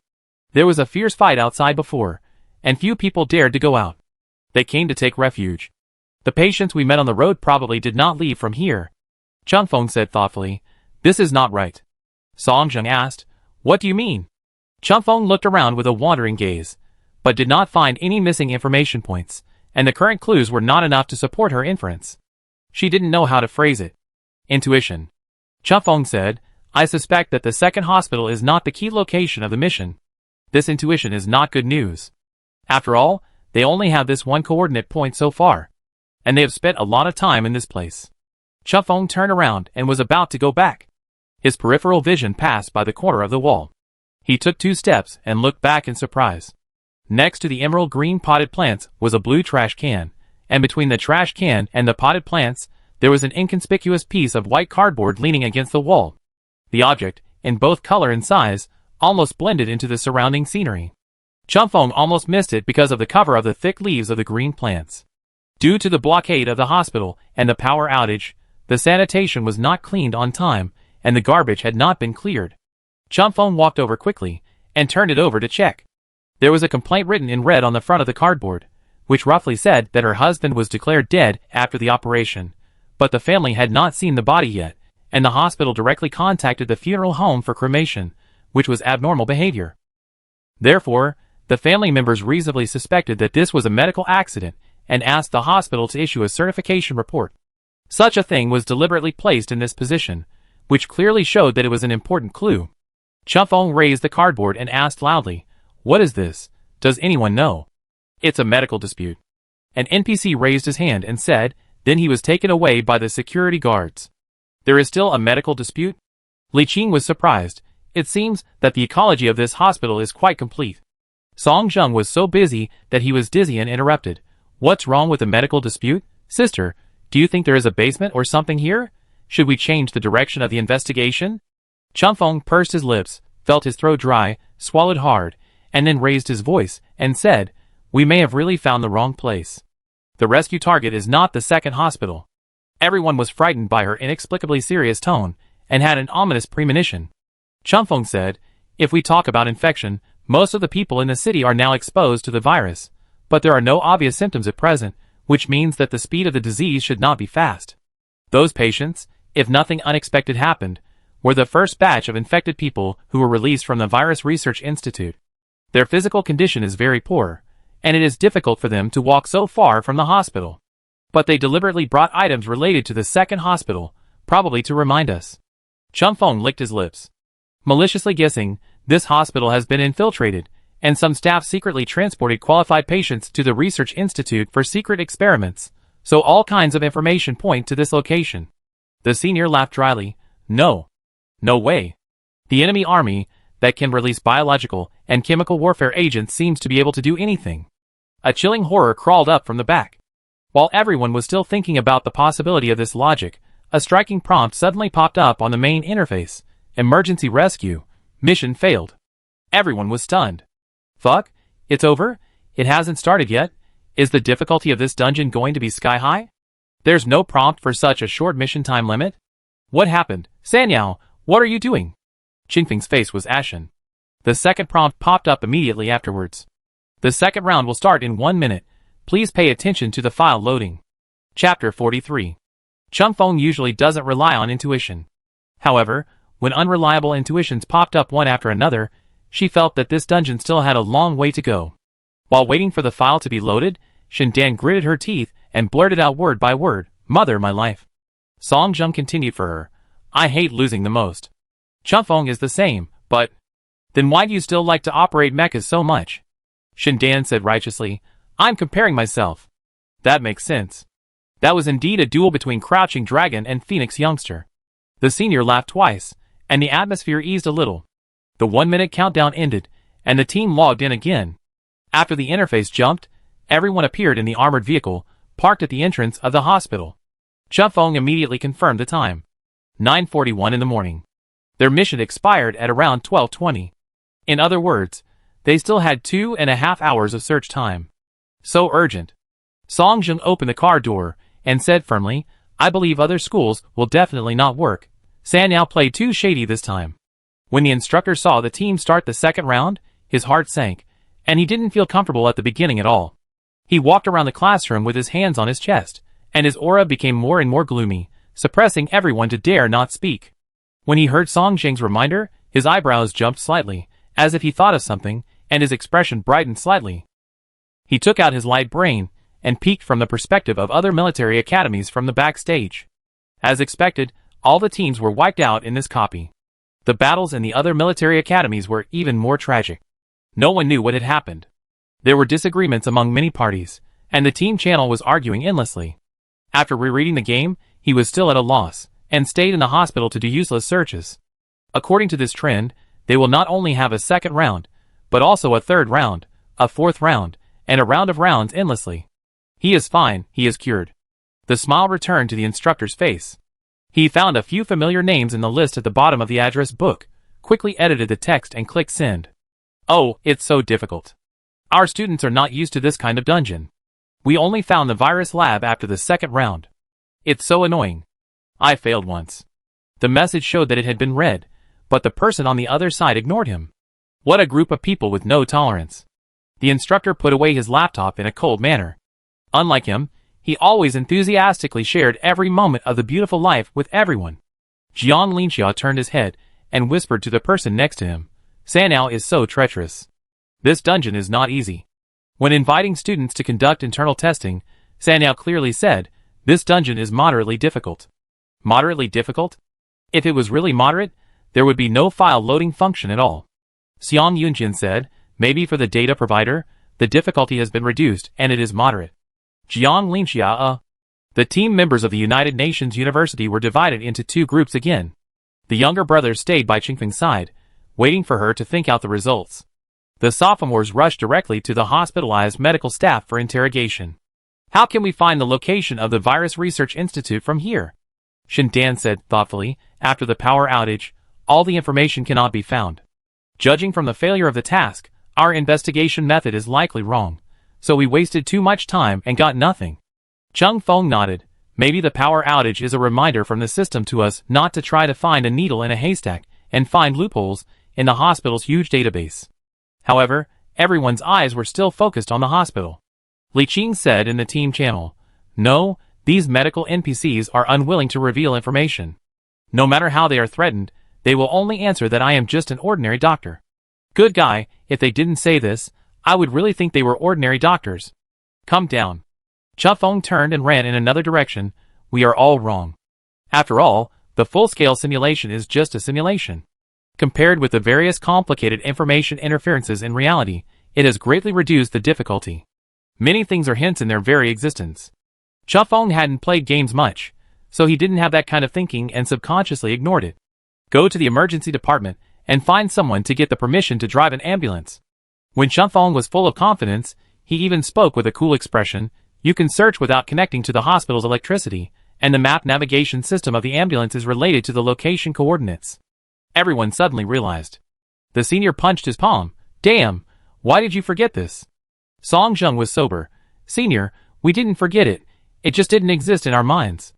The senior quickly pulled an NPC over, authenticated it, and started the ambulance.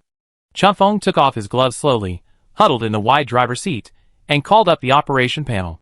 Shindan went to search for records in another car. Based on the location of those infected patients, the search range is probably from number 16 to number 72 on XX Street. Use this as the diameter to draw a circle. The driving record of an ambulance can be kept for 1 year. If a vehicle passes through and stops in a designated area many times, it is a suspicious target. After all, most people don't call for ambulances often. The result was smoother than Chufeng expected. She was worried that the hospital would use other vehicles for transportation, or carefully delete relevant records after each operation. It is estimated that considering that they have no technical assistance and are all newcomers, Sanao gave the answer directly. Several red dots on the map overlapped in front of a technology company. Song Zheng leaned over and observed Chingfeng's expression, pointing and asking, "Is it here?" Chufeng nodded. Shindan said, "My search results are also here." The senior was full of energy and called, "Then let's go! We only have 2.5 hours." Sitting in the armored vehicle again, everyone's mood has changed greatly. On the road, the driver couldn't help humming. After singing 2 sentences, he suddenly stopped and reflected sadly. "We can't do this." "Yes," Chufeng said, "you sing so badly." The driver was unhappy and glanced at her through the rearview mirror. "Then you are just slandering and making up rumors. I am the best in mid-high and low notes, okay? What do you mean by bad?" Chufeng said dryly. "Heh?" The vehicle did a cool tailspin and stopped in front of the coordinate point, just stuck between the white lines of the parking space. The company's door was locked, and the good citizen who obeyed traffic regulations turned off the engine and got out of the car. He pushed forward and couldn't push it open. Exploded. Chufeng said, "Even if there is someone, they won't open the door for you." A senior student took out a grenade from his bag. Chufeng chose a suitable position for it based on its lethality, and blocked it with explosion-proof metal plates. After a loud bang, a hole was blown out at the door. The quality of this building is pretty good. Even with the vibration just now, the building body remained stable. The hole was also small, so it should have been specially reinforced. I opened the way.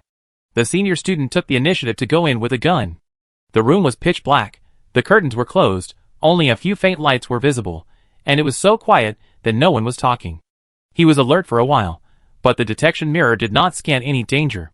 He thought that the situation here was similar to that of the hospital, so he took out a strong flashlight from his waist and prepared to use it for lighting. Chufeng knew that he had relaxed his vigilance when he saw his posture. Before he could remind him, 2 dim red lights lit up in the depths of the room. The light was too familiar, and the few people who saw it reacted immediately. The senior flew to both sides, but he couldn't beat the speed of the gun. Chufeng and a brother next to him took the opportunity to raise their guns and shoot. After a few short gunshots, the air returned to calm. Several people observed patiently for a moment, moved forward slightly, and stood up after confirming that there was no second ambush nearby. Lying on the ground were 2 illegally modified security robots, with a very simple appearance, only used for guarding the door. Several people surrounded the corpse lying on the ground and sighed leisurely. How could there be such a smart kid? How could there be no security in a place where important information or vaccine-related items are stored? Wasn't the army that was intercepted on the road before obvious enough? I don't know who blew a whistle, bringing the stagnant atmosphere to a funny place. A senior student gloated. "Do you think we should bury him as a token of respect?" Chufeng said ruthlessly, "If we have time." Li Qing looked at the people on the ground and said hypocritically, "Don't be like this, after all, this is a full-scale simulation, and there are seniors and instructors watching. Let's follow the real process, otherwise we will be scolded by the trolls." "Are you kidding? I'm afraid of trolls?" Song Jung said loudly and fearlessly. Since the day I became a military academy student, trolls have been my secondary position. The seniors were pleased and patted their shoulders in praise. Young man, you are conscious. Li Qing nodded at the young man who first proposed it and said, then why don't you take the lead in crying?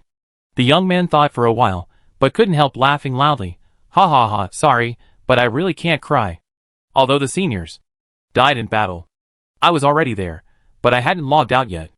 I heard a group of people laughing wildly in front of me, and I pressed the exit button with great pain. After a while, I felt unwilling to give up, so I switched to the god's perspective to watch the game. Maybe there will be 3 rounds? These people are worth it. Learn from the past.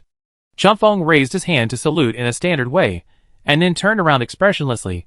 Be careful, it may be more dangerous ahead. Chapter 44. The instructor looked horrible. Write down this man's name. I want him to know the truth of the world when I come back. The group of people who were looking for the truth of the world had already passed through the front desk, and went to the finished product showroom at the back. There were 2 signs at the intersection in front of the showroom, which showed the company's floor plan. Chunfeng and Shindan scanned the map into the optical brain, and marked the current location of everyone. The positioning of this place was not very useful, and the data might not be accurate enough. But if you follow the data analyst, you won't get lost. Chunfeng adjusted the position of the light, and turned around. The company occupies a large area. In addition to the exhibition hall on the first floor with a wide view, there are several small office areas on the second floor and above, which greatly increases the difficulty of searching. Chunfeng pointed to the nearest safe passage and said, there is not much time. I go to the left, and you go to the right. Shindan agreed, okay. Chunfeng ran to the left with the 4 people in the car. In order to prevent information from being missed, Chunfeng checked every room on the map. I don't know if they were lucky, or the guards of this building had really evacuated. The robots they met on the road were all modified robots, and their movements were predictable. As long as they prepared for blind spots in advance, they could be avoided safely. However, the closed curtains and dim light still gave everyone a certain sense of crisis. At the corner of the stairs leading to the second floor, Song Jung pulled Chunfeng and whispered, Sister, come behind us a little. Chunfeng looked dangerously and asked, Why? You are more important. Song Jung said, Quick, go behind us. One soldier led the way. Several strong men, with an average height of 1.85 meters, took the initiative to move forward, leaning against the handrail of the stairs, and moved upstairs. Fortunately, 2 deputy commanders came. The path next to the exhibition hall is like a maze. The end is either leading to the toilet or the toilet. If you go the wrong way, you will feel like you are looking for shit. The senior student lowered his voice and said in a tone of seeing a ghost, If I am not mistaken, did I pass by 4 toilet signs just now? Song Jung was not convinced and said, I just like places like shopping malls and exhibition halls to have lots of toilets. Besides, there is an exhibition hall on the first floor, so what if there are only 4 toilets? The senior turned around and glanced at him with a strange look, and the light set up above his head shone on several people. Song Jung was blinded by the light source and closed his eyes. He hid for a while and shouted, Fuck, you blinded me. The victim was angry. Real men don't look back. Senior, what's wrong? Are you wearing the inspection glasses for show? Several people went up to the second floor and faced a row of empty corridors. The noisy genes in her bones could not be lonely. After pushing open 2 doors and shooting down a robot with a gun, Song Jung spoke again. Sister, can I ask you a question? Chunfeng said, Please speak. Why do you talk like this? Song Jung pinched her throat and pretended to be low. This way, it's very soulless. Chunfeng was silent. Such a soul might as well be on standby forever. She made an excuse casually, because talking is tiring. Song Jung was shocked. Is eating tiring? Is sleeping tiring? Talking is such a happy thing. Chunfeng did not respond. Song Jung noticed that the person behind him had stopped, and he also stopped, thinking that she was angry, and asked carefully, What's wrong? Chunfeng lowered her head and said, I don't think it's right. Song Jung's brain circuit was new. Eating and sleeping are wrong? The map is wrong. Chunfeng turned around and went back the same way, back. Everyone hurried to catch up with her, and the driver said, I just saw that the layout seems to be correct. Chunfeng said, The distance is wrong. I counted the steps, and it doesn't match the map. The few people returned to the first floor. The exhibition area was surrounded by independent workshops, and the areas near the edge were used to pile up sundries. Chunfeng walked along the narrow corridor for a while, stopped in front of a wall, looked around, and couldn't find the door, so he said violently, "Blow this place up." The senior felt that Chunfeng had a kind of decisive spirit. Although he didn't understand why, he still took out the blasting device from his bag and walked over. Detonating in such a cramped space is not as comfortable as outside. After the explosion, the surrounding air began to heat up. The first explosion was fruitless because the wall was too thick. Another explosion from the side finally revealed a hole. Bending over, you can see that there is a corridor inside. 5 people went in one after another and finally stopped in front of an elevator at the end. The 2 seniors worked together to pry open the elevator door and scan the elevator shaft with a flashlight. They found that they could not see the depths clearly with the intensity of their light source. All the light was attracted by the dark deep shaft, which was at least 2 or 3 floors high. Damn. Songjin stretched his neck to look. I almost missed this. He asked, "Jump?" The driver put down his backpack and fumbled for tools inside. Why do you ask such a question without a second option? Chunfeng held down the headset and told the other teammates, "We will search the basement, and you will take care of the upstairs." Why is the search range still so large? Shindan was anxious. We don't have much time. There must be a chance. We are not slow. Seeing that they had already fixed the equipment, Chunfeng also tied a rope around his waist. Besides, let's go down first. The 2 seniors had already jumped in. Chunfeng tried the buckle on his waist, and the last one followed. With their breathing interlaced, several people went down cautiously, looking for the next elevator exit. Not long after they walked, a very light reminder sound suddenly came from the depths of the dark curtain. In such a silent environment, any slight noise became obvious, which made everyone's heart hang in the air.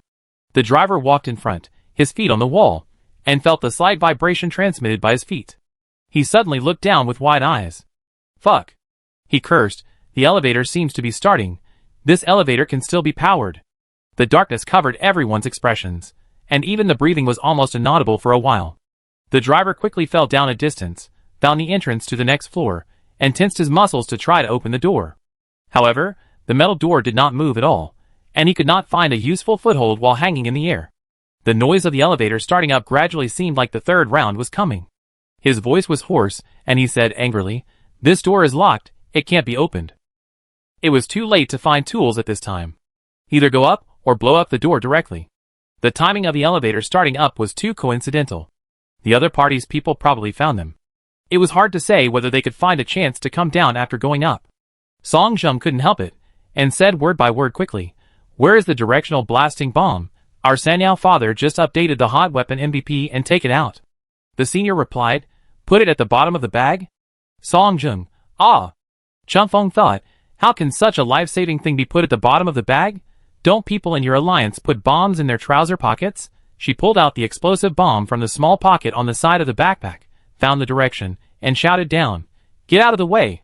The driver climbed up quickly, and at the same time, the elevator at the bottom officially started while everyone held their breath, pulling up as if to urge their lives. Chunfeng couldn't wait, and threw the explosive bomb directly over. The sudden air wave vibrated in the closed space. Everyone raised their hands to block the incoming hot wind.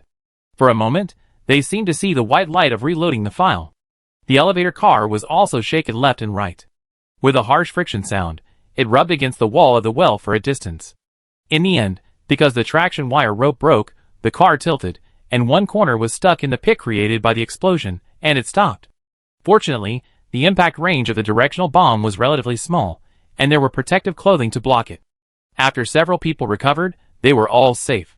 The elevator door was also deformed by the explosion, revealing a gap. "Go in." The driver kicked his legs and jumped into the floor by inertia. As soon as he landed, he raised his gun to warn the surroundings. After confirming that there was no danger, he shouted, "Safe, come down." Chunfeng was the last one to come in. She was the smallest, but the heavy backpack behind her was almost stuck. Songjung enthusiastically grabbed her feet and pulled hard. Originally, she could land safely according to her posture, but now she hit the opposite wall directly due to inertia. Songjung was so frightened that he shivered and said hurriedly, "Oh, sorry." No matter how good Chunfeng's temper was, he felt that his fist was about to harden. He got up with a sullen face and patted his buttocks. The driver brother was still in shock and said, "This is murder." The senior said, "Don't talk nonsense, I don't care. They are obviously thinking of massacre." Chunfeng took off his hat and touched his hair. He confirmed that his hair was not burnt by the explosion just now, and then he breathed a sigh of relief, sorted out the broken hair, and said coldly, "There is definitely someone under here." Chapter 45. The rescue film was shot in the style of a horror film. After leaving the elevator, Song Jung was still muttering, "I can guarantee it. The scene just now, it won't look out of place in any horror movie." His cheeks were slightly red, and his skin was slightly burned by the aftermath of the previous wave, which made him want to rub the itchy part of his face. But he didn't dare to act rashly.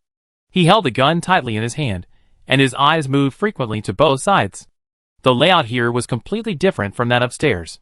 They had no map, and could only grope their way forward. In the places where the light can illuminate, it can be seen that the decoration here is rather cold. The walls and furniture are all monotonous and cold metal colors. There are no green plants, but instead various strange specimens and models. If you don't pay attention, you can be scared out of your life at first glance. When the driver used a submachine gun to smash a glass door in front of him, the lights in the corridor suddenly lit up.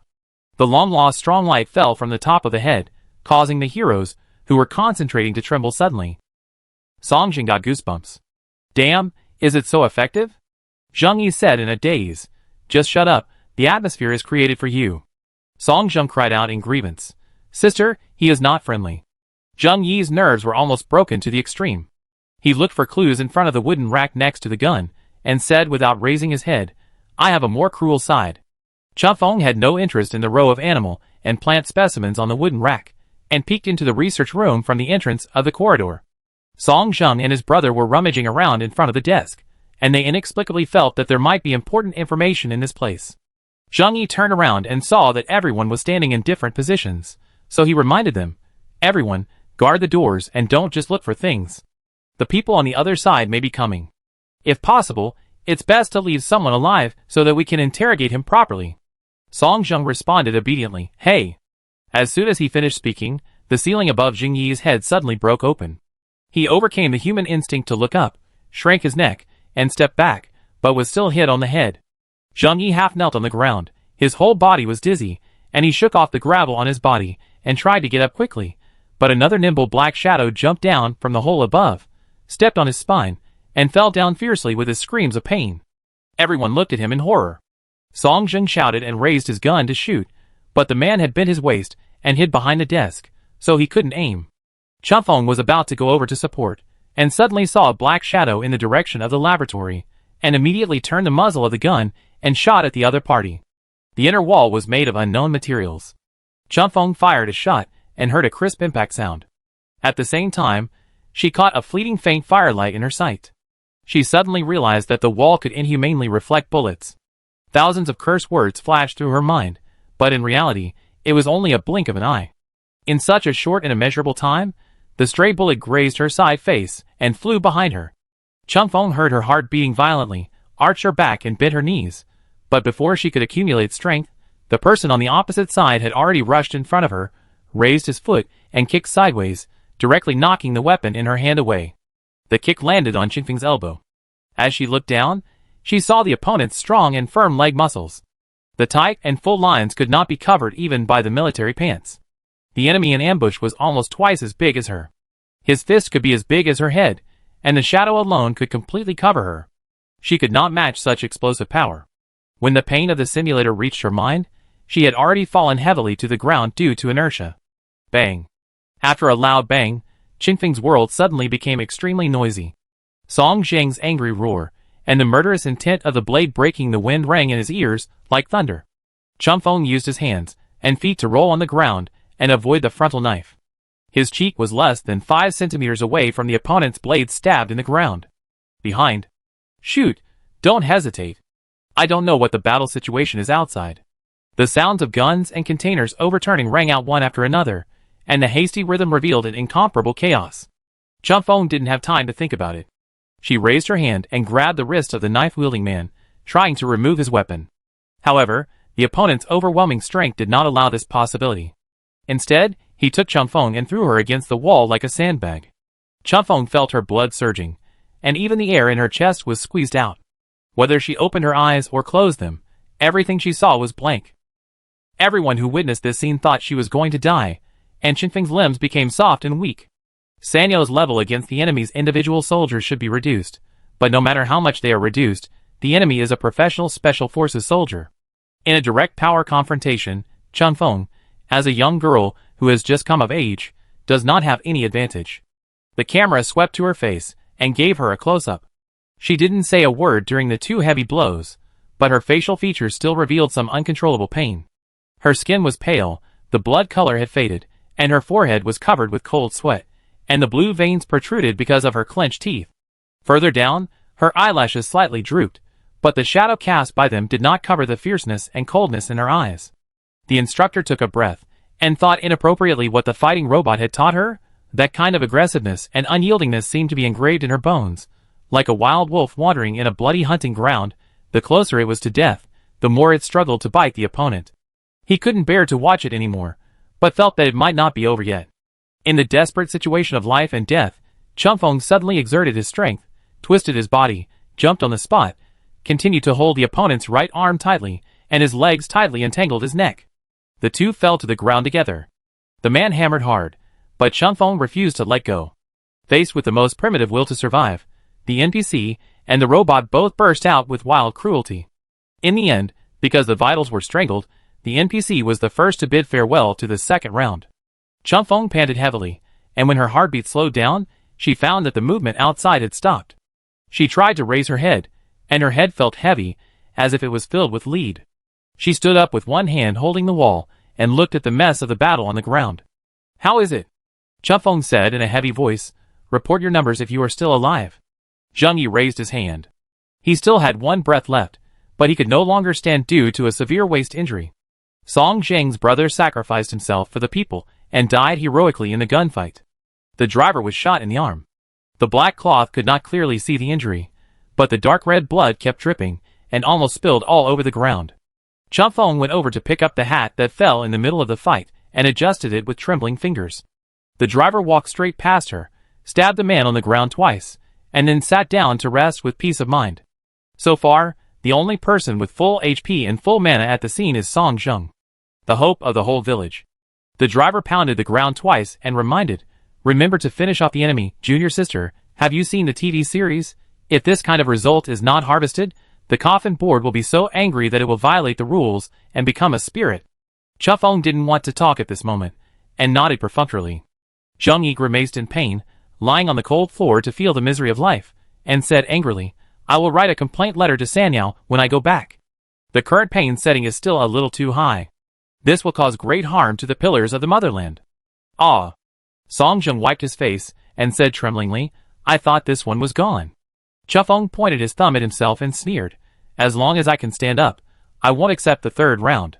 Sister, I beg you." Song Zheng almost knelt down for her. "Don't say such flag-like words, okay? You make me so scared." Chun Feng lowered her head to check her physical condition. Most of the injuries were internal, and the external injuries were not serious. She took out medicine from her backpack and helped the driver brother treat the wound. Zheng Yi called out, "Brother, come and shoot me. I'm going to be the honorable audience father." Song Zheng trotted over and hesitated. "Killing teammates? Will I be scolded? Isn't your deputy a troll? Why are you so cowardly?"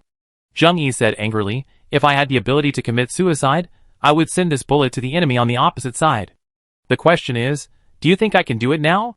This scene, which should have been tragic, was killed by a few people talking about it. Song Zheng closed his eyes, and sent his teammates away, nodded his chin towards the inside, and asked, "There should be no danger inside now, right?" Chun Feng said, "Be careful. The child has to learn to sail alone." Song Zheng responded alone, and ran to the laboratory, with a gun in his arms.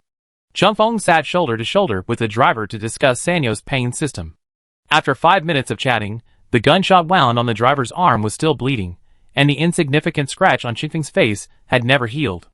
The two ended their dry topic, and each took out a strong hemostatic injection from their bag and took an injection. Another 10 minutes passed, and Chun Feng felt that the second senior might also die here, and for a moment, he didn't know who to sympathize with. Song Zheng ran out and reported actively, "There is no danger on this floor, but I found a body, which should be an important clue." He stared and said in surprise, "What's going on? The wound can't stop bleeding, and this copy can't bleed." Chun Feng waved his hand and said, "Don't worry about him. There are only 2 of us now." Oh my god. Song Jin suddenly felt that the future was bleak, too miserable. Chapter 46. Chun Feng felt that he was still very tenacious, so he stood up and said, "Take me over there to have a look." In an office deep in the basement, a woman was leaning against a desk, half sitting on the floor. She was shot several times in the chest, and the blood stained her clothes red and splashed all over the floor. Her head was bowed deeply, and her long hair on both sides covered her face. There was an ID card hanging on her chest, and she was obviously a member of the research institute. All the people who could evacuate in the entire company were completely killed, and she was the only one left behind. She died so tragically and painfully, and experienced a punishment that resembled punishment. Sure enough, a system prompt popped up on Sanyao, proving that the NPC was the publisher of the rescue mission. Chun Feng picked up the optical computer on the ground and tried to turn it on. The screen did not respond. Song Jung said speechlessly, "What are you thinking about? There is such a big hole in the middle. This optical computer has been pierced. I thought it could still be used." Chun Feng sighed, "Sanyao, this won't work." Song Jung questioned mark. "Is it really okay for you to say this in front of Sanyao?" He put his hands together, quickly bowed to the void, and murmured, "Children's words are not taboo. Children's words are not taboo. The child is still young and not a member of the Alliance. Please don't be surprised if she is ignorant." Chun Feng laid the body flat on the ground. The other party's hands and feet were already stiff. Chun Feng pressed them, but they didn't go down. He didn't dare to use too much force, so he had to help her up again. Song Jung squatted down and asked softly, "Will there be any clues on her?" Chun Feng said, "She won't carry any important clues." The other party must have checked before leaving. She could still feel a dull pain in her chest when she breathed. She frowned, stood up on her knees, and searched every corner of the room. It is estimated that the withdrawal was hasty, and the other party only destroyed the stored data and some experimental files. Chun Feng found a bracelet with an unknown code from a code hanging on the back of the ergonomic chair. She didn't know what this thing meant, so she put it in her pocket. Then she found a handwritten note from another pocket, which briefly described the symptoms that this virus might cause. In addition to what Chun Feng was experiencing, difficult wound healing, coagulation dysfunction. In addition, the most obvious and common manifestation is skin erosion and immune system disorder. Chun Feng thought of the patients he met on the road and felt that the word erosion was not an exaggeration. According to the description on the note, the most terrifying thing about this virus is that it reproduces and spreads very quickly, and existing drugs and medical treatments are basically ineffective. Although this virus will not cause obvious symptoms in a short period of time, it will gradually defeat the body's immune system. After the skin begins to ulcerate, the human body becomes an excellent virus culture dish. Many bacteria or fungal spores that are usually harmless to the human body can multiply rapidly and cause the patient's death. Therefore, this virus is named Whale Fall. The note finally gave a sincere reminder: avoid getting hurt. Wounds are very easy to get infected and difficult to treat. Chun Feng also knows this. If it can be avoided, who would want to get hurt? There are only a few perverts in this world. Maybe most of them are concentrated in this research institute. Chun Feng crumpled the paper into a ball, clenched it tightly in his palm, and then threw it towards him. What a bunch of lunatics. Song Jung went over to pick up the ball of paper, tried to flatten it but failed, and stuffed it roughly into his pocket, saying, "Sister, how can you deal with evidence like this?" Chun Feng questioned mark. "This is at most junk information, or more implicitly called browsing history." Song Jung muttered to himself, and stuffed some other documents that had not been destroyed into his bag like treasures. Chun Feng was silent for a moment, and looked away.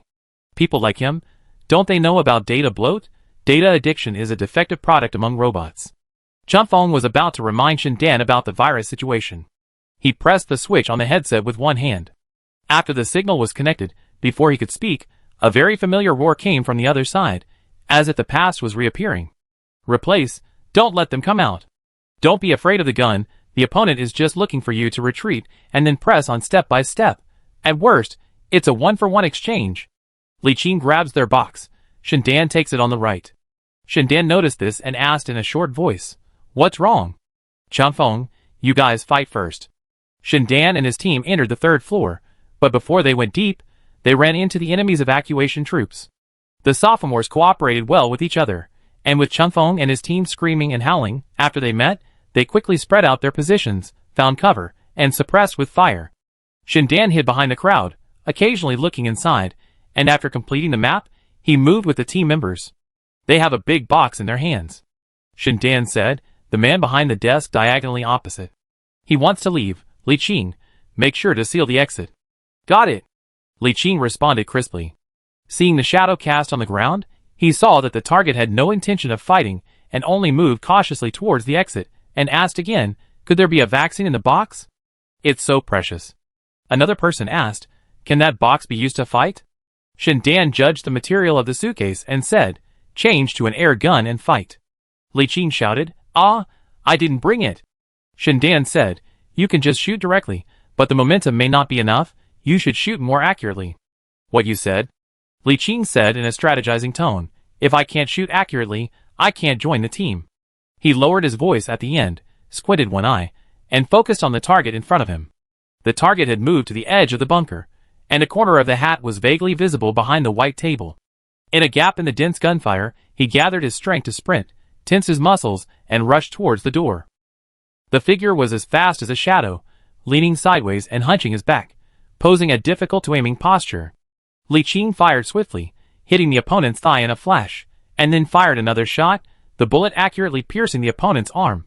The target fell to the ground, and due to inertia, his elbow hit the ground violently, making a loud noise, but the box was still firmly grasped in his hand. Li Qing was shocked. The villain's bloodline was designed to be too thick. At the diagonal angle, a senior jumped out and kicked the box towards the middle of the aisle. Just as he pulled his legs back, his face had changed, his mouth was curled, and his face was ferocious. Fuck! The young man hissed, gasped, and did not forget to reload, then ran back with 1 foot deep and 1 foot shallow, shouting, it hurt so much. In another direction, several more bullets came in succession, and like a game of passing the parcel, the box was pushed towards the hiding place of Shindan. Well done. Shindan gave his teammate a perfunctory compliment and reached out to grab it. When his fingers were about to touch the surface of the box, he suddenly heard a faint groan from inside. The subtle cry startled Shindan for a moment, and he almost kicked the box back. He took a step back, and when he saw that no one noticed, he quietly went forward and pulled it back. It's heavy. Shindan's face was gloomy. There's a living thing inside. The specific syllables of the sound just now were mixed in the background noise, and it was impossible to tell what kind of creature it was. Shindan moved the box to a safe corner, and fired a few shots at the lock from above. The bullets flew like sparks. After the smoke dissipated, the lock was only slightly deformed, still as strong as before. Can't open it. You need a permission card. What's inside? Shindan had a guess, but didn't dare to confirm it, so she tapped the box with her fingers. This time she was close, so she could hear it clearly. There was a vague sound of pain coming from inside. People?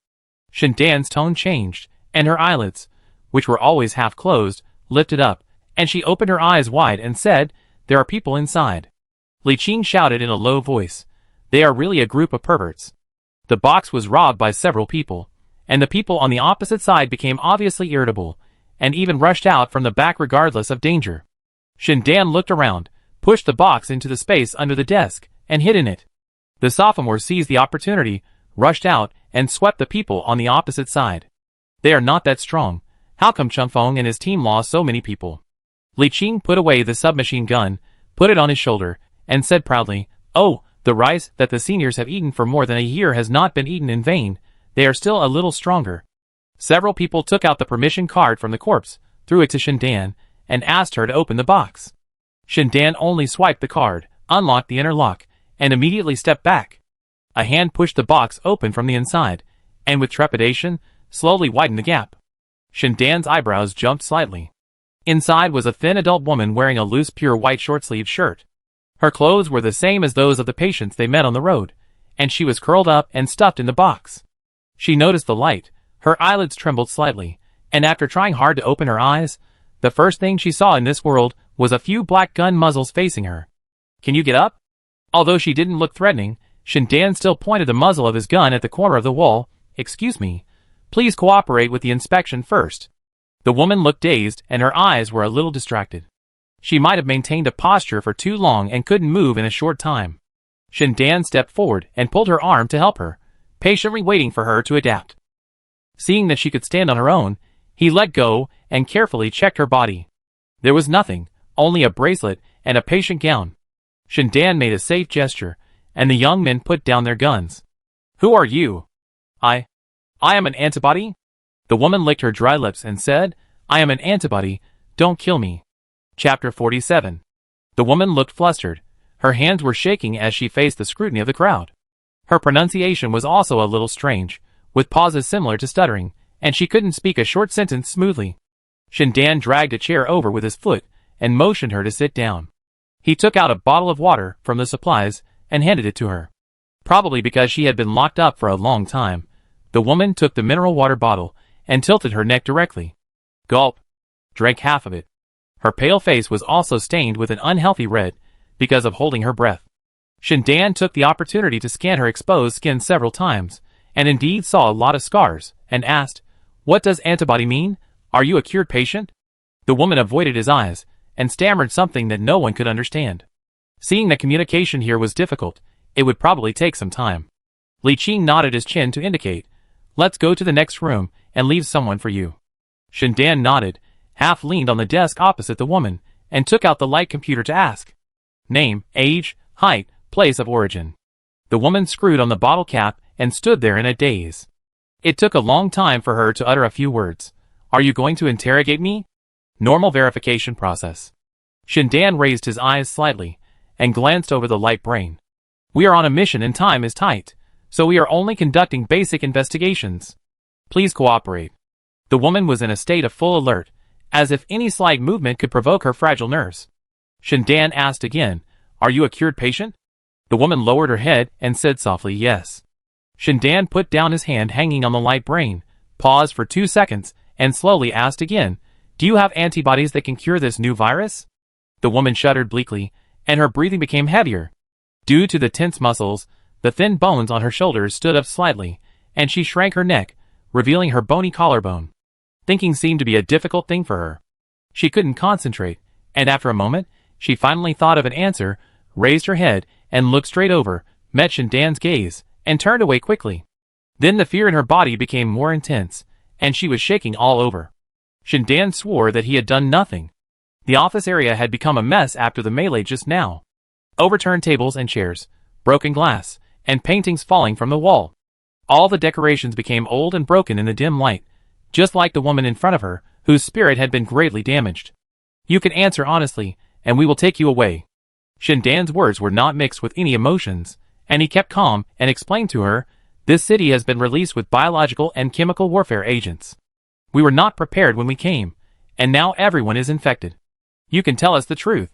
Shindan actually wanted to say that he hoped she could be quicker, because her information concerned the people of an entire city. But Shindan felt that she could not bear such a heavy responsibility now, and throwing a leaf on her shoulder could overwhelm her. To be precise, she was at a loss and could not answer. There was less than an hour left before the last mission expired. Shindan did not know the specific conditions for triggering the failure, nor did he know whether the end time, this time, would be the same as before. She glanced at the upper right corner of her brain, and felt that there was no further progress. Their second round was about to end. She couldn't help but urge, Did you hear that? I really am a healer. The woman seemed to have concerns, and said vaguely, But it's useless. Shindan frowned. What do you mean it's useless? The woman lowered her eyes, and the plastic bottle in her hand made a noise due to the twisting force, which startled her, and she threw the thing out.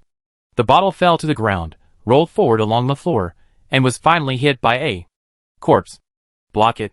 The woman looked at the black military uniform on the ground and swallowed her saliva. After a while, her eyes became clearer, but she shook her head at Shindan. That's it, she won't tell the truth. Shindan said helplessly, I don't think she is the person we are looking for. I will take her to the car for accommodation first. Li Qing hesitated. What should we do? He knew that the woman's condition was indeed not suitable for interrogation.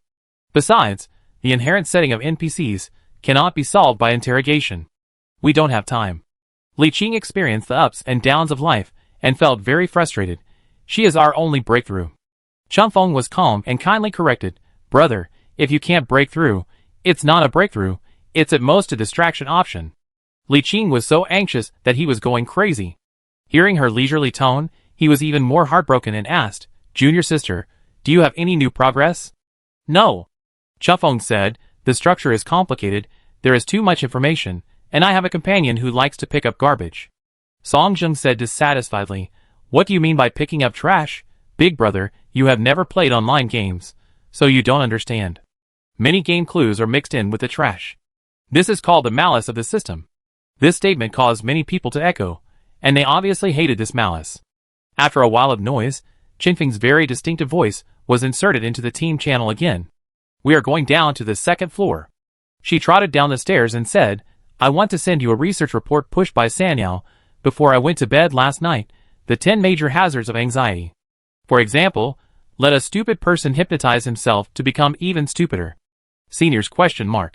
What do you mean? Chengfeng pushed open the door of the safety passage. This time, regardless of Song Jing shouting behind him, she walked with a strong and steady pace, directly past several unused rooms near the exit, and came to the access control leading to the core area. The structure of the second underground floor became simple, without various forks. Chengfeng directly blew up the access control entrance, passed through the empty front desk, and stopped. In front of her was a straight passage, and on both sides of the passage were wards separated by narrow walls. Rather than calling it a single room, Chengfeng would rather call it a prison. The room was crowded and cramped, with a wash basin and toilet in the corner, and a disgusting stench floating in the air. And all the doors were one-way locks, so the people living here had no safety, freedom, and privacy. At this time, all the door locks were opened, and Chengfeng walked all the way. Some rooms were empty, and some rooms had patients lying on the ground unable to move. There were also several people lying in the corridor, looking seriously ill. Song Jun walked very carefully, and was shocked into silence by this shocking scene. He went over to test the breath of the man blocking the road, and pressed his neck, whose skin had already ulcerated, before he dared to confirm, he is still alive. Chengfeng stood in the middle, his face was grayish-white because of the light, and there was a cold chill in his slightly closed eyes. Count the survivors. Save them all? Are these our rescue targets? Song Jung said uncomfortably, our time. He paused, shook his head and said, oh, forget it. You can steal a car on the roadside. I mean, can you requisition it? Shindan took the woman into the car, opened the back door, and motioned her to sit in the innermost seat. She asked the senior student, who was following her, to go back and help search for evidence, and drove alone to the next street to find a secluded and hidden position to guard, so as not to encounter the enemy at the door and come back to kill them. She turned on the optical brain, opened the data analysis panel, and connected everyone's detection glasses. She was more used to this interface. The car was very quiet. The woman remained silent after leaving the institute. Sitting in the back seat, she maintained the same posture and even breathed lightly. Shindan typed on the keyboard, listening to the chaotic conversations in the headphones, often forgetting that there was such a person behind him.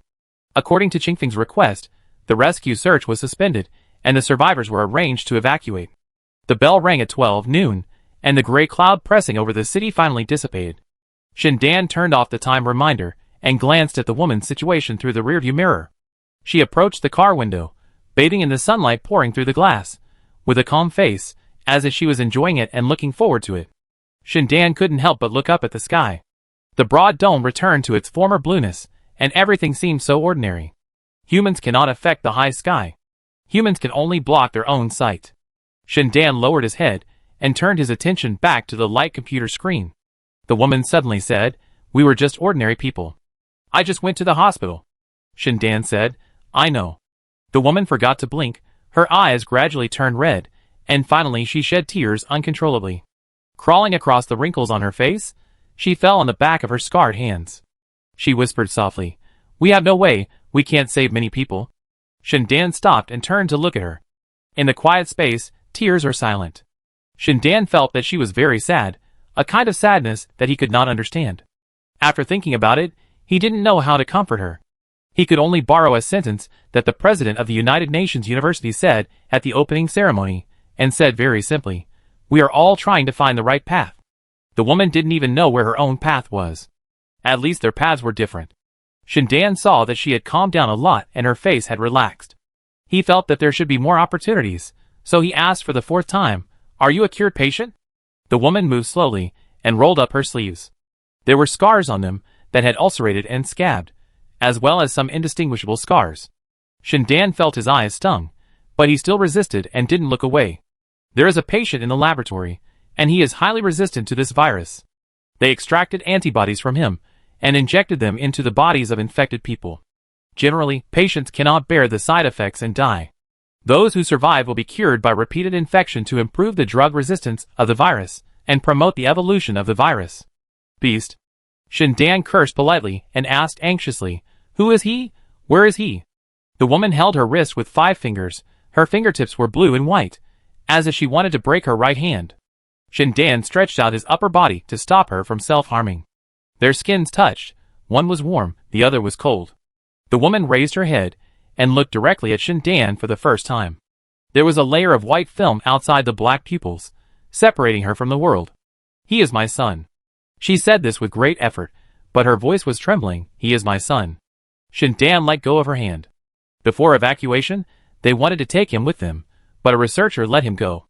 The woman raised her hand to cover her face. He was so lucky by chance, and he had the opportunity to be an ordinary person. Leave the lab and start over, instead of being pushed onto the operating table again and studied without dignity under different names. In the incomparable silence, Chung Feng said on the other end of the communicator, "He can be an ordinary person in the future." "No," Song Jung said firmly, "the Alliance will remember everyone's contribution. He will be a hero." Chapter 48. Perhaps it was just an extremely ordinary day, so ordinary that they could not remember what they did, what they ate, and what major events happened in the entertainment industry. Perhaps they went to the hospital for some minor illness. After a series of unknown examinations, they were brought to the turning point of their lives. This was a life they could not imagine, and they never dared to believe that they would be treated like this. But every day since then, the woman counted them clearly. There are 356 days in total. In just over a week, a year will be over. Every minute and every second of these 300 days seemed like a hellish life that was grafted on. It clearly should not belong to them, but they could only grow along its trajectory inevitably. Either die and be free, or struggle to survive. Sometimes women will also wonder if living is a more painful torture. He is only 11 years old. I spent his 11th birthday here with him. On his birthday, he got a new virus injection, and all I could do was listen to his screams outside the laboratory, and then shamelessly lie to him, saying that it doesn't matter, you can hold on, we will be able to get out soon. She was sobbing and her words were not as scattered as before. This picture must have been particularly deep in her mind. Across the gate, she had depicted every cruel line many times. In the quiet morning and evening, she used the same excuse to deceive herself. Her throat was hoarse. With a hint of resentment and questioning, she roared out the words that she had imagined countless times in those 300 days and nights, but had the opportunity to say it for the first time. "Why did you come so late? Why did you come so late?" Everyone in the channel didn't know what to say. The previously light-hearted jokes were silenced, leaving only the mother's grief-stricken sobs and the restrained breathing. Li Qing gritted his teeth and spit on the ground. Damn it. The poverty of language turned out to be so uncomfortable. The feeling of resentment was not much better than being shot in the chest. The emotions were suppressed in a thin layer of flesh and exploded wildly, burning the reason and making the brain hot. For a moment, he almost forgot that this was just a real simulation. The camera turned from Li Qing and other sophomores to Qingfeng's position, shooting her face from the front. Compared with those angry seniors, who wanted to draw swords with the enemy, Changfeng was much calmer. She only lost her composure at first, and then, as if she didn't know how to express herself, she forced all her restlessness out, and carried out the next task very rigidly. "Give me the address. We bring him back right away." The students watching in the classroom were also somewhat moved at this moment. If it were me, I probably wouldn't have performed so well. Maybe I wouldn't have been able to control my temper. A student raised his hand and asked, "Instructor, can we request a spoiler?" The instructor glanced at him and said coldly, "Go back and look up the information yourself." "Isn't that nonsense?" Jiang Linxiao laughed twice, trying to lighten the atmosphere. Being able to be made into a copy means that the final outcome is bright and open. At least the little boy must have been rescued and settled. A student sighed. The people in this team are so strong. How can we get enough and correct information in a short time? Even the mission description is so vague. If we miss the search direction, the residents of the entire city will be destroyed. They can act alone on the front line and perform special tasks. They should be the most elite troops in the expeditionary force. Among 100 graduates of top military academies, there may not be one such soldier. You must also do this. The instructor interrupted the discussion of the crowd in a stern voice. If you can become a soldier, you must also bear such responsibilities. The success or failure of the mission is not just a game, but countless living lives. These lives are pinned on your mission, which is your glory and your burden. There is no yes or no, but to ensure the completion of the mission. The sonorous words fell, and everyone turned their heads to look at the instructor. Under the fierce gaze of the other party, he quickly straightened his back and sat upright. Chunfeng was running on the edge of the second underground floor, and several sophomores were carrying the surviving patients. After being released early by a researcher, the target did not flee immediately, nor could he find a safe exit. Instead, he hid in the ventilation duct above the warehouse under the other party's prompt. However, when Chunfeng went to check, there was no one there. The enemy must have checked the map during the evacuation. When their team came down, the remaining troops should have been looking for the target. Taking the woman away is also to lure the target with her. The boy should be a very smart and cautious person, able to avoid multiple batches of searches. I don't know where he has run to now. In short, don't expect him to respond actively. With such a huge underground building, the ventilation equipment must be built in all directions. It is really difficult to find the target aimlessly. Li Qing passed by Chunfeng with someone on his back. Chunfeng stopped and asked, "How many are left?" Currently, 42 people have been confirmed to be alive. But most of them are not in good condition. They have wounds, and their illnesses are very serious. The people from the institute gave them another shot before evacuating. Li Qing was almost unable to continue speaking, so he adjusted his state and continued, "If there is enough time, I hope to take them all away. Take the bodies away too. Everyone here is waiting for the soldiers to rescue them, and to go home. Even if they are dead, their bodies cannot be left in such a place." Chunfeng nodded and raised his hand. The two turned around and continued to run in their respective directions. In the ward far away, a senior student shouted in a hoarse voice like iron sand, "Song Zheng, there is another patient in room A62. His breathing is weak and his wound is worsening. Do you have a strong hemostatic needle?" Song Zheng shouted, "Strong hemostatic needles are useless. It works, it's just that the effect is weak. It's better to use it than not. Come here quickly." Song Zheng hurried over with his bag on his back, holding the last two hemostatic drugs in his hand. Chunfeng took off his backpack and prepared to give them his medical bag. Suddenly, his ears moved and caught a strange sound. She has always had good hearing, and the important thing is that she is very accurate in judging various sounds and rarely makes mistakes. Among the people in the whole team, perhaps she is the only one who is familiar with similar scenes, or even accustomed to them. Before she could remember, the war in her hometown had not ended, but it was already coming to an end. However, the situation at that time did not become peaceful because the leaders of both sides began to contact and negotiate. On the contrary, some radical enemy forces realized that they could not hide their decline and became more unscrupulous, revealing madness and violence in their actions. All the areas swept into were forced to enter the final cleanup.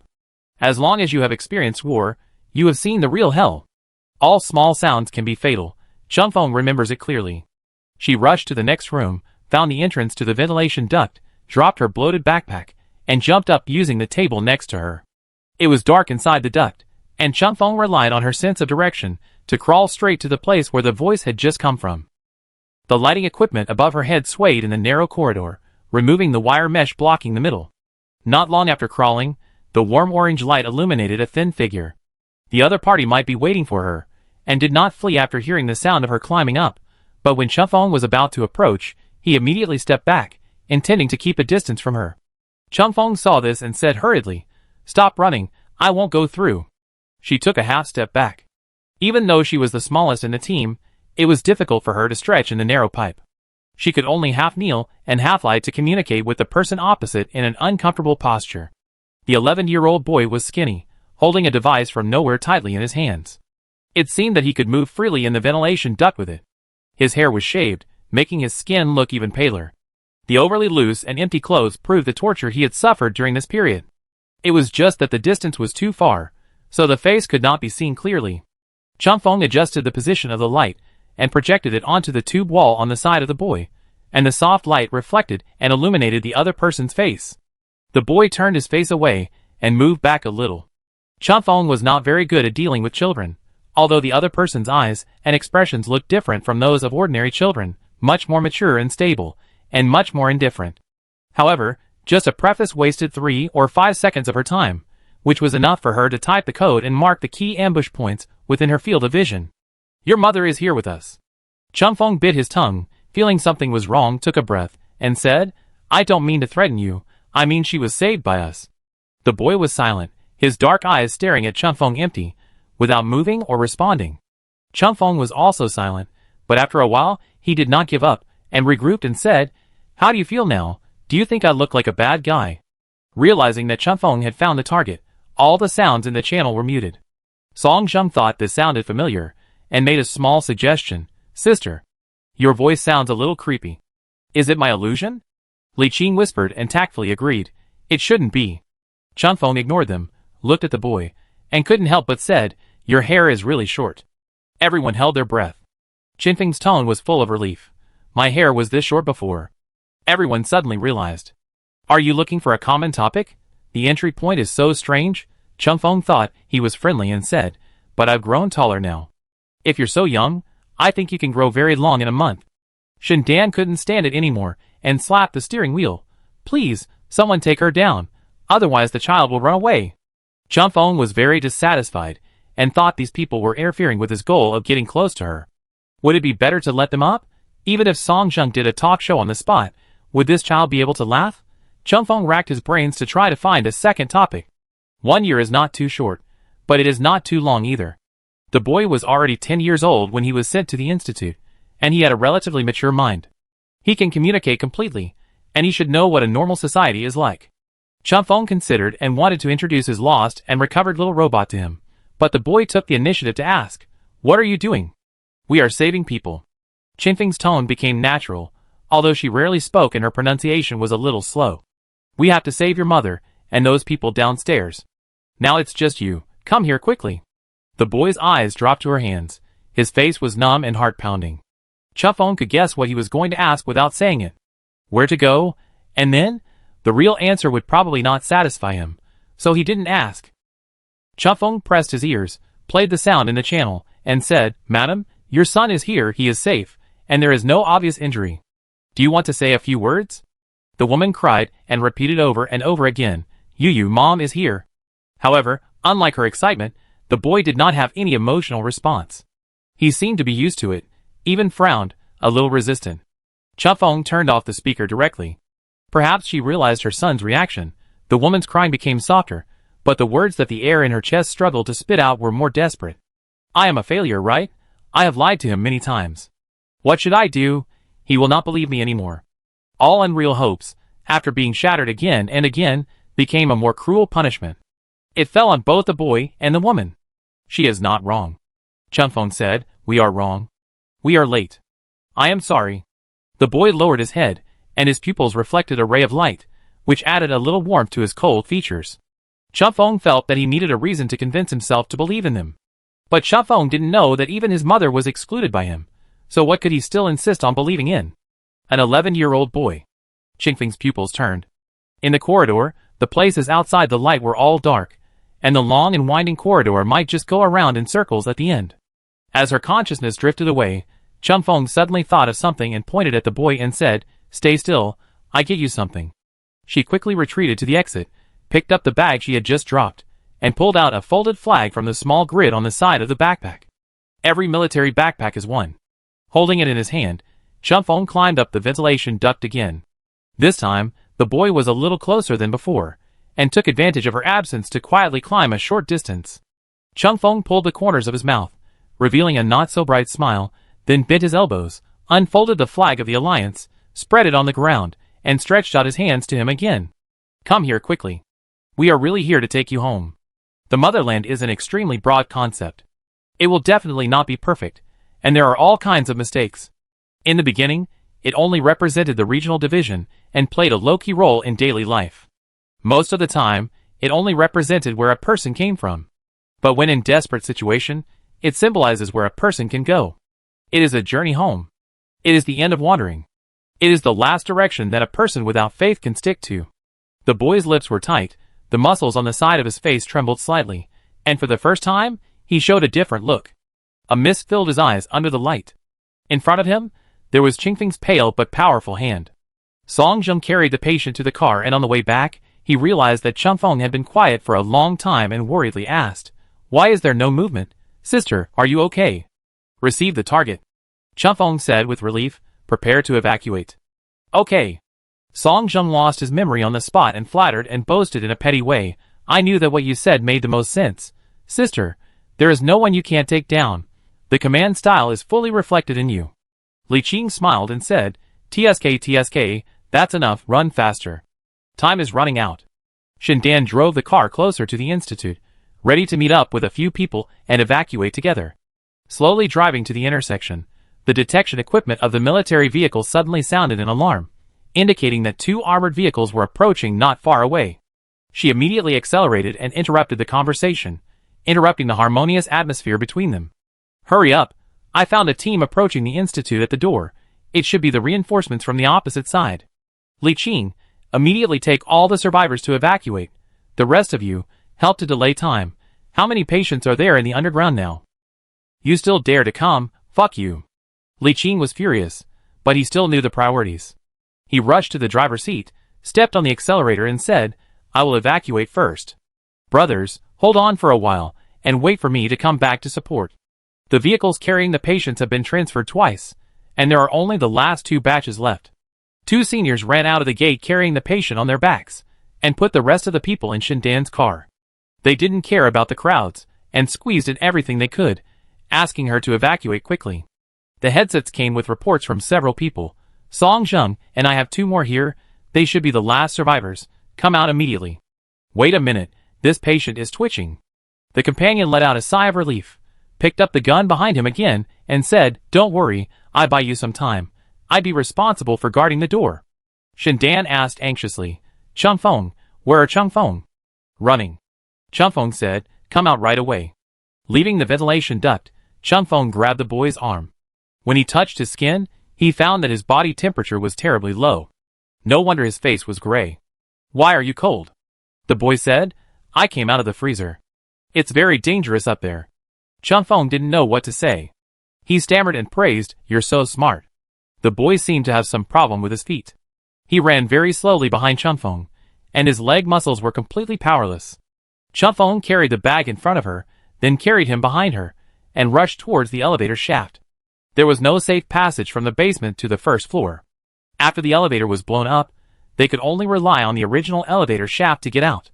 Changfeng was not strong enough, and the military backpack alone weighed dozens of kilograms. Even though the boy was thin, hanging another on her body would still be an unbearable weight. Fortunately, when she walked to the elevator shaft, Song Zheng and the senior also came. The 2 signaled her to wait for a while, tied the patient tightly to themselves, and tied the rope buckle around their waists. With the help of the fixed tools, they kicked the elevator shaft with their legs and climbed up with difficulty. They had walked this route more than 10 times, and repeated the same action more than 10 times. Even an Iron Man would feel extremely exhausted at this moment. Changfeng looked up from below and saw that Song Zheng's arms were trembling, and he clenched his teeth tightly. He was sweating profusely after climbing just 2 or 3 meters. Finally, they transported the boy to the first floor, and Song Zheng came down to bring the boy up. Changfeng helped to fix the boy on Song Zheng's back, and his teammates anxiously called out in the channel, Friends, I really don't want to rush you, but they are already here. Overloaded, they have 9 people in 1 car, I want to report it. Another senior student said angrily, Do they have any shame? Wow, you observe very carefully. Now the 2 of us are guarding the gate, 9 people each, what do you think? So far, their team of 12 has lost 5 laborers. Shindan and Li Qing are responsible for driving to transfer patients, and there are only 5 able-bodied men left at the scene. They are all old, weak, sick and disabled people who are close to their limit. Oh, and there are 3 civilians with no fighting ability. This is much more serious than the previous situation. With completely unequal fighting power, there is basically no second choice. Li Qing heard this and shouted, I'm back, brothers, hold on, I pick you up soon. Song Zheng was also anxious after hearing the reminder. He grabbed the rope with both hands and went directly to the elevator shaft. When he climbed halfway, there were several loud noises from deep in the floor, and the outer wall of the entire building began to tremble. The elevator shaft also made a trembling sound like a whale. If the building had not been built firmly, the ground and the outer wall might have collapsed. Song Zheng's eyes widened, and he asked in horror, What happened? It exploded. Changfeng had no expression on his face, but his voice was a little deeper. They should have a detonation controller. We found that the target was successfully rescued by us, so we chose to detonate directly. Go up quickly. The detonation started from the 3rd floor underground and gradually went up. As he was talking, two more loud noises came from outside, and the sound seemed to be getting closer and closer. Song Jung didn't dare to delay, holding his breath, tensing his muscles to grab the rope. However, his fingers were completely powerless, and his muscles felt like they were not his own. Halfway up, he had no choice but to cry out in grievance, "Sister, I can't do it." Chunfeng pushed him from behind, and the senior also grabbed the other end of the rope to help him up. When Chunfeng and the other two returned to the first floor in a panic, the sound of dense gunfire was heard outside again. You go through the back door on the second floor. There are people in front and behind the first floor, at least nearly 20. The two seniors in charge of guarding the door said, "Hurry up, we are mortals and may not be able to bear it. The ammunition is almost empty, with more than 100 rounds left. But it has come to this point. Who wants to lose again? The seniors are betting all their money on you." Chunfeng and the seniors carried the two patients on their backs, and they had no idea where the so-called back door on the second floor was, so they simply went in the direction with the smaller amplitude. While running, Chunfeng had an inexplicable thought in his mind. Where is the back door on the second floor? Is it convenient to jump off the building? The high-rise buildings were also affected by the explosion, and some rubble fell from the ceiling. Some shaking headlights fell down and hit the corridor. The three of them walked carefully, but they didn't dare to slow down, and they ran dizzy all the way. Fortunately, Chunfeng was leading the way, otherwise the two of them might have been lost in this chaotic corridor. "Oh my god!" Song Jung was still in the mood to say a few words, exciting. Li Qing's car turned a corner, and could already see the gate of the institute. He clicked on the location reminder and shouted, "I'm almost there. Get ready to get in the car." The senior downstairs said, "Don't worry about us, go pick up Chunfeng. Leave the gate, we are ready to detonate directly." Song Jung rushed to the staircase leading to the second floor, looked up at the long and extended stairs, and suddenly his eyes were dizzy. He almost fell down and cursed, "Damn! Why is the floor height so high here?" However, he only paused for a second and immediately trotted up. At the main entrance of the first floor, the senior threw down the empty submachine gun and muttered, "I should have let them leave a weapon bag before leaving." He took out a directional blasting bomb from his bag, held it in his hand, and prepared to aim, and asked his teammates a very metaphysical question. "Tell me, can I be so heroic in real life?" "You can't be so calm in real life," the comrade said. "When we get this kind of mission in real life, we must have been very strong." The senior nodded. "You are right." The two seniors turned off the communicator in advance before detonating. All the gunfire faded away, followed by two earth-shaking explosions, and the stairwell they were in began to collapse. Song Jung paused, resisted the urge to look back, sniffed, and said uncomfortably, "Are there only 3 of us left now?" "6 of us." Chunfeng weighed the patient on his back and said, "All 6 of us must get out alive. Otherwise we will have to start the 3rd round." "I'm not dead yet, my dear juniors." Li Qing continued, "Be careful, the people on the other side are catching up. See my position clearly, and get ready to jump."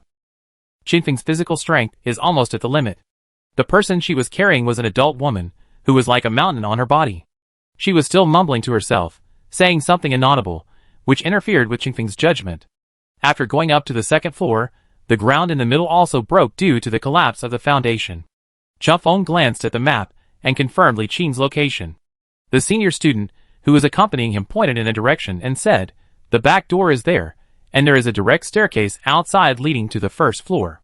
Chunfeng shook his head, thinking that it was too late, and rushed to the window with them, and marked a red dot on the map. Li Qing immediately turned around and followed, parked the car under the window, looked up, saw the glass window was pushed open, and immediately shouted, "Jump!" Chunfeng had already heard the footsteps coming from downstairs, and said calmly, "You jump first." The senior climbed onto the windowsill, took a deep breath, and jumped down first. Li Qing heard the loud noise, and almost thought that the roof of the car was going to be smashed through. But fortunately, the quality of the armored vehicle was trustworthy. "Go back and lose weight, brother," he said. "Next, hurry up." Song Jung looked at the height difference between the 2 floors and pounded his weak thigh. He thought that it would be no different if it was broken, so he jumped down in one go. Song Jung gasped in pain, and his chest made a sharp cry. He was dragged aside by the senior, and his eyes were still black. Chunfeng tried twice to climb onto the windowsill, and he could vaguely hear the sound of bullets behind him. Li Qing rolled his Adam's apple and shouted, "Quick!" Chunfeng closed his eyes and jumped, brushing against the bullets and jumping on the roof. The roof was equipped with many weapons and equipment, and it was not flat. Chunfeng had no strength left, and almost fell straight forward. With the person behind her, her internal organs were wailing. Fortunately, Song Jung caught her and helped her slow down. "You may have broken my bones, sister." Song Jung was in severe pain, wavering between fainting and not fainting, his teeth chattering, and he could only rely on mumbling to divert his attention. "I have sacrificed a lot. I have been injured all day today. I feel so uncomfortable, I am almost dying."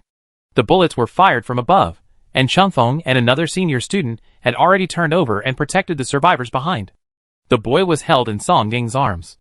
Li Qing's car suddenly jumped out, breaking through the air in front, carrying the sound of wind away from the gunfire. When the surroundings calmed down, Chunfeng slowly raised his head, and in his blurred vision, he saw a row of high-rise buildings whizzing past. Several fighter planes were circling overhead, and the icons on the wings could not be seen clearly. "Where are you going?" Song Jung could no longer feel the injuries on his body, and asked in a low voice, "Did the mission succeed?" Li Qing was very nervous, and he didn't know either. He just drove the car through the streets with a lot of confusion. A few minutes later, several convoys with the Union flag appeared in everyone's sight. A soldier with a gun stuck his head out and gestured to them. "The first batch of reinforcements has arrived." Shen Dan's voice on the communicator sounded a little choked up.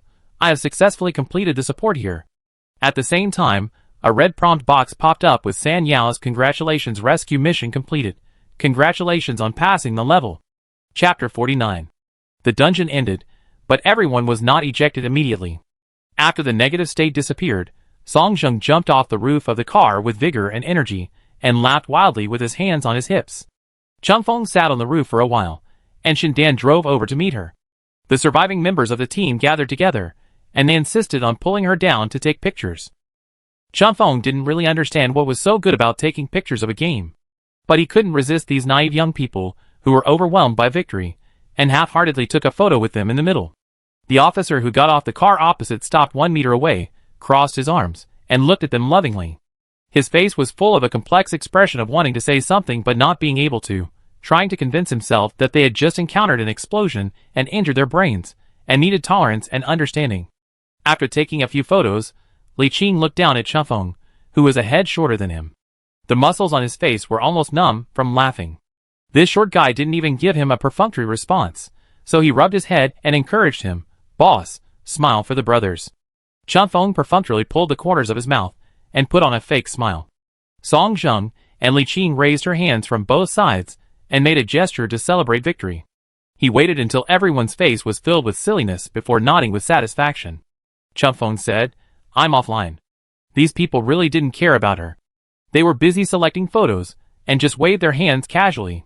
Zheng Yi and several students who left early were squatting at the door of the training room and sighing. They were offline too early. They lost their lives, but their names were not included at the end of the game. They felt very empty and melancholy.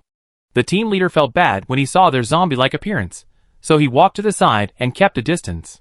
He waited until Chunfeng and his friends came back from the line, before he smiled again. "Well done." The instructor praised them generously. Although there were some small mistakes in the first round, they adjusted their status quickly, made accurate judgments, and cooperated well. Chunfeng's observation ability is also very detailed.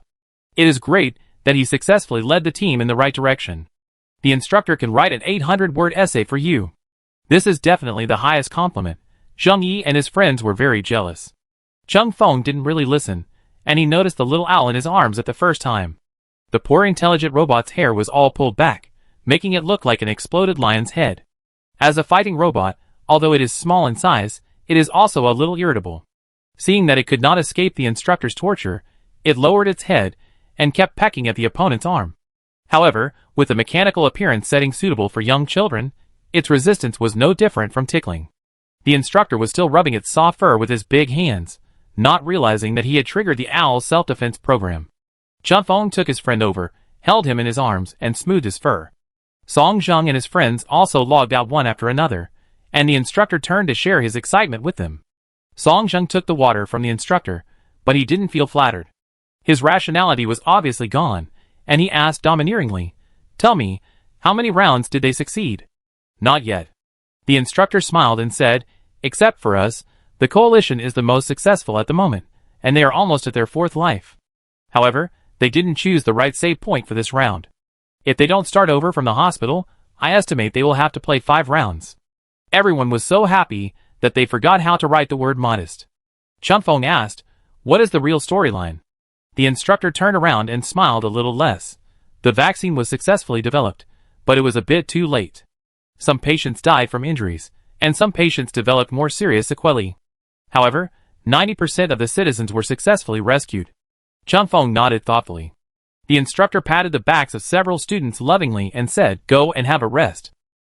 Everyone has worked hard today and performed well." He turned around and smiled at Zheng Yi and the others. "You too." Zheng Yi was stunned for a moment, and a little bit of happiness emerged in his heart. However, as soon as this seed emerged, he was slightly despised by himself. Sometimes he also felt that it was a bit abnormal, playing any game or doing any training. The final victory or loss was not as good as the instructor smiled to them. Several people shed tears silently in their hearts. Is this the sequelae of being a military school student? Chunfeng took back the light computer, turned on the screen, and saw that Xiang Yunjian and others had sent her red envelopes. She accepted them embarrassedly, and replied with a thank you for their dedication to the poverty alleviation cause. Jiang Linxiao was taken care of, and immediately sent more than 10 short essays, with a total length of up to 300 to 400 words. The core content was that he liked this new form of copy very much, and wanted to play it very much.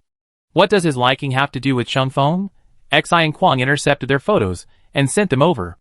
Chunfeng stared at his face for a moment, and thought he was really stupid. Yinshan tactfully expressed his opinion, hoping that she could share a little of her tenderness towards the rescue target with the sniper next time. This big brother has a good dream. Xiang Yunjian was more practical. He invited Chunfeng to have dinner together, and sent an invitation to play games together next time, which represented friendship for every poor student. Chunfeng replied with a smiley face. Xiang Yunjian, it's better not to send this expression next time. Yi Guicheng, why? Xiang Yunjian, you can post this. Eagle smiles Xiang Yunjian, because it's not cute enough. Chunfeng looked at the little owl's mouth corners that were photoshopped up, and felt that he was right. Click to collect the emoticon package. 2 days later, after the superiors reviewed the film, Sanyo's new copy was approved for implementation. However, the entry threshold must be strictly controlled, and the qualification for the competition is not allowed to be open to ordinary netizens. This is good news. That night, Sanyo released a video clip and posted it on the homepage of its website, which stunned all the netizens who were not aware of it. The scissor hand is very good. With the filter and background music, it cuts out a majestic and magnificent scene. When the video was released, Chunfeng was doing command training in the dormitory. Unable to withstand the craziette in various groups, she hid under the quilt and watched quietly. She held up the light computer and put on headphones. A white light flashed on the dark screen, and the first sound was a shrill alarm. The first scene of the opening was a bird's-eye view of the sky. The turbid clouds and fog shrouded the city, and the cold light was blocked outside the fog. From a distance, there was a sense of ethereal scenery that was isolated from the world. Then the camera sank, shuttling through the empty and lonely streets. The sound in the background gradually faded, and a few vague conversations and subtle sobs were heard.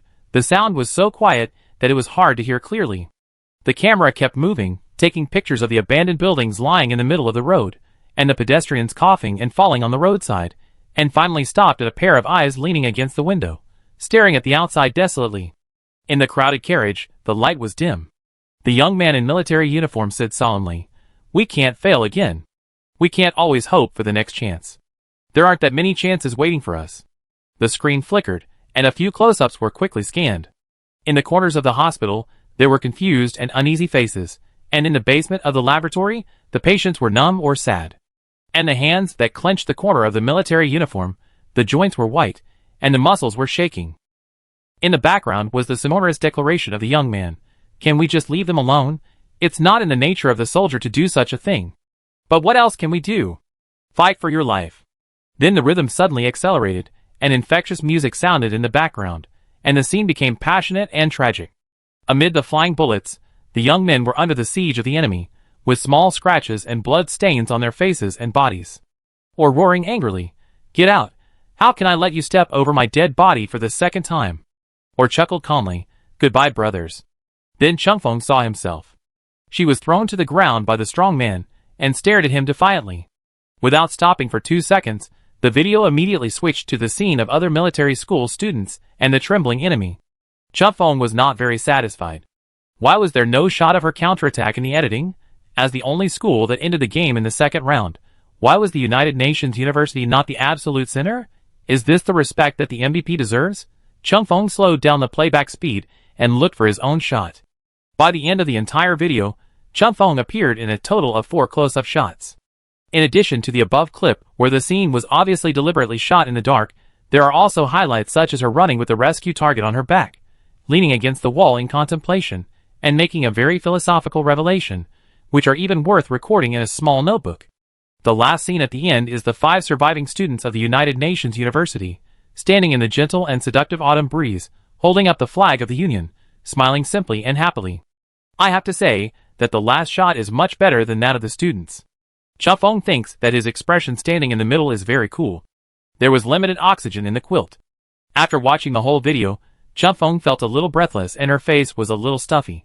She lifted a corner of the quilt and crawled out, wanting to see if the netizens of this session had a keen eye for talent, so she opened the comments section. However, she was disappointed. For this kind of mixed clip that could not tell the level of each school, the netizens of Sanyao preferred to treat everyone equally. I feel like I can't sleep tonight. I feel like my brain is full of blood now. At all major military academies, promise me that you will use this as a recruitment video next year. I guarantee that I can recruit a large number of patriotic young people. At 111, what are you doing? Have you switched to filming? Then show the feature film. Who are you looking down on? Do you think I can't afford the ticket? They are all students from several military academies. It seems to be a joint exercise.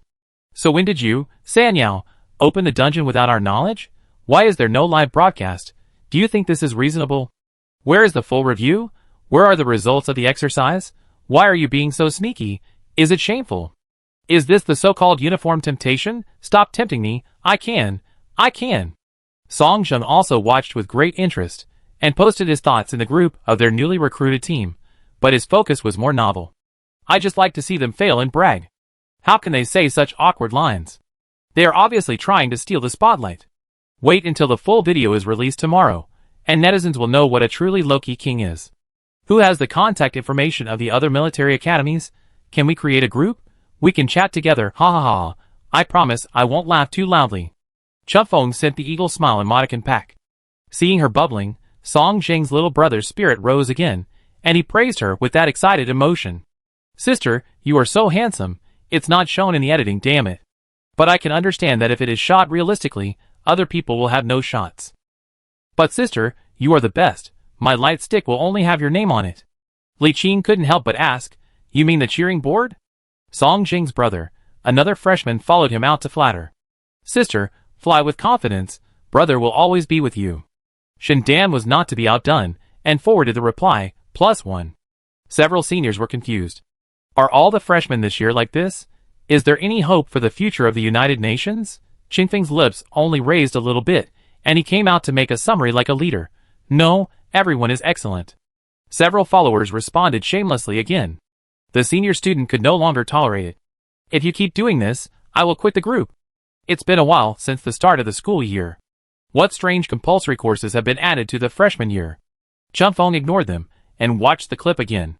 Everyone chatted noisily until midnight, and then they stopped. Chapter 50. The next day was the weekend, and around 8 p.m., Sanao finally released the full version of the exercise video after much anticipation. 2 versions were released. One was the individual exercise records of each military academy. The other was a collection edited according to the timeline. In the trailer, the 4 participating military academies were basically evenly matched, and the other 3 military academies even looked more passionate due to their more tortuous experiences. The film included a lot of their bold words, and the show was very much in the style of our army. Netizens prepared melon seeds and fruits, and clicked the play button on this dark and windy night. When watching with great interest, they found that something was a little wrong. At the beginning, everyone was similar, and went straight to the hospital to find clues. After a fierce gun battle, they arrived at the destination and started the second round together in confusion. When the invalid prompt popped up, netizens were more confused than the players. You said you were playing a puzzle game. Don't you have to give some hints? There is not even a question stem. Who are you looking down on? The audience pulled out the progress bar and found that it was less than 1/5 of the total time of the game, and they were relieved immediately. Tonight is still very long. I hope it is not as long as the foot binding cloth. At the beginning of the second round, there was a clear difference in the command of several teams. Chunfeng led the team members directly to the next stage as if he had received the script, while the other military academies continued to entangle in the hospital, trying to find clues to the next stage from the patients. From here on, the United Nations worked diligently, worked hard, and leveled up without caring about worldly affairs. The greatest achievement of the other team seemed to be just stepping on the flags like crazy. When the senior from the coalition army praised sincerely, "You are really good," you can even imagine the itinerary of the ambulance. They must be running around like headless flies. Chunfeng and his team were escaping from the elevator shaft leading to the basement of the institute. Senior from the First Army encouraged his teammates. "Everyone has done a great job. We are definitely in the lead. Be patient. The entire institute is so small. Where can the clues be hidden? Maybe there are some secret compartments. Let's look for them." At that time, Chunfeng and his companions had just experienced an NPC sneak attack and were sitting on the ground to rest the team. Under the guidance of the seniors from the Second Army, the combat power of these NPCs is obviously much stronger than the ones we encountered before, so let's relax our vigilance. This time we will go together and treat it as a pioneering work. Let's try to get as much useful information as possible and then formulate the next strategy. Don't care too much about others, they can't be much better than us. By the time Chunfeng and his team had completed the rescue of the patients and started to transfer them, when the three military academies were discussing how to save manpower and break through this seemingly unsolvable situation with dark faces, Chunfeng and his team had already held up the national flag and stood on the empty street to take pictures. Netizens were fascinated by the show, feeling that they were watching spoilers and the poor imitation show of the stupid sons.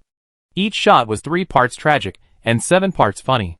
In the second half of the progress bar, there was no trace of the United Nations, only the 3 military academies were fighting each other.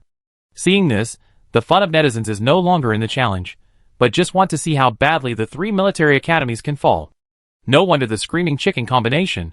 The first and second teams are so quiet this time. The students of the coalition army no longer go online to mock. There is still some self-awareness of feelings. The facts prove that you can't pull and step on others casually. The facts prove that the 4 consecutive championships of the United Nations University Freshman League are well-deserved. If Sanyao installs a camera in the dormitories of several contestants, I think the content may be more exciting than the drill. What's so exciting about it? Isn't it just shivering under the quilt, hating why I was born in this world?